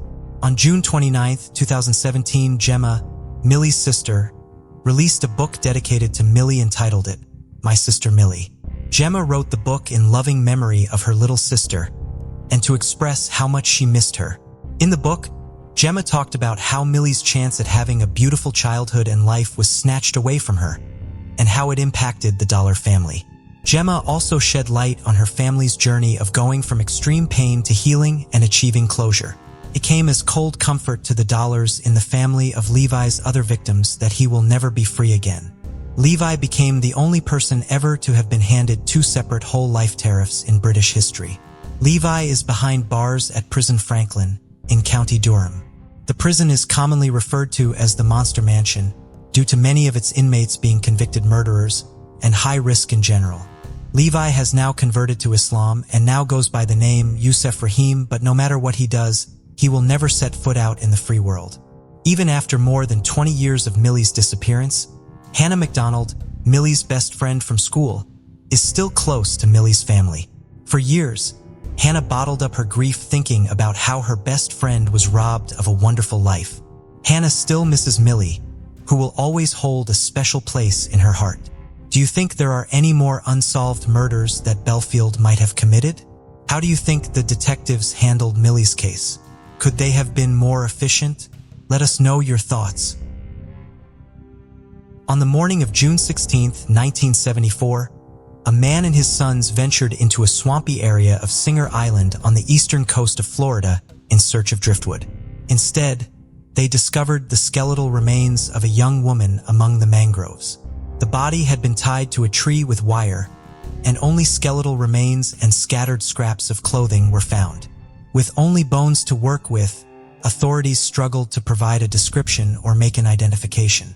Efforts to use dental records for identification were unsuccessful.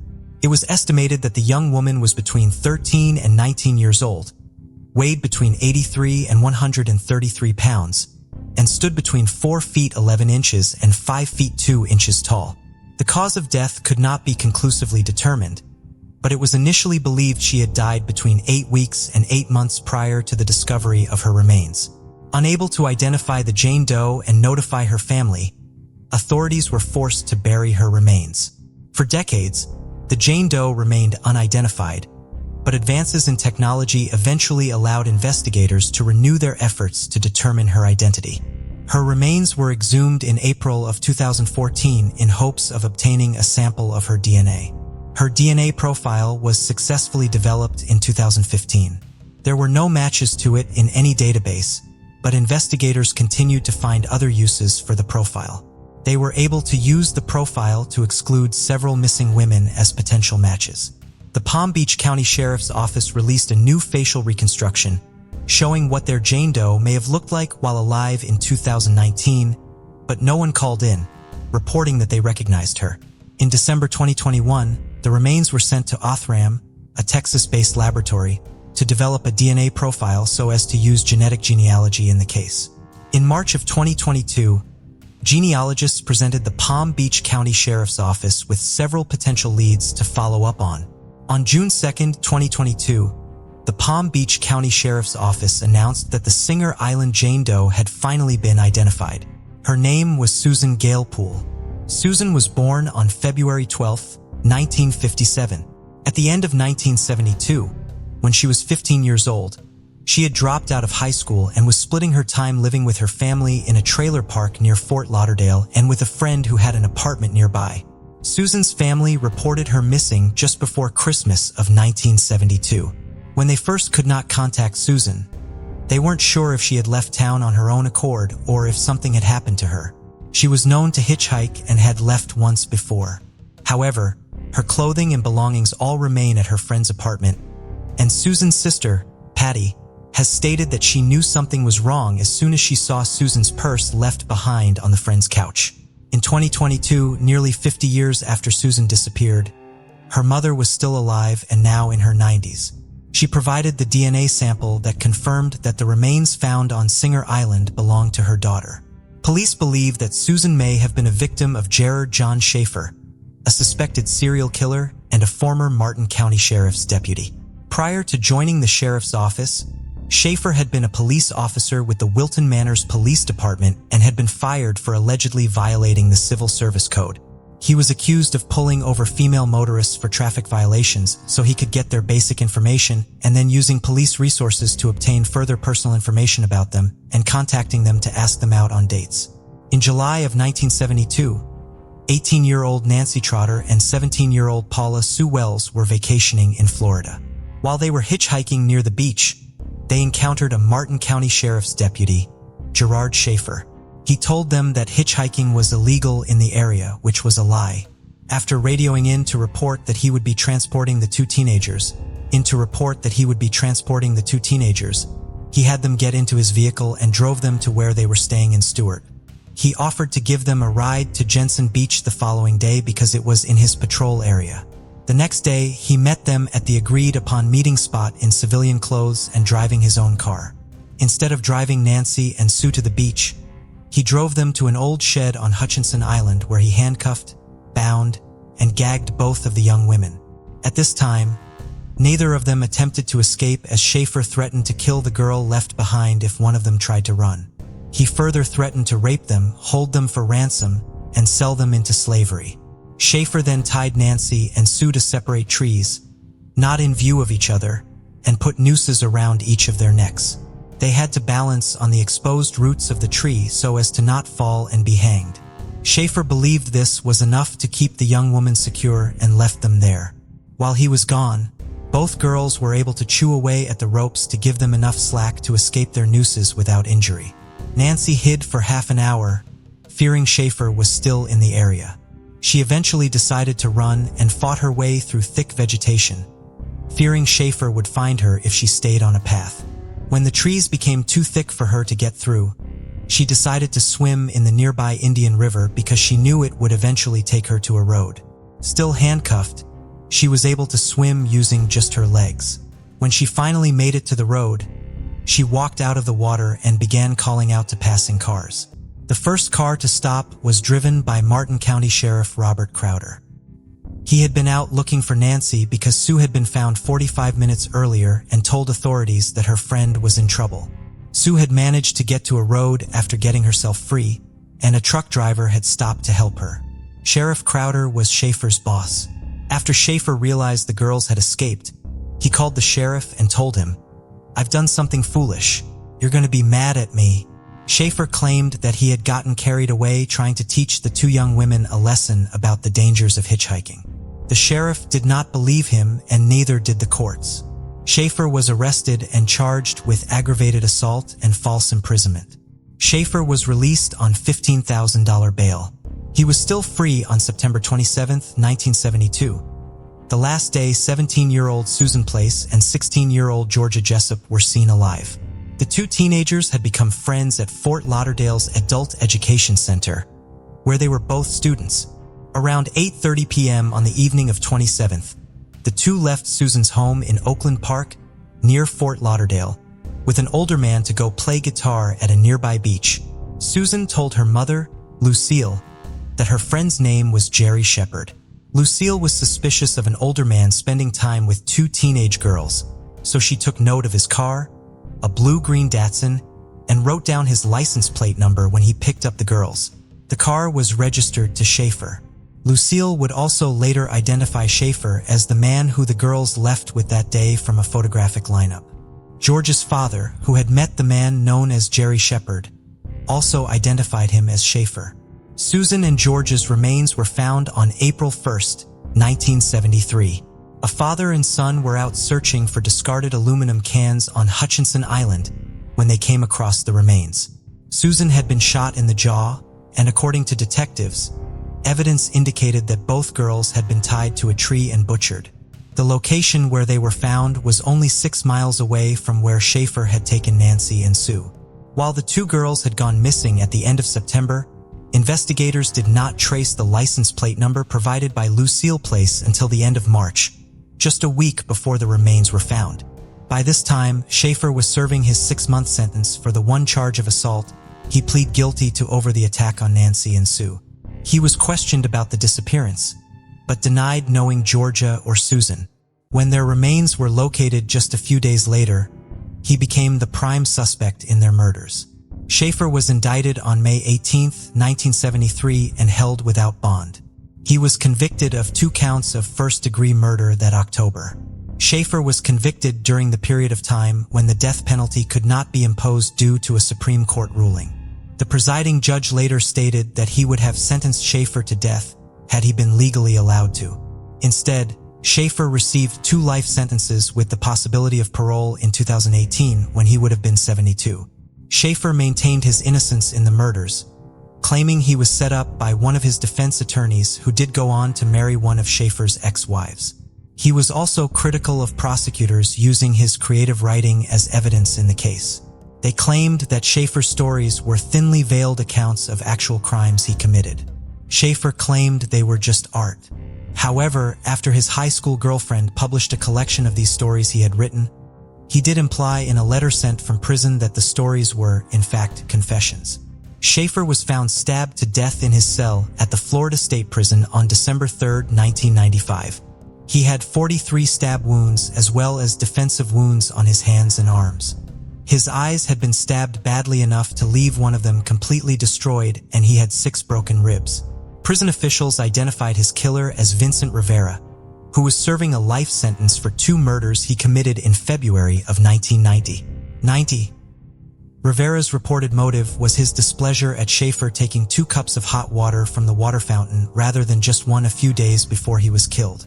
Georgia Jessup's mother, Shirley, told reporters that she wanted to send Schaefer's killer a present, and that while she was always confident that her daughter's murderer would get what was coming to him, she wished it had happened sooner. While Schaefer was only ever convicted of 2 murders, he is considered a suspect in as many as 30 murders. some dating back to 1969, according to Circuit Judge C.P. Trowbridge, who presided over Schaefer's double murder trial. Evidence ties him to crimes across the country. When police searched Schaefer's mother's home in Fort Lauderdale after Susan Place and Georgia Jessup's remains were found, they found items, including jewelry, identification documents, a diary, and gold teeth belonging to at least 5 missing or murdered young women. The remains of other young women known to hitchhike in the area have also been found in similar circumstances as Schaefer's known victims. However, authorities never felt they had enough conclusive evidence to charge Schaefer with any more murders. Robert Stone, who prosecuted Schaefer for the murders of Susan Place and Georgia Jessup, described him as the most sexually deviant person I had ever seen. He made Ted Bundy look like a Boy Scout. Bill Haggerty, who interviewed Schaefer for the Violent Crime Apprehension Program during his tenure as an FBI agent, later stated that out of all the serial killers from across the country he interviewed during his time with the FBI, Schaefer was easily in the top 5 of the sickest individuals he talked with. According to Schaefer's statements to psychiatrists while he was incarcerated, he began associating pain and sex around the age of 12. He would tie himself to trees and would become sexually excited from hurting himself. Soon, that excitement was transferred to the idea of hurting women. His short-lived first marriage ended when his first wife filed for citing extreme cruelty. As with the numerous other potential victims of Schaefer, investigators have no concrete physical evidence connecting him to Susan Poole's murder. They believe he may be responsible for her murder purely based on circumstances. Susan was known to hitchhike, and Schaefer was known to pick up hitchhikers. Susan's remains were found tied to a tree, as were Schaefer's 2 known victims. Furthermore, while Schaefer was sentenced in the assault case involving Nancy Trotter and Sue Wells on December 22, 1972, the judge allowed him to delay the start of his sentence until after the holidays, meaning he was not in custody when Susan disappeared. The Palm Beach County Sheriff's Office is still searching for further evidence to see if Schaefer can be tied conclusively to Susan's murder. They are hoping that friends of Susan's from around the time of her murder may be able to help them connect Susan and Schaefer. In a Facebook post, they announced that they are hoping to locate and interview 3 of Susan's friends, Julie Hunt, Michelle Williamson, and Greg Anderson. They are asking that these 3 individuals contact Palm Beach County Sheriff's Office Detective Bill Springer. According to Detective Springer, Susan's mother and siblings were glad to know what became of her after so long, but he hopes to be able to give them further closure by being able to definitively identify her killer. In 1981, 34-year-old Sylvia Quayle lived on South Ogden Street in Cherry Hills Village, Colorado, south of Denver. She enjoyed studying history, especially researching the work of Wesley Quayle, a noted architect and Sylvia's uncle. Sylvia was able to incorporate her interest in architecture into her career, working as a secretary at an architectural firm. Sylvia was very artistic and ambitious, which led to her not being satisfied with just one job. She used her cooking and baking skills to start her own business, which specialized in creating wedding cakes. Her other artistic skills include making pottery, and she created pieces that are still treasured by her sister today. Sylvia was very close with her family, which included her parents and her younger sister. Her parents' home was only about 150 feet away from her own, and she had coffee with them every morning. Sylvia did not make it to this daily coffee date on August 4, 1981. She was last heard from around 11 p.m. the night before when she spoke to her sister on the phone. Just before 8 a.m. on 4th, Sylvia's father, William, went over to her home. When William arrived at the home, the storm drawer and front door were both open and he could see inside the living room from outside. His daughter's body was immediately visible on the floor. Sylvia was lying on the floor, her spread legs facing the door. She was nude from the neck up. Her red, long-sleeved shirt had been pulled up so it covered her face from the nose up, and her arms were still entangled in the garment above her head. A white towel had been thrown over her to cover the rest of her face and her neck. William quickly called for help, but he could not do so from Sylvia's house as someone had cut the phone line inside the house, as well as pulled down the phone lines outside. William moved the towel on his daughter's face to try to cover up her body before police arrived. He told them how he originally found it, and they moved the towel back to its original position to properly document the scene. Sylvia had been sexually assaulted, stabbed, and shot. Red marks approximately the size of fingers on her neck indicated that her killer also tried to strangle her. Extensive injuries to her hands and fingers showed that Sylvia had aggressively tried to fight off her attacker. Sylvia's cause of death was ultimately ruled to have been the blood loss caused by the 3 stab wounds she had sustained, which had pierced her heart and both of her lungs. The .22 caliber gunshot to the top of her head was ruled a secondary cause of her death. A bloody knife was found a few feet away from Sylvia's body, as was a pair of underwear. A small pool of blood was found behind the home's front door, and what court documents would later describe as a significant amount of blood was found on Sylvia's pillow in her bedroom. Drops of blood were found between the bed and the bedroom door. The killer appeared to have first attempted to enter the home through Sylvia's bedroom window, a conclusion authorities arrived at based on a hole cut into the lower corner of the window screen. Evidence indicated that the killer's successful entry into the home was made through the bathroom window. The screen from that window had been removed and there was a pry mark visible at the bottom of the window. The screen was found 50 to 75 yards away from the house, tossed into tall weeds. Several items that were most likely from inside the bathroom, including a can of hairspray and 2 hair curlers, were found outside the home, underneath the bathroom window. Numerous items of evidence that would later be used to test for DNA were collected at the scene. These items included the bloody towel found covering the lower portion of Sylvia's face, the orange area rug upon which Sylvia's body had been lying, the knife, and the underwear found near her body. In addition, an internal vaginal swab and swabs from Sylvia's breasts were taken during her autopsy and preserved. In total, more than 140 pieces of evidence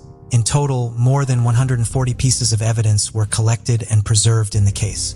New technologies were applied to the examination of this evidence as they were developed in the years following Sylvia's murder. In 1983, 2 years after Sylvia was killed, forensic technicians re-examined the carpet from her home with an alternative light source. When they did so, they were able to identify foreign biological evidence in the area of the rug that was close to where Sylvia's body had been found. This section of carpet was submitted to the Colorado Bureau of Investigation for testing in 1995. 5 years later, in 2000, the CBI was able to develop a male DNA sample from the carpet. However, when they uploaded the profile to the FBI's combined DNA index system, the search returned no matches. In the early days of DNA testing by law enforcement, the technology had been used to discredit a confession from a known attention-seeking killer. In 1983, while he was imprisoned on unrelated charges, Addis Toole claimed to have killed Sylvia and reportedly described the hedges and bushes outside of her home to prove his involvement. Toole and his criminal associate Henry Lee Lucas famously claimed responsibility for 100 of crimes committed across the country, apparently for the notoriety it afforded them and the benefits like food and cigarettes they received while working with various law enforcement agencies. Their claims have largely been disproven. Toole was eventually charged with Sylvia's murder, but in 1993, DNA from another piece of evidence excluded him as Sylvia's killer, and the charges were dropped. Toole died while incarcerated in Florida in 1996. In January of 2020, police in Cherry Hills Village began working with United Data Connect, a Colorado-based genetic genealogy company founded by former Denver District Attorney Mitch Morrissey. Using GED Match and Family Tree DNA, 2 public genealogical databases, United Data Connect was able to provide police with the identity of someone who was a possible match to the DNA from the crime scene on May 26th of that same year. In addition to the genealogical evidence pointing to this individual, United Data Connect was also able to provide evidence that he had been living in the city of Englewood, just to the west of Cherry Hills Village before, during, and after the time of Sylvia's murder. The potential suspect was living in Cozad, Nebraska at the time. In January of 2021, an investigator from United Data Connect traveled to Nebraska in hopes of surreptitiously collecting a sample of this individual's DNA. He retrieved 2 bags of trash from the dumpster of the apartment building where the potential suspect lived. The bags contained mail addressed to the potential suspect, indicating that he was the person who had owned the items in the bags. From the 2 bags of trash, the investigator was able to obtain 15 items that potentially had the possible suspect's DNA on them and turn them over to the district attorney's office back in Colorado. The The evidence was then taken to an evidence technician with the Cherry Hills Village Police Department.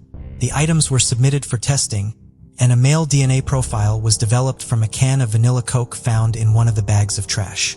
It was a match to the DNA found on multiple pieces of evidence collected from Sylvia's body and her home following her murder. On February 10, 2021, nearly 40 years after Sylvia was murdered, 62-year-old David Dwayne Anderson was arrested in Nebraska and charged with 2 counts of first-degree murder in connection to Sylvia's case. One count alleged that Sylvia was killed after deliberation, and the other alleged that she was killed during the commission of another felony. Anderson had been just 22 years old at the time of the murder. While he had never been arrested for violent crimes, he did have a criminal record. Between 1981 and 1986, he was arrested on 8 separate occasions for committing commercial and residential burglaries. During one of the residential burglaries, he had entered the home by discarding the screen to a bedroom window. Anderson agreed to an interview with investigators, during which he denied knowing Sylvia Quayle and stated that he did not know how his DNA ended up in her home. Anderson's first trial began in March of 2022. During opening statements, Anderson's defense team argued that he and Sylvia had consensual sex, explaining the presence of his semen on so many of the pieces of evidence from the scene.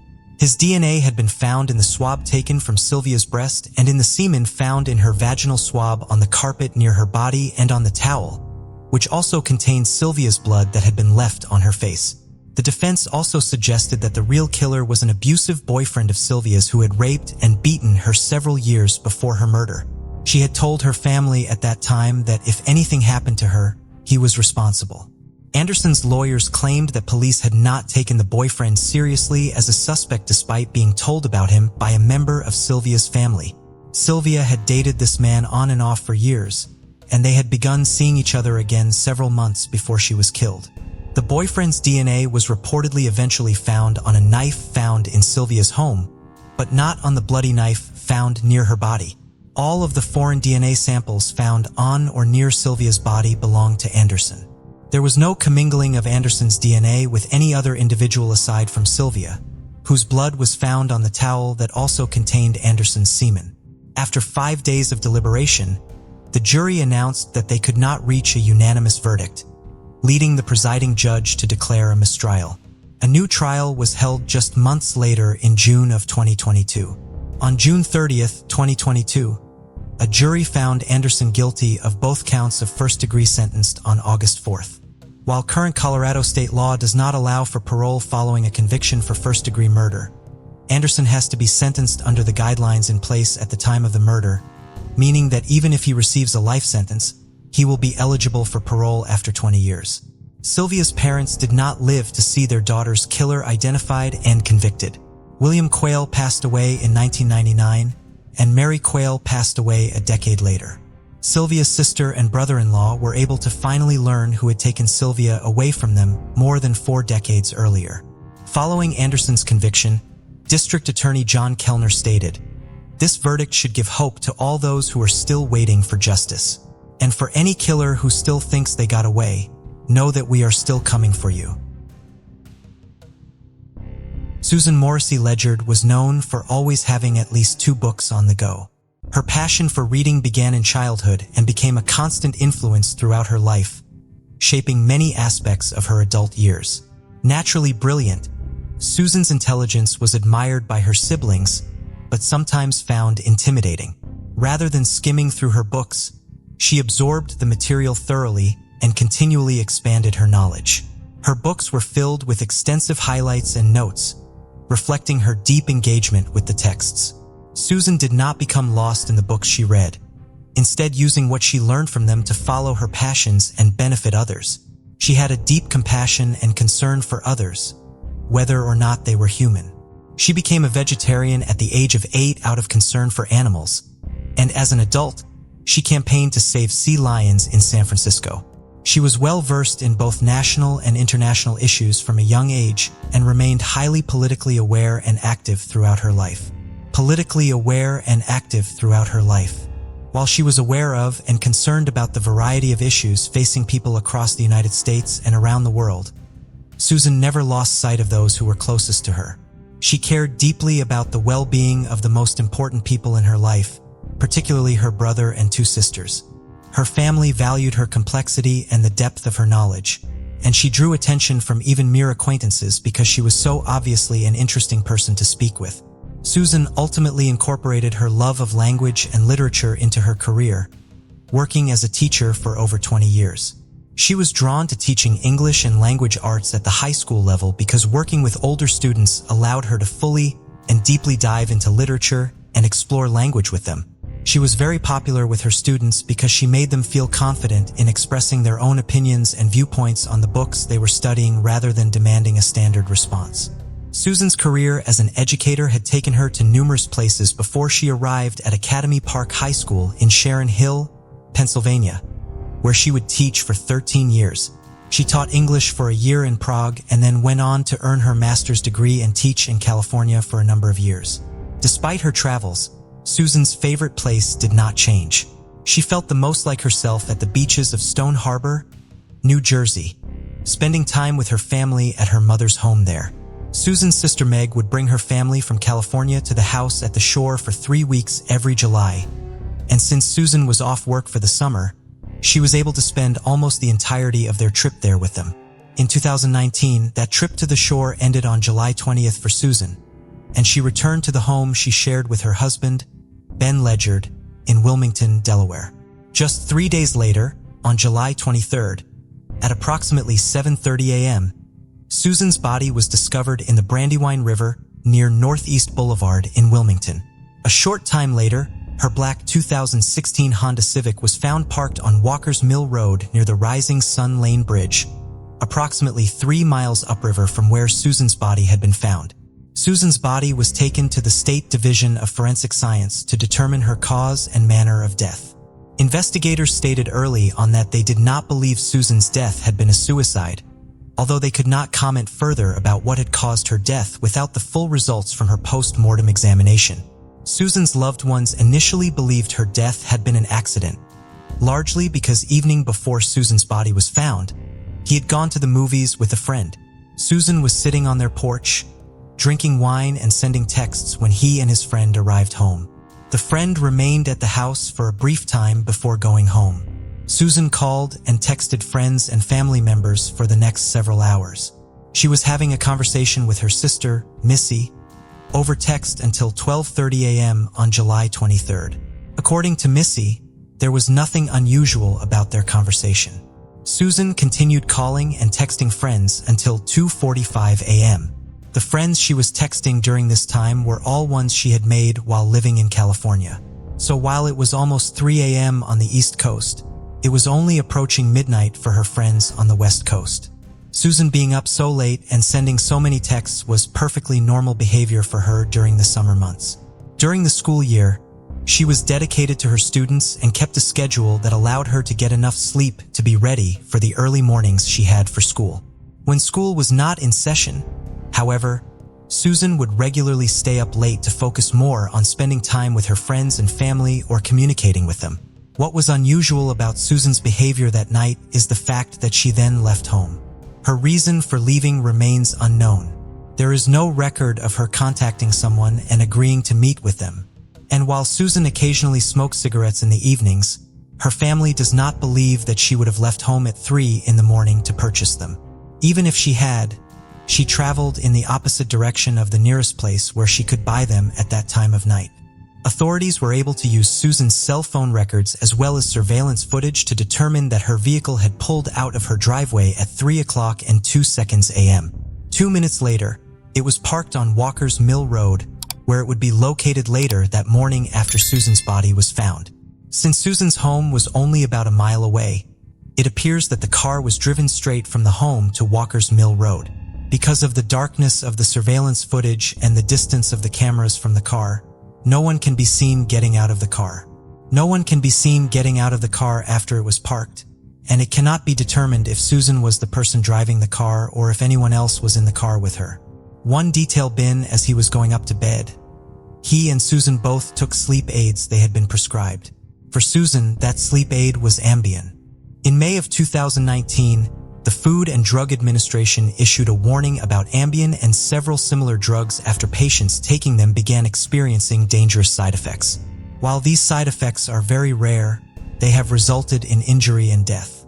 The FDA found 66 cases in which patients who took this category of drug unknowingly engaged in dangerous activities like sleepwalking or driving while not fully awake. 46 of these incidents involved serious but non-fatal injuries like burns and the loss of limbs.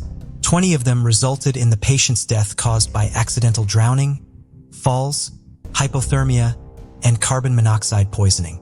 No matter how unusual these severe side effects are, if Susan had taken Ambien, it opened up the possibility that she had been experiencing some of them leading up to her death. If she had not been fully awake, it could explain why she left her house for no identifiable reason, and she could have accidentally gone into the water after she parked her car. However, problems with this theory were identified quickly after Susan's death.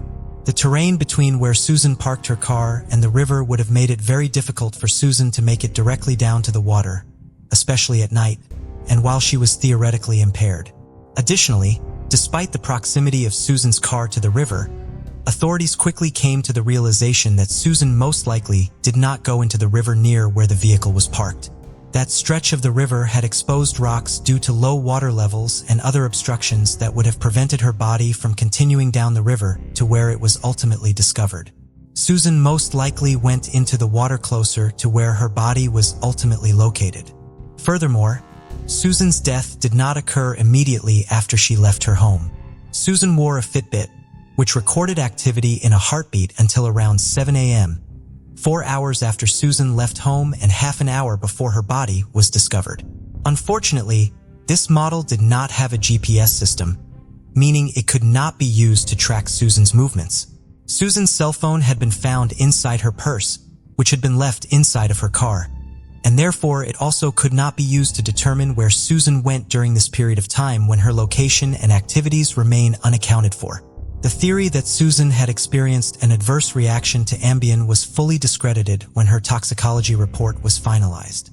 The report showed that she did have some alcohol in her system at the time of her death, but no Ambien or any illegal drugs. The theory that Susan's death was the result of an accident was also disproven a few months after she passed away. In early October, authorities informed Susan's family that the Delaware Division of Forensic Science had ruled that Susan's death had been a homicide. They found that the cause of her death had been blunt force trauma and drowning. Due to their ongoing investigation, the Delaware State Police have not disclosed the exact nature of Susan's injuries or where they were located on her body. These findings were made public on November 14, 2019.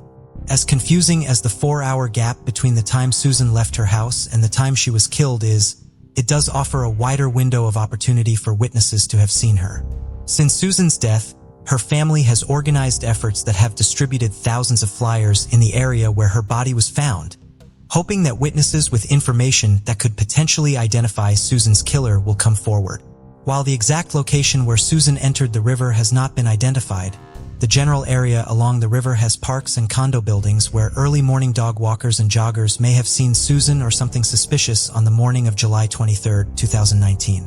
Susan was 5 feet 4 inches tall, weighed 130 pounds, and was wearing a purple tank top at the time she was killed. Susan's family has partnered with $50,000 reward for information that leads to an arrest in the case. The Morrissey family is also preserving Susan's memory and her teaching legacy through the establishment of the Susan Morrissey Foundation. A major focus of the foundation is the Susan Morrissey Ledyard Prize for Achievement in English, a partial scholarship awarded to students from the high school where Susan was teaching at the time of her death who excel in the subject of English. The foundation awarded its first scholarship to one of Susan's former students in 2021. 2 additional students from Academy Park High School received scholarships in 2022. While Susan's family has found some comfort in honoring her legacy through the foundation, they struggle greatly with her death and the lack of answers in her case. Losing Susan and not knowing who is responsible for her murder has dramatically changed their lives individually, as well as their dynamic as a family. The Morrissey family has asked that anyone with information, no matter how insignificant it may seem, report it to police so that they can evaluate its importance. Even the smallest detail could potentially lead to the identification of Susan's killer. Today's case brings us to the small town of El Rancho, New Mexico. With a population of just 1,500, it's a close-knit community where everyone knows each other and families are known for their honesty and hard work. In 2011, the Ortiz family was a cherished part of this community. The family consisted of Dixie, the mother, Lloyd, the father, and their children, Sherry, Angela, and Stephen. Lloyd and Dixie had been married for 34 years and were seen as key figures in the town. Angela described Dixie and Lloyd as exceptional parents in countless ways. They never judged anyone, always embraced people for who they were, worked harder than anyone she knew, and supported everyone around them. Lloyd worked as a tile contractor, starting his day before dawn and often working past 9 at night. Dixie worked at a nursing home, a job she never viewed or spoke of as mere work. She just genuinely loved helping people.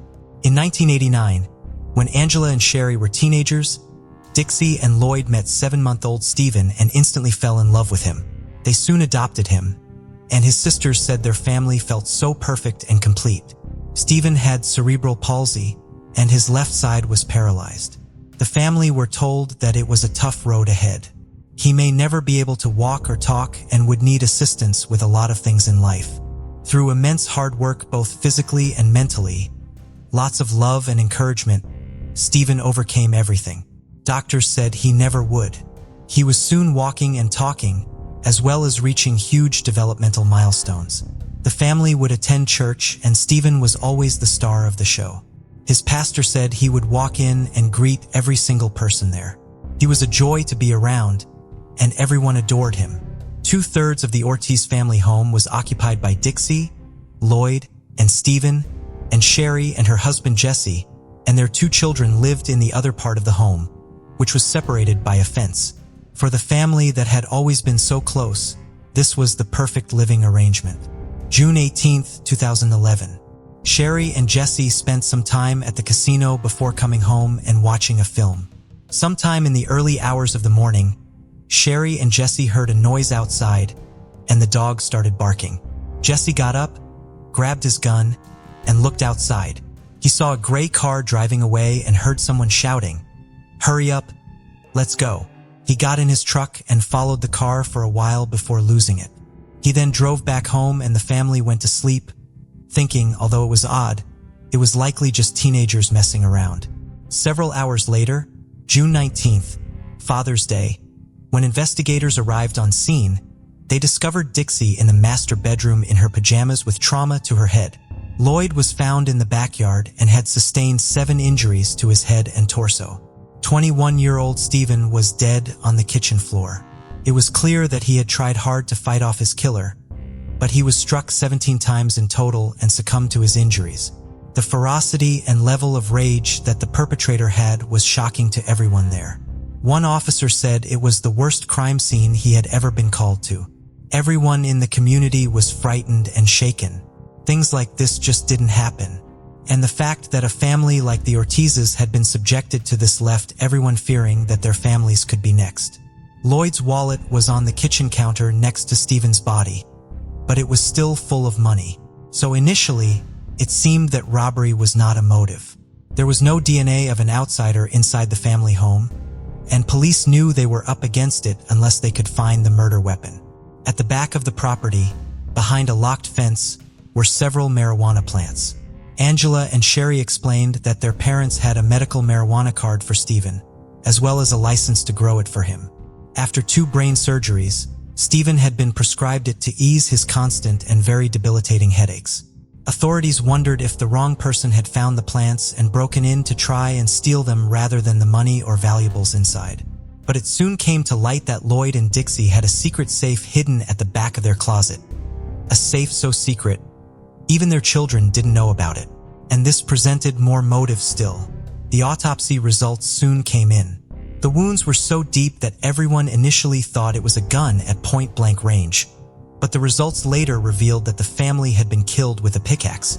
Sherry said when she and her husband had heard someone outside that early morning, Jesse had jumped into his truck and started following the car.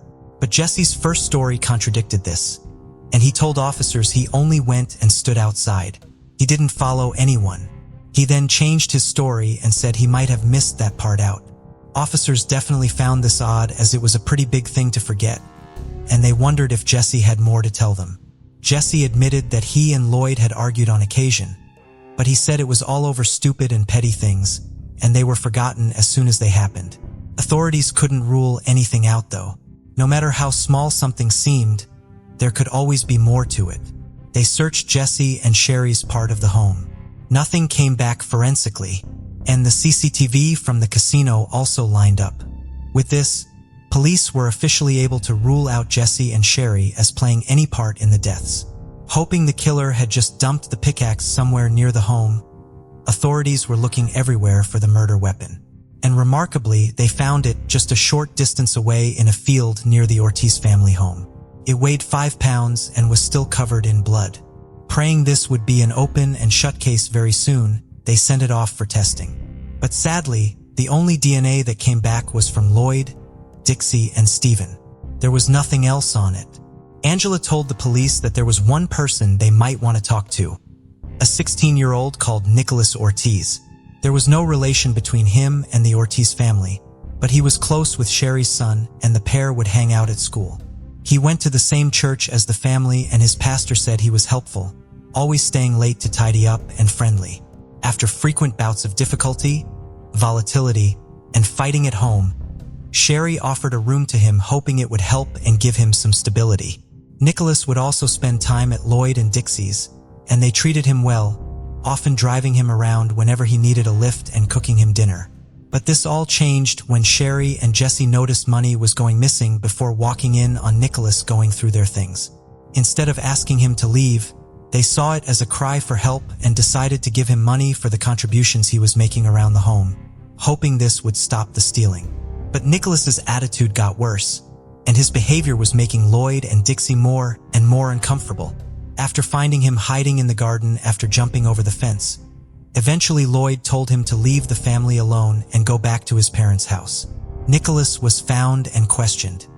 He appeared honest and open about everything, including the tension between them all when he was asked to leave the house. As well as this, he said he was at home that night. He woke up his dad to wish him a happy Father's Day just after midnight and saw his mom off to work at 7 a.m. This was corroborated by the family, and the police continued their searches. Time was slipping away fast. The Ortiz family murders was among the state's most disturbing unsolved cases, and police were worrying that with no DNA evidence, it might remain a cold case forever.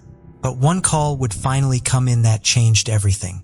A woman currently serving time in prison told police she had information on what had happened to Lloyd, Dixie, and Stephen.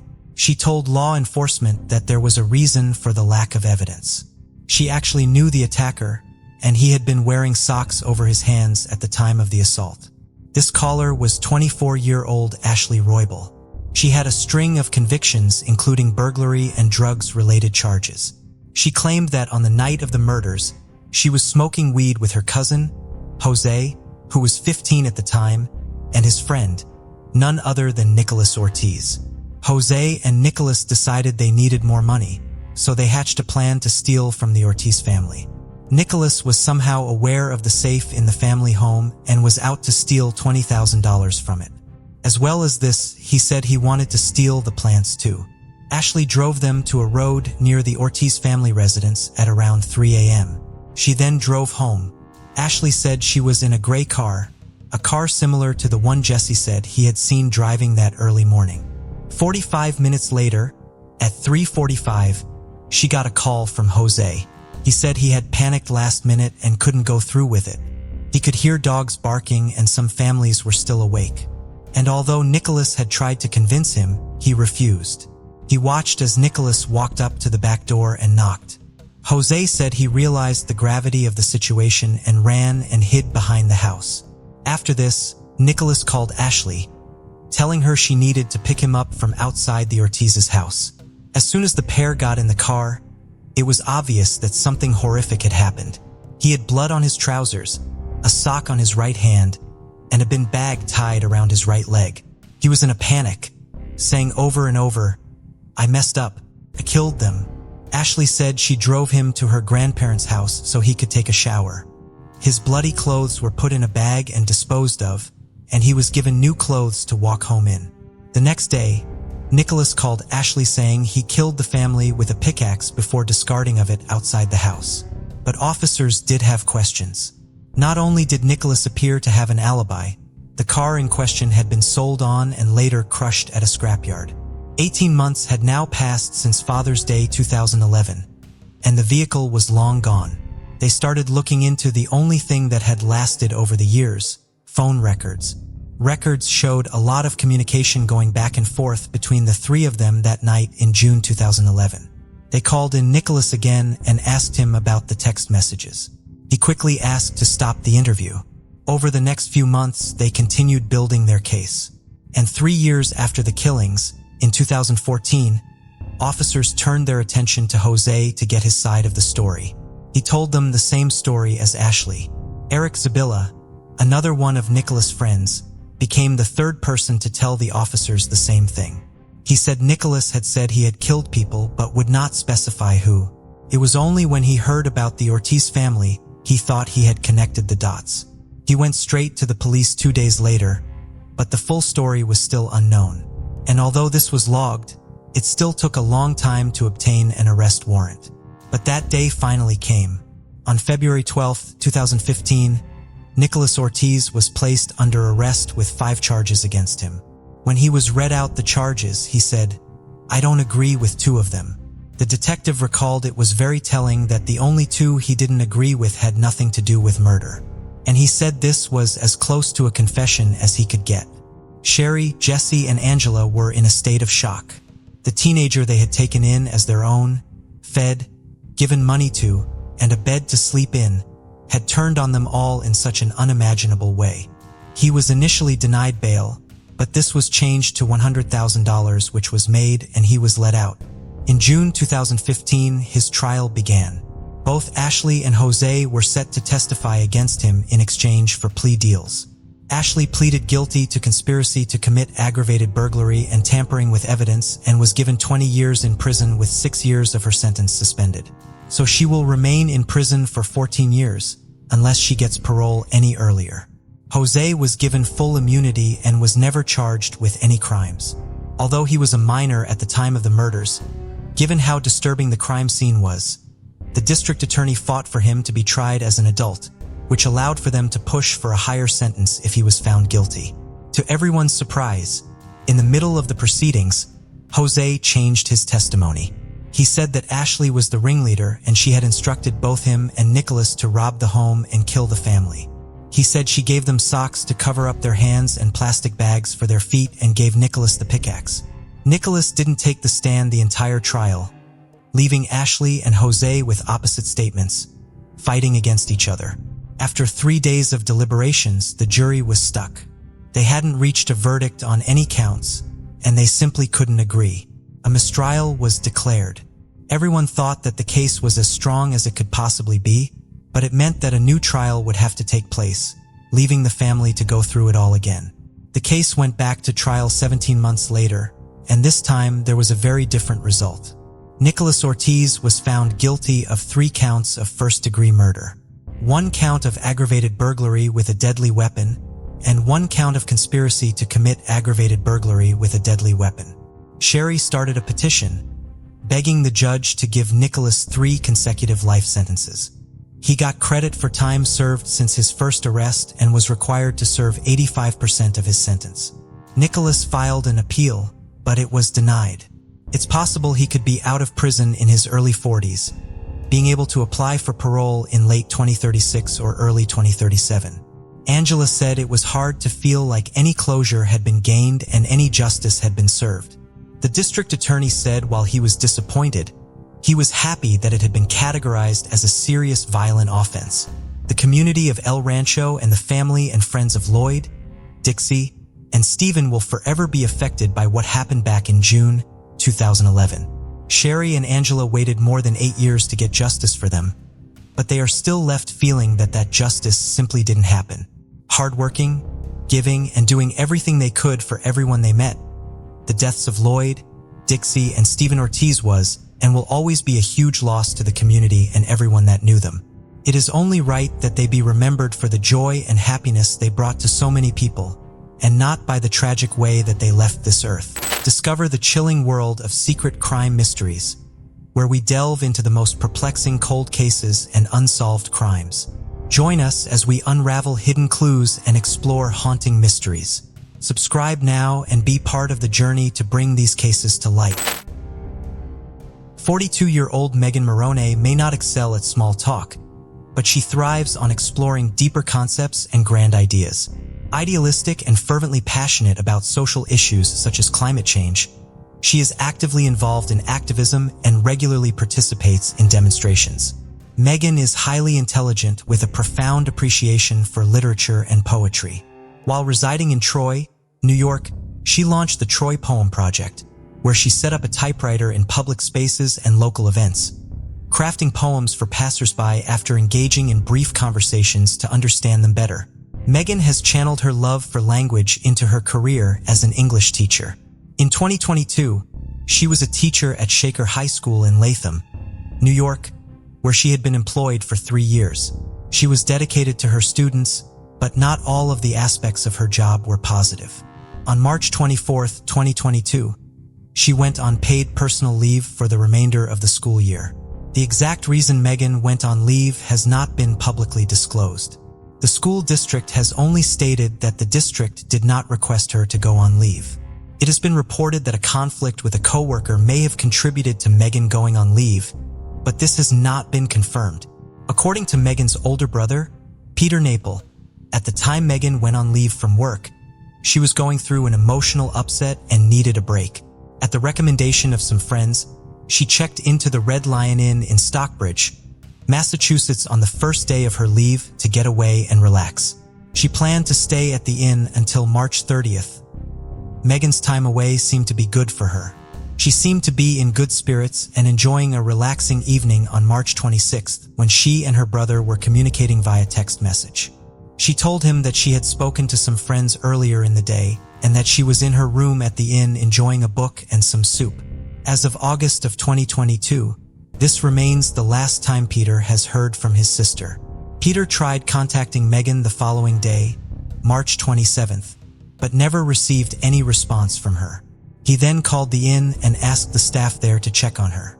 When they went into her room, her bed was made, and many of her belongings were still there, but Megan was not. Still unable to contact his sister, Peter went to the police to report her missing on the morning of Tuesday, March 29th. That same day, a resident of Lee, Massachusetts reported a vehicle that appeared to have been abandoned in the parking lot near the trailhead at Janet Long Cope Park. He had driven past the parking lot on the morning of Sunday, March 27th, and it had been empty. When he drove past the parking lot again just before noon that same day on his way home, he noticed a car parked there. He took note of it because he wasn't sure why anyone would want to be out hiking that day as it was cold, windy, raining, and snowing. He drove past the parking lot again on Tuesday, and the same car was in the same spot, which made him think something was wrong and led to him notifying authorities. The car was Megan Morrone's black 2017 Subaru Impreza, and it had been left unlocked. Hiking was a perfectly normal activity for Megan, who had gone on hikes with her brother since she was young. However, in addition to the day's weather, other circumstances led investigators to believe that Megan may have never made it onto the trail. According to Megan's brother, Megan might leave her car door unlocked while she went to scope out a hiking location, but she always made sure to lock her car before actually beginning a hike. In addition, a pair of boots had been left behind in the car. The trail near where the car was found was not a particularly well-known hiking spot, and other locations would have turned up first had Megan been researching places to hike. Her family believes it is possible she may have come to the park because the woman it was named in honor of was a cousin of the poet William Alexander Percy, which may have piqued Megan's interest and led to her wanting to visit the park. Cell phone records showed that Megan had not gone onto the trail, and 3 pings from the afternoon of 27th showed that she had instead been on private property across the street from the park. The remote residential area had dense vegetation and streams that ran through it. Police began in searches, canine units, helicopters, and drones in the effort, They later conducted a search along the Housatonic River corridor from Lee into Stockbridge and nearby Glendale using kayaks, side-scan sonar, and underwater cameras to search the river.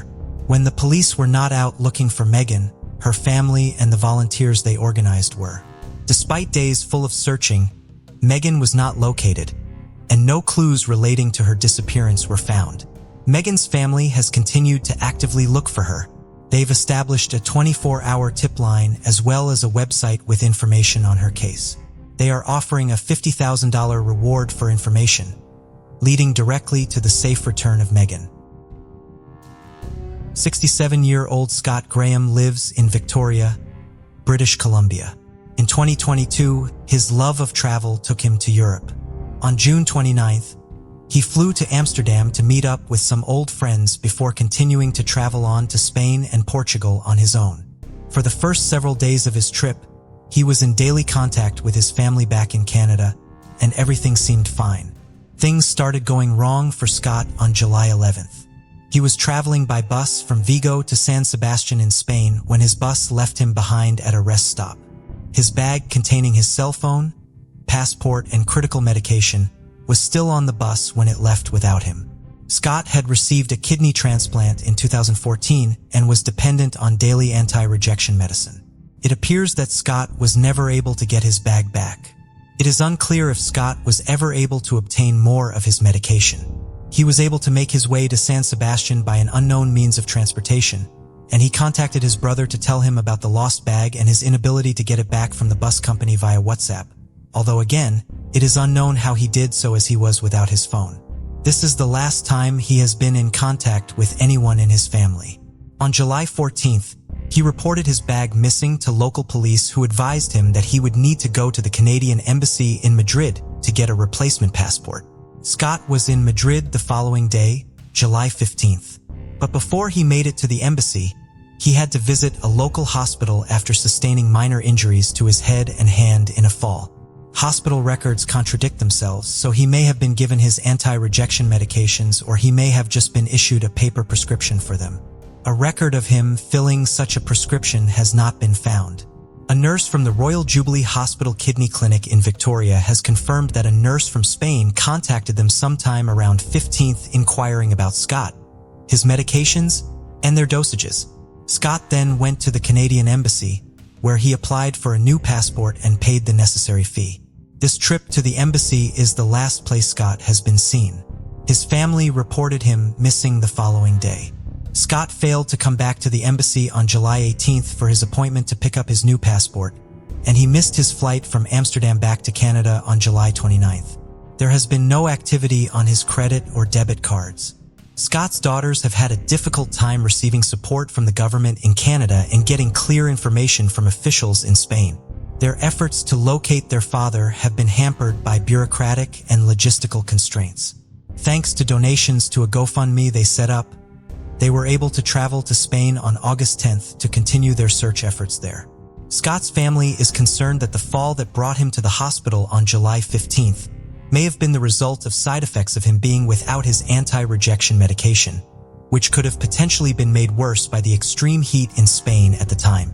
Scott has also previously suffered minor strokes, and if he has had another one and not received the necessary medical treatment, he may currently be cognitively impaired. Scott's daughters have not been able to find evidence confirming that their father is still in Madrid. They are therefore expanding their search into other European countries. Because Spain is part of the Schengen area, Scott could have crossed into the other member countries of the area even without his passport. Scott's missing person flyer has been translated into numerous languages and posted to a Facebook page, which will be linked in the description. Scott's family is hoping that individuals living in the countries where Scott could have traveled to will either share the post with the flyer written in their language or print the flyers and post them in their area. Kainelu Higby, who also goes by Kai, was born in Maui where his parents met. His mother is Hawaiian and his father is Caucasian and originally from California. Kai was 7 years old when his parents' marriage ended. And following the divorce, he, his twin brother, and younger sister moved to California with their father. He grew close with his father's side of the family over the following years, but ultimately decided to return to Hawaii as a teenager. he was able to still maintain a close relationship with his family in California. In 2003, when he was 22, Kai met the woman who would become his wife, Samantha, when he pointed out to her that she had dropped a $5 bill. Samantha was instantly smitten, drawn to Kai's laid-back and fun personality. The couple got married in 2005 and had 3 children. They settled in a small town on Maui, and Kai began working in landscaping, becoming popular with the owners of the properties where he worked. Kai is a dedicated father who loves spending time with his children. He regularly takes them out on outdoor excursions, including hunting, spearfishing, and hiking. While Kai has a loving family, not all of the aspects of his life are as ideal. Kai has a history of substance abuse. On May 6, 2022, he relapsed after months of being clean. His wife, Samantha, asked him to leave the home they share because she did not want their children to see him while he was under the influence. In previous instances when he was using, Kai would either go stay with his mother at her home in the Haina or in a nearby rental property while he sobered up. His mother would be the last person to see Kai before he went missing on May 7th. Around 11:30 that night, Kai hugged his mother, gave her his phone, and told her Happy Mother's Day, which was the following day. He has not been seen since. Kai was formally reported missing on May 12th, the day his white Toyota Tacoma was found abandoned in a parking garage on Front Street near the Lahaina Harbor. The truck was sighted at that location as early as May 8th. The vehicle was left unlocked, and Kai's wallet containing his driver's license, credit cards, and debit cards was left on the front seat.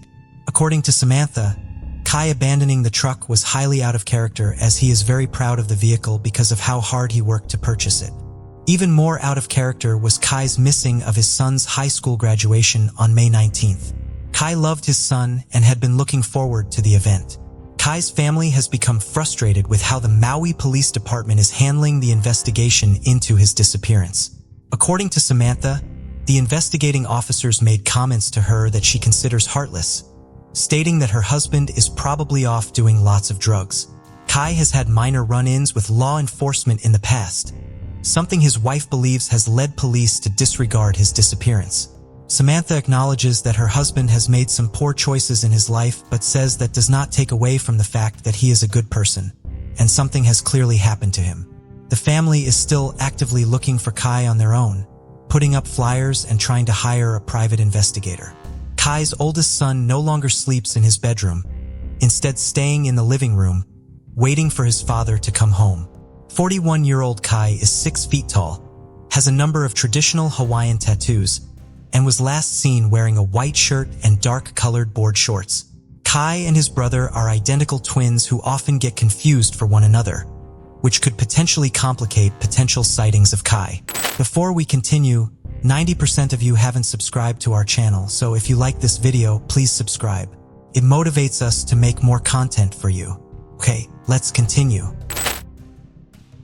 Timothy Jones Jr. was born in 1981 to Timothy Jones Sr. and Cindy Jones, who was just 16 at the time of her pregnancy. Tragically, Cindy left when Jones Jr. was only 18 months old. Following her departure, Timothy Jones Sr. remarried. In 2001, Jones Jr. encountered legal issues when he was arrested in Illinois for cocaine possession, check forgery, and car theft. Although he was sentenced to 7 years in prison, he was released in 2003 after serving only 2 years. After this, his life seemed to take a turn for the better. He and Amber Kaiser had met as teenagers, and they got married in 2004. They soon had 3 children. Jones continued his education, eventually getting an engineering degree and graduating from Mississippi State University. The young family later moved to Blythewood seeking better opportunities of life. By 2014, they had 5 children who were 8-year-old Murrah Gracie, 7-year-old Elias, 6-year-old Nathan, 2-year-old Gabriel, and 1-year-old Abigail Elaine. As time went on, their marriage began to falter, and Jones' behavior changed drastically as he turned to drinking, smoking, and using synthetic marijuana. Amidst these challenges, Amber gave birth to their last child, Abigail Elaine. However, Jones had doubts about whether he was the father of the child due to this and other problems in their marriage. Jones and Amber got divorced in 2013. After the divorce, Jones won custody of the children. It was expected that Jones would be the model father and give his all to protect his children. But who could have predicted the horror that would come later? On Thursday, August 28, 2014, Jones picked up his 3 older children from school and the 2 youngest from their babysitter. He vanished the very next day. Jones and the children were gone for several days, prompting his family to reach out to the police, but only after they were unable to get in touch with him for several days. At 9:36 a.m. the next day, the babysitter, Elk, tried reaching him on the phone, but received no response. Unfazed, Elk decided to text Jones at 9:38, inquiring about dropping off the youngest children at daycare. Jones responded, "Don't worry about this morning. I'll see you next week." He assured her that the children would return on Tuesday, the day following Memorial Day. Meanwhile, Jones's grandmother, Roberta Thornsberry, desperately tried to reach him from Mississippi, but he declined her calls. On August 30th, Thornsberry grew increasingly concerned and sent a series of texts to Jones throughout the day, finally questioning him at 5:13 p.m. about his unresponsiveness.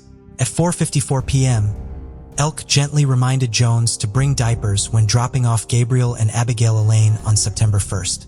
Later at 6:15 p.m., he made a call to Elk revealing his intentions to leave South Carolina with the children and start afresh. He asked Elk to clean up his mobile home and offered her whatever she wanted from the things he left behind. At 7 p.m., a call from Amber came in, but Jones didn't answer. His family reached out to the police as they couldn't reach him. A nationwide alert was released looking for Jones and indicated that he was missing and traveling with his 5 children. But it wouldn't be until September 6th that they received news on his whereabouts. On September 6th, 2014, a routine traffic safety stop in Smith County, Mississippi led to a shocking discovery. Tim Jones Jr. was detained at around 7 p.m. Under Sheriff Marty Patterson went to the scene around 8 p.m. He noticed that Jones showed signs of intoxication as he approached Jones's car. An Escalade emitted a foul stench. Bleached stains along the baseboard caught Patterson's attention. Running Jones' ID and license plate revealed an alarming hit from the FBI's National Crime Information Center, indicating that Jones was supposed to be traveling from Lexington with his 5 children. Patterson immediately contacted the Lexington County Sheriff's Department. When questioned about his children, Jones initially denied having any, but when pressed further, he claimed to have only 3 children in South Carolina. Smith County investigators promptly reached out to Jones's father, Tim Jones Sr., who then informed Jones's grandmother, Roberta Thornsberry, and Amber Jones's ex-wife. On September 8, 2014, investigative officers from the Lexington County Sheriff's Department and SLED arrived in Mississippi to delve into the case. 2 days later, on September 9th, Jones agreed to lead investigators to the bodies of his children. The discovery unfolded on September 10th when the bodies of Murad Gracie, Elias, Nathan, Gabriel, and Abigail Elaine were recovered. The evidence collected from Jones' Escalade on September 11th was disturbing and haunting.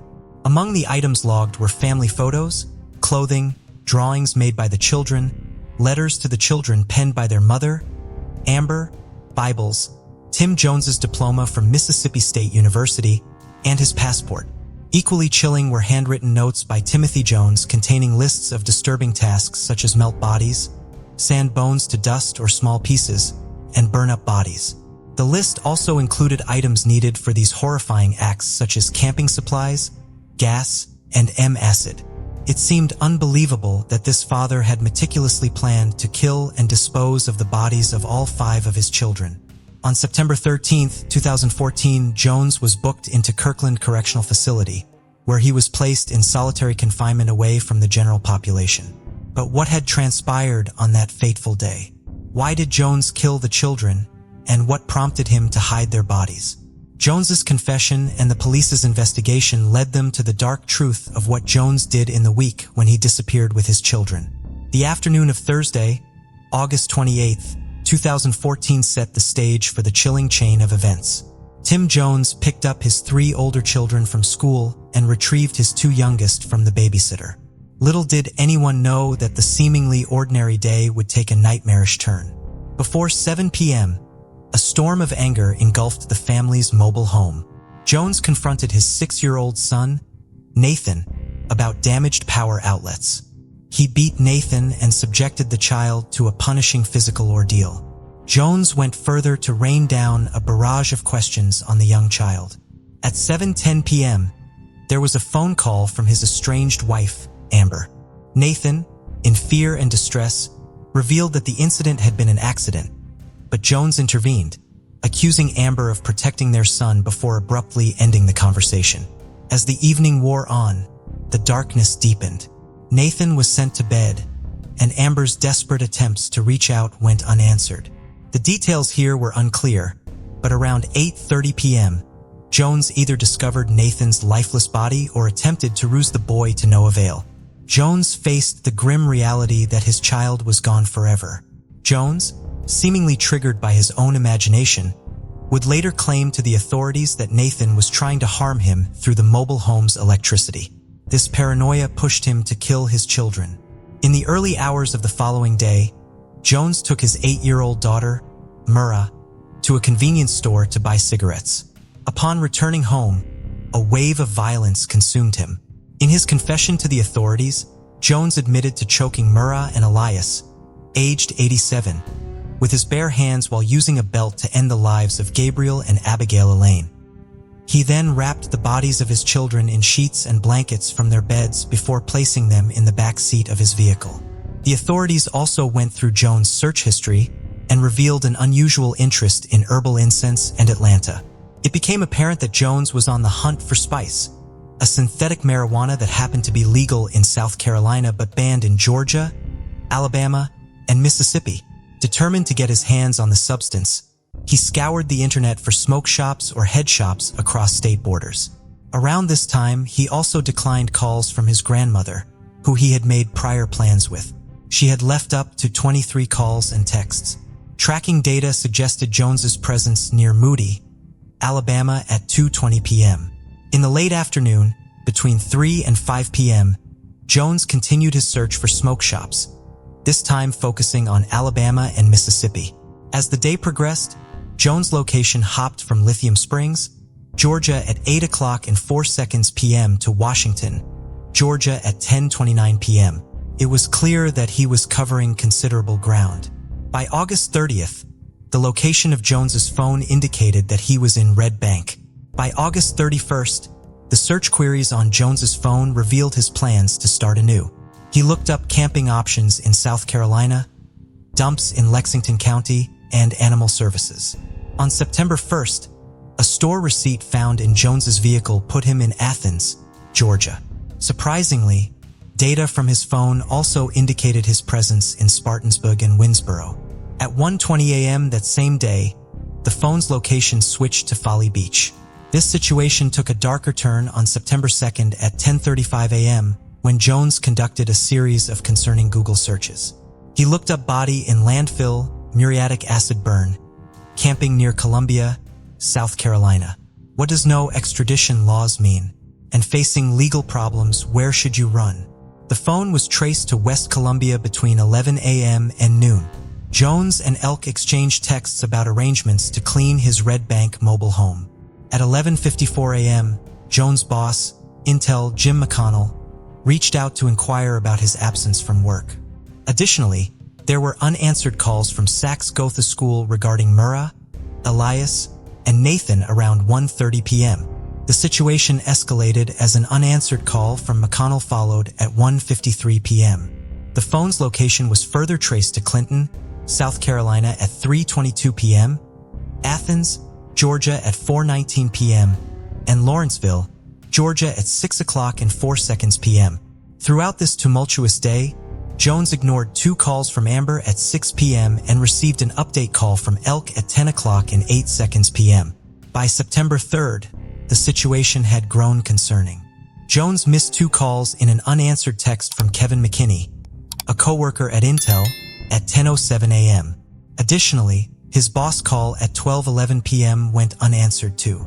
Surveillance footage from various locations on September 3rd spotted Jones at the Augusta Road Walmart in Lexington, an Advanced Auto Store in Lake City, and a Dollar General in Orangeburg. Disturbingly, the Walmart footage showed him purchasing items like a saw blades, muriatic acid, garbage bags, a 5-gallon bucket, and goggles. On September 4th at 3:37 a.m., when the phone powered on again, Jones Googled missing children, Tim Jones, and the phone was traced to James Island near Charleston. Later that day, Thornsberry and Sachs got this text went unanswered, and Jones' phone was traced to Camden and then Orangeburg at 5:17 p.m. At 6:33 p.m., Jones was spotted using the Augusta Road ATM in Lexington, depositing a check for $3,518.49. This money revealed to be proceeds from Intel stock he sold weeks prior. The climax occurred on September 6th. Jones would reveal to the authorities that he placed the decomposing bodies of his children in black plastic garbage bags along a logging road between Greenville and Camden, Alabama. The bodies had been in the back seat of his vehicle since August 29, 2014. At 9:14 a.m., the phone was located in Greenville, Alabama. Receipts and surveillance video from the same day showed Jones at the Bypass Food Mart in Camden, Alabama at 1:06 p.m. It is unusual for a father to commit such an act. This made the authorities seek to understand what pushed him to kill the children. Hence, an investigation was launched to verify his mental state. In the wake of his incarceration, mental health professionals closely examined Tim Jones Jr.'s psychological state. Clinical and forensic psychiatrists and psychologists were involved in the evaluation, but there were disagreement among them regarding his diagnosis. While others suggested he may have a schizoaffective disorder or a personality disorder. Additionally, they debated whether his mental state during the crime could have been influenced by the use of synthetic marijuana, or if a traumatic brain injury he suffered at age 15 played a role in underlying psychosis. These varying theories were presented to the jury during the trial.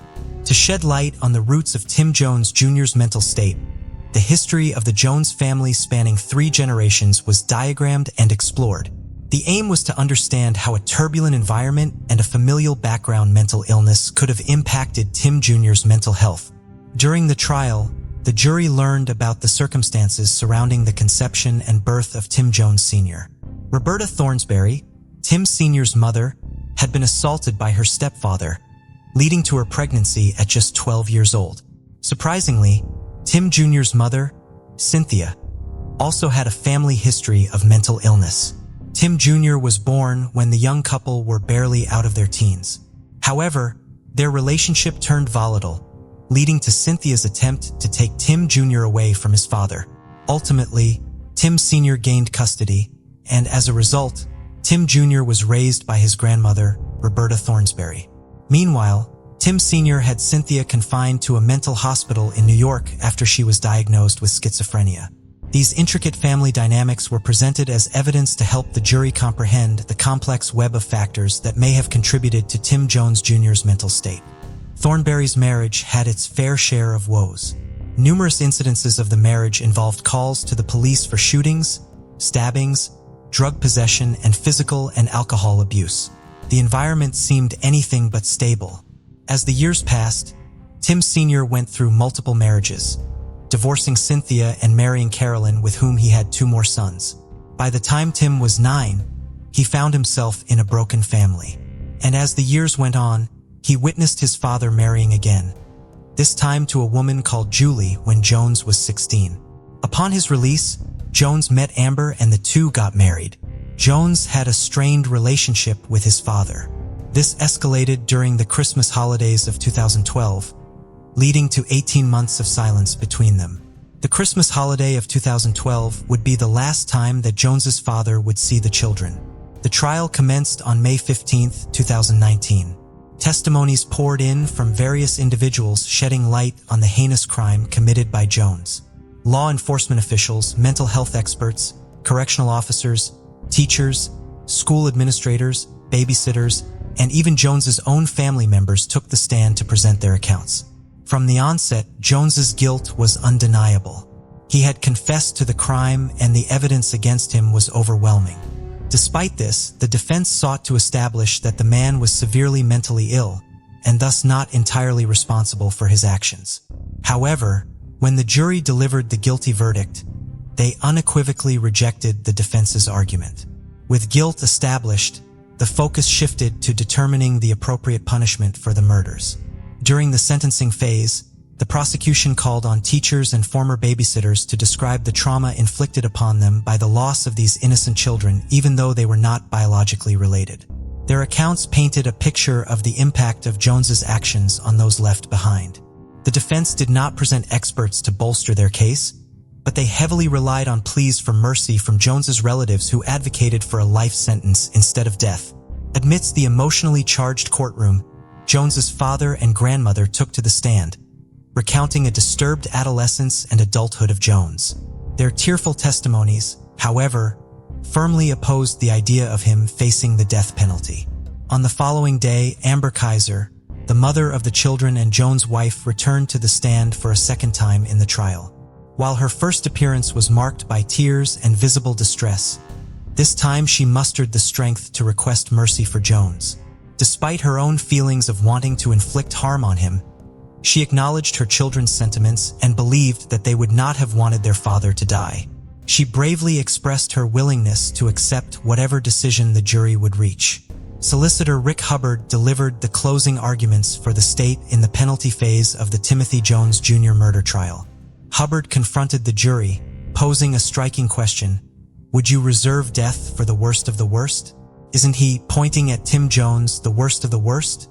Tim Jones, a man who brutally murdered his 5 children. As Hubbard continued, he implored the jury to consider the kind of man Jones truly was, a murderer who callously betrayed the trust of his own flesh and blood, robbing them of their precious young lives.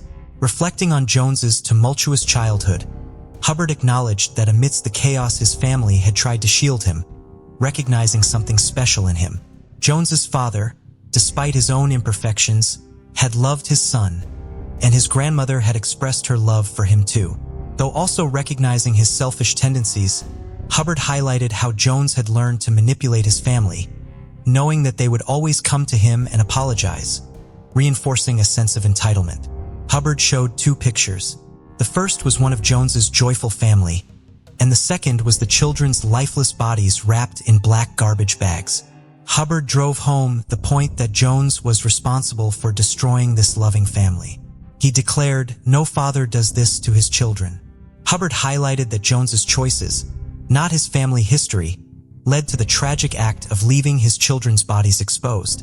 With a display of crime scene and autopsy photos, Hubbard challenged the jury to confront the reality of Jones's actions. Throughout his closing arguments, Hubbard pressed the jury to contemplate whether a man who committed such an unfathomable act deserved mercy. With the weight of the evidence and the gravity of the crime before them, the jury was left to determine the fate of Jones.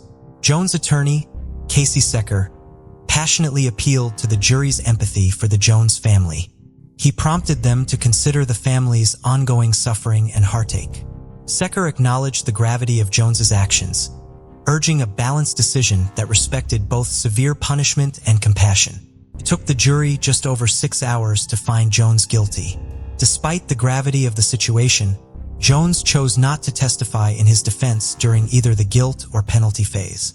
Instead, the courtroom was exposed to a haunting audio confession from 2014 that left no room for doubt. After just an hour and 45 minutes of intense deliberation, the 12-member panel delivered their verdict. The death penalty was not an automatic consequence in this case. The jurors carefully considered any extenuating circumstances before reaching their unanimous decision to condemn Jones to death. All 12 jurors had to be in agreement and signed a verdict form before the judge formally delivered the death sentence. As the Jones family solemnly exited the courthouse, they remained tight-lipped, offering no comment to the press. But this would not be the end of the case. In 2021, 2 years after receiving a death sentence, Jones sought a new trial and the removal of his death penalty, claiming that the exposure to distressing autopsy photos during the original trial prejudiced jurors against him. Lawyer Robert Dudek argued that Jones, who suffers from schizophrenia, was unfairly judged. The defense contended that the inclusion of gruesome autopsy images skewed the sentencing against Jones, and that prosecutors misrepresented the consequences of an insanity plea. These images taken 9 days after the children's deaths raised concerns about fairness. The defense also objected to excluding expert witness testimony, challenging Jones's mental health and diagnosis.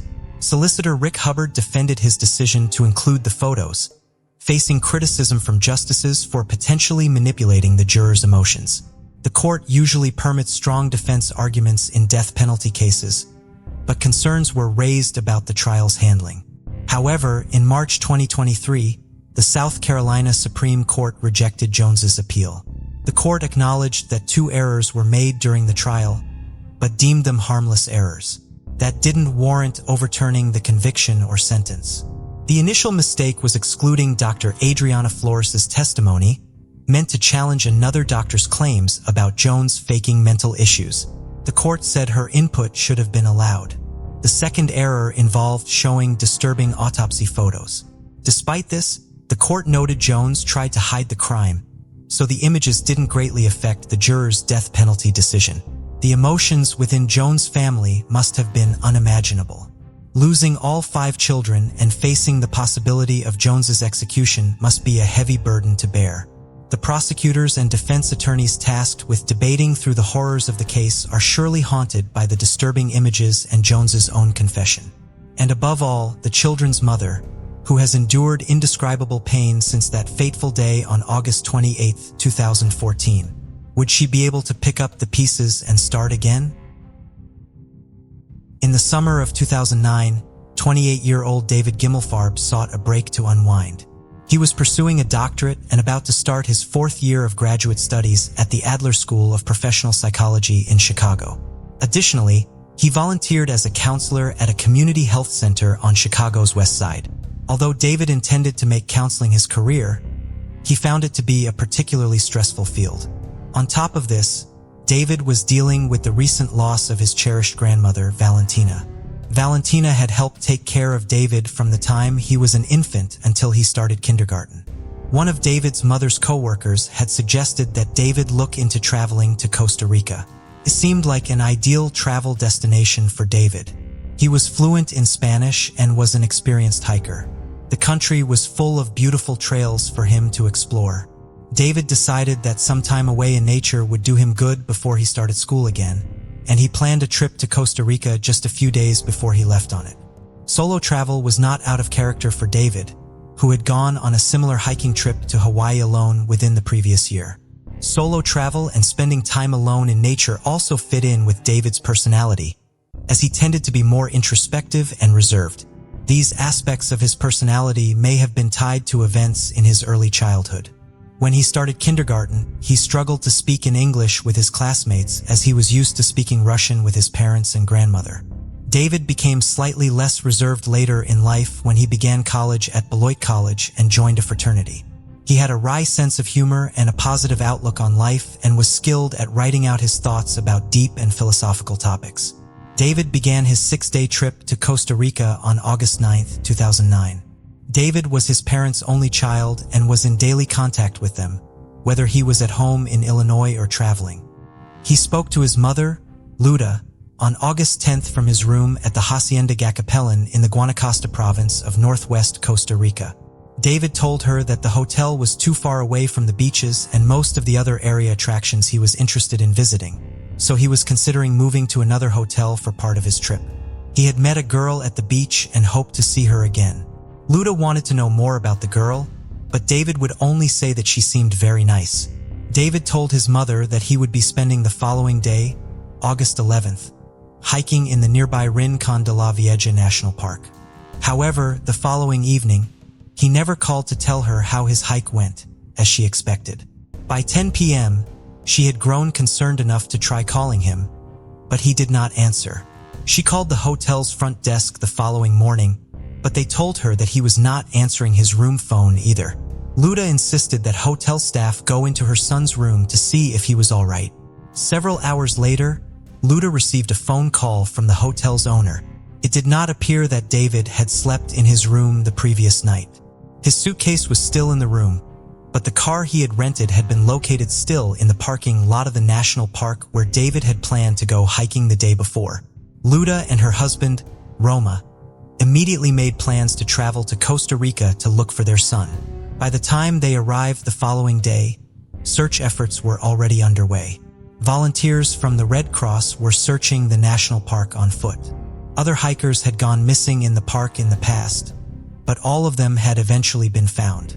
Witnesses had seen David eating breakfast at his hotel on August 11th around 9 a.m., and he signed in at the national park shortly before 10 a.m. He told the park ranger on duty that he would be hiking along an easy and established loop that was not even 2 miles long but would take him past some of the thermal mud pots that were a famous feature of the park. Initial search efforts were therefore centered around this loop. However, when David was not located, search teams grew in size and rethought their strategy. Since David was an experienced hiker, they considered that he may have changed his mind and undertaken a more difficult hike. Had he done so, he potentially opted to hike up to the crater of the park's nearby volcano.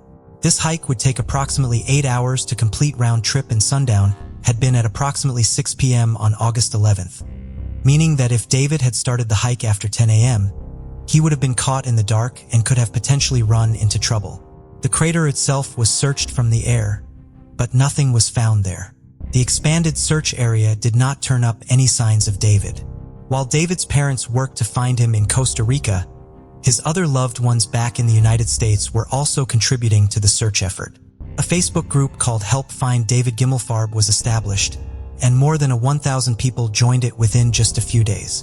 David's parents were not receiving support from the American Embassy in Costa Rica, so members of the group were encouraged to contact their elected representatives to ask for government support for the search. David's friends also staged demonstrations in Chicago's Daily Plaza and outside local television stations with signs describing why David was important to them in hopes of garnering media coverage and, in turn, government support for the search effort. Their actions did finally pay off on August 19th, when the embassy sent 2 military helicopters equipped with infrared sensors to search the dense vegetation of the national park from the air, along with a dozen soldiers from Sotacano Air Base in Honduras. When David was not located during the search, concerns that he may have fallen victim to something more sinister than a simple hiking accident arose.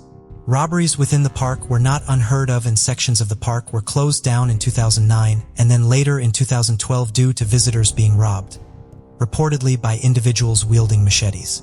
Because the park was close to the border with Nicaragua, some of its more remote trails were known to be used by drug smugglers and poachers to move product into the neighboring country, opening up the possibility that David may have witnessed something illegal while out hiking and was killed to prevent him from reporting what he had seen. Alternatively, David could have stumbled onto private property bordering the national park and been killed by a property owner who mistook David as a poacher or smuggler encroaching on their land. The proximity of the park to Nicaragua also raised the possibility for some people that David may have voluntarily disappeared and traveled there to start a new life, as the cost of living in Nicaragua is fairly low and immigration laws are not strictly enforced. However, circumstances, as well as David's behavior, do not support this theory. The night before he went missing, he had called a friend back in Chicago to confirm dinner plans they had for after he returned home. David was understandably sad about his grandmother's recent death, but he was not depressed or distressed at the time of his trip. According to messages David wrote and conversations he had shortly before he disappeared, his grandmother's death appears to have highlighted the finiteness of life for him. However, this seems to have inspired him not to despair or give up on his life, but rather to make the most out of the time he had. The items David left behind at his hotel also indicate that he was not planning on leaving for more than a day. Inside the safe in his room were his cell phone, his passport, and $600 in cash. David had traveled to Costa Rica with $800 in cash, and taking into account his expenses during his travels and at the beginning of his trip, it is estimated that he would have only had around $100 with him when he went missing. It is believed David only had his backpack, a copy of his passport, water, protein bars, his journal, an inexpensive camera, and his wallet, which contained his driver's license and a few credit cards, in addition to the presumed amount of cash with him when he began his hike. None of David's financial accounts have been accessed since he disappeared, and there is no evidence of him opening any new ones. When David's disappearance was not quickly resolved, His parents continued to visit Costa Rica year after year to continue looking for their son. Potential clues and sightings were reported to them in the following years. A stack of crayon-drawn artwork, which bore stylistic similarities to drawings David was known to create, was found in an abandoned house in Quipos, which led to the Gimmelfarbs hoping that whoever drew them had come in contact with their son and could provide them with information if they could be located. There have been several potential sightings of David since he disappeared, but none of them have been confirmed to be David. A local farmer reported seeing a disheveled hiker who ran away and into the woods when he approached him. In February of 2010, a disheveled man matching David's general description wandered into a Coast Guard station. The man appeared confused and disoriented. Law enforcement contacted David's parents, but by the time they reached them, the man had left the station. The authorities had no legal reason to detain him. In October of 2012, an unkempt and confused man stumbled into a mini-mart in the coastal town of Limon, more than 200 miles away from the national park David visited on the day of his disappearance. The man could not talk but gestured that he needed something to drink. A family there had seen a television report about David's disappearance and believed this man was him, so they took him to the local police station. The police met with the man, but soon let him go without even taking a photograph of him, so there is no evidence besides the family's belief that the man was David. In 2013, while David's parents were in Costa Rica searching for David, they received calls and emails from someone telling them that David was being held hostage and would only be released if they paid $250,000 in ransom. They were sent a photo which was supposed to be of David, but it was too dark to tell if it was actually their son. Police ultimately determined the extortion to be a hoax, as the calls the Gillifarbs received were found to have been made from inside of a prison.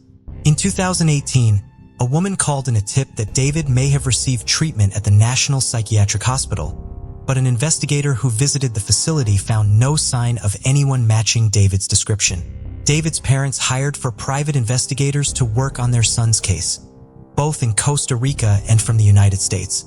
On November 6, 2009, Costa Rica's Organismo de Investigación Judicial formally closed their investigation into David's disappearance despite the lack of resolution to it. As of 2018, David's case had been transferred to the agency's Department of Criminal Investigations based out of their office in San Jose. David's parents, Roma and Luda, continued to make yearly trips to Costa Rica around the anniversary of David's disappearance to ensure David's case continues to be covered in the local media, follow up on tips, and meet with officials from the American Embassy and the OIJ about their son's case. They continued to believe that their son was still alive. In a 2018 interview, they vowed to continue making these annual trips until they were too old to travel. Unfortunately, Roma Gimmelfarb did not live to go on the next year's trip, passing away in March of 2019. He had spent 4 years battling cancer, but had not let it interfere with his travels to Costa Rica and his search for his son. Luda Gimmelfarb remains active in and dedicated to the search for David. A $100,000 reward is being offered for information that reveals David's whereabouts. Let's rewind the clock to February 6, 1960, the day a sweet little girl came into the world. Born to Edward and Norma Hutto in the charming town of Largo, Florida, she was named Carol Dean Hutto. As the youngest of the family, Carol was showered with affection and attention from everyone.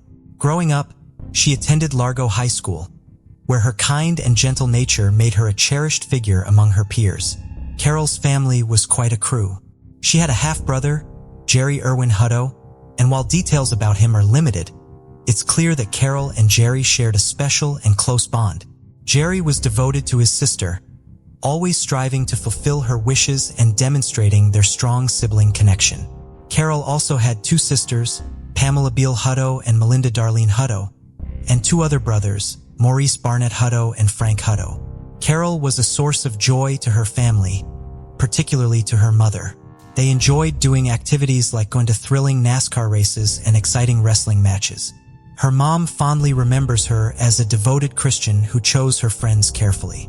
Carol had big dreams and a heart full of adventure, but sadly, she didn't get the chance to fully experience them and live those dreams. On December 13, 1976, Carol Hutto was spending time at her home on Corvette Drive with her mother Norma and her half-brother, 17-year-old Jerry Irwin. Everything seemed like a usual evening. They were all enjoying themselves, sharing jokes and laughter. Norma was busy preparing dinner for the family, and Jerry was getting ready for a date. Their evening took an unexpected turn when the phone in the house started ringing.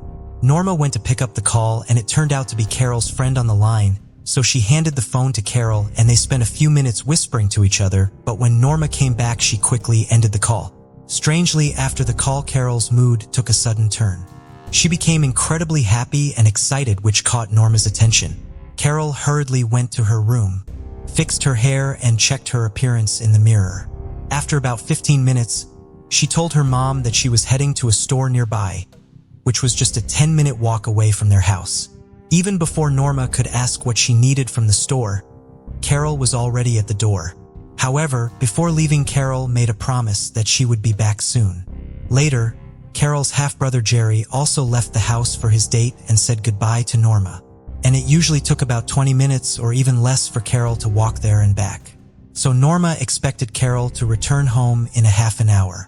But after 1 hour had passed and Carol still hadn't come back, Norma started to wonder if Carol had bumped into her friends on the way and was chatting with them, which might be why she was taking longer.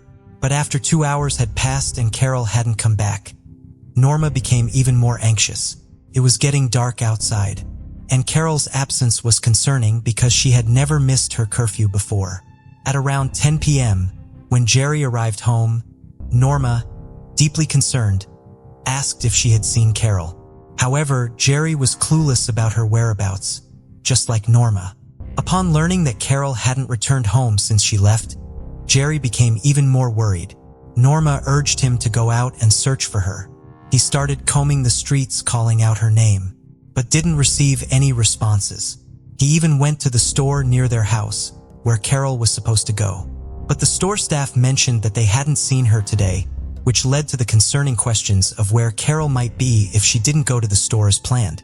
Jerry sadly returned home and shared the unfortunate news with Norma that he couldn't find Carol anywhere. Despite their concern, they decided to wait until morning, hoping Carol might come back home on her own.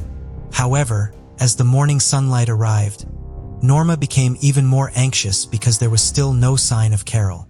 Without delaying any further, Norma decided to call the police to report Carol as missing. However, the police informed her that since less than 24 hours had passed since Carol went missing, they couldn't file a missing person report. At this point, they also considered the possibility that Carol might have run away from home. But Norma wasn't ready to accept that Carol would ever leave her home on her own or run away from her family. She had a strong feeling that something bad had happened to her daughter.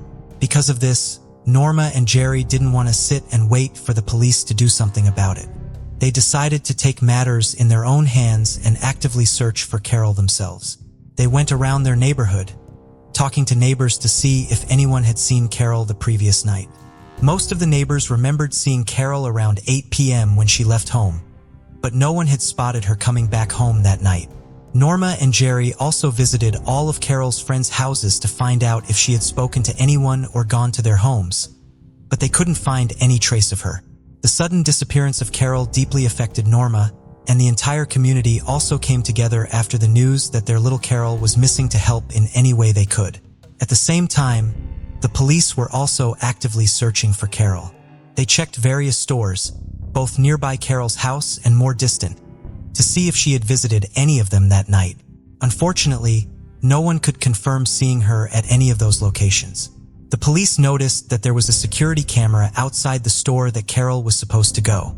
However, upon reviewing the footage, they couldn't find any evidence of Carol visiting the store on the night she disappeared.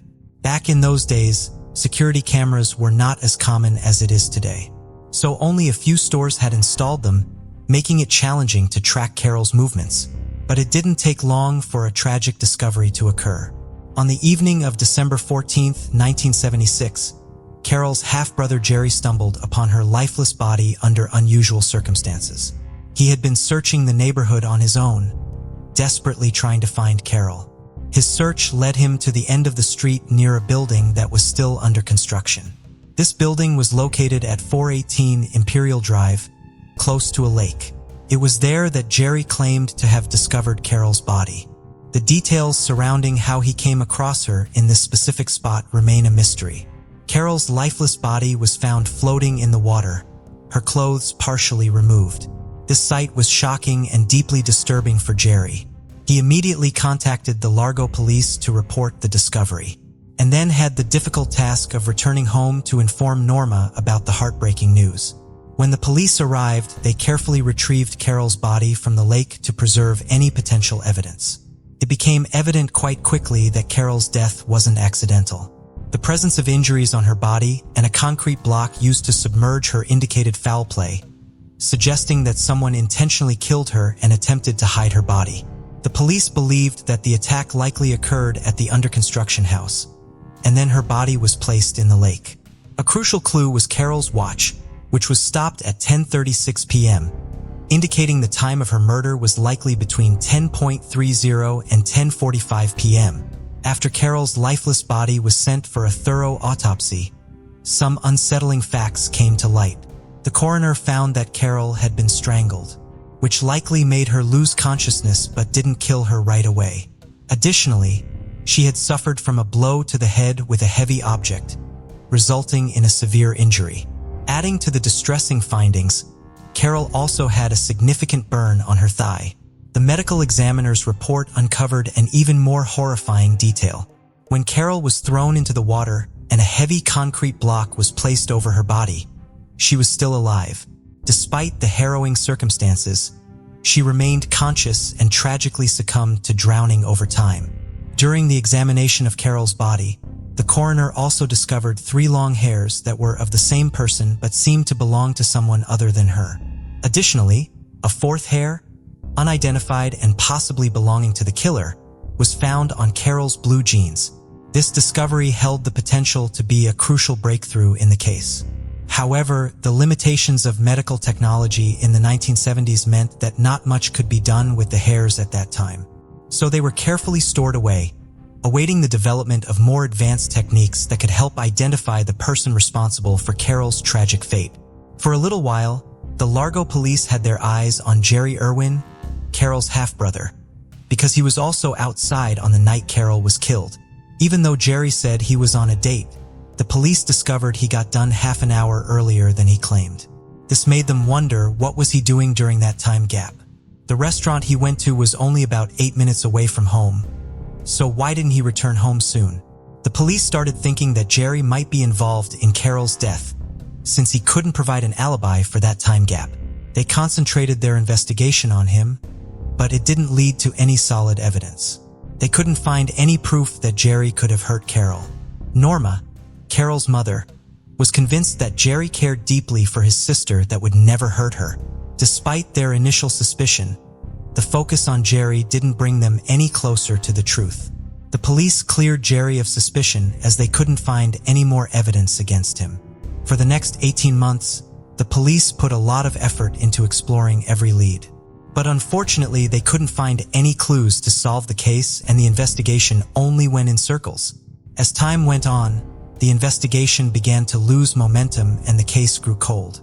This left the Hutto family with aching questions. What really happened to Carol on that fateful night? Who was responsible for her death? They not only suffered the loss of their beloved daughter, but also the frustration of not finding justice for her. For almost 20 years, the mystery of Carol's murder remained unsolved. But in March 1994, a twist of fate brought a fresh set of eyes to the case. Officer Brad Hoyes, sidelined by a work injury, found himself poring over cold case files during his desk duty. As he sifted through the forgotten files, he stumbled upon the haunting details of Carol Hutto's murder case, reigniting a dormant investigation. As Officer Brad delved into the case, he sensed that there were hidden layers that hadn't received thorough scrutiny during the original 1976 investigation. Driven by his intuition, he made the bold decision to reopen the case and retrieve the evidence box that had been stowed away for years. Among the contents, he stumbled across Carol's personal diary. Officer Brad saw potential in those pages, hoping the diary might hold the missing pieces needed to unravel the mystery of Carol's tragic end. A few pages into the diary, Carol wrote about her secret romance with her classmate. It was back in 1976 when Carol was 16 years old. She had a major crush on a 17-year-old boy, James Brian Kuhn, born July 20th, 1959, also known as Jimmy Kuhn. They both were juniors at Largo High School and used to talk to each other all the time at school. The whispers of their closeness spread among the school corridors, but they chose to play it cool and never openly acknowledged their relationship. It was Kuhn who asked Carol to keep the relationship a secret, as his family was really strict, so they decided to hide it from everyone. At one point, Carol also claimed that she was so in love with Kuhn. Kuhn was also among the attendees at Carol's funeral, who appeared genuinely sorrowful and far from a suspect. In 1976, during the initial investigation, Kuhn was also questioned as a friend of Carol, and he claimed he hadn't seen or spoken to her on the night of the murder, asserting that he was at home the entire time. However, in 1994, when cold case detectives revisited the case, they spotted a discrepancy between Kuhn's statements and what the Hutto family had originally told the police. They revealed that on the fateful night of December 13, 1976, Carol had received a phone call from none other than Jimmy Kuhn. By this time, Kuhn was 34 years old and had become a father to a daughter. Following his graduation, he pursued a path in the U.S. Navy where he achieved significant success. His military career was marked by his role as a submariner stationed at the U.S. Naval Submarine Base in Connecticut. Age 43 had a personal connection to the case. He too had attended the same Largo High School as Kuhn and Carol, so when he got to know about the case, he took the lead in investigating Carol's murder. Working alongside him was Lieutenant John Carroll, who is currently Largo's deputy chief. In a bold move, they made an unexpected trip to Connecticut, where Kuhn, an 11-year military veteran, was stationed. During this encounter, Kuhn's story drastically changed. He contradicted his earlier statements and confessed that he had indeed seen Carol on the night of her disappearance. He barely remembered anything, Sergeant Mike Short recalled. According to Mike, Kuhn explained, "I put up walls. If I remember, I'm going to jail." These words left a strong impression on Mike, leading him to believe that he had identified Carol's killer. However, the following day, Kuhn changed his stance. He sought legal advice, refused further interviews, and declined to take a polygraph test. The police and prosecutors faced a challenge as they lacked enough evidence to definitively prove that Kuhn was the one who had killed Carol on the night of December 13, 1976. Convicting him of first-degree murder seemed unlikely. Due to the statute of limitations, anything less than first degree might result in Kuhn going free. The evidence box held an even more intriguing discovery. Among the items in the box, Detective Mike came across a collection of unfamiliar hairs, retrieved from both Carol's body and the crime scene, and these hairs had been diligently preserved. During the late 1980s, a pivotal moment in forensic science emerged, which was the utilization of DNA testing to establish whether someone was guilty or innocent in criminal investigations.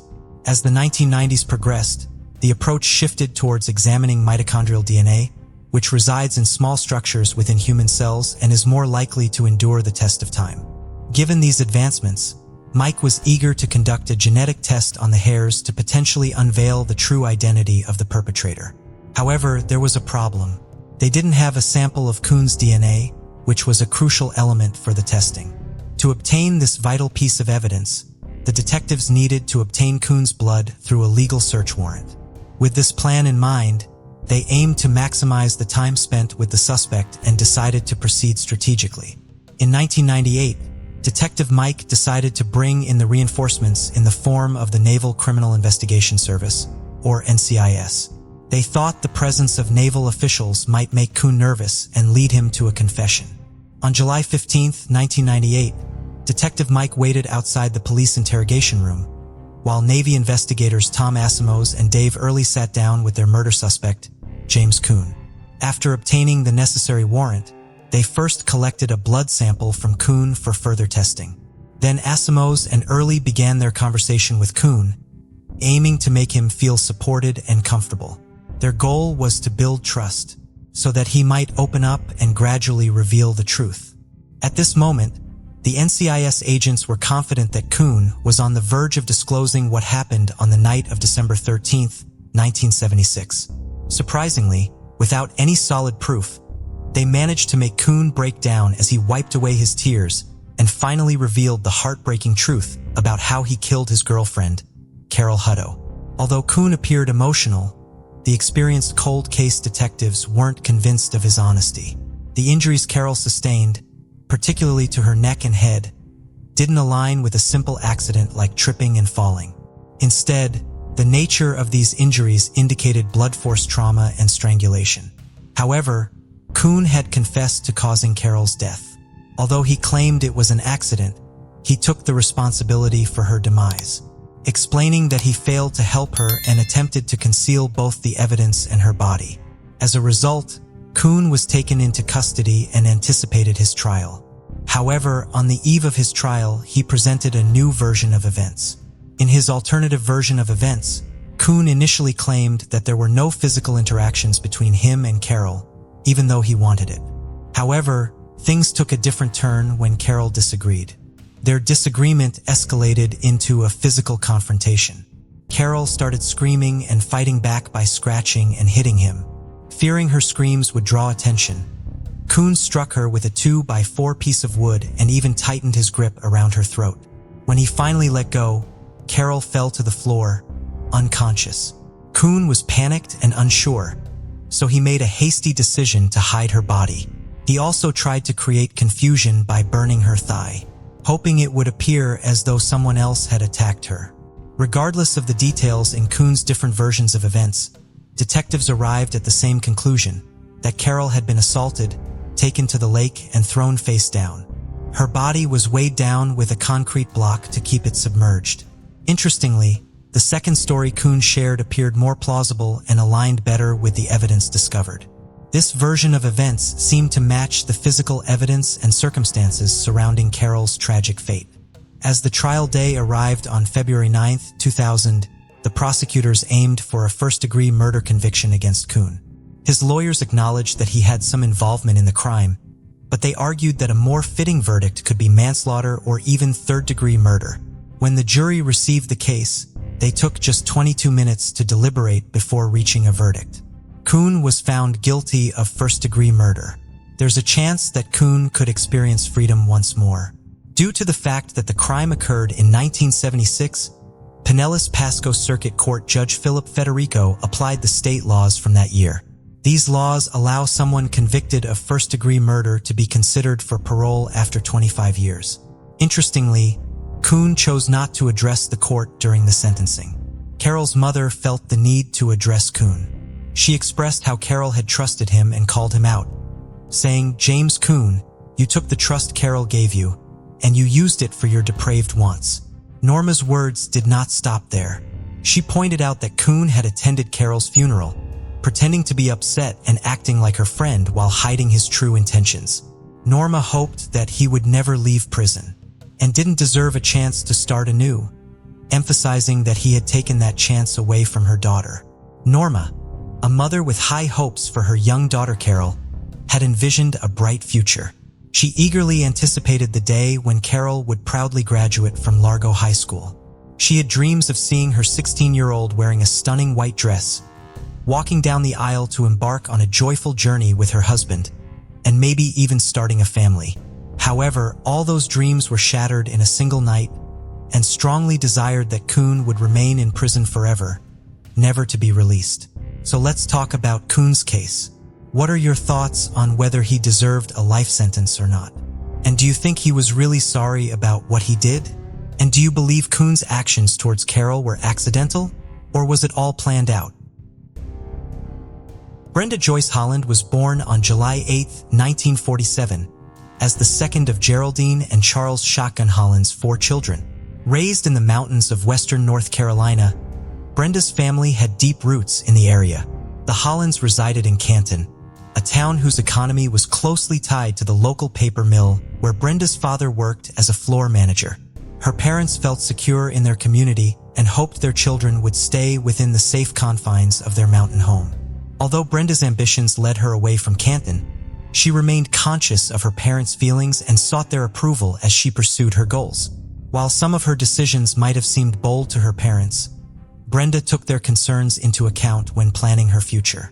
She was the first in her family to attend college, encouraged by her family physician, Dr. Matthews, to enroll at Campbell College. Although the small Baptist institution was located in North Carolina, it was nearly 300 miles away in Buys Creek. Brenda's father was not opposed to his daughter receiving a college education, but her mother was worried about paying for college and about her daughter being so far away from home. With the help of Dr. Matthews, Brenda was able to work out the logistical concerns of going away to school and got her mother to agree to letting her attend. Brenda eventually wanted to move off of campus and into a boarding house run by a local widow, but knew this would be pushing her parents' limits. She ultimately secured their permission by taking care of the necessary preparations and by appealing to the amount of money the move would save each month. Brenda became very active with the drama program at the school and soon got a paid position as a costumer for the Campbell players. She was successful in this position due to both her creativity and her hardworking nature. She considered staying on campus during a semester break to do more for the department because she was concerned that completing her assigned tasks alone did not merit the paycheck she received.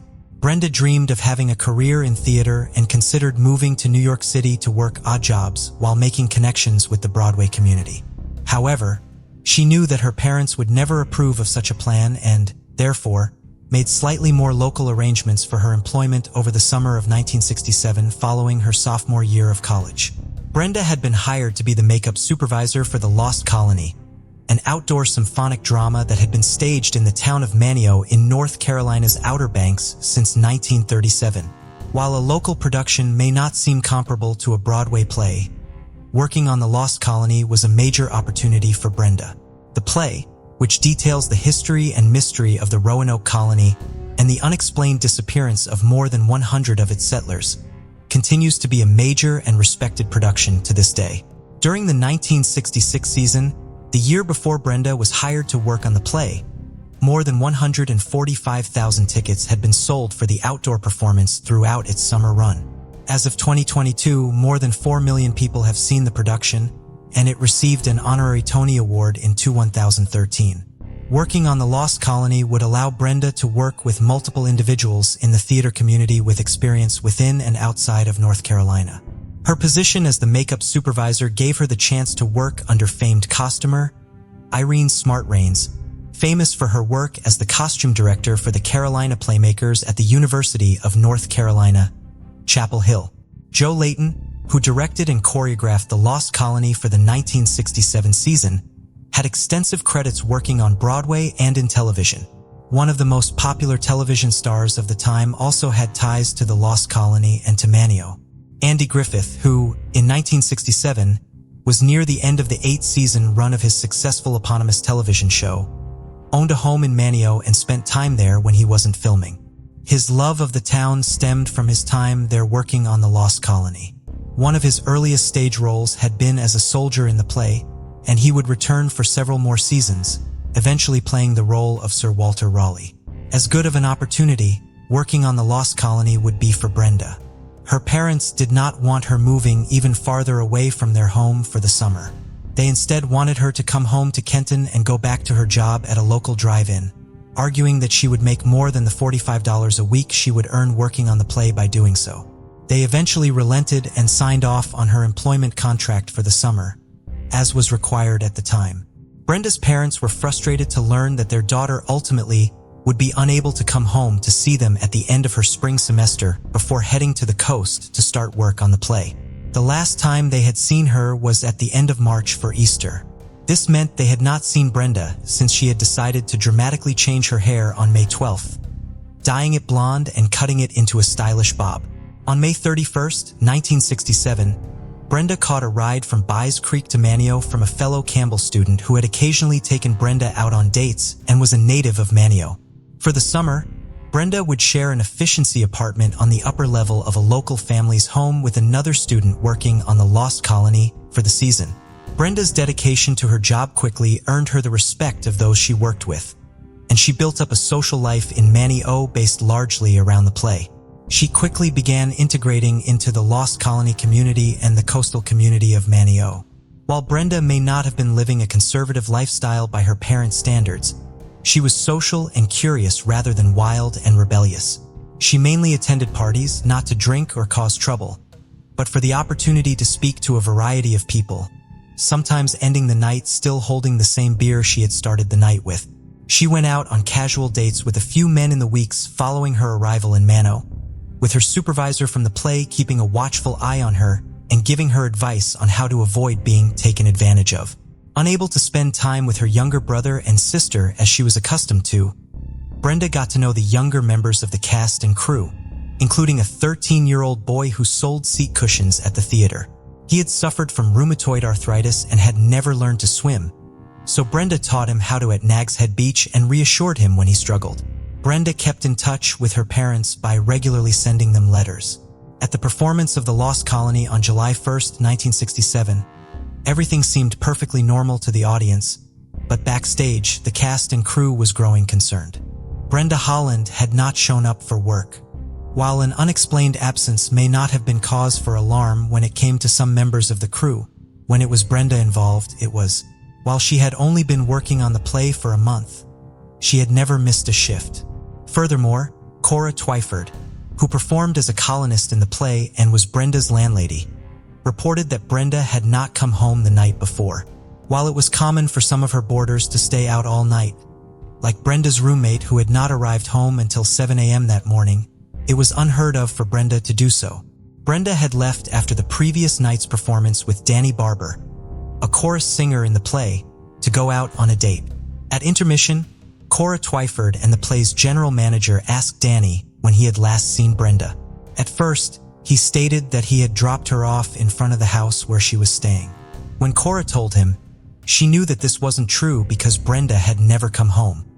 He admitted that he and Brenda had gone back to his house after their date. They had been talking and reading magazines in his room, and he fell asleep. When he woke up that morning, Brenda was gone, and he assumed that at some point after he fell asleep, she had walked the few blocks back to where she was staying on her own. The general manager called the sheriff's office to report Brenda missing at 9:20 p.m. and drove over programs for the play, which contained a photo of Brenda, to the office after the conclusion of the night's performance. After a sleepless night, he called the sheriff's office again at 6 o'clock the following morning to reiterate his concerns and try to get the investigation pushed forward, even though it was a Sunday. The sheriff's investigation began that morning, and alerts about Brenda's disappearance went out throughout the state. However, notifying Brenda's family that she was missing proved difficult as no one was answering the phone at the family home. Brenda's older sister, and learned that her sister was missing through a radio broadcast she heard over the AM radio in her car on her way home from church Sunday evening, and knew why her family had not answered their phone and why no one in Canton was able to find them. The family had gone to stay at a remote trailer they owned near Lake Glenville, an hour west of Canton. The trailer had no phone, so once and notified the Hayward County Sheriff's Office of their location, a deputy was sent out to notify Brenda's parents of her disappearance. The Holland family had gone to bed early that night, so they were all asleep when the deputy arrived. After learning their daughter was missing, Brenda's parents quickly packed up and left for Canton so that they could drop off their two youngest children with their oldest daughter and her family before continuing on to Manio to help look for Brenda. On Monday morning, approximately 75 volunteers joined sheriff's deputies in a search for Brenda. Most of the volunteers were cast or crew members from the Lost Colony. The scale of the search increased over the following few days. Helicopters from the Coast Guard searched from the air, and soldiers from the Marines joined the effort. The search parties grew as Brenda's family members and fellow students at Campbell College arrived to help. On July 6th at 10:15 in the morning, a pilot with the Civil Air Patrol spotted something in the Albemarle Sound off the coast of a small fishing village northwest of Manio. When he circled back at a lower altitude to look again, he realized that the object in the water below was, in fact, a human body. He radioed in what he had found and circled the area so as to not lose sight of it until law enforcement arrived. The body was pulled from the water and confirmed to be Brenda Holland. Brenda's body was driven to Norfolk, Virginia, so that her autopsy could be performed at the office of the Virginia State Medical Examiner. North Carolina did not have a statewide medical examiner's office at the time, and the facility in Virginia was the closest one with the best equipment and experienced pathologists. Brenda had wounds around her neck, and the pathologist found that she had died as the result of ligature strangulation. He also found signs that Brenda had been raped. Whether or not rape was the motive for Brenda's murder is not entirely certain. Investigators were initially confused as to why her killer would redress her so exactly after raping her. When her body was found, she was still wearing her underwear, a bodysuit, and a tight skirt, still completely buttoned up. Furthermore, witness accounts of statements made by Brenda indicate that the injuries that pointed to her being raped may have been inflicted in a separate incident. Days before her death, Brenda had confided in her supervisor, Irene Raines, that she had a bad experience while on a date with a local man she had been seeing. Brenda stated, "I'm no good," and said that she would no longer be seeing the man. She further confided in Danny Barber, her date on her last evening alive, about the incident. During an interview with authorities, he stated that Brenda had told him about this man and his mistreatment of her. He said she told him about him going to bed with her, about the rough treatment. It was very repulsive and it had changed her outlook on life. If Brenda had been raped by this man while on a date earlier on in the week, these injuries found on her body may not have been connected to her murder, but rather to the earlier assault, leaving the question of whether or not she had been raped just prior to her murder open. Brenda's body was taken back to Canton for her funeral and burial. Her parents received mourners at a local funeral home on the evening of July 8th, the day that should have been Brenda's 20th birthday. Her funeral was held the following afternoon at her family church, and she was buried in a lot in the cemetery her parents had purchased just a few years earlier with the belief that their children would be burying them there first. Some of the friends Brenda had made during her time in Mano while working on the Lost Colony traveled to Canton for her funeral. 100 other members of the cast and crew attended a memorial service held for her back in Mano, which was held at the same time as the service in Canton. Dare County Sheriff Frank Calhoun quickly zeroed in on Brenda's last date, Danny Barber, as his main suspect, and Danny was one of the first people he contacted when Brenda went missing. 24-year-old Danny had served 3 years in the Army, where he had been a member of the U.S. Army Band and was a student at the University of North Carolina at Chapel Hill. 1967 was his third season as a singer in the Lost Colony.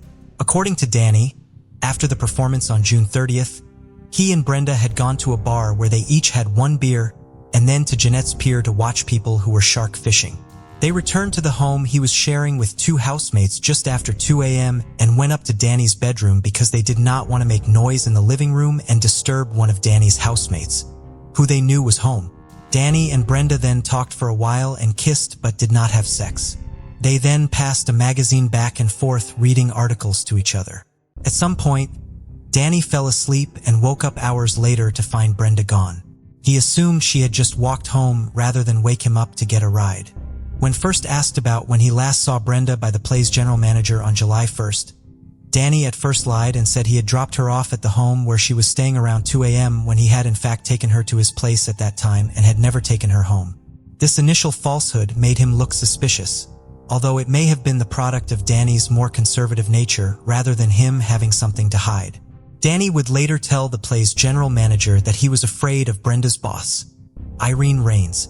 Irene was very concerned about the young people who worked under her, and if she had thought that the interactions between crew members was inappropriate, she would not hesitate to confront them about it. Danny, unaware of the seriousness of the situation at the time of the questioning, may not have wanted Irene to find out that he had been alone in his bedroom with Brenda. Furthermore, Danny's failure to take Brenda home seems to have violated his own understanding of gentlemanly conduct. According to Cora Twyford's daughter Penny, Danny came to their house to apologize to her mother for failing to see Brenda safely back to the room Cora was renting out to her. He appeared to have recognized that he made a mistake and was upset over it. Regardless of the reason for this initial lie, Danny was still the last known person to have seen Brenda, and he admitted to being alone with her in his bedroom. It was not inconceivable to the sheriff that he may have wanted more from Brenda sexually and killed her when she did not consent. However, Danny's version of events did appear to be supported by a statement from his housemate who had been in his that night. He heard Danny and a girl go up to Danny's room and was woken up later that night by the sound of the front door opening and someone quietly exiting the house. He did not, however, hear any signs of a struggle inside the house or the sound of a car starting up after the door to the house was opened. If Danny had killed Brenda in his room, he would have needed to get her downstairs and transport her by car to the water to dispose of her body, which would have created a lot of noise. What the housemaid heard sounds more in line with Brenda waking up and deciding to walk home rather than waking up Danny to drive her. While Brenda's parents were in town when her body was found and could have identified it in a more clinical setting, Sheriff Calhoun apparently hoped to rattle his prime suspect with the sight of Brenda's badly decomposed body. Danny Barber was therefore brought in to identify Brenda's body as it lay in a hearse near where it was found. Danny had to step away for a moment after seeing her, but then confirmed that it was Brenda. He based his identification off of a necklace Brenda always wore, which she had been given for winning Miss Congeniality in the Miss Hayward County Beauty Pageant the year before. Danny came in for multiple, often hours-long interviews, including one that kept him from attending Brenda's memorial service in the days after her body was found. Danny would later state that nothing he told the officers seemed to convince them that he hadn't killed Brenda. His brother eventually convinced him to hire a lawyer who placed limits on law enforcement's access to Danny. Authorities remained focused on Danny in their investigation and continued to put pressure on him. An agent from the State Bureau of Investigation was in the audience of every performance of the Lost Colony Danny sang in for the rest of the summer. Agents from the SBI interviewed Danny twice in Chapel Hill after he returned to school, once in November of 1967 and once in April of 1968. The SBI tracked his changes in residence and his employment as he entered the corporate world after graduation in the following years. Those who knew Danny and Brenda generally did not believe Danny could have had anything to do with Brenda's murder.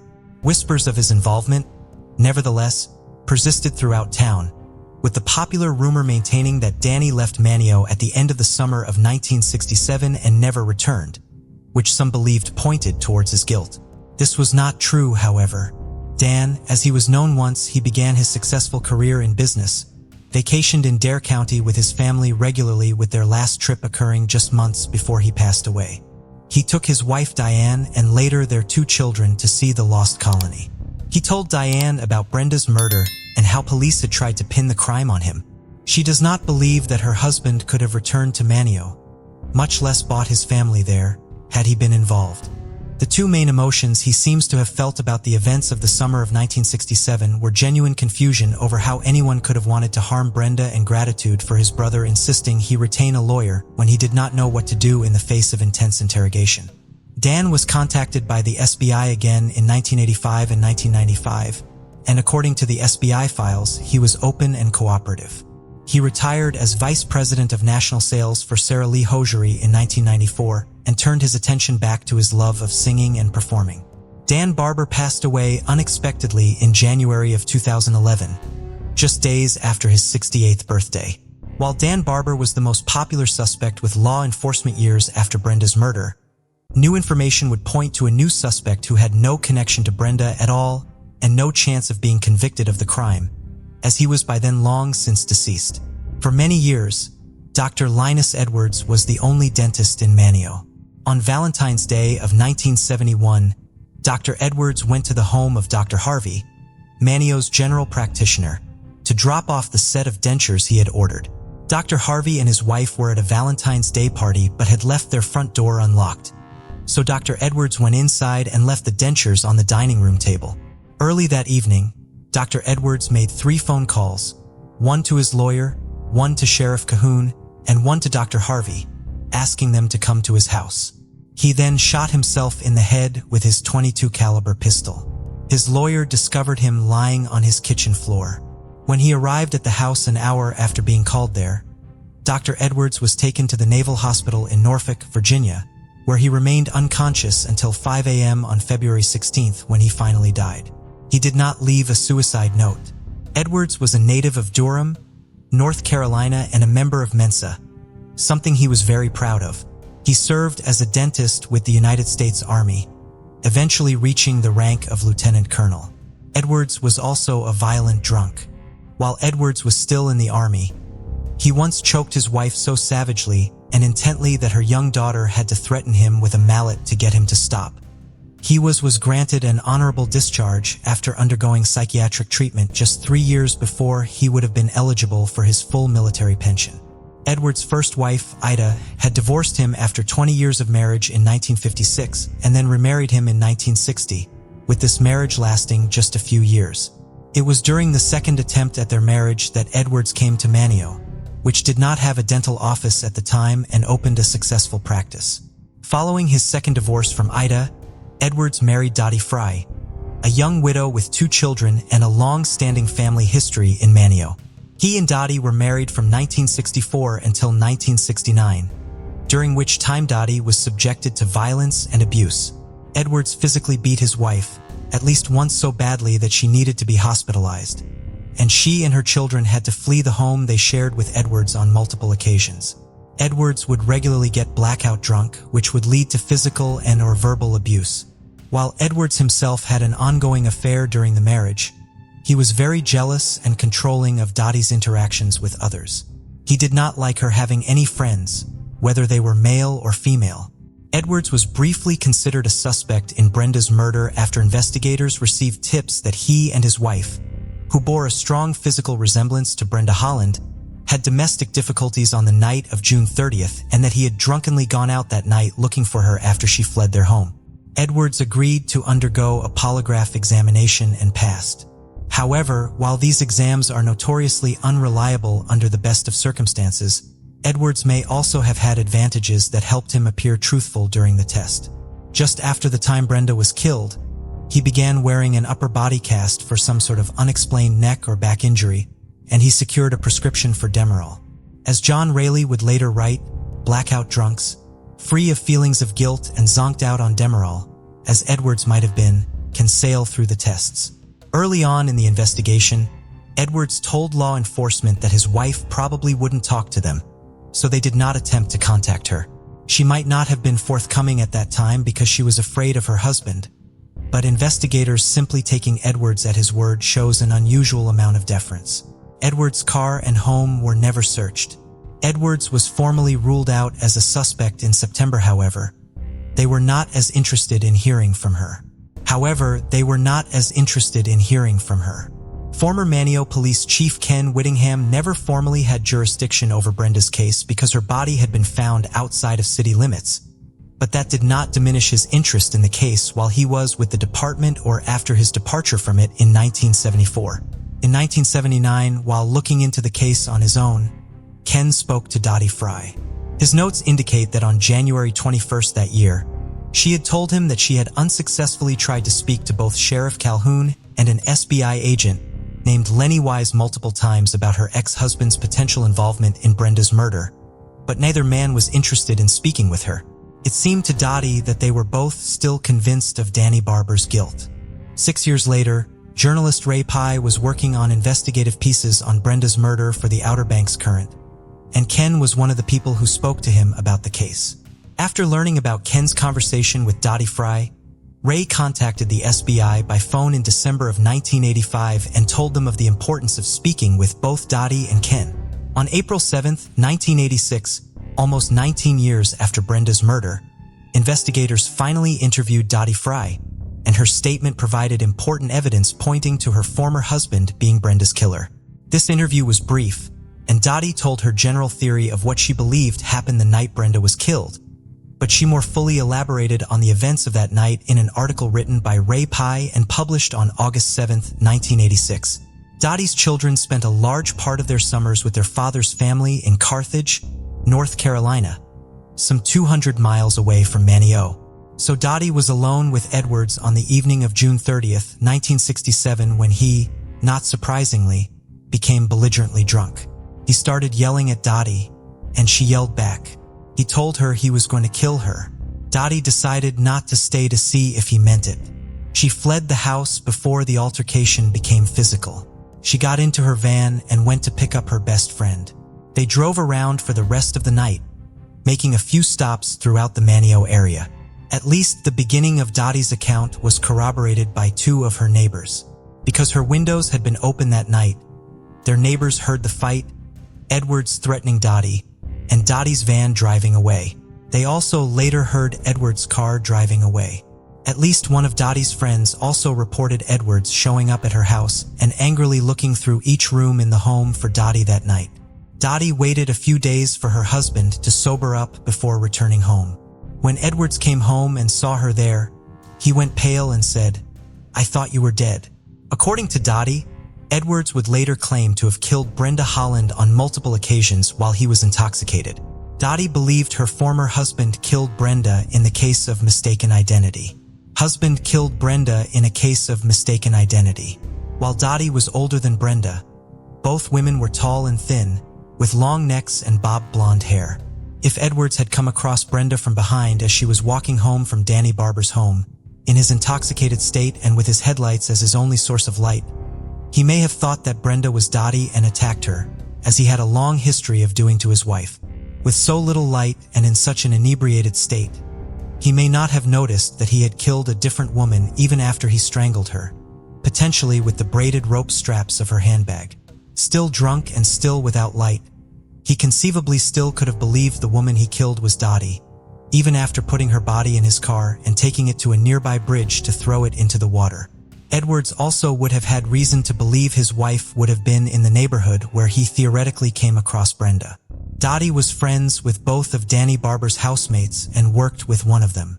Edwards did not like that his wife was friends with a young man and may have been in that area that night checking to see if she were at their house. Dottie had, in fact, stopped at the house earlier in the evening during her drive around town with her best friend. No one was at the house when she arrived, so she took a beer from the fridge and left a note before leaving.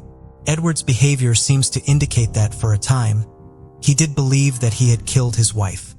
He had his mistress come over to the home he shared with Dottie, which was not something he typically did. Neighbors saw her car at his house on Sunday. Edwards went to the sheriff's office around 1 a.m. on the morning of Sunday, July 2nd, to report his wife missing, but claimed that she had left home after an argument just a few hours earlier when she had actually left more than 24 hours earlier. After making his report, he went home and went to bed after about 20 minutes, potentially indicating that he was not actually concerned about anything authorities might find looking for Dottie, and that he had just made the report with the incorrect timeline to make it appear as though he was appropriately concerned for his wife.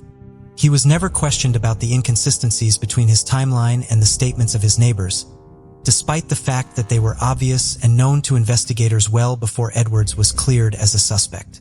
Former Sheriff Cahoon, who had retired a few years before Dottie Fry's claims were made public, did not support the theory that Brenda's murder had been the result of mistaken identity, arguing that Brenda had been smothered with a pillow or blanket, indicating he was still a proponent of the theory that she had been killed in someone, presumably Danny Barber's, house. However, the pathologist had found that Brenda had been strangled, not suffocated, and no evidence contradicted that finding. Brenda's family was not notified when Dottie made her statement to the SBI. They only learned of this alternative suspect in the case when a relative happened to read the newspaper article Ray Pye wrote after speaking with Dottie. The family had still received periodic phone calls from Sheriff Cahoon as the years passed, but he always told them that Danny Barber was the most likely suspect and they simply lacked enough evidence to file charges against him.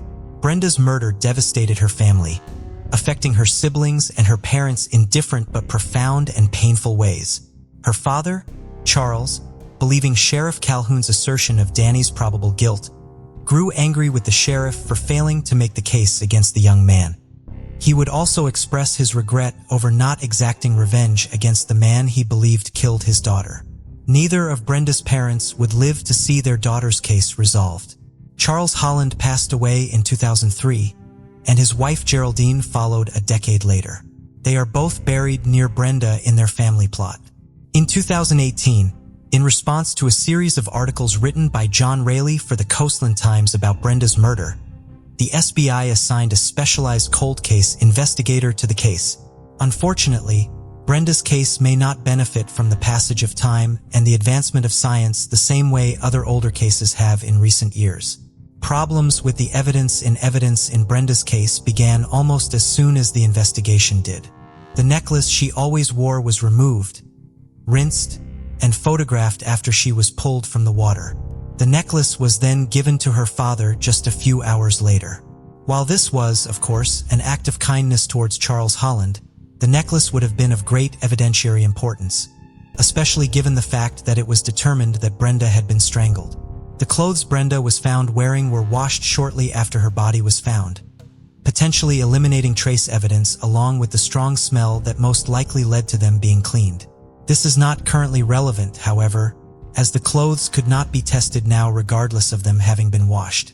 All of the physical evidence from Brenda's case has been lost. Previously, physical evidence from cases the SBI was involved in remained stored at the SBI laboratory.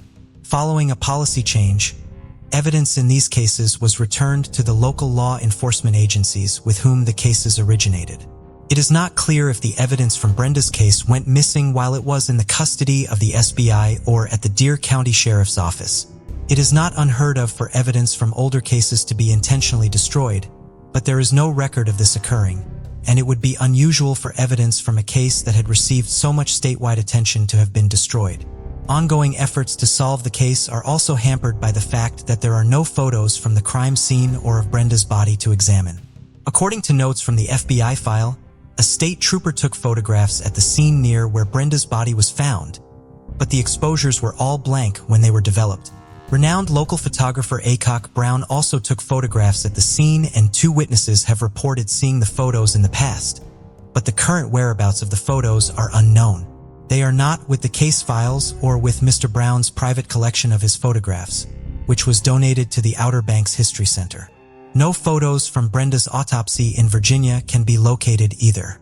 While the evidence against Dr. Linus Edwards is only circumstantial, Brenda's younger sister, Kim Holland Thorne, believes he is most likely the killer and that his connections to local law enforcement influenced the investigation into Brenda's murder.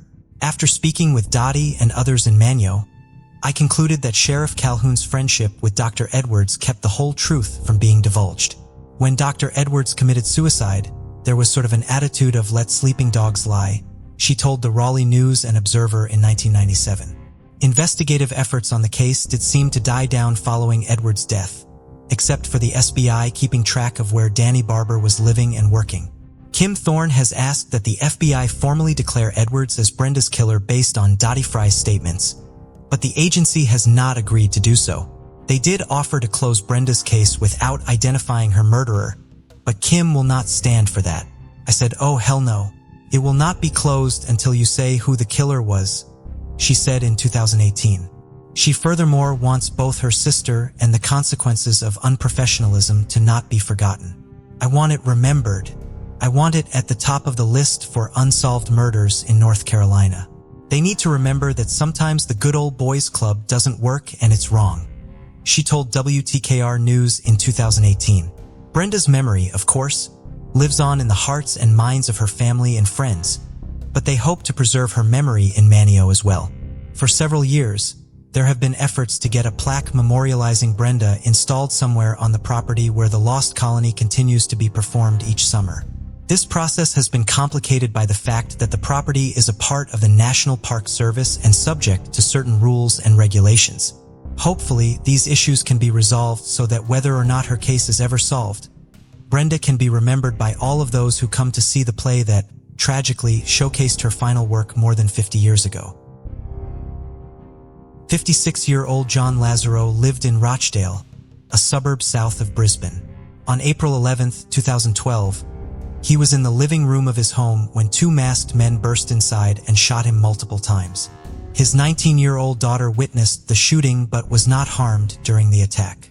She was able to immediately call for help, but despite her quick action, her father did not survive his injuries.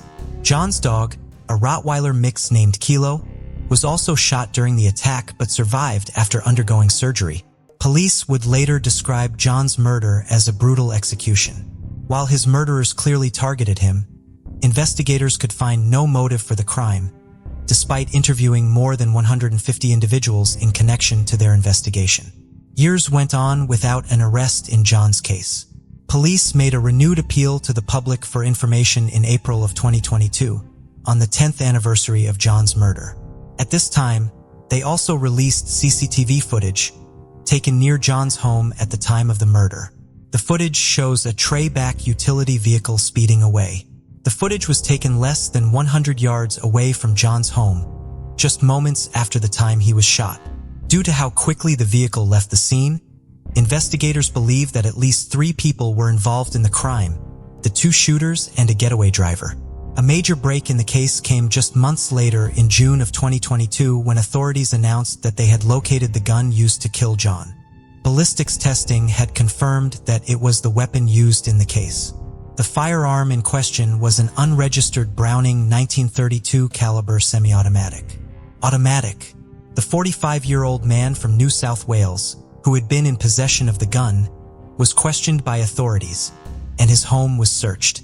The weapon had been in the possession of numerous individuals since 2012, making it difficult to tie it to the person responsible for John's murder.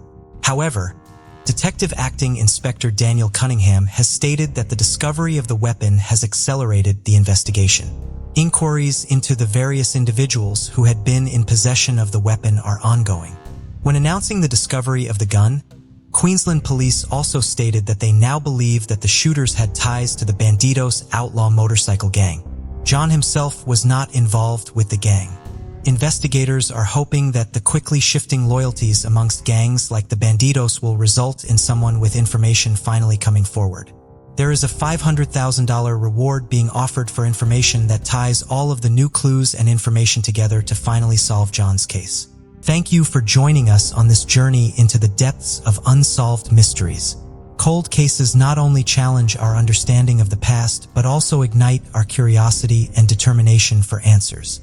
Remember to subscribe to stay updated on our latest investigations. And if you have any information regarding the cases we've covered, don't hesitate to reach out. Together, we can shed light on the shadows of the past and bring closure to those who seek it. Until next time, stay vigilant, stay curious, and never stop seeking the truth.